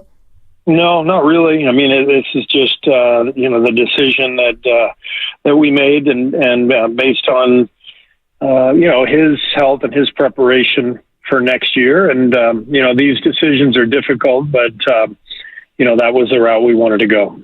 One Warrior not active. Another Warrior is Brendan Podziemski, apparently playing a little bit feisty and playing hard in the scrimmage. What can you say about your impressions of Pods going up against your Olympic team?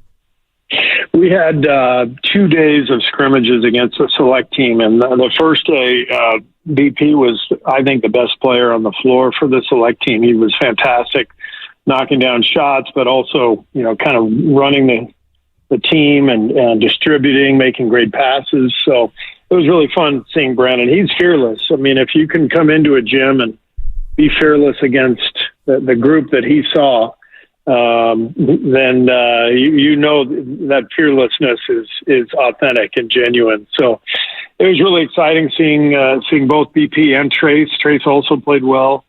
Just great experience for those guys for 2 straight days to scrimmage against the best players in the world.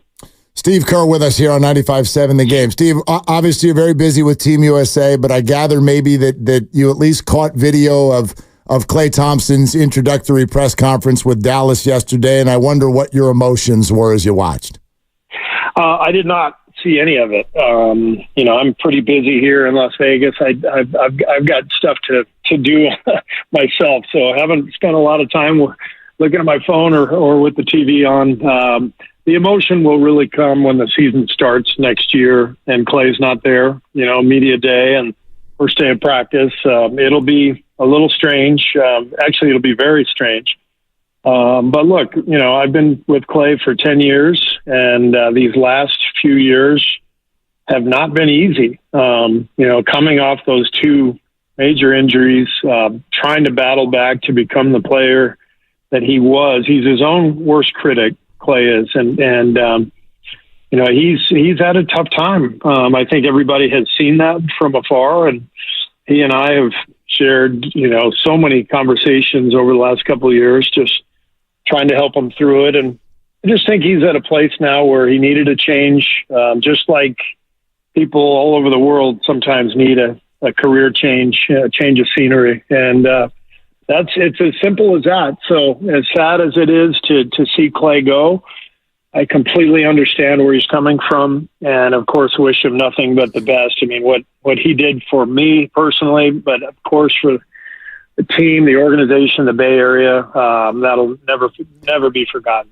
Steve, it's really interesting, and this is just my observation, that a lot of people around the organization, they don't seem terribly surprised now that it played out this way. And so that comment you just made kind of sparked a little bit when you said the last couple of years have not been easy. How would you really sort of describe what he and the organization went through as they tried to navigate all of this? Well, I think the difference for me as Klay's coach is from 2014 to 19 pre-injury, Klay was unflappable.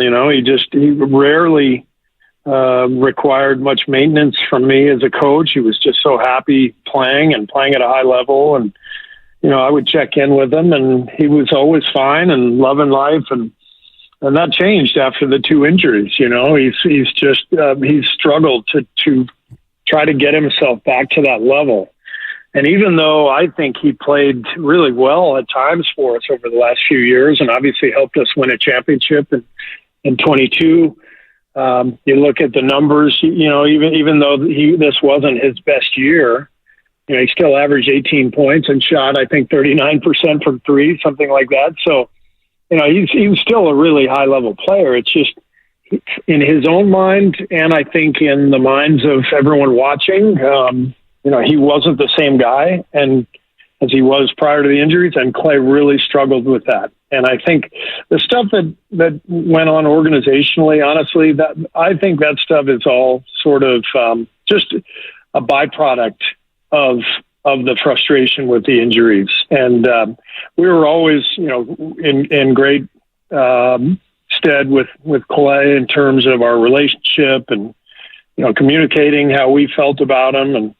But he, in the end, really needed this career change, and I think it's going to be good for him.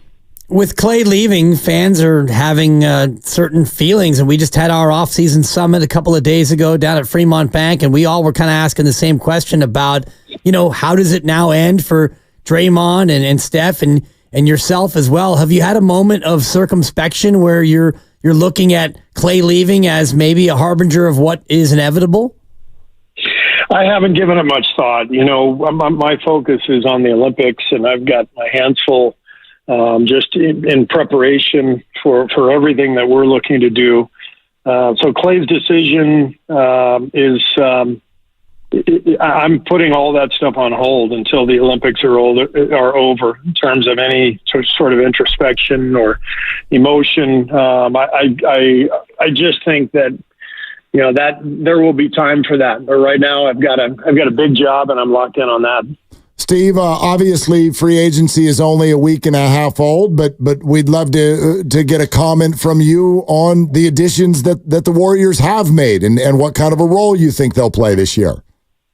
Yeah, I just think Mike and his staff did a great job of picking up three very good players. All three guys, we've played against quite a bit, over the past few years.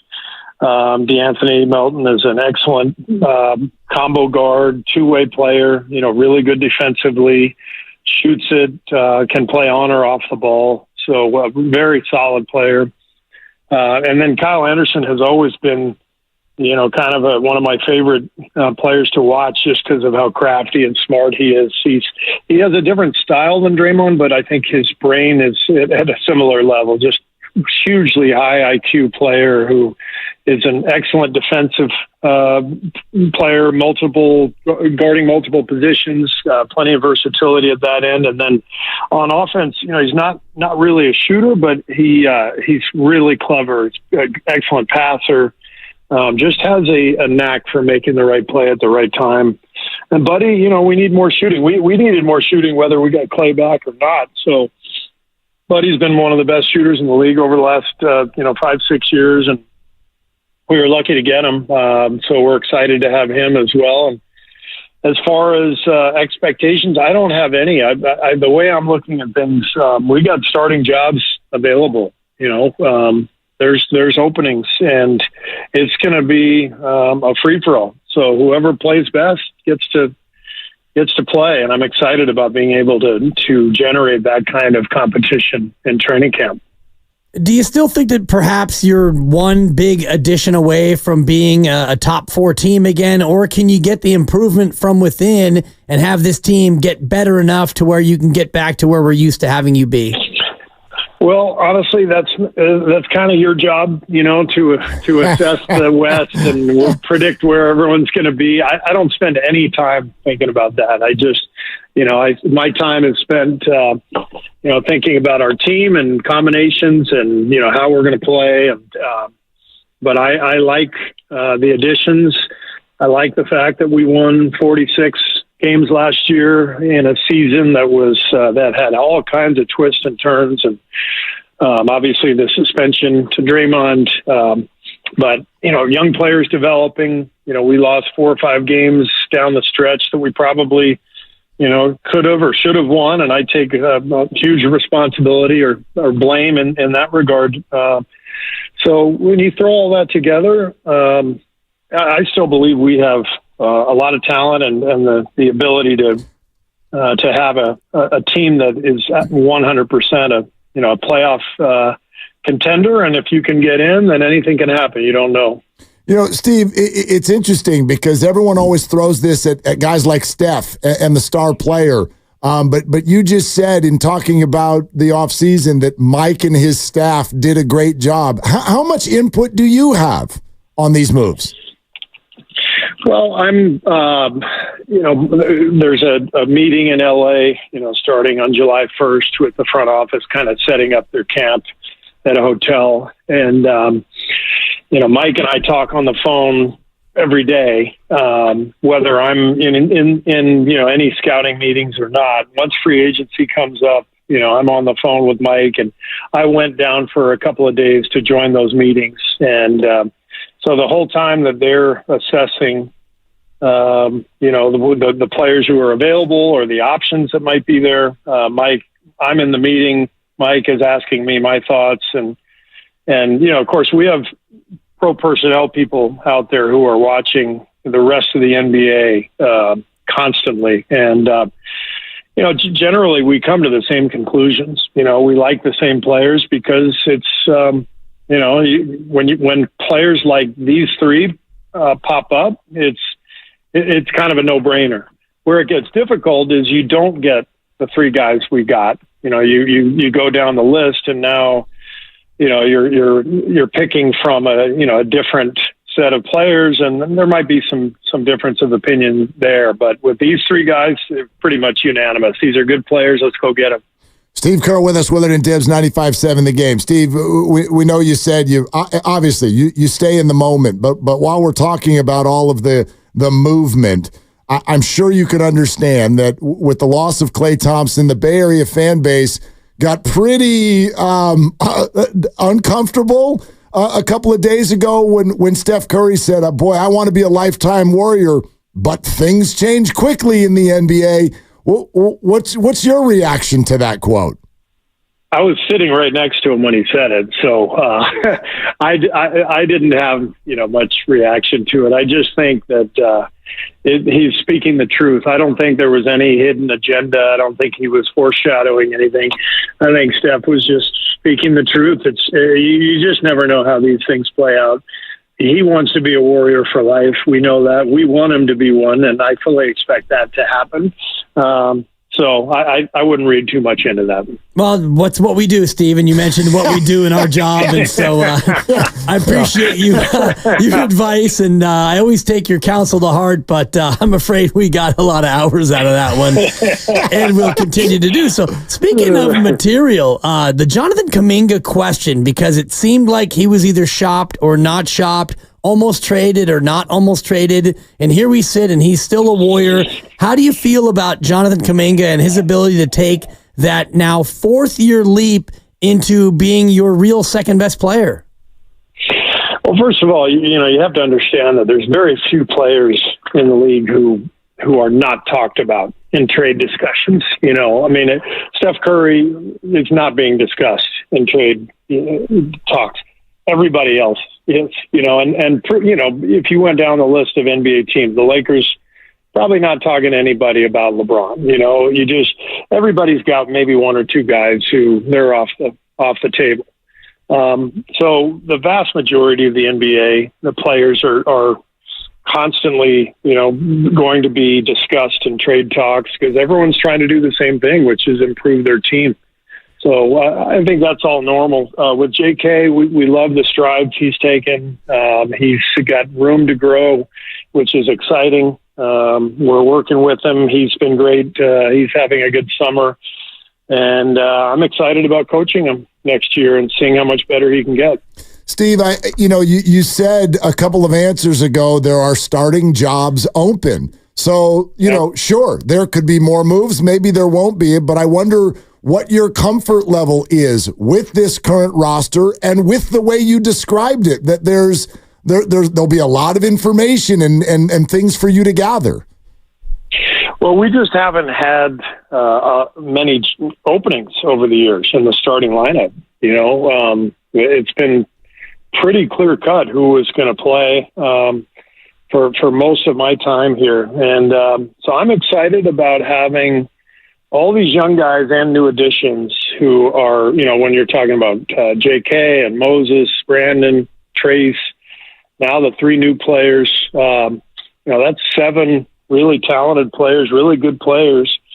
And, other than Steph and Draymond, I don't know that anybody has a position set yet. So it's going to be an exciting camp. Competition's great for everybody. And we have a new set of players, brand new, really, and with the 3 new guys. And if you look at it over the last couple of years, our roster is dramatically different than it's been for the bulk of my 10 years here. So a lot to learn about these guys, a lot to experiment with. And as I said, jobs available. So it's exciting. Does it present the same sort of challenge you had last year, though, when you had seemingly 11 guys for 9 spots and you had to constantly figure out who is going to be up and who is going to be ready to go? Does it become more difficult as a head coach when you've got 11 or 12 legit players for, as you like to say, 9, maybe 10 spots?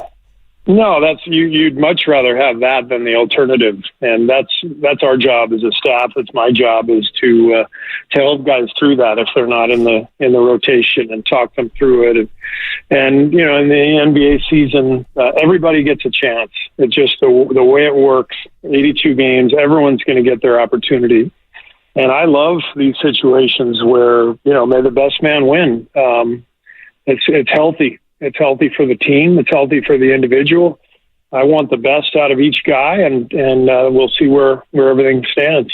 Steve Kerr with us on 95.7 The Game. Coach, back to Team USA. What does it mean to you to get to do this and have this experience alongside Steph? Well, it's an incredible honor. I mean, very few coaches in American history have been able to say that they've been the Olympic head coach. I mean, it's an unbelievable honor. So I'm proud to represent my country, proud to represent the NBA, and really proud to work with this group of guys. Amazing players, hell of a coaching staff. Ty Lue, Eric Spoelstra, Mark Few. This is a once-in-a-lifetime experience, and it's so exciting, and couldn't be happier doing this. Got to be exciting watching young Cooper Flagg play, and I know he's not yet a Duke Blue Devil and not yet NBA eligible, so you could probably speak freely, I hope, but if you can't, even hypothetically, a 6'8", 17-year-old who balls out, what does that look like to you, Steve? Well, I'm just not going to answer. I've been fined before by the NBA for talking about underclassmen. Steve. I got a big wallet. No, you don't. No, you don't. I got a savings account, Steve Kerr. I got Steve, you. You're right. You're right. He doesn't. You're right. Steve, I'm making $22 an hour here, Steve. I'll work all year if I can just get this one answer. Cooper Flagg, your thoughts. Let's go, Kerr.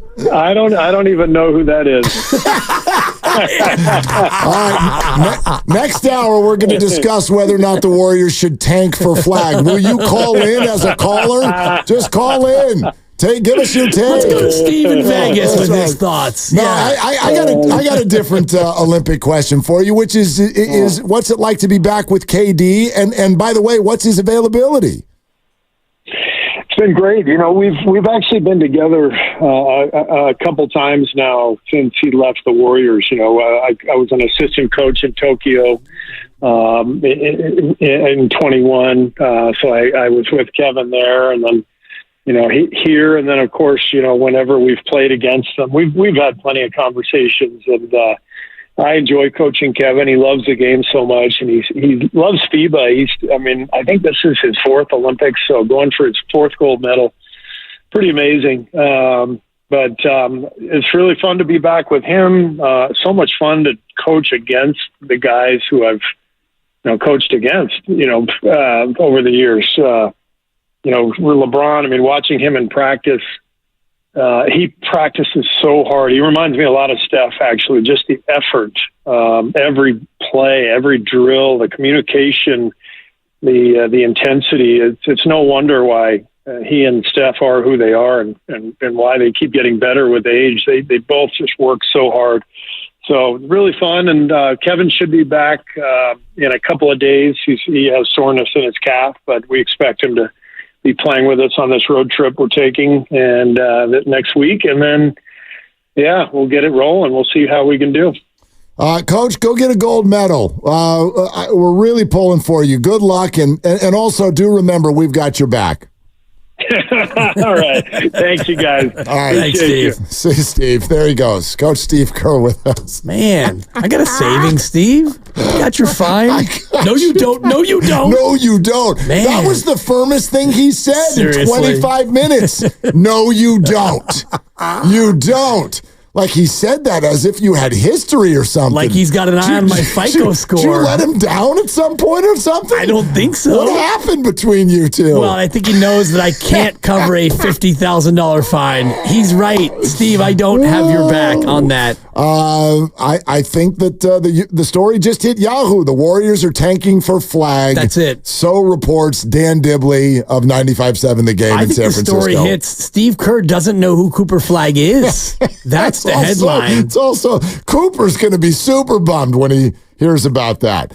Okay, let's react because boy, there was a lot to chew on after that conversation. I got a few observations, and one of them involves Steph, and one of them involves Klay, and many, many more. You can certainly weigh in. 888-957-9570. Did anything catch your ear in that lengthy conversation with Steve Kerr? We are presented by Fremont Bank, celebrating 60 years of full-service banking with no compromises. This is Willard and Dibbs. This Monday, our lineup is going to be jacked up. All next week, it'll be Willard and...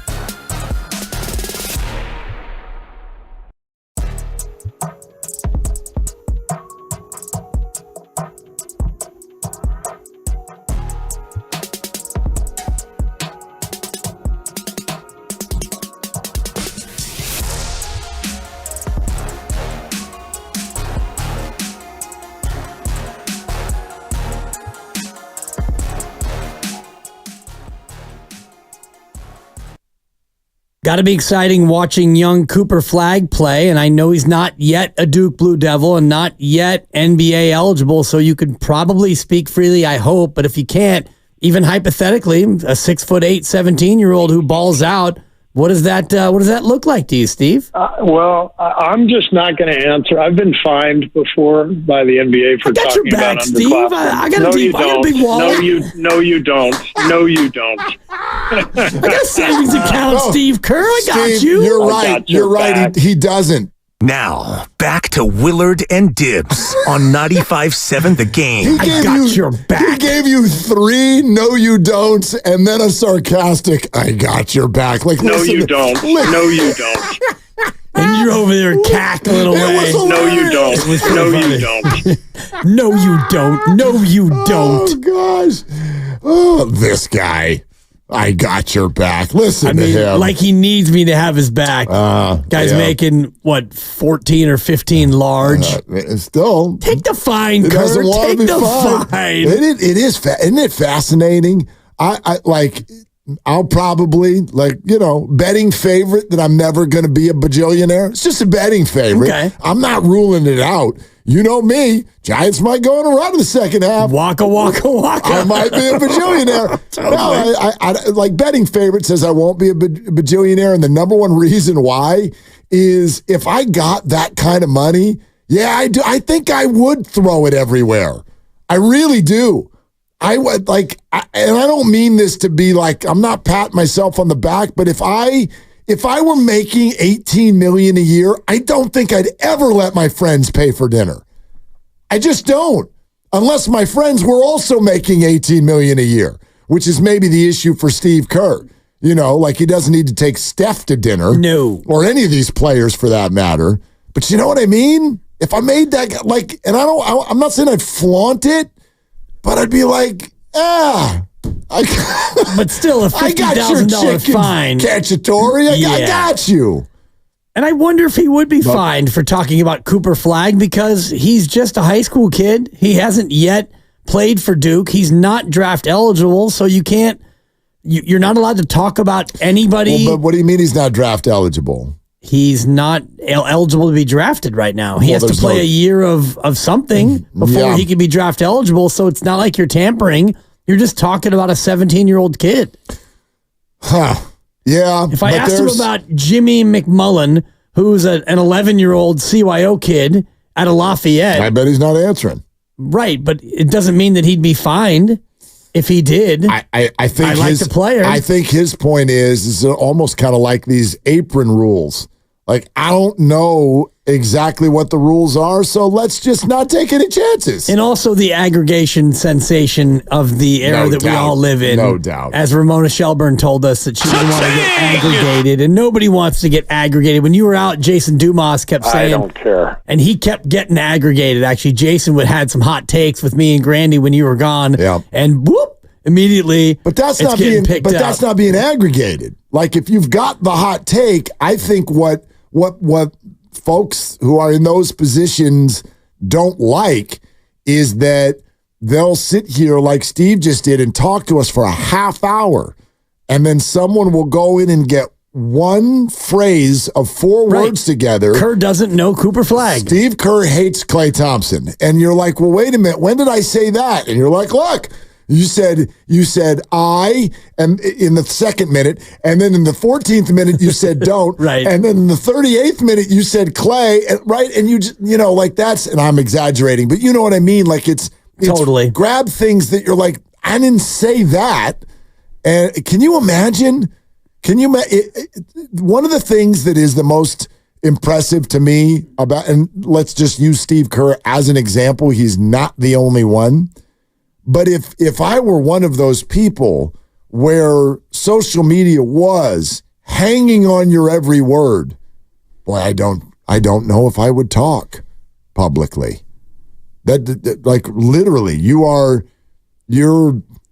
taking a chance every single time you go on the air, and you have to choose your words so carefully. And I'm sure there's an art to it, and so they learn how to do it. But man, I don't envy that part at all. And especially to do it the way he does, which is to give mostly forthright and mostly completely honest and revealing answers. It's not like he mails it in with cliches and non-talk and doublespeak.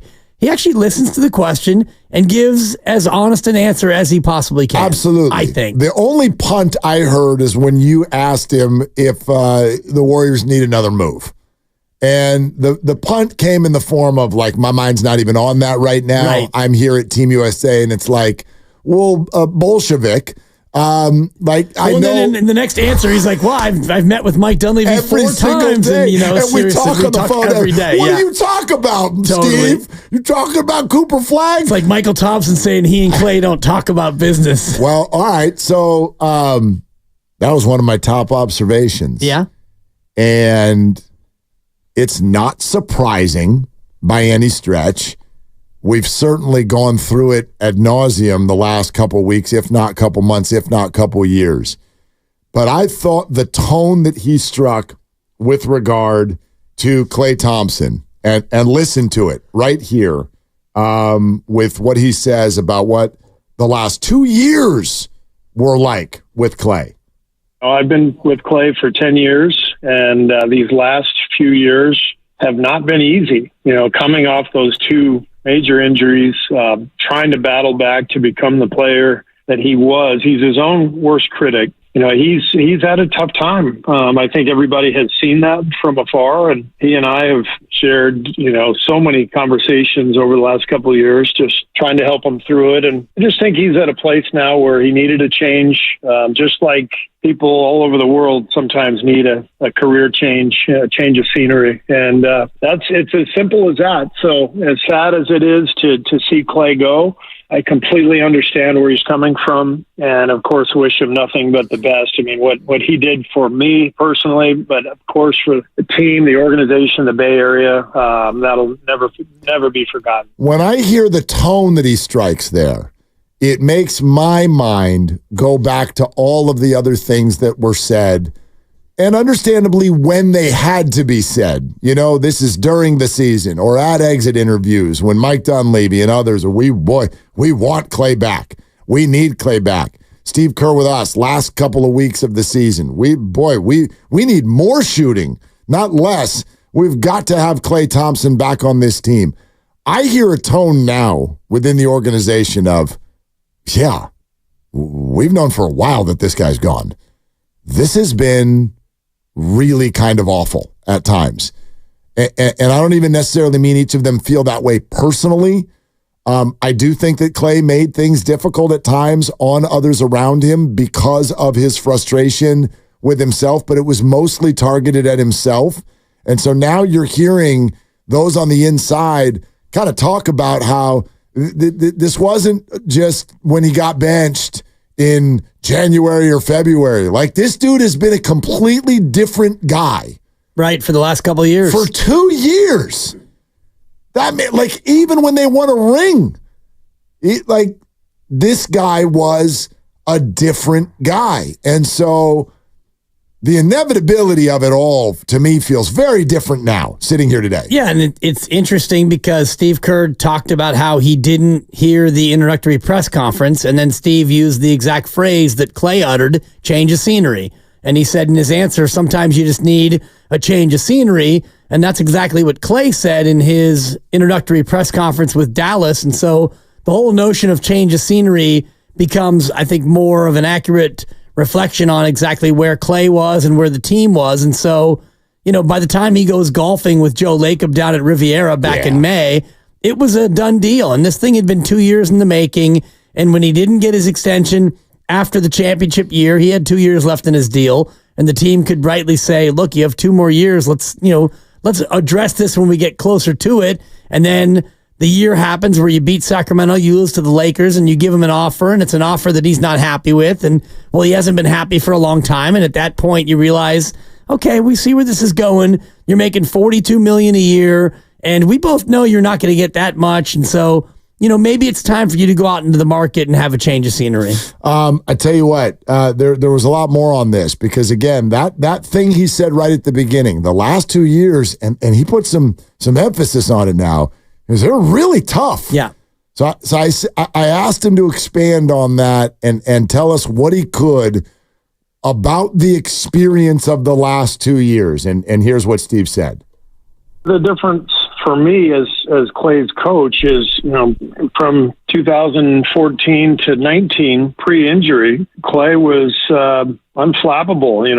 He rarely required much maintenance from me as a coach. He was just so happy playing at a high level. And, I would check in with him and he was always fine and loving life. And that changed after the 2 injuries. He's struggled to try to get himself back to that level. And even though I think he played really well at times for us over the last few years and obviously helped us win a championship in 22, you look at the numbers, even though this wasn't his best year, he still averaged 18 points and shot, I think, 39% from three, something like that. So, he's still a really high level player. It's just in his own mind, and I think in the minds of everyone watching, he wasn't the same guy and as he was prior to the injuries, and Klay really struggled with that. And I think the stuff that went on organizationally, honestly, I think that stuff is all sort of just a byproduct of the frustration with the injuries. And we were always, in great stead with Klay in terms of our relationship and, communicating how we felt about him. But he, in the end, really needed this career change, and I think it's going to be good for him. Okay. There's a lot in there. Yeah. He said he still played well for us at times. Mm-hmm. And the one that gets me is when he says, I think in Klay's mind and the minds of those watching, he wasn't the same guy, and Klay really struggled with that. So the obvious part is, because everybody who's ever aged, and that's everyone, has the same experience when the mind will still do what it's always done and the body doesn't follow. That stinks. It especially, I would think, stinks when you're a professional athlete. Right. And your body is your everything. It's your everything. It's your money maker. It's your identity. It's your money maker. It's your ego. It's everything about you. But I read that as to say Klay not only struggled with that within himself, but he really hated it that other people viewed him as not the same guy. That, to me, that was a huge sentence from Steve Kerr. Because that gives you a window into why this became something that involved discord. It involved argument. It involved angst, because Klay couldn't deal with not only reality, but other people noticing reality. Teammates, coaches, executives, fans, assistant coaches, fans, media everything. Members. Yeah. Yeah. Well, because Klay knows it.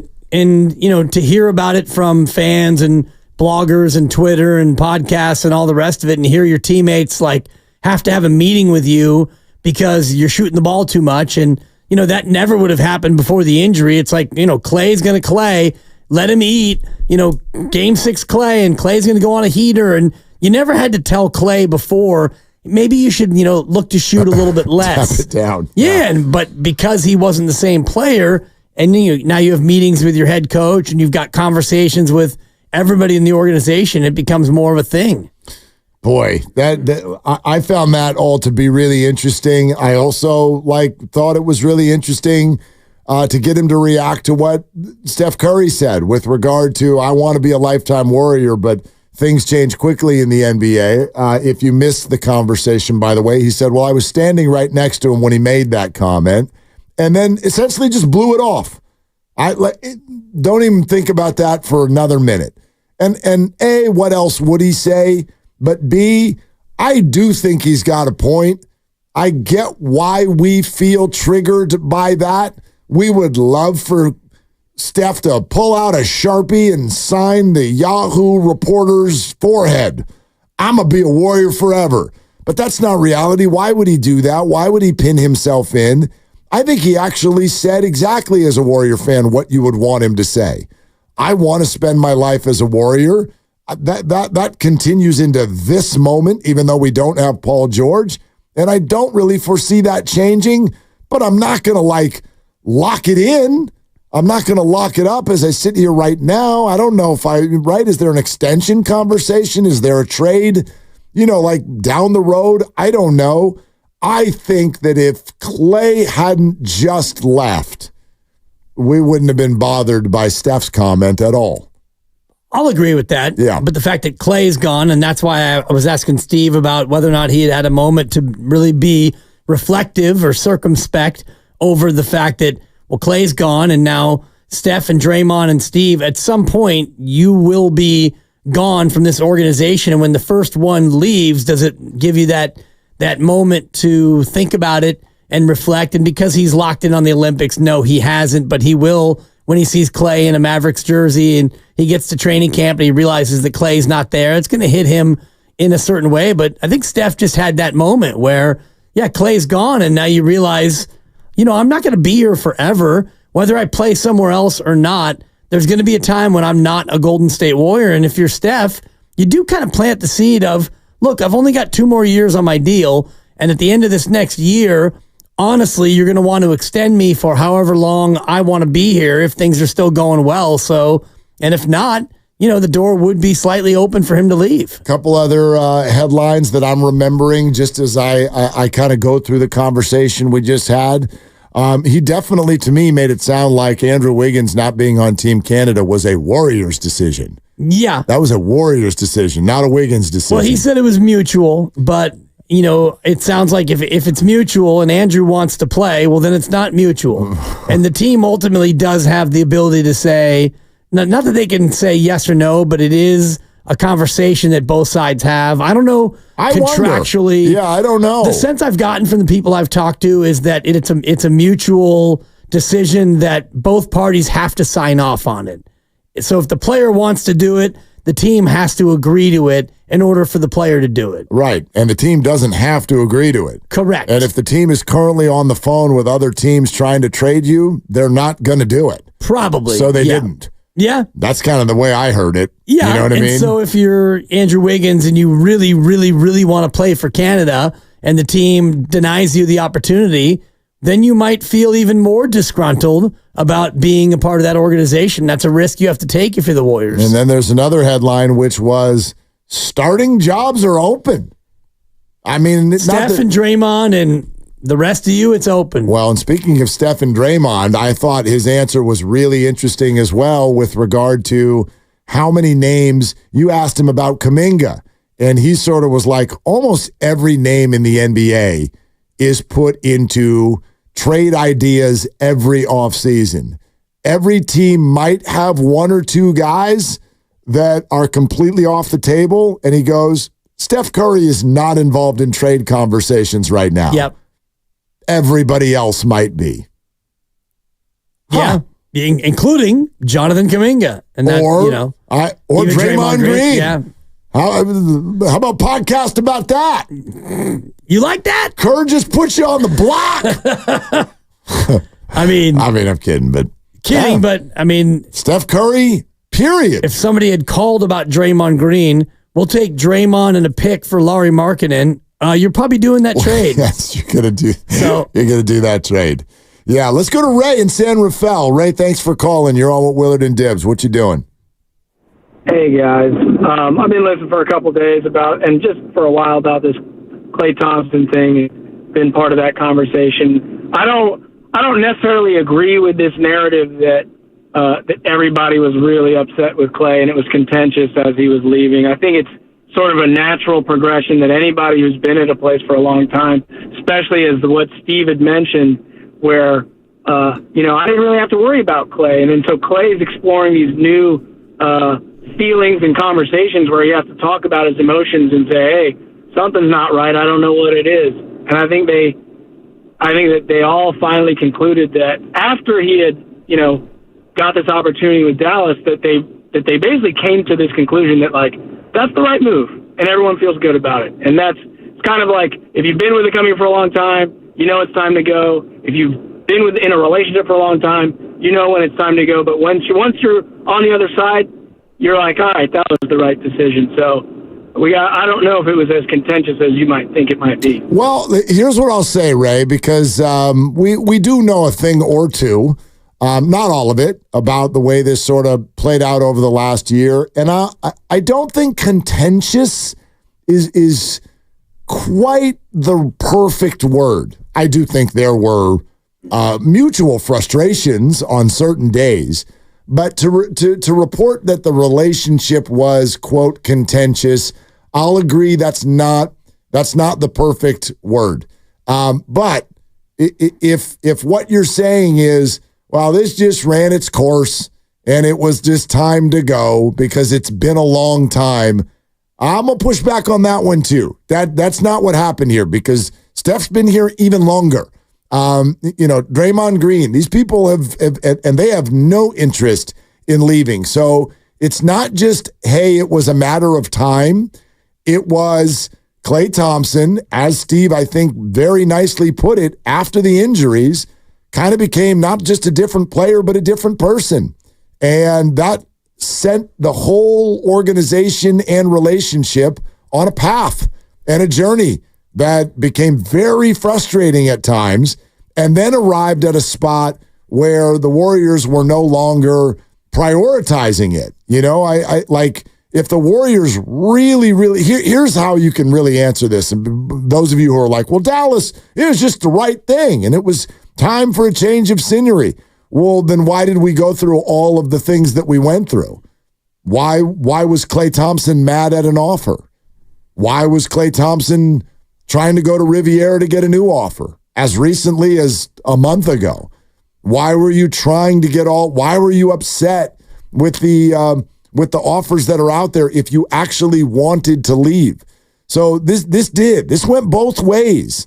And the organization got to a spot where they're like, you are not priority one. Yeah. And that only made him more upset. And I think that those conversations were happening long before you got to the end of the season and he went 0 for 10 in Sacramento. I think that sense was in place a long time before. And when you offered him 2 and 48 back in October and he said no to that, at that point you probably realized that he's going to want more than that and longer than that. And you didn't want to prioritize that. As you went through the year and you realized that he struggled in October and in November and a little bit of December, and the team struggled, and you weren't going to be the kind of team you're used to being, you get to the end of the year and you got to get better. You got to figure out a way to get under the tax, under the second apron, and get better. And so Klay's not a priority. And, you get through another year, a second year of frustration.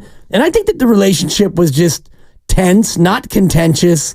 And like Steve said in the answer, you were used to this Klay being a no-maintenance superstar, and all of a sudden now he's carrying this negativity and a little bit more of a burden on him that made it so you had to check in with him more often than ever before. I mean, challenging situation, right? And this, I think, happens a lot, and maybe we don't open up enough space for it, but when someone has a huge individual challenge in front of them, how do you tuck that into a team concept? So Klay Thompson's got to overcome 2 massive leg injuries, and he wants to try to play up to his contract and be the player he used to be and all of that. Well, how do you do that and still keep the team goal, strength in numbers or strength in leg? Which did he want? And I think those two fought with one another inside his own brain sometimes. I'm not saying he wasn't a team player, but I do think that's what came out sometimes. Jordan Poole wants a contract. Klay Thompson wants health. Both of them want status. Both of them want a starting job. And at times, both of them kind of went off and started doing their own thing, and the team came down on them, and it led to a lot of stuff. And eventually it led to both of them playing for different basketball teams. For different reasons. And, yes, 100%. Certainly you get to that spot where you got to do what's right for the organization. And it's hard when you're working with an individual who's going through something. And if that individual, while they're going through that, is becoming more of a drain on the team, you get to a point where you've got to realize that it's got to be about the team. And so that individual has to kind of get over their individual struggles in the better sense of what the team is trying to do. And I get the sense that Klay had a really hard time doing that over the last 2 years. All right. A lot more to hear from Steve Kerr, who joined us a half hour ago, including getting into what this starting lineup should look like. We've got some Giant stuff a little bit later on as well. Tyler Fitzgerald joined us earlier on the show. Next week, the lineup's going to get jacked up starting Monday. We're going to be on in the morning, 6 to 10 a.m. Bonte and Joe 10 to 2, Steiny and Goo 2 to 6. Your chance also to win an autographed Klay Thompson jersey. And don't worry, it is just for a week, and it's all brought to you by Jack's Restaurant. And we're sponsored by Safeway. This is Willard and Dibs. Head to Safeway this week for this amazing deal for members. Signature Farm.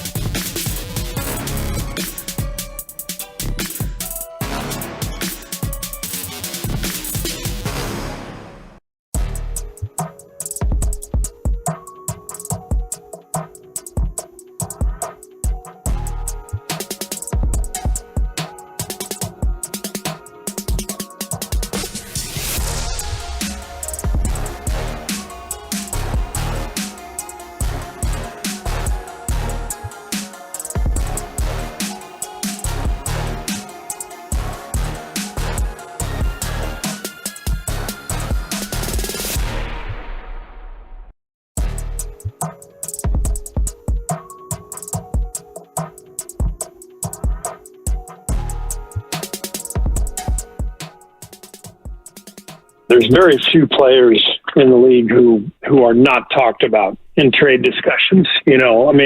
Steph Curry is not being discussed in trade talks. Everybody else is.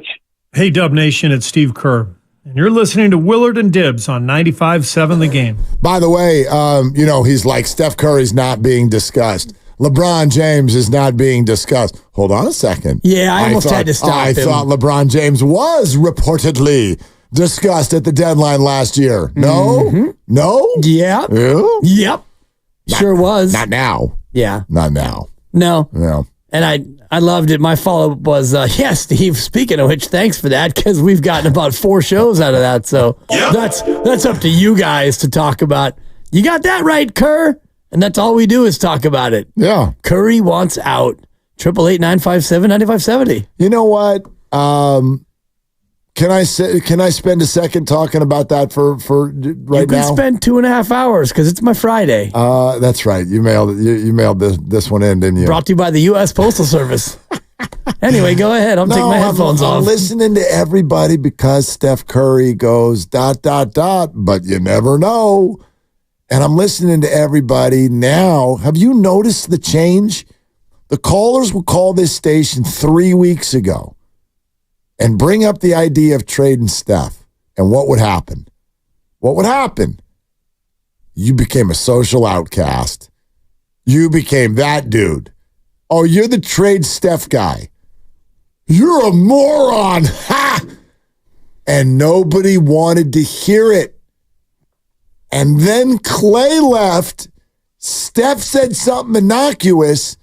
And now all of you have been welcomed out from underneath the rocks, including the man who sits in the chair that I'm sitting in right now, right before I get here.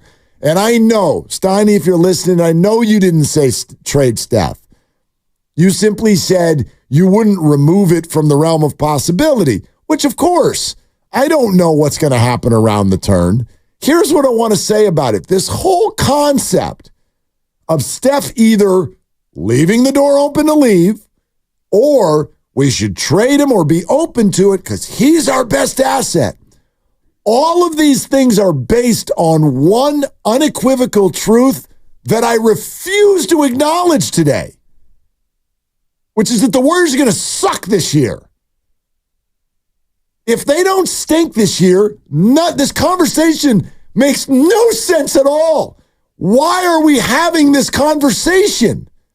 Why are we talking about this? Because Steph Curry spoke to Yahoo and literally said a statement of fact?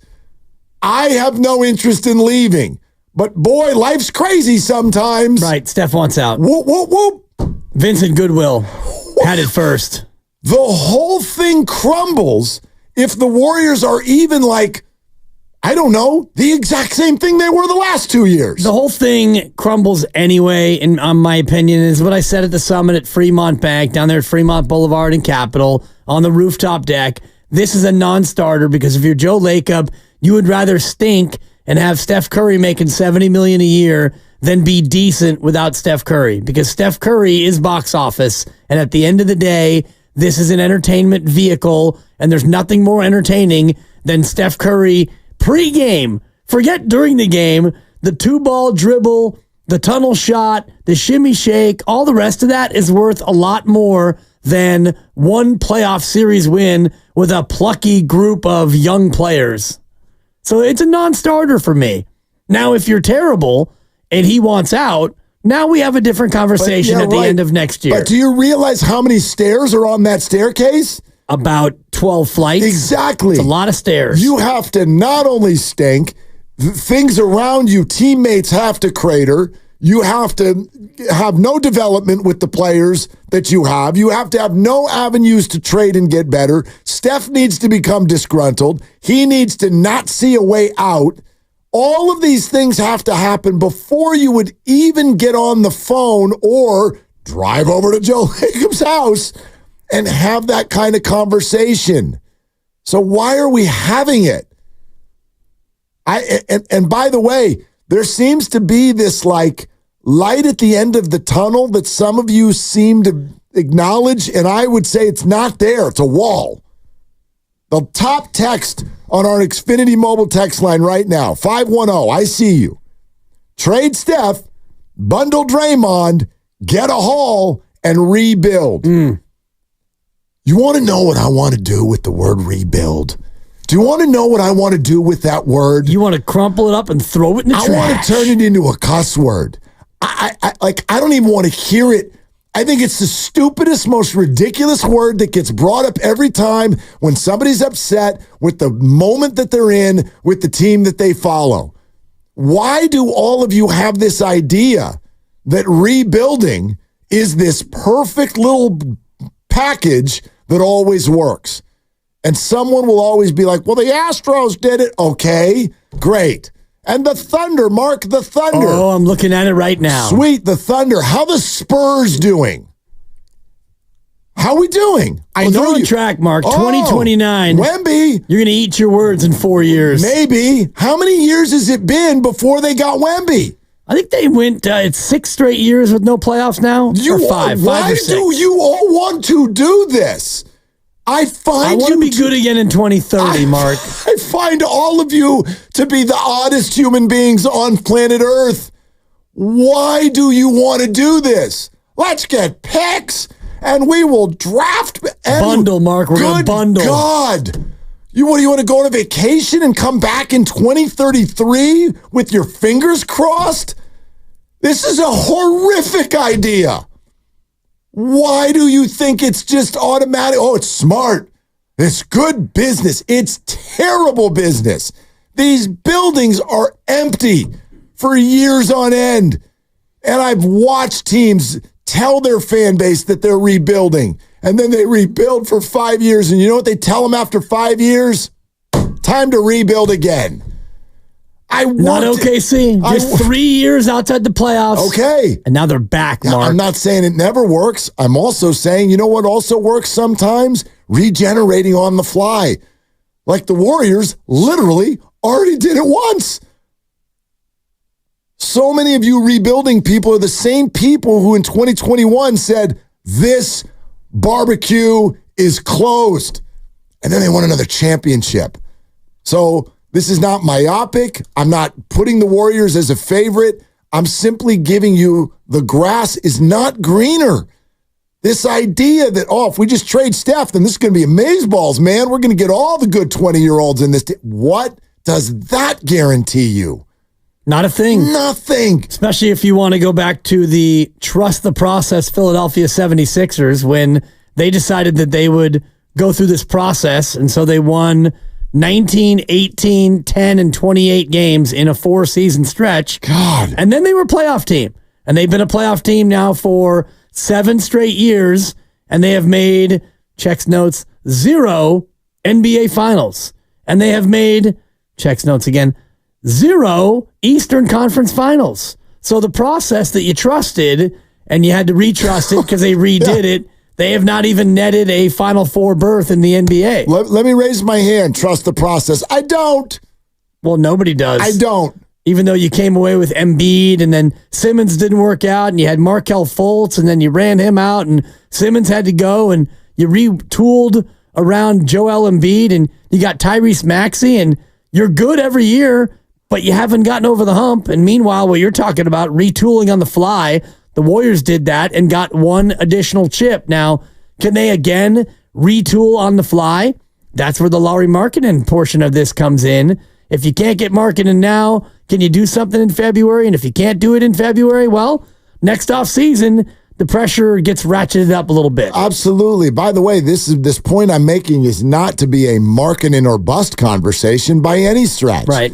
I just find this to be a way too early conversation that people are bringing up. And it's not even about whether it's trade Steph Curry, whether it's let's have a conversation with Steph Curry, whether it's Steph refused to pull out a Sharpie and promise that he's going to be a Warrior for the rest of his life. All of these things are way too early. Way too early. And don't romanticize the word rebuild. Don't do it. I've watched way too many owners tell you, we're rebuilding. And then they get to when it was supposed to be boogie time, and then they just go, oh, it didn't work. Time to rebuild again. It's not fun. And it's very anti-Lacob. It's anti. Well, that to me is the ultimate answer to this whole question. Everything he's ever said is telling you he has no taste for that at all. And how do you rebuild if you're not going to be in the lottery? Well, you really can't. So he already said that he does not ever want to be in the lottery. And so far, 1 year in, he was in the lottery. So you know that Joe Lacob doesn't want to be in the lottery. So how do you go about retooling if you're not in the lottery? Well, you could trade Steph or Draymond for another team's pick and have that team be bad, and then you get their lottery pick. But now you're depending your whole rebuild on ping pong balls. Well, and by the way, like that is such a dangerous game. Someone just texted in and goes, Willard, you don't think that stinking for 5 years was worth it in order to get Wemby? Let me think about that. Your text is presupposing that getting Wemby means what? Are you telling me right now that the Spurs are definitely going to win a title in the next 3 years? I'd argue they're probably not even going to make the playoffs again this year. They didn't just stink for 5 years to get Wemby. They stunk again with Wemby. They're probably going to stink again with Wemby. There's zero evidence as we sit here today that the right people are around Wemby so that he's actually going to become a champion. Getting one player, like he looks fantastic. Am I bullish on his future? Yes. But how many different bricks need to be on that wall before that actually turns into perennial greatness and a team that's on a run? They're nowhere near that. And we do this with players all the time. When Anthony Davis was with New Orleans, oh my God, he's going to own this league. Well, actually, he's going to ask out. He's going to go play for someone else. He's not really going to achieve anything until the greatest player of his generation joins him, and even the championship they win will be questioned by people named Mark Willard a few years later because it was a COVID chip, which is different. Like, I don't, what do you think that rebuilding guarantees you? Do you think being a Spurs fan right now looks fun? More fun than it did a couple of years ago. Sure, but so cool. They got a sideshow and a 12 seed. Great. 22-60 the last 2 years. 22 wins. Right, in back-to-back years. So even if they take a big leap this year, which you don't often see a lot of teams make more than a 20-game leap. Let's say they have a 25-game leap and they win 47 games. Well, last year, 47 games was good for the 9 seed.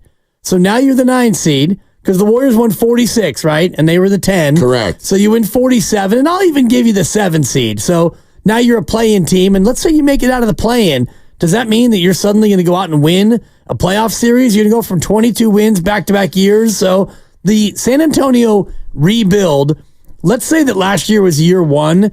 It's probably a 4 or 5 year build if everything goes right. Yeah. And so if you're the Warriors and you want to start that, why would you start it now? Why not wait until after Steph and Draymond and Wiggins and whoever else is gone? And if you have Pods and TJD and Moody and Kuminga still, then you got a foundation. Absolutely. You're not going to go down to 22 wins. And if you have Markkanen and then Steph retires when Markkanen is 29, this is just an example. Yep. Guess what you can do if you really, really are like, gosh, we kind of got to reboot the books. We gotta maybe get some assets back that we lost in this process. Guess what? You put Markkanen back on the market again. And who knows what he will have achieved. Maybe by then, there's just 3 more years of 25 a night. He'll be 29 years old. And put him on there's always a way to do this. I'm not saying rebuilding is always wrong, but I feel like I hear right now that people think it's this promise. It's this promise of all kinds of things down the road. Even the Spurs stinking 5 years to get Wemby. Do you know how lucky they had to be to get Wemby? You don't know if you're going to get the number 1 pick, and you don't even know if there's going to be a Wemby. What if you tanked for 5 years and got this draft? Yeah.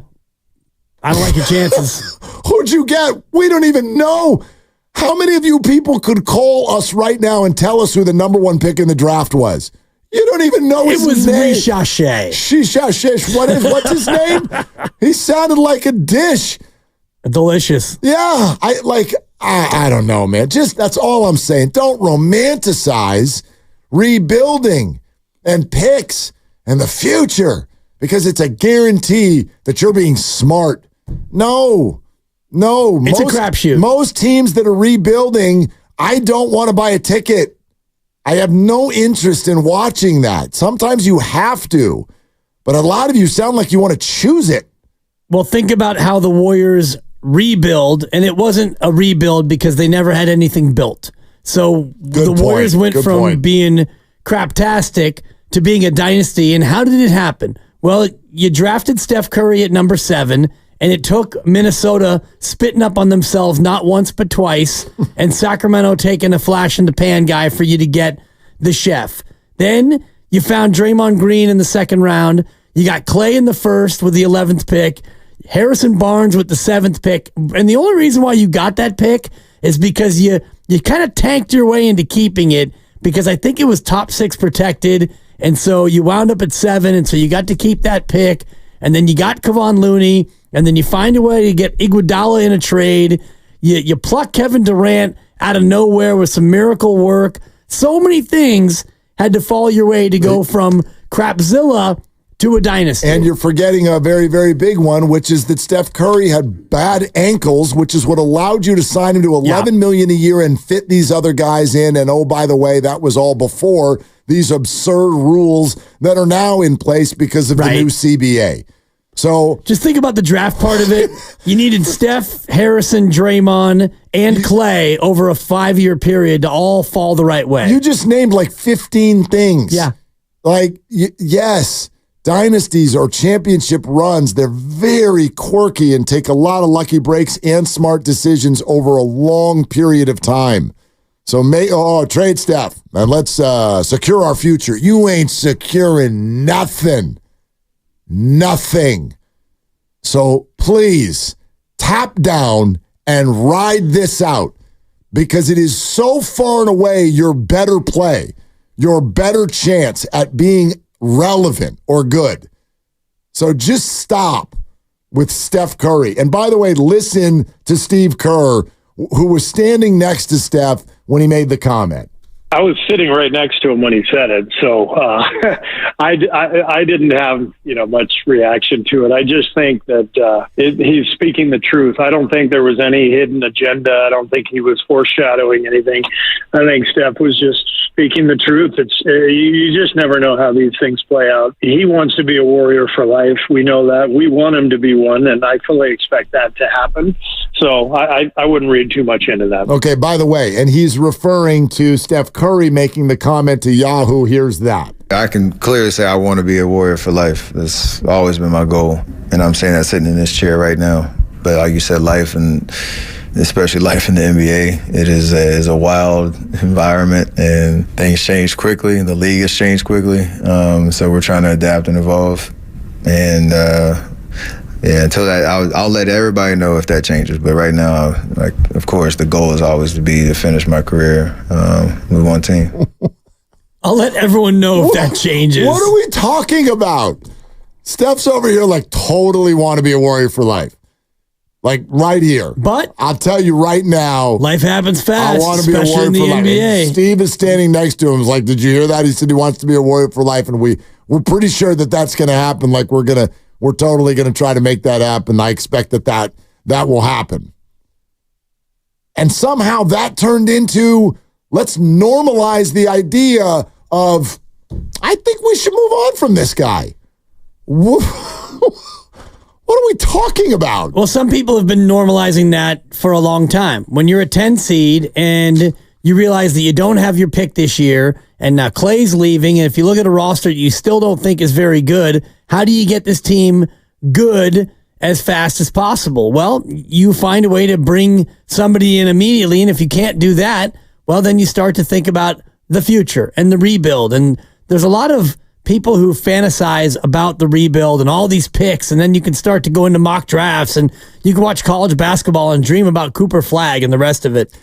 Listen, whatever route they go on a year in and year out basis, there is a high likelihood there's going to be some very unfortunate and uncomfortable bumps in the road. Whether they try to be great every year or whether they strip the thing down to the studs. Let me remove all of the doubt. They're going to mess up. And most years, you don't win. Right. No matter what you're doing. You could be the Spurs, you could be the Sixers. The Sixers are like, we're going to redo this every year. We're going to have stars just coming in here all the time. Who's with Embiid? It's Simmons. It's Harden. It's Paul George. Whatever, dude. You're probably not going to win it ever. But, you're relevant, and you're there, and you got a shot, and I'd much rather, be a Sixers fan right now than a Spurs fan.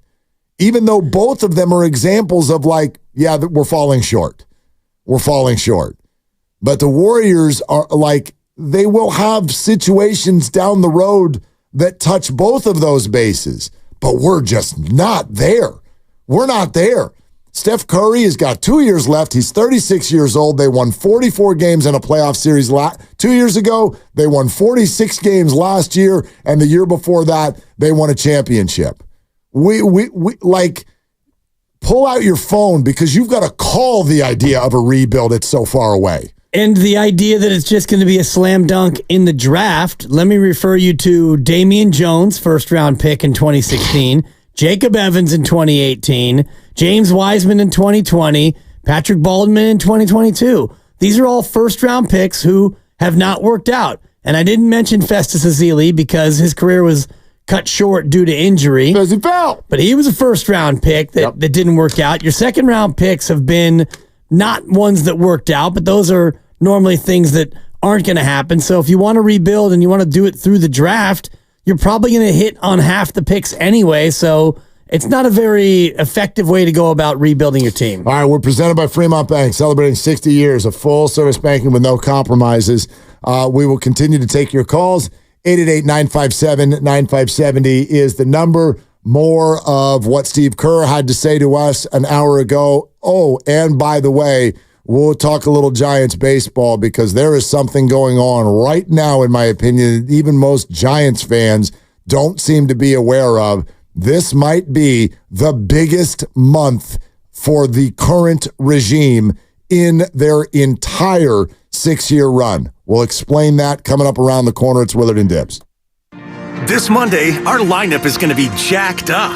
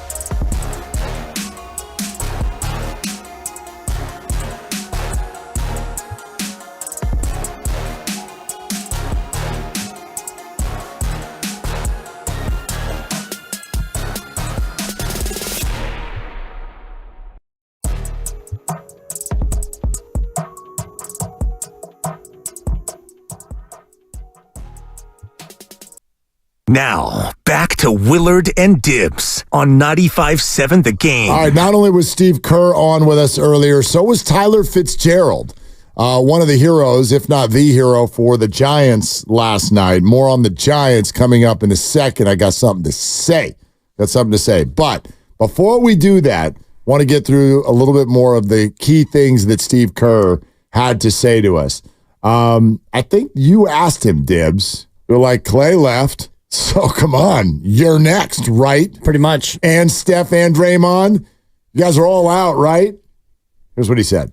I haven't given it much thought. You know, my focus is on the Olympics, and I've got my hands full just in preparation for everything that we're looking to do. So Klay's decision is I'm putting all that stuff on hold until the Olympics are over in terms of any sort of introspection or emotion. I just think that that there will be time for that. But right now, I've got a big job, and I'm locked in on that. Okay, that's an interesting answer from a couple angles. There's the, what's right in front of us with Team USA and Warrior basketball. There's also, I think, the human idea of, delaying emotions.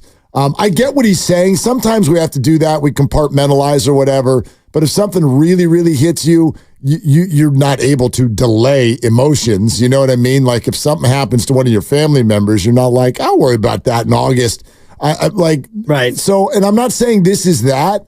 What I am saying is, with a bunch of his answers about Klay, I just was hit over the head with the idea of, dude, no one is surprised.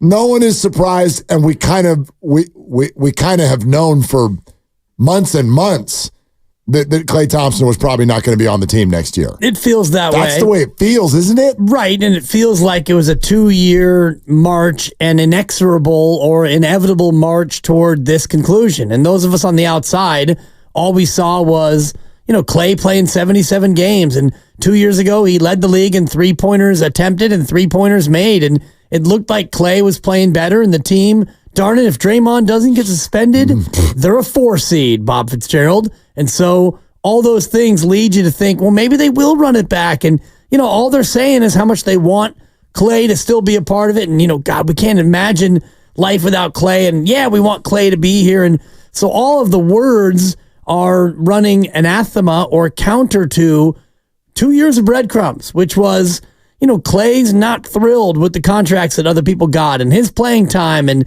his body and all the rest of it and the fans and the coaches and the relationship. And so you finally get to the end and you realize they probably saw it coming a lot sooner than we did. For sure. Yeah. And they're completely ready for it. You have to take what you can take in a situation like that. But that's sort of, by extension, something else I wanted to say to piggyback off the conversation we were just having about the idea of moving on from Steph and a rebuild and all of this stuff. There's a core piece of the premise of that conversation with which I disagree, which is that the idea that the Warriors are definitely just not going to be good this year. I don't know that yet for two clear reasons. One of them I can say is fact, which is you don't know who's on the team yet fully. We don't even know who's on the team yet. Well, we do. We know a lot of players, but listen, you well know, a roster-shaking move could happen. So we cannot jump down the road of what I'm seeing is not going to be good because what you're seeing might not be the team. But the second part is, what if it is? What if this is the team? I still reject the idea that you can firmly state this is not a good basketball team. I don't know that you know that yet.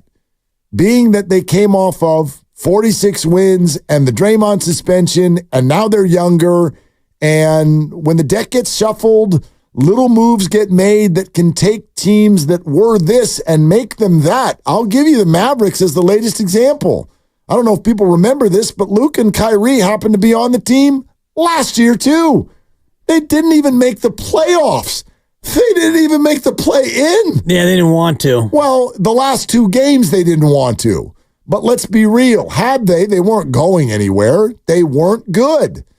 But then they spent more time together And then acquisitions happened. Little ones. Well, big ones. But Gafford and Lively, two literally big guys. Literally big ones, but conceptually not big ones. Names that many people still are not all that familiar with, and they're certainly not considered star players. But they changed that whole team and took them from an 11 seed to a 5 seed and a trip to the NBA Finals. I am not making the point that I think the current roster is NBA Finals worthy.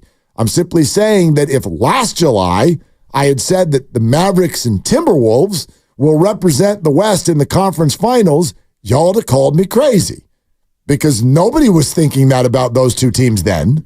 Nobody. We're thinking Denver and OKC. Exactly. So, like, or the Clippers or whatever. Right. So, like, You got it, in my mind, a team that's got Steph Curry, Draymond Green, a pedigree, no losing seasons in recent memory other than the Steph injury year.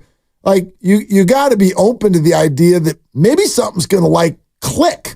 Maybe something's going to really work here that you don't see right now. You can be open to that idea, but I also think you have to be open to the idea that everything last year kind of went their way, with the exception of Draymond Green and his lack of self-control. Do you think that? I do think that. Yeah, see, I Klay don't. played a very healthy 77 games. Steph Curry was mostly healthy. Andrew Wiggins was very healthy, other than a 1-week absence. You didn't have a lot of major injuries. And yeah, you lost some close games. And Steve Kerr mentioned it in our interview. And I know we're going to replay it here in about an hour. If you missed it and you don't want to listen to it on the app, stay tuned and you'll get to hear it. But Steve again mentioned all the close games that they let slip away. And that certainly is a part of it. But I look at, we can look at what could go right this year, and I'm all for it. I'm a fan. I want them to go 82-0 and then go 16-0 in the playoffs. I always want that for my team. But I also look at it critically and think, you've got older guys in your core who could be susceptible to injury. Older players tend to get injured. D'Anthony Melton, who you added, is a guy who's been injured, and he literally has a problematic back issue, his lumbar. I don't know how much he's going to be available. I don't know if problematic is fair. He was hurt. He is now not. The kind of injury that he has, I think, is problematic. Okay. It's a chronic injury, the back issue. It's not like when you break your wrist, the broken wrist will heal, and then you're back. Doc Pandia expressed no concerns. Just putting that out there. Right. Okay. And we'll see. And, I'm not going to try to counteract the doc or corner him and ask him how many games he thinks he'll play or if the jersey's in the cart and all the rest of it. I just look at, the injury he has and the games he played last year, and I think that could be problematic. I mean, it's interesting because I like anything in life, I think you can look at it one way and then sort of like, okay, let's pick a different window to look through. Were they largely healthy? That was one of the things you just said. They didn't have any major injuries. That's true for the most part, right? But I could counteract that by saying we've now learned that Klay Thompson was just a malcontent the entire time. And I don't mean a problem causer, but Klay Thompson was not in a good space, okay? Also, in prior years, the 2 prior years, when you were better, or let's go back 2 years when you won a championship, you obviously had a completely different Jordan Poole. You had a completely different output from that player. In 2 years, and all of the reasons that we know about that we don't need to get into, that player turned into something last year that mentally was not in a good space, followed by the next year where he wasn't even on the team, and you turned him into someone who's about to turn 40 years old. So there was that. That was a change that we were like, oh, we're running it back. That's a pretty big change. Andrew Wiggins, you're right, was available, but he was awful.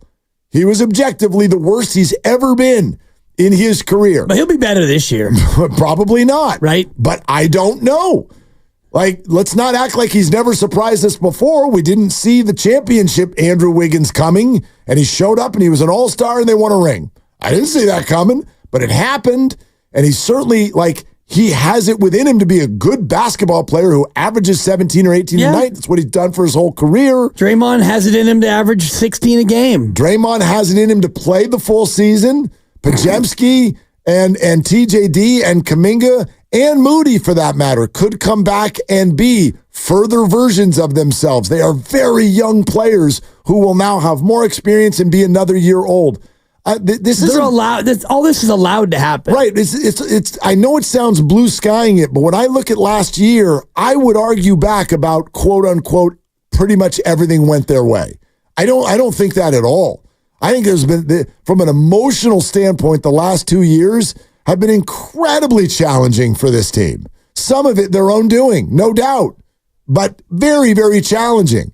Klay and Draymond and Poole and Kuminga and all the mental gymnastics that have gone on with this team, I very much think were felt in the standings. And you think that all that now is off the books? The decks are now cleared with the emotional baggage. Not necessarily, but Draymond Green will have a greater ability to control himself, and I don't know if he doesn't. The punishment will be continually more severe, I would imagine. I don't know. Yeah, I would hope that the threat from the league actually does something this time around. We'll see. Andrew Wiggins will show a renewed vigor and determination for the sport of basketball. Wouldn't predict it, but don't even know if he's going to be on the team. And I know that Jordan Poole is not, and I know that Klay Thompson is not. So I know that younger people have now replaced Klay Thompson and Chris Paul, and I would think wants to be here.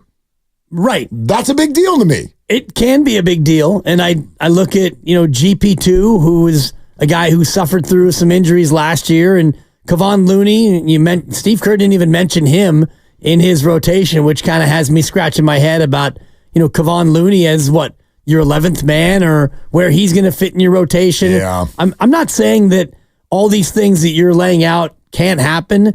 Usually, if you have 10 or 15 things that are what ifs, half of them will happen, and the other half probably won't happen. I'd agree and I'm not with you. going to sit here and tit for tat you with what could be the negative outcomes, because I don't want to approach this year with a negative mindset, because I want this team to do well, and I want them to be a playoff team.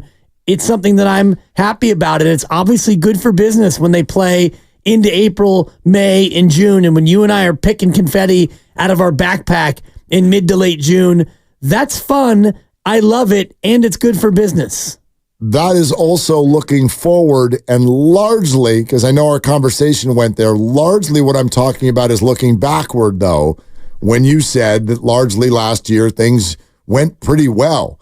And I'm like, yeah, you could look at it that way. It depends on what you're looking at. Yeah, I'm looking at mainly health. Okay, and so from a health perspective, things went pretty well. Physically, I would argue from a mental health standpoint, things went absolutely haywire. I think Klay Thompson, from a mental standpoint, changed midway through the year. I think he became a lot closer to the Klay that we all remember. Steve says that the whole last 2 years were a struggle. It's a struggle. So it's different than what it was before, but if you look at the way Klay played, he started to play much better in the second half of the year, and I think a lot of that was because of the meetings that he had with Steve Kerr. And maybe he got into a place in his own mind where it was probably just, okay, forget it. I'm just going to go out and play. I think that's what he said. I don't know if I really buy it. He might still want to be or still be on the Warriors if he was actually feeling great about being a Warrior. So he's not a Warrior anymore. Jonathan Kuminga had a hard time mentally last year. Andrew Wiggins, seemingly for 2 years now, has had a difficult time mentally. And obviously, Draymond Green had a hard time mentally. Yeah. So, like, you say they were good in terms of health. You're right. Largely. Steph Curry played more games than he had in 7 years. Physical health, yes. I just think mental health was a weakness of this basketball team. And you can see it in the blown leads, certainly. Absolutely. So, again, just whatever window you choose to look through, and that's what transfers to looking forward. Do I think that could go differently this year? Sure, good or bad. Maybe this year they'll be mentally healthy and physically they won't be healthy. I don't know. But, they've turned 2 older players into 3 younger players. That's a good start. And by the way, 3 players who I think want to be here. And Buddy Hield played an unbelievably inexplicable 84 games last year. So, and if you look at Buddy Hield over the last 3 years, I think he's missed 1 game, maybe 2 games. So you're getting a guy who you can at least count on historically to be durable, to be available and to give you probably 25 minutes a night, night in and night out if you need it. You may not want him to play that often, but he's a guy who's going to have his uniform on 82 times, which as your team and your core is starting to get older is something that has great value. 888-957-957 is the number. How about Darnell in Oakland with Willard and Dibbs? Hey, Darnell, what's cooking? Hey, what's going on, y'all? Man, I actually got to disagree with you, Dibber Claus. I actually think, things didn't go well for the team last year. Because when you look at it, you got to remember Chris Paul actually missed time. I think it was a wrist or a hand injury. You got the always Andrew Wiggins. You never really know what's going on with that situation. He missed time. You got the suspension with Draymond. There was injuries and things going on with the team. And then let's also not forget they had an assistant coach pass away in the middle of the season. Good point. So I would actually argue that no team in the league had went through the stuff that the Warriors went through last year, and they still won 46 games. Yeah, it's fair, Darnell. And, you add in the Decky piece of it, and that's something that, none of us can quantify what sort of an effect that had in the short term, let alone the long term, when you're used to having a coach there and he dies tragically in front of many of the team members as well. I'm trying to remember exactly what the backdrop of the comment was, but in the conversation we just had with Steve Kerr, he made reference to an insane winding road that the team had to go through last year. So you're not wrong with what you were saying. Physically, you'd take the health that they received last year, especially with their older players, Steph, Klay, and Dre, and Chris Paul. I know that there was missed time here and there by those players, but from a physical standpoint, I thought that came in as a B+. From a mental health standpoint, up and down this team, good God, I thought it was an absolute disaster. It is a struggle, no doubt. And you could look at individuals and even Steph by the time he got to the end of the year and, when Draymond gets ejected. Dude's crying. He's crying. He's crying on the court. Literally in tears. Yeah. And it took him more than a moment to compose himself. And, Andrew Wiggins has his off-court issues, which seem to still be lingering in some way. Yet he played 71 games. Pods played 74. Kuminga played 74. He only missed a week near the end of the year with that strained knee. So I was just saying from a health standpoint, you got a lot of breaks that, as you look at Steph at 36, he played the most games he had in 7 years. Draymond Green, a guy who has to ice up every time he leaves the court, I do think it's a bit of a stretch to expect your older players to be as durable as they were last year. Let's go to Drew Down in Tracy. Hey, Drew. What's up, man? Hey, what's up? Time no talk, guys. Good to hear your voices. Kind of wanted to piggyback off the last caller a little bit. I don't think everything necessarily went well last year. I agree they were relatively healthy, but I don't think this team, they're not old this year. I mean, Steph and Dre are really the only guys older than 31. Obviously, they're two, if not the two, biggest parts of the roster. But, there was a lot of issues last year. Dre with suspension. Wiggins was pretty bad the whole year. GP2 missed a lot of time. Looney was a shell of himself. So I don't think you can sit here and say, as constructed, this team is ready to compete for a title. I just think, could they possibly be a playoff team? Yeah, but I think the issue is there's just so many question marks on this team. Can JK put up 20 and be a potential second option? Can Wiggins get back to his 18 points and his elite defense? Can Melton stay healthy? Can Buddy Hield fit in and not do Buddy things? Is Draymond going to stay on the court? Are Moody, Pods, and TJD going to take a leap? Could it go right? Yeah, but I just feel like there's just more questions than answers on this team. So, it's interesting and intriguing to see if that plays out, but it just seems like this team needs, too many things to go right in order for them to, have a really good year and be a top 6 seed. I don't see it, but for me, I'm a Warriors fan hardcore, so if they don't make another move, I'm interested to see how these young guys take a leap and see if Steph can lead them and try to make some noise. So thanks, guys. Yeah, Drew, I got a question that comes before all of the questions that Drew just asked. Before you answer any of those, can Buddy not do Buddy things? Can Steph stay healthy? Can Dre stay straight and not get suspended, and can this and can that. Like, you get all those. I got a question that comes before any of those. Is this the team? Well, it is right now. So I mean, we can play amateur GM all we want. All we can deal with right now on July 10th is with what we have. And this is the team. These are your 14, and you can't add a 15th because you're already up against the tax line. So until we see otherwise, I have to assume that this is the team. Now, can you still swing a trade? Of course you can. You're allowed to. And we can plug this player in and take that player out, and we can look at that team and see if that team is a top 6 and all the rest of it. For me, it becomes an exercise in insanity as we want to pick our way through the what-if scenarios, but you certainly can. And if this is the team, I don't know if this team is good enough to be a top 6 seed. Really quick, what is interesting, Dibs, you're talking about how they're up against the tax line. They're up against the first apron line. Yeah. They're in the tax. Yeah, the Buddy Hield exactly. move puts them over the tax, which I think is interesting in and of itself because Joe Lacob has said a number of times we want to be out of the tax entirely, and they're, as of right now, still in the tax. Yep. And look, obviously they believe there's at least a chance of more moves.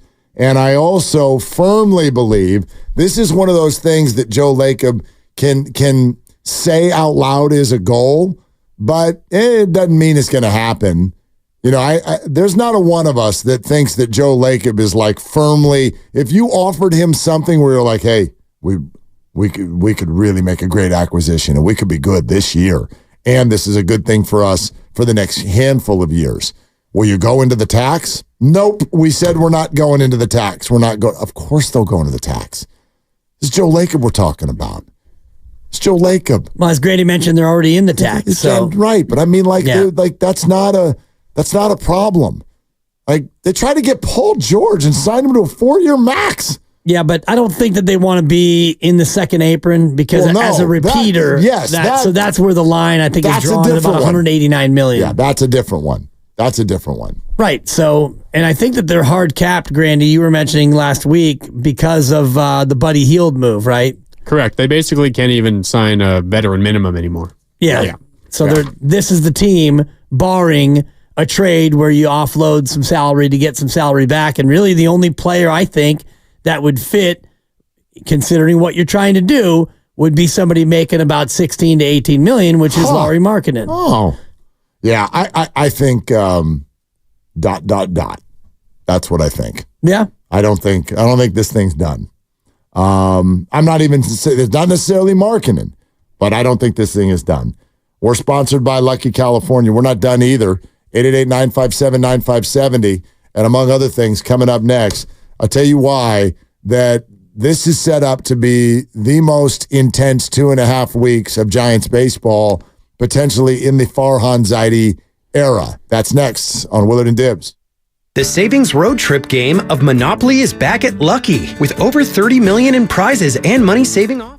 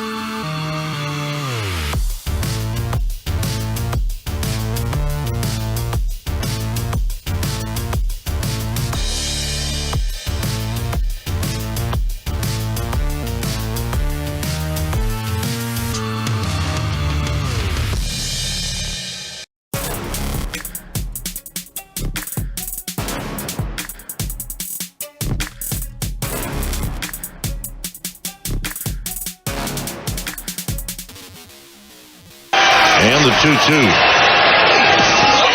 he gets away! And this game is over! Unbelievable. 1 out with nobody on. Boy, you think back about all the takes, and the ball looked like it caught a piece of the plate. No, it's way out in front of the plate. Boy, when it hits that out, far out in front of the plate, a catcher is so disadvantaged. You don't know how high that ball is going to come up on you. And in the end, Jansen had no chance. I'm a Giants fan. Now, back to Willard and Dibbs on 95.7 The Game. I got to tell you, last night, the 3-run homer goes over the wall, and I went, oh, no. You turn it off? I did not turn it off. I did not turn it off. Turn that ass off. Go to bed. Go to your room. I'm walking the dog. Seriously. That's what I do. That's the kids know, too. That's my marker. Penny? I'm taking Penny for a walk. Is she the kind of dog where you grab the leash and she starts to go crazy because she knows what's about to happen? Oh, she knows before I even get the leash. She sees the 3-run homer and she goes, Daddy, you're mad, aren't you? Walk? There are words that she knows. She knows walk and she knows park. And she knows what movements I make that are heading in that direction. So, and she's a dog. So, like, she's just there, right? She's just like, what? We're here. Are we going on a walk? I'm like, we're not going on a walk. And she'd be like, all right, well, I was here. I was ready. I was ready to go for a walk if you want to go for a walk. So Luke Jackson comes in from the bullpen. We're going for a walk. Second Luke gets called in. I'm like, let's go for a walk. Totally. I'm not even bringing AirPods on this walk. Let's just hope that it's okay when I get back. Anyway, I saw the 3-run homer go over the fence, and I said, oh, no. Because for whatever reason, the Giants navigating that stretch against the Dodgers and the Guardians and the Braves, and being able to go 5-4 there and kind of hang in, still hanging around. That changed everything as far as this homestand is concerned, because now you get to a stretch of games where two things happen. A, you've got manageable opponents, and are you ready for what started last night? This is weird, I know. Is everybody ready for this? You know what the Giants have on their team right now? I know this is wild. This is going to blow you away. You know what they have on the team right now? Build it up. 5 starters. They have 5 now? 5. Are you sure? I'm sure. Harrison and Hicks. Snell. Webby and Snell. And Birdsong. So you're telling me no opener? What about an opener? No. Or 2? Nopener. That's what 3? I call it. Nopener. They've got 5 starters on the team. For now. And potentially, I think, in about 14 days, they're going to get another one. His name's Robbie Ray. So, the Giants actually have a baseball team now. They also made a couple of moves that suggest a very, very clear, to me, a very clear angle. And I've read on this, and I've tried to listen to Farhan Zaidi on this, because yesterday I wasn't sure when it was like, we're trading Slater and we're giving the DFA to Nick Ahmed. I'm like, youth movement? No, not youth movement. Trade deadline 3 weeks away, and we are opening up 2 positions of need, and we will give those positions to the young players available, Matos, Fitzgerald, Wisely, and let's see if they can handle them. Because if they can't, then we're going to try to address those at the trade deadline. If they can, then maybe you just keep on riding it out. And that, to me, is why these next 2.5 to 3 weeks of baseball for the Giants are about as important as they come for this regime. Because it is my contention that inside the hallways of the San Francisco Giants and inside the ownership offices, there is not the laissez-faire attitude that exists with the fan base. The fan base right now has been frustrated because it's like, well, we want a star, but like nobody's out there in the streets demanding that they compete with the Dodgers. Let's be real. Well, you can't. We're not. You won't. They don't. They should. The Giants do. Well, they're about 5 players away from being able to compete with the Dodgers. That might be true, but that's not even the point. The point is when Gabe Kapler gets fired, I want everyone to understand this arc. Farhan had to go in and pitch something that helped the Giants ownership keep him. They were not like, we hate Gabe, but we love Farhan. This is great. No, 2 years of cratering standings and attendance. People with the last name Johnson were not pleased. So when you go in and have that meeting and Kapler, you're like, okay, we'll move on from Kapler and we'll let you hire another manager, but fill in blank. And I promise you that the things that were put on his plate were A, the ballpark better get filled, and B, this better be a viable playoff contender if we're going to spend the money you're asking us to spend. If we're going to go Snell and Chapman and Soler and Jung-Hoo Lee, don't forget that offseason. They didn't get Shohei. They got just about everybody else. Okay? And if you're going to do that, then this better pay off immediately. The attendance has absolutely gone up. But a losing record 90 games in, trust me, is not okay. It's not okay. And it's why you saw 2 veteran players get sent off the roster in the last 4 days. Well, they need to make their move now. You've got 18 games between now and the trade deadline and the end of July. In those 18, you've got 7 against Colorado. You've got 2 against Oakland. Those are both at home. And you've got 2 more against Toronto. That is 11 of your 18 against crap. You got 4 at LA.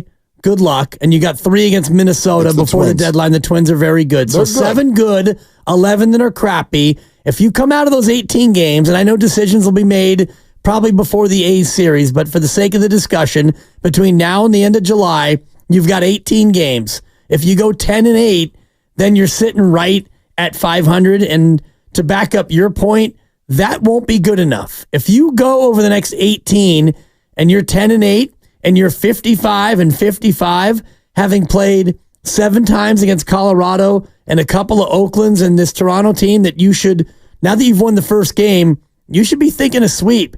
2 out of 3 against Toronto, I don't think is good enough, especially when you talk about what you said.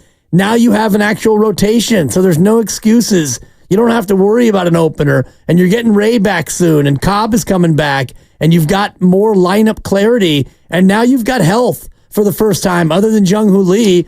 Your guys are healthy, so if you do go through that stretch and you don't start to make real headway against these bad teams, well, then we can talk about where that leaves Farhan toward the end of the year. Well, and that's why I said, when the 3-run homer went over the wall, because I found suddenly, starting last night, there is a pushing up of the urgency, because this was a series that you can win. This is an opponent you're in your home building. My God, Blake Snell pitched 5 innings. Pay the over. He finished 5 innings. You can't overdo that. And he didn't give up any runs. He barely gave up any hits. Yeah, it was filthy. Do you it's know July. Who he looked like? Blake Snell. Blake Snell. Yeah, finally. So that was a game you had to have. And you got a quirky way of finishing it, but you got it. And now your ace is on the hill tonight. You're headed for the All-Star break. So you're going to get a breather and all of those things. This homestand this week, this is imperative. They are playing 6 games in 6 days. They have got to get 4 of them at a minimum. They have got to get 4 of these 6 and win both of these series, because what it's going to lead to for the trade deadline, I believe, here are the 3 options, right? The Giants could keep middling around 500, and I will promise you right now, those of you, and I bet Larry Krueger will come in tomorrow and he'll be one of these people. You know, the Giants should sell. They're not selling. They're not doing it. Well, what would they sell? Honestly, I mean, you'd sell Blake Snell, or would you sell Conforto? Sure. I mean, that you're not going to sell. I don't know why you would think about that when you're this close to a wild card berth. Well, but everybody's this close to a wild card berth. There are plenty of people out there. Grandy, are you still one of them? Do you think that the Giants should be sellers right now? I don't think they should eliminate it from the possibility. Okay, that's a fair answer. And it's not eliminated from the possibility. I think the only way it happens is if those 18 games that you just mentioned, say they lose about 13 of them. Or even 10 of them. Now we're having that conversation. I think even if you go 8-10, then you're 4 below 500, and you had Colorado 7 times and 2 against the A's and 2 more against Toronto, and you couldn't even hang with that group. Maybe, but again, here's to me why selling is so incredibly unlikely. If you're Farhan Zaidi, you're sending a note to your boss. Fire me. That says fire me. Totally. And so he ain't going to do it, even if it's the quote-unquote right thing to do. I'm telling you right now, this dude is not safe for next year. Well, I don't think anyone's safe. You this. It's not an opinion. I'm telling you this. Is Bob Melvin safe if you wind up going 70 and 92? Yes. Okay, that's a mistake. Bob Melvin's in his first year. If they crater, well, he has 2 more years in his deal, and Farhan's got 2 more years in his deal. But that's those salaries. And if you bring in a new president of baseball ops and you have a manager in place, you're telling him you don't get to hire a manager. That it usually isn't the way it goes in pro sports. At a minimum, you can hang out for a little while. People forget that Farhan Zaidi worked with Bruce Bochy. Right. He didn't get to come in and hire his manager. That's a legend. Yes, you're not going to come in and you're not going to bag him right away. They could have waited another year before they hired somebody, is my point. Again, and I've had bosses tell me this before. I won't tell you which companies, but bosses at companies have before told me, I've had these conversations where, you're looking back on things that happened in a company or whatever, and you're like, well, wait a minute. And sometimes you're even talking about yourself. You're like, well, what? There's a contract in place for 2 more years. And people are like, you can do anything you want if you really want. Of course. And if Farhan's got 2 more years in his deal. So what? What those guys make is a drop in the bucket compared to what these teams are used to paying. These are people who walked into a room a few months ago and offered someone $700 million. You think they care if they've got to eat 7? Right. Because they want a new president of baseball especially ops? When the court of public opinion, which does matter, they would probably shine upon that move. They wouldn't frown upon it. It's not like when you're getting rid of Bruce Bochy and you're trying to make it not look like he was forced out, even though he was forced out. That was an unpopular move. This would probably be a popular move. If you don't do well this year and you replace Farhan Zaidi, more fans would be happy than fans would be sad. Absolutely. I just don't think that from an organizational direction standpoint, that is the right move, considering what you set out to ask him to do. I think that he has checked every box, and if the team still doesn't win, how much of that is his fault? I guess it doesn't really matter, because if you go 78 and 84 and you miss out on the wild card and it's another flaccid year and attendance is up 6%, but most of that is Dodger fans and Yankee fans. Well, what's the net result? The net result is your young guys came up, big deal. Jorge Soler didn't do much. Blake Snell pitched 14 times. So something's got to change, and so he's going to be the fall guy. I'm not even sitting here disagreeing with your point. You can easily sit here and sell me on the idea that would be the wrong move, although I sit here today and I don't know, what the premise is. I don't know how this season is going to end. If you think that it would be too quick after signing Farhan to an extension to make any front office changes, I get that. I'm not even really coming at this from an opinion standpoint. I'm coming at this from the standpoint of this is how I believe the San Francisco Giants organization is thinking right now. And there is an urgency to them that I don't feel in the fan base or the media.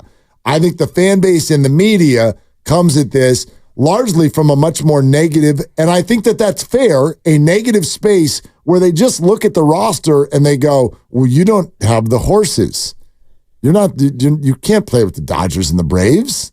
You don't have the people. And as is usual with any family or business, they look at their people and they go, no, we think we have the people.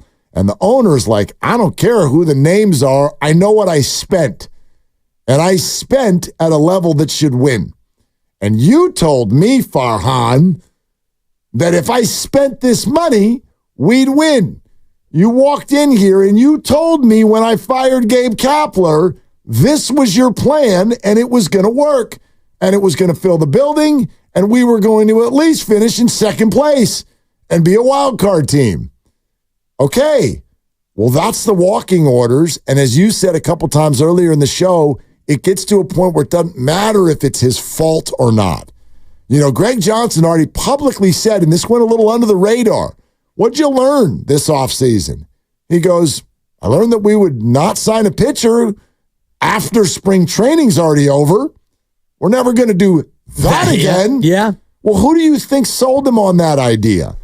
So, and I firmly believe that was mainly Boris's fault rather than the Giants. I think Boris thought that the Giants' offer would come up and other offers would come in if they would wait, and they didn't. And so they had to eat the offer that they already had on the table from the Giants. And I think that Blake Snell probably had a shouting match with Scott Boras. That's my guess. So I don't know if, like you said, I don't know if it's Farhan's fault, but the bottom line is they went about the offseason a certain way. He went in there. He sold them on, keep me, extend me, here's my plan. And I think that plan was like, dude, we're in a now space now. There's no more like, oh, I hope that we're going to move this chess piece around and set it up. No. We're going to Rule 5. We're going to get Blake Sable in a Rule 5 find. Lord, yeah. Like, we're not like... Well, I ran down his moves last week, all 78 of the trades he's made. And, this year it hasn't been as active. You're right. It's like you got a manager who wanted a set lineup. You went out to get a set lineup, and you did that. You needed help in the rotation. You brought in the Cy Young Award winner, and you did that. So I do think that the things that he was charged with doing get more exciting. Jung-Hoo Lee, Jorge Soler, get more quality starting pitching. Blake Snell, get a team that's more exciting to fans. Attendance is up by 8%. So I look at all the things that he was asked to do. I think that he went out and did them to the best of his ability. And if it doesn't lead to winning, I get it. Winning is the end-all, be-all, and it's the bottom-line business and all the rest of it. But I don't think that Farhan Zaidi went out and didn't get the job done based on what they wanted him to do. This is a quote from yesterday. From? Farhan Zaidi. I gotta get that down. It's Thank you. I'll work on it over the weekend. That did get better. We're still 3 games under 500. This is before the game.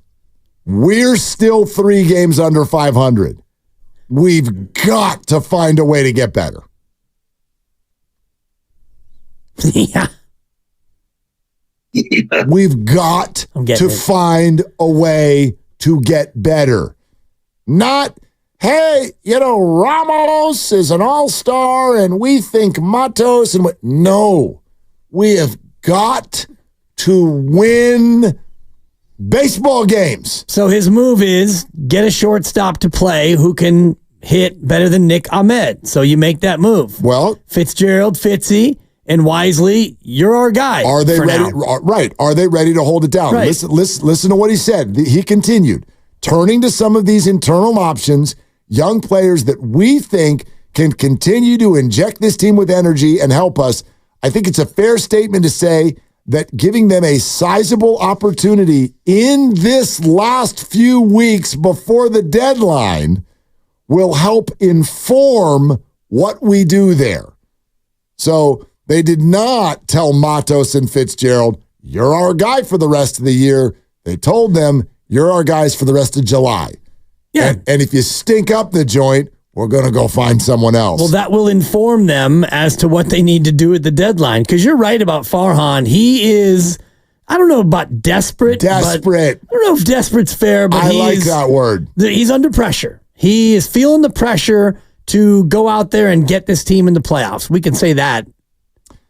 This is from Andy Baggerly in The Athletic. Sorry, wrong guy. Given the draft picks they punted to sign Snell and Chapman, a payroll that takes them past the luxury tax threshold, and a baseball operations group that might face a reckoning if the Giants fail to make the postseason, this is an organization that is too pot committed to consider selling regardless of what happens over the next 3 weeks. Desperate.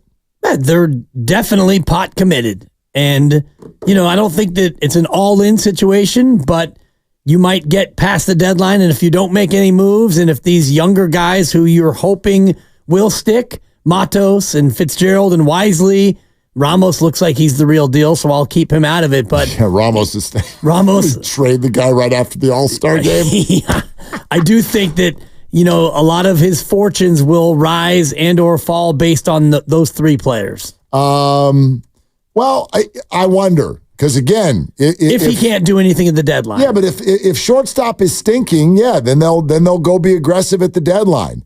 If those guys are all playing really well and it doesn't look like the team really has any holes out there, it may be very quiet. It might be very quiet. And I could actually look at this roster and sort of understand it. As much as everybody's like, you got to be aggressive, man. You got to go get something at the deadline. All right, who is it that you'd like to bench? You benching Chapman? Estrada? Wade?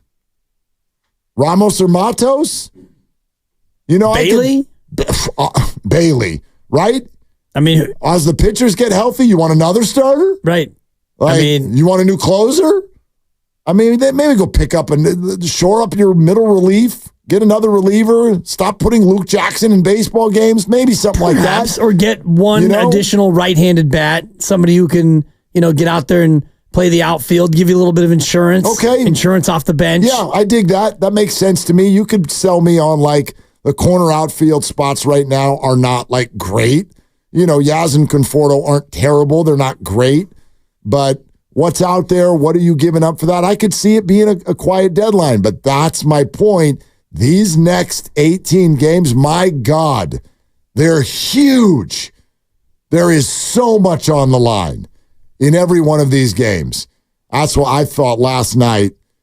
My goodness, that was a dramatic finish. Yeah. When you tuck it into everything we just talked about. Well, when you look at the backdrop of these final 19 before the deadline, Toronto is a series you should win. Colorado, you should win both series, and you should sweep Oakland in the end of July. Dodgers are going to be tough on the road. It's a 4-gamer.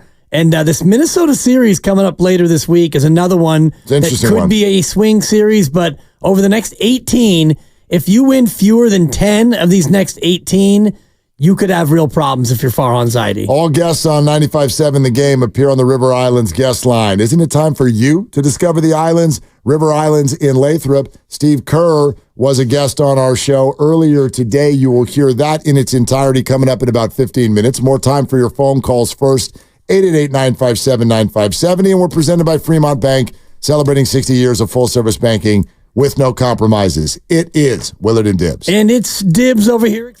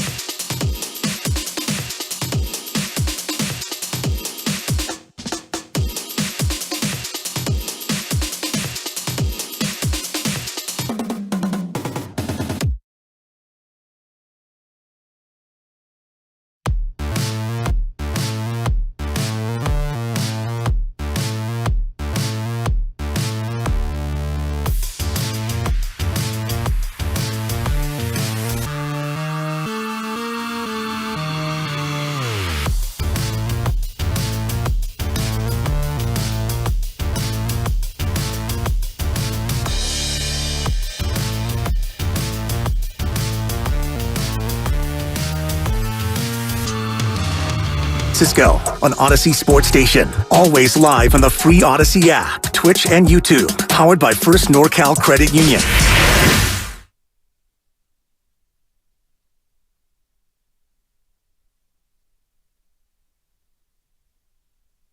Now, back to Willard and Dibbs. Sorry about my dog. Hey, cut it out. I don't know if we've met your dog yet, Steve. Sounds like she's a stretch 4. Got some size to her in that bark. More of a backup point guard. On 95.7 The Game. Wait until you hear Steve Kerr and Dan Dibley fight. Like they full-blown disagreement about something. Steve likes me. I think he likes you. People who like each other can disagree. He likes me, but he doesn't believe in me. I don't know Steve, if he trusts you. I'm sorry. I'm here. We've come a long way since then. I think you might have trust issues. Totally. And that's fine. Especially since... No, you don't. No, you don't. See, there it is. That's just a little preview, a little snippet, a little trailer, if you will. Snippet. Speaking of trailers, I had a buddy who was texting me last night from inside the building at the Netflix premiere of Receiver, which, he was sending me pictures of all these people. And then finally he sent a picture of one. He goes, but there's all kinds of NFL people in there, but I don't know. Who's that guy? And he sent me a picture. I'm like, dude, that's Brandon Marshall. That's Brandon Marshall. He goes, yeah, he was sitting right in front of me. Great guy. We talked for like 20 minutes. Weirdo. Anyway, it was great, and he said it was really good, and that got released today. Thank you, Grandy, for bringing it up. I now know what I'm doing when I go home tonight. So George Kittle and Deebo Samuel are two of the featured players. Justin Jefferson, Amon-Ra, and others, right? And Devontae Adams. Adams. All released 8 episodes at 45 minutes a pop. Is now on your Netflix screen, wherever you choose to upload it. All 8 episodes. Just they dropped them all. Yeah, that's how it works. Yeah. That's how it works. We're not dipping the toe in the water. You're just throwing them in the pool. Yeah, sometimes it's nice to get them incrementally. That way you can watch and you can kind of absorb, and especially when we're going to talk about it. So now we're going to go 1 through 8, and we're going to be expected to do 8 episodes worth of homework and report back tomorrow with 5 hours of content all digested. It's a lot. It's a big ask. That's exactly, which is why you're not coming back till Monday. You better watch the whole thing. Yeah, I'll watch it on my way to Tahoe, to Reno tomorrow. All right, good. I'm glad you like to watch TV while you drive. Makes sense. Sounds safe. I'm not going to say that I wasn't watching the Giants game on Highway 5 on Sunday. But anyway, Steve Kerr was forthcoming, and we covered everything in his entirety coming up in just a couple minutes. But we wanted to get to Patrick in San Bruno, who had a Farhan thought. Hi, Patrick. What you doing? Guys, how you doing today? Yeah, good, man. Here's what I want to say. As a person that's been watching this Giants team for 50 years, Dibbs, I love you to death, man, but I disagree with you on this one, and I'm going to tell you why. So, I feel like other Giants fans, I'm sure, there's a fundamental uneasiness with this team. And I've never had this feeling before. And I wonder, like a lot of fans do, why is this team filled with a lot of expensive $19, $20 million mediocre players who are not good? And it has to lead to the fact that this general manager is a disaster, and free agents that are power hitters or solid offensive players don't want to play for this guy. There's got to be something deeper than saying it's ownership or it's this or it's that. This guy has a reputation of treating, like J.D. Martinez treating players bad. I mean, his reputation around the league, as far as what I can gather, is not that great. So there has to be something much, much more deeper that we might not see clearly. The reason why players of a high caliber do not want to come to this ball club. And I don't think it's the city. I don't think it's this or it's that, or the manager's not good. I really think he's just not respected as a general manager in this league. And until they do something about him, I don't think this team's going to go anywhere. And I wanted to see what you guys think about that. Well, Patrick, I want to start by saying that you've inflated the Giants' payroll even more than what it is. You said that there's a bunch of mediocre players making $19 million. If my information is accurate, do you know how many Giants are making $19 million or more this year? I think it's one. That is accurate. Blake Snell. Well, I know they've got a bunch who are in that neighborhood. One man. And Jungwoo Lee's making about 100, but that's over he's 5 or 6. Now, and he's not on the active roster, so I apologize there. But I don't think that he's making 20, is he? He was over 100, but it was 5 years. I got to look it up. But I do think he probably would qualify, but he's not on the active roster. There's one guy right now. You got sneaky on me with that active roster bit. Well, I mean, that's who we're talking about right now. And also Robbie Ray's making 23, again, not on the active roster. So Captain Loophole over here. Well, but you can't call him a mediocre player. We've never even seen him play. I don't know. They got 2 pitchers who are making north of that. Both of them have Cy Youngs on their wall. So I wouldn't call them mediocre players. I understand the output. Anyway, the larger point, is he not a well-respected general manager? I think in certain circles that is a struggle for some. I agree, Patrick. It is not the city of San Francisco. I do think that there are questions that are based on playing time and role. Are you going to platoon me? That kind of thing. I think that baseball players think the Giants as a whole are a classy, well-run organization, but I don't think it's that they distrust Farhan. I think it's that they distrust the system that's been put in place, and the system has evolved a little bit with the arrival of Bob Melvin. Yeah, and I think that's where the trust has grown around baseball, and that's why I think Farhan Zaidi, pending a complete collapse, would deserve another crack at doing it a certain way under a new manager. Steve Kerr joined us earlier today. If you missed any portion of it, guess what? You're in luck. He was fantastic. He's out there in Vegas. Team USA will play Canada tonight. And upon his arrival, I started off by saying, hey, Steve, first and foremost, when are you bubble wrapping Steph Curry and sending him home? Yeah, that's not happening, but I understand the sentiment. What has kind of stood out for you so far? And you've got this game. I know it's an exhibition, but this game against Canada tonight. So why don't you let everybody just know kind of the state of the proceedings through your eyes? Yeah, we've had 4 days of practice, so we're not ready yet. We're going to need a couple of weeks to really get the guys, I think, in game shape and getting them to all be on the same page with terminology, schemes, all that stuff. So there's a reason, we've got 5 exhibition games before we start the Olympics. So we're playing Canada tonight. We take off for Abu Dhabi tomorrow, and we've got 2 games there and then 2 games in London before we start up in France. So very exciting. Is this more difficult than coaching the Warriors in that you've got so many more mouths to feed and now you've got Kawhi out and you got Derek White in? Is it more difficult to try to juggle playing time and juggling the egos with this team? Well, it's definitely difficult to decide who to play because, they're all so talented. And, when you get down to it, really in a FIBA game, which is only 40 minutes instead of 48 like the NBA, you have to make some really difficult decisions where you're sitting probably 3 guys, maybe 2 to 3 guys who are not only all NBA players but future Hall of Famers. So I think part of the appeal though for these guys is to be part of something together. They're so used to competing against each other all season in the NBA, and I think they really love coming together for USA basketball and competing together, being together for 5 weeks.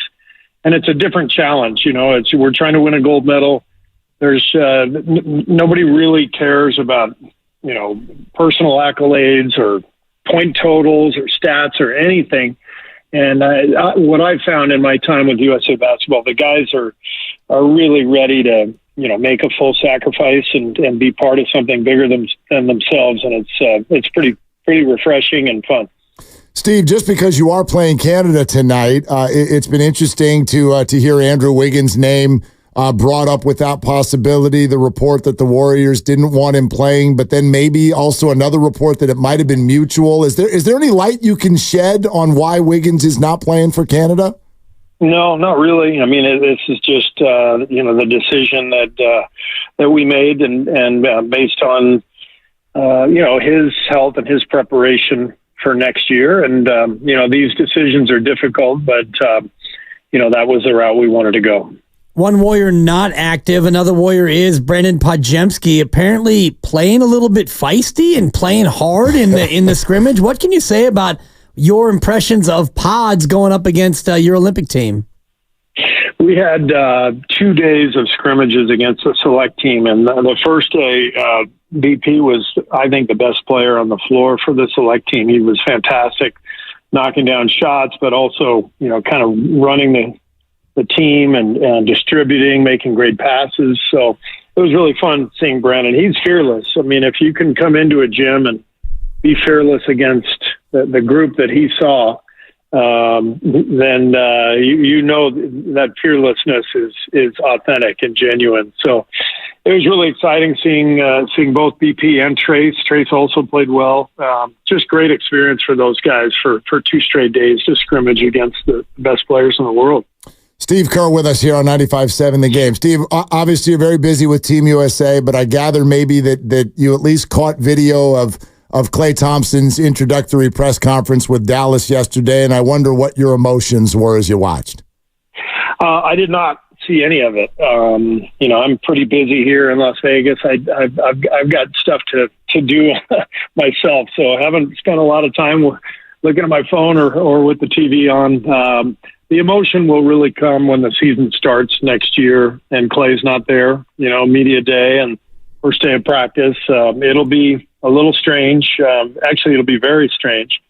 But look, I've been with Klay for 10 years, and these last few years have not been easy. Coming off those 2 major injuries, trying to battle back to become the player that he was. He's his own worst critic, Klay is, and he's had a tough time. I think everybody has seen that from afar, and he and I have shared, so many conversations over the last couple of years, just trying to help him through it. And I just think he's at a place now where he needed a change, just like people all over the world sometimes need a career change, a change of scenery. And it's as simple as that. So as sad as it is to see Klay go, I completely understand where he's coming from, and of course wish him nothing but the best. I mean, what he did for me personally, but of course for the team, the organization, the Bay Area, that'll never be forgotten.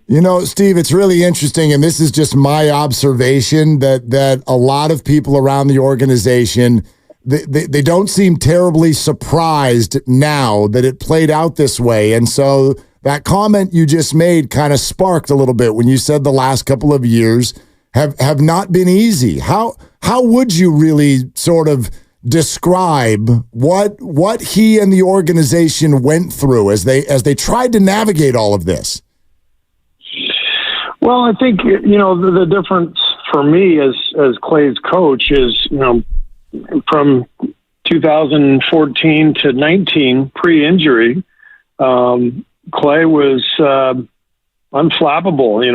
He rarely required much maintenance from me as a coach. He was just so happy playing at a high level. And, I would check in with him, and he was always fine and loving life. And that changed after the 2 injuries. He's struggled to try to get himself back to that level.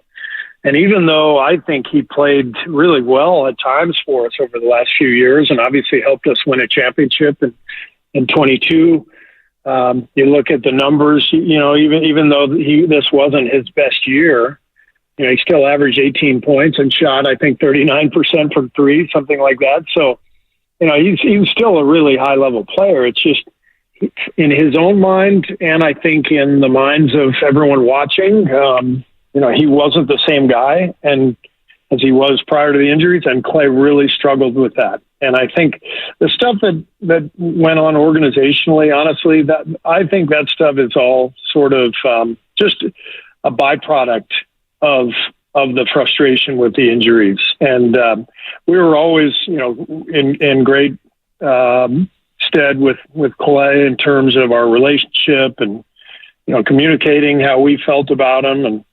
But he, in the end, really needed this career change, and I think it's going to be good for him. With Klay leaving, fans are having certain feelings, and we just had our off-season summit a couple of days ago down at Fremont Bank, and we all were kind of asking the same question about, how does it now end for Draymond and Steph and yourself as well? Have you had a moment of circumspection where you're looking at Klay leaving as maybe a harbinger of what is inevitable? I haven't given it much thought. My focus is on the Olympics, and I've got my hands full just in preparation for everything that we're looking to do. So Klay's decision is I'm putting all that stuff on hold until the Olympics are over in terms of any sort of introspection or emotion. I just think that that there will be time for that. But right now I've got a big job and I'm locked in on that. Steve, obviously free agency is only a week and a half old, but we'd love to get a comment from you on the additions that the Warriors have made and what kind of a role you think they'll play this year. Yeah, I just think Mike and his staff did a great job of picking up three very good players. All three guys, we've played against quite a bit, over the past few years. DeAnthony Melton is an excellent combo guard, two-way player, really good defensively, shoots it, can play on or off the ball. So a very solid player. And then Kyle Anderson has always been, kind of one of my favorite players to watch just because of how crafty and smart he is. He has a different style than Draymond, but I think his brain is at a similar level, just hugely high IQ player who is an excellent defensive player, guarding multiple positions, plenty of versatility at that end. And then on offense, he's not really a shooter, but he's really clever. He's an excellent passer. Just has a knack for making the right play at the right time. And Buddy, we need more shooting. We needed more shooting whether we got Klay back or not. So Buddy's been one of the best shooters in the league over the last 5-6 years, and we were lucky to get him. So we're excited to have him as well. And as far as expectations, I don't have any. The way I'm looking at things, we got starting jobs available. There's openings, and it's going to be a free-for-all. So whoever plays best gets to play, and I'm excited about being able to generate that kind of competition in training camp. Do you still think that perhaps you're one big addition away from being a top 4 team again, or can you get the improvement from within and have this team get better enough to where you can get back to where we're used to having you be? Well, honestly, that's kind of your job, to assess the West and predict where everyone's going to be. I don't spend any time thinking about that. I just, my time is spent, thinking about our team and combinations and how we're going to play. And but I like the additions. I like the fact that we won 46 games last year in a season that had all kinds of twists and turns, and obviously the suspension to Draymond. But young players developing. We lost 4 or 5 games down the stretch that we probably could have or should have won, and I take a huge responsibility or blame in that regard. So when you throw all that together, I still believe we have a lot of talent and the ability to have a team that is 100% a playoff contender. And if you can get in, then anything can happen. You don't know. Steve, it's interesting because everyone always throws this at guys like Steph and the star player. But you just said in talking about the offseason that Mike and his staff did a great job. How much input do you have on these moves? Well, I'm, there's a meeting in LA, starting on July 1st with the front office kind of setting up their camp at a hotel. And, Mike and I talk on the phone every day, whether I'm in any scouting meetings or not. Once free agency comes up, I'm on the phone with Mike, and I went down for a couple of days to join those meetings. And so the whole time that they're assessing, the players who are available or the options that might be there, Mike, I'm in the meeting. Mike is asking me my thoughts, and of course we have pro personnel people out there who are watching the rest of the NBA constantly, and generally we come to the same conclusions. We like the same players because it's when players like these three pop up, it's kind of a no-brainer. Where it gets difficult is you don't get the three guys we got. You go down the list, and now you're picking from a different set of players, and there might be some difference of opinion there. But with these three guys, they're pretty much unanimous. These are good players. Let's go get them. Steve Kerr with us, Willard and Dibs, 95.7 The Game. Steve, we know you said you obviously you stay in the moment, but while we're talking about all of the movement, I'm sure you could understand that with the loss of Klay Thompson, the Bay Area fan base got pretty uncomfortable a couple of days ago when Steph Curry said, boy, I want to be a lifetime Warrior, but things change quickly in the NBA. What's your reaction to that quote? I was sitting right next to him when he said it, so I didn't have much reaction to it. I just think that he's speaking the truth. I don't think there was any hidden agenda. I don't think he was foreshadowing anything. I think Steph was just speaking the truth. It's you just never know how these things play out. He wants to be a Warrior for life. We know that. We want him to be one, and I fully expect that to happen.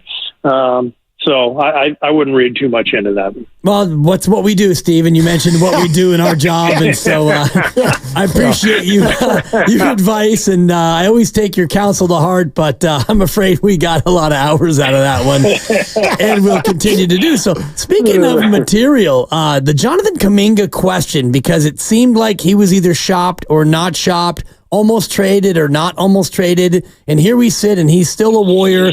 How do you feel about Jonathan Kuminga and his ability to take that now fourth-year leap into being your real second-best player?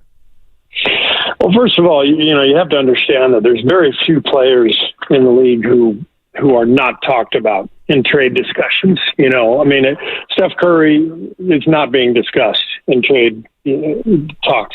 Everybody else is, if you went down the list of NBA teams, the Lakers probably not talking to anybody about LeBron. Everybody's got maybe one or two guys who they're off the table. So the vast majority of the NBA, the players are constantly, going to be discussed in trade talks because everyone's trying to do the same thing, which is improve their team. So I think that's all normal. With JK, we love the strides he's taken. He's got room to grow, which is exciting. We're working with him. He's been great. He's having a good summer. And I'm excited about coaching him next year and seeing how much better he can get. Steve, you said a couple of answers ago there are starting jobs open. So, sure, there could be more moves. Maybe there won't be, but I wonder what your comfort level is with this current roster and with the way you described it, that there'll be a lot of information and things for you to gather. Well, we just haven't had many openings over the years in the starting lineup. It's been pretty clear cut who was going to play for most of my time here. And so I'm excited about having all these young guys and new additions who are, when you're talking about JK and Moses, Brandon, Trace, now the three new players, that's 7 really talented players, really good players. And, other than Steph and Draymond, I don't know that anybody has a position set yet. So it's going to be an exciting camp. Competition's great for everybody. And we have a new set of players, brand new, really, and with the 3 new guys. And if you look at it over the last couple of years, our roster is dramatically different than it's been for the bulk of my 10 years here. So a lot to learn about these guys, a lot to experiment with, and as I said, jobs available, so it's exciting. Does it present the same sort of challenge you had last year, though, when you had seemingly 11 guys for 9 spots and you had to constantly figure out who is going to be up and who is going to be ready to go? Does it become more difficult as a head coach when you've got 11 or 12 legit players for, as you like to say, 9, maybe 10 spots? No, you'd much rather have that than the alternative, and that's our job as a staff. It's my job is to help guys through that if they're not in the rotation and talk them through it. And you know, in the NBA season, everybody gets a chance. It's just the way it works. 82 games, everyone's going to get their opportunity. And I love these situations where, you know, may the best man win. It's healthy. It's healthy for the team. It's healthy for the individual. I want the best out of each guy, and we'll see where everything stands.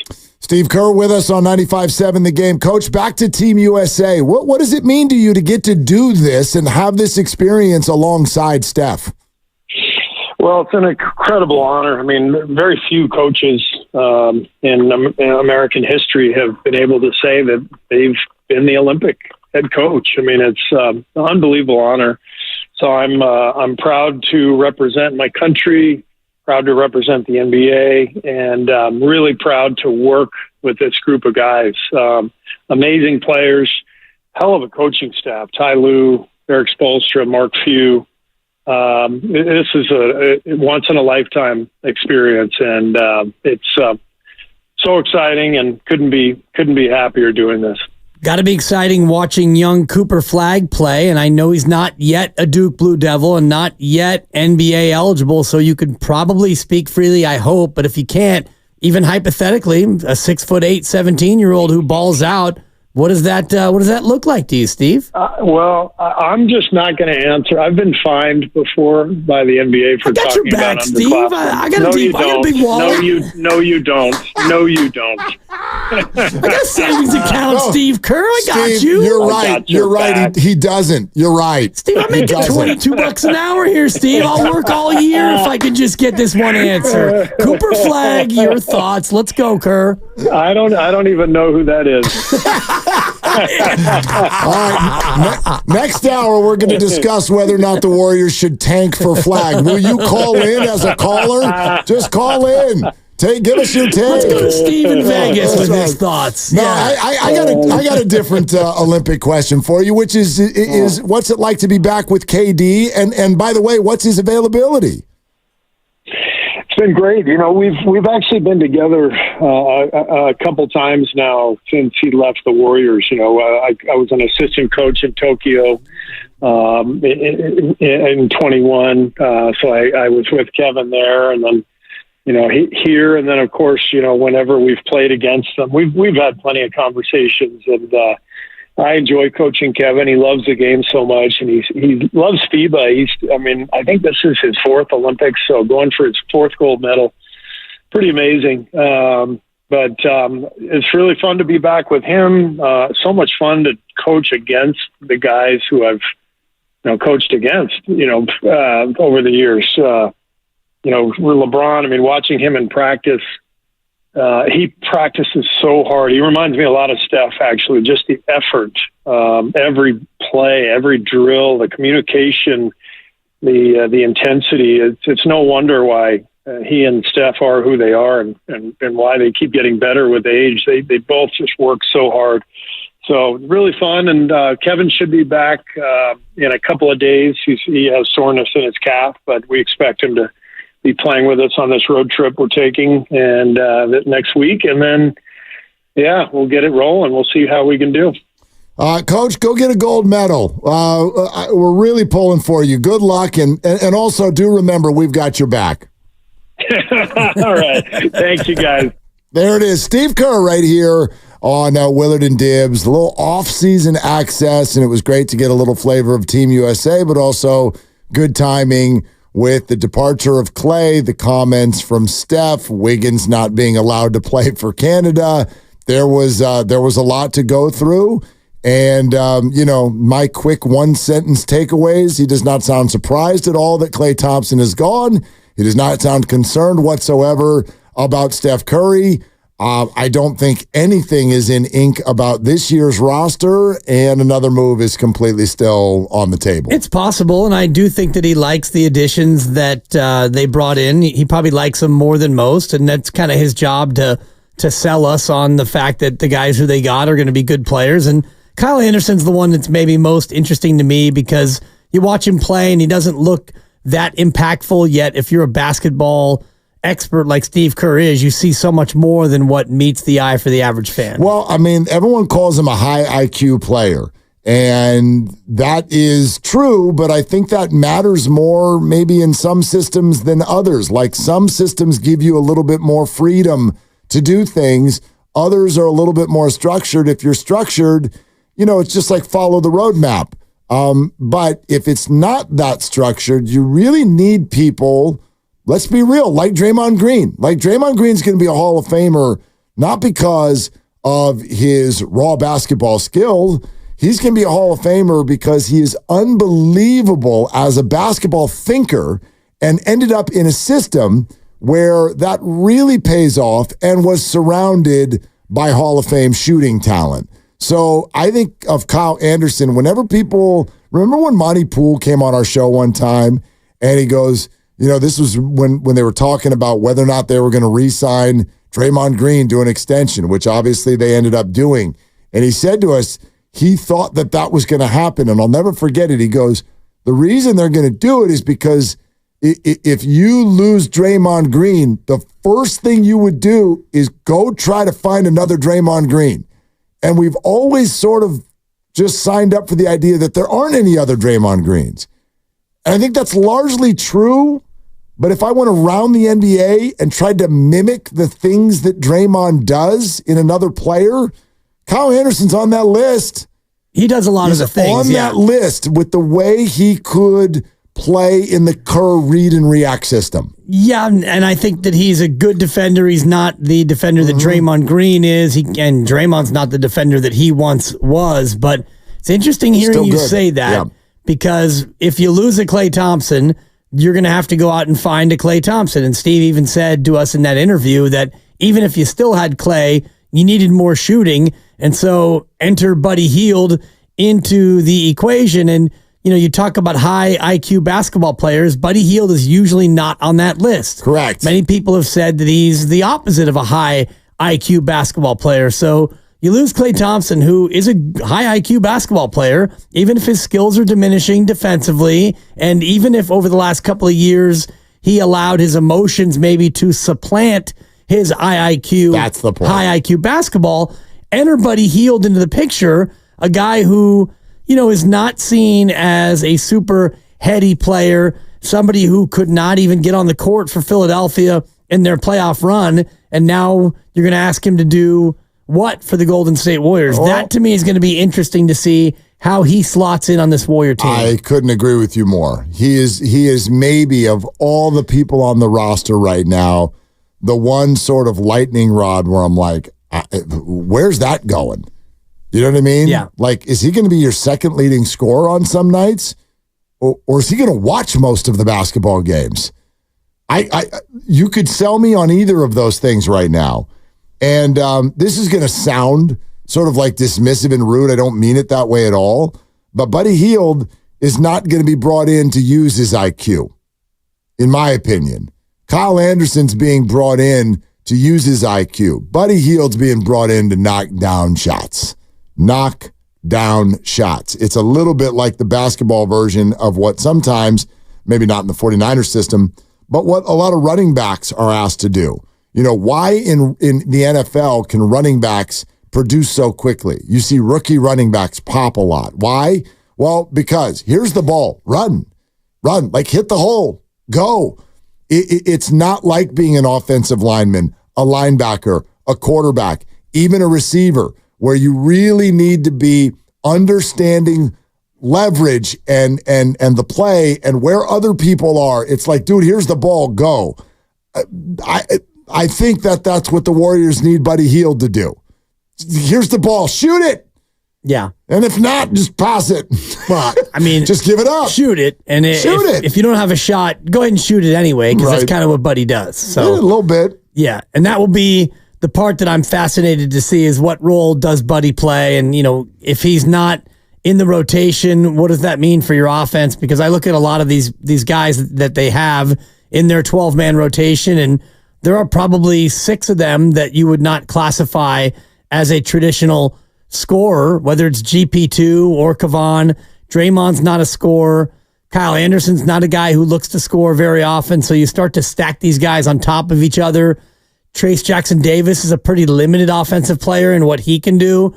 I just wonder, without Buddy Hield, how you can, outside of Steph and the Steph-less minutes, where are you going to get your buckets from? You look at Buddy Hield. The last time he shot below 38% from 3 in the NBA? Got to go all the way back to 2021 with Indiana, where he shot 36, and then it has only happened 2 other times in his entire career. This guy's got 4 seasons in the NBA of shooting north of 40%. He's actually got 4 seasons in the NBA shooting north of 42% from three-point range. A career 40% three-point shooter, he might end up, and I don't know, but he might end up being one of the more underrated acquisitions of the offseason. He might be the exact opposite, and that's kind of what I'm getting at. I think the range of what Kyle Anderson's going to be on this team is pretty small. Yeah. I think we know what he's going to do. The range of what Buddy Hield could do, he could average 16 points a game. He might not play. And anything in between is possible. Yeah, I'm thinking about such former Warriors as Swaggy P and D'Angelo Russell, a little bit of Jordan Poole thrown in, yep. And who is he going to be? Who is he going to be allowed to be? And also, he at times can be a bit of a meteoric personality. And with Draymond Green, and you get Buddy Hield out there who's maybe not fitting offensively the way they want him to fit, and is Buddy going to wave off Draymond, or is he going to really try to fit in? Amazing. Well, Buddy's a guy who has been in many, many different spots with different teams, and he's worked and not worked depending on where he's been. Yeah, absolutely. So, and we see a lot of Kings fans have gotten real squawky since the Warriors acquired Buddy Hield, because Buddy Hield was a little bit of a lightning rod there. He's not a very well-liked player after a number of years in that organization, where people kind of gave up on the high IQ, low IQ thing. But that also was happening at a time when Sacramento basketball was really kind of struggling to get its footing. And so maybe this will be different, because there's a little bit more structure here than there was in Sacramento when he was there. All right, we're sponsored by LifeSource Water Systems. Don't forget, the lineup's all jacked up. Next week, we get to do the morning show. Bonte and Shasky 10 to 2, Steiny and Goo afternoon drive. Also, your chance to win an autographed Klay Thompson jersey. Don't worry, it is only for 1 week. We're going to have some fun, and then everything will go back to normal, and it's all brought to you by Jack's Restaurant. Dan Dibley, for the final time this week, next on Willard and Dibs. In the meantime,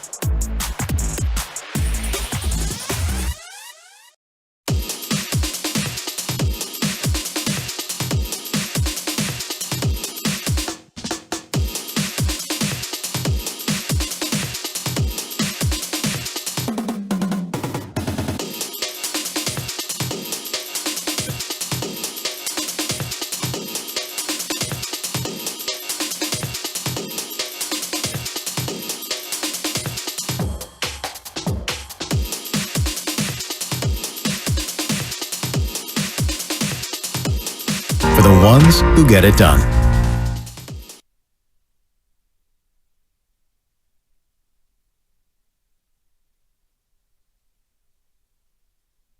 Going after Ramos, and Ramos hits a high drive. Center field, at the wall. Out of here. Not anymore. Now, back to Willard and Dibs on 95.7 The Game. I got some Markkanen stuff for you. All right. Nothing earth-shattering. Just, some words from John Hollinger. But I'm glad you just played the Ramos thing. Going back to what I said a couple times earlier, that I think what's going on with the Giants right now is more urgent than people realize. It's more intense than people realize. It's more important than people realize. It is got to win. Got to win. Got to win every night. Got to win. Got to start stacking wins. Got to get more wins than losses. Got to get a winning record, for crying out loud. There is a lot on the line. All right. Flash all that to Elliot Ramos. On a bat like last night is why I am more than just excited about Elliot Ramos. That's why I think this thing is being so underserved. A guy who hit $150 in spring, a guy who was a first-round pick 7 years ago. Organization had literally given up on him. Other outfielders had lapped him. Luis Matos had lapped him. He's 2 years older than Matos. And he certainly was not thought of as somebody who could man center field, to the point where the Giants went out and gave over $100 million and 6 years to a player who had never played Major League Baseball before. Think about that. Yeah. And then this dude shows up. It's kind of on accident because Slate got hurt. Here comes Ramos, and then take a look at what's happened. It's been crazy. The dude made the All-Star team, but now go to last night and think about what happens. You've got a 0-0 baseball game and two lefties dealing, like throwing BBs at the plate in the big hitter's park, and nobody can do anything with it. And you get to the fifth inning or fourth inning or whatever the hell that was, and Ramos gets a fastball on the outer half of the plate and smacks it over the wall. Oppo Taco Tuesday triples alley. Dude, that is an elite at-bat. Yeah. That's not just a home run. That is an elite at-bat that changed the tenor of the entire baseball game.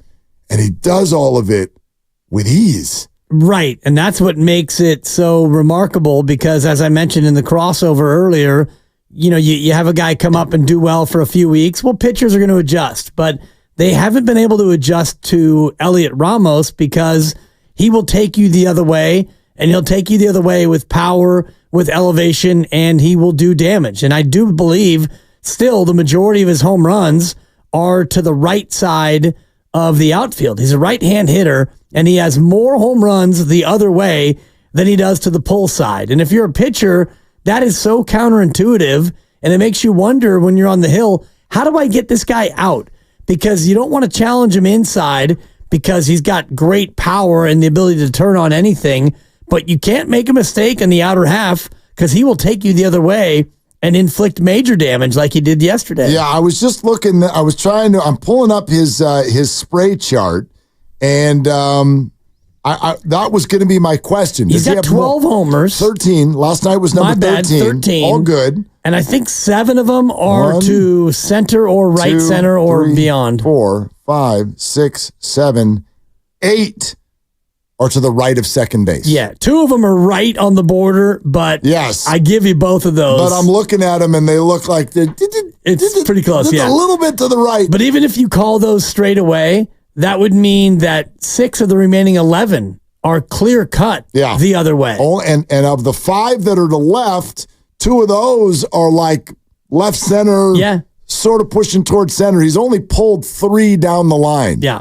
He's got a little Buster Posey thing going on. For sure. You know what I mean? That's as high of a compliment as you can give a guy when it comes to hitting the other way, because Buster would let the ball get deep always, and he would crush you to right center. Yeah, except for this is with launch angle. This is a better home run hitter than Buster Posey was. This is 13 home runs, and he missed the first 6 weeks of the season. 13 home runs by the All-Star break. You said it yesterday. I think as of yesterday, he was on a 38 home run pace. Right. If you played it out over a full season, and then he went out and hit one that night, which means, he's on about a 40 home run pace right now if you take what he's done, stretch it out over a whole season. And he hasn't really had a slump yet of any real significance. He's had, a few games here and a series there where the bat's been quiet, but then he snaps out of it with a vengeance. Well, that's why I'm really excited about the road trip, because if you do, he was starting to cool. He was chilling a little bit. And then he hit that fly ball at Rickwood. He hit the fly ball at Rickwood that wouldn't have been a homer anywhere. Well, it was there. Whatever. But he was the wind blows out the right at Rickwood. We know that. I'm watching him, and he would still be mixing in some hits here and there. But I'm thinking, okay, like back to reality. And that's when you're thinking, okay, the league has got a scouting report on him. And then the Giants play 9 straight games against elite competition, and he perks back up again and gets the average back up over 300 again, and then comes home and does what he did last night, rocking one out to Triples Alley. I'm just going to keep saying it. This is the guy we've been waiting for. It is, and yet this is something that you and I talked about in the thread, and we talked about it either off the air or on the air yesterday. I can't remember anymore, but where is the excitement level that should be commensurate with what we're seeing? And maybe it's because fans just aren't fully bought in on this team, and it's Farhan fatigue, and it's the fact that they're just below 500.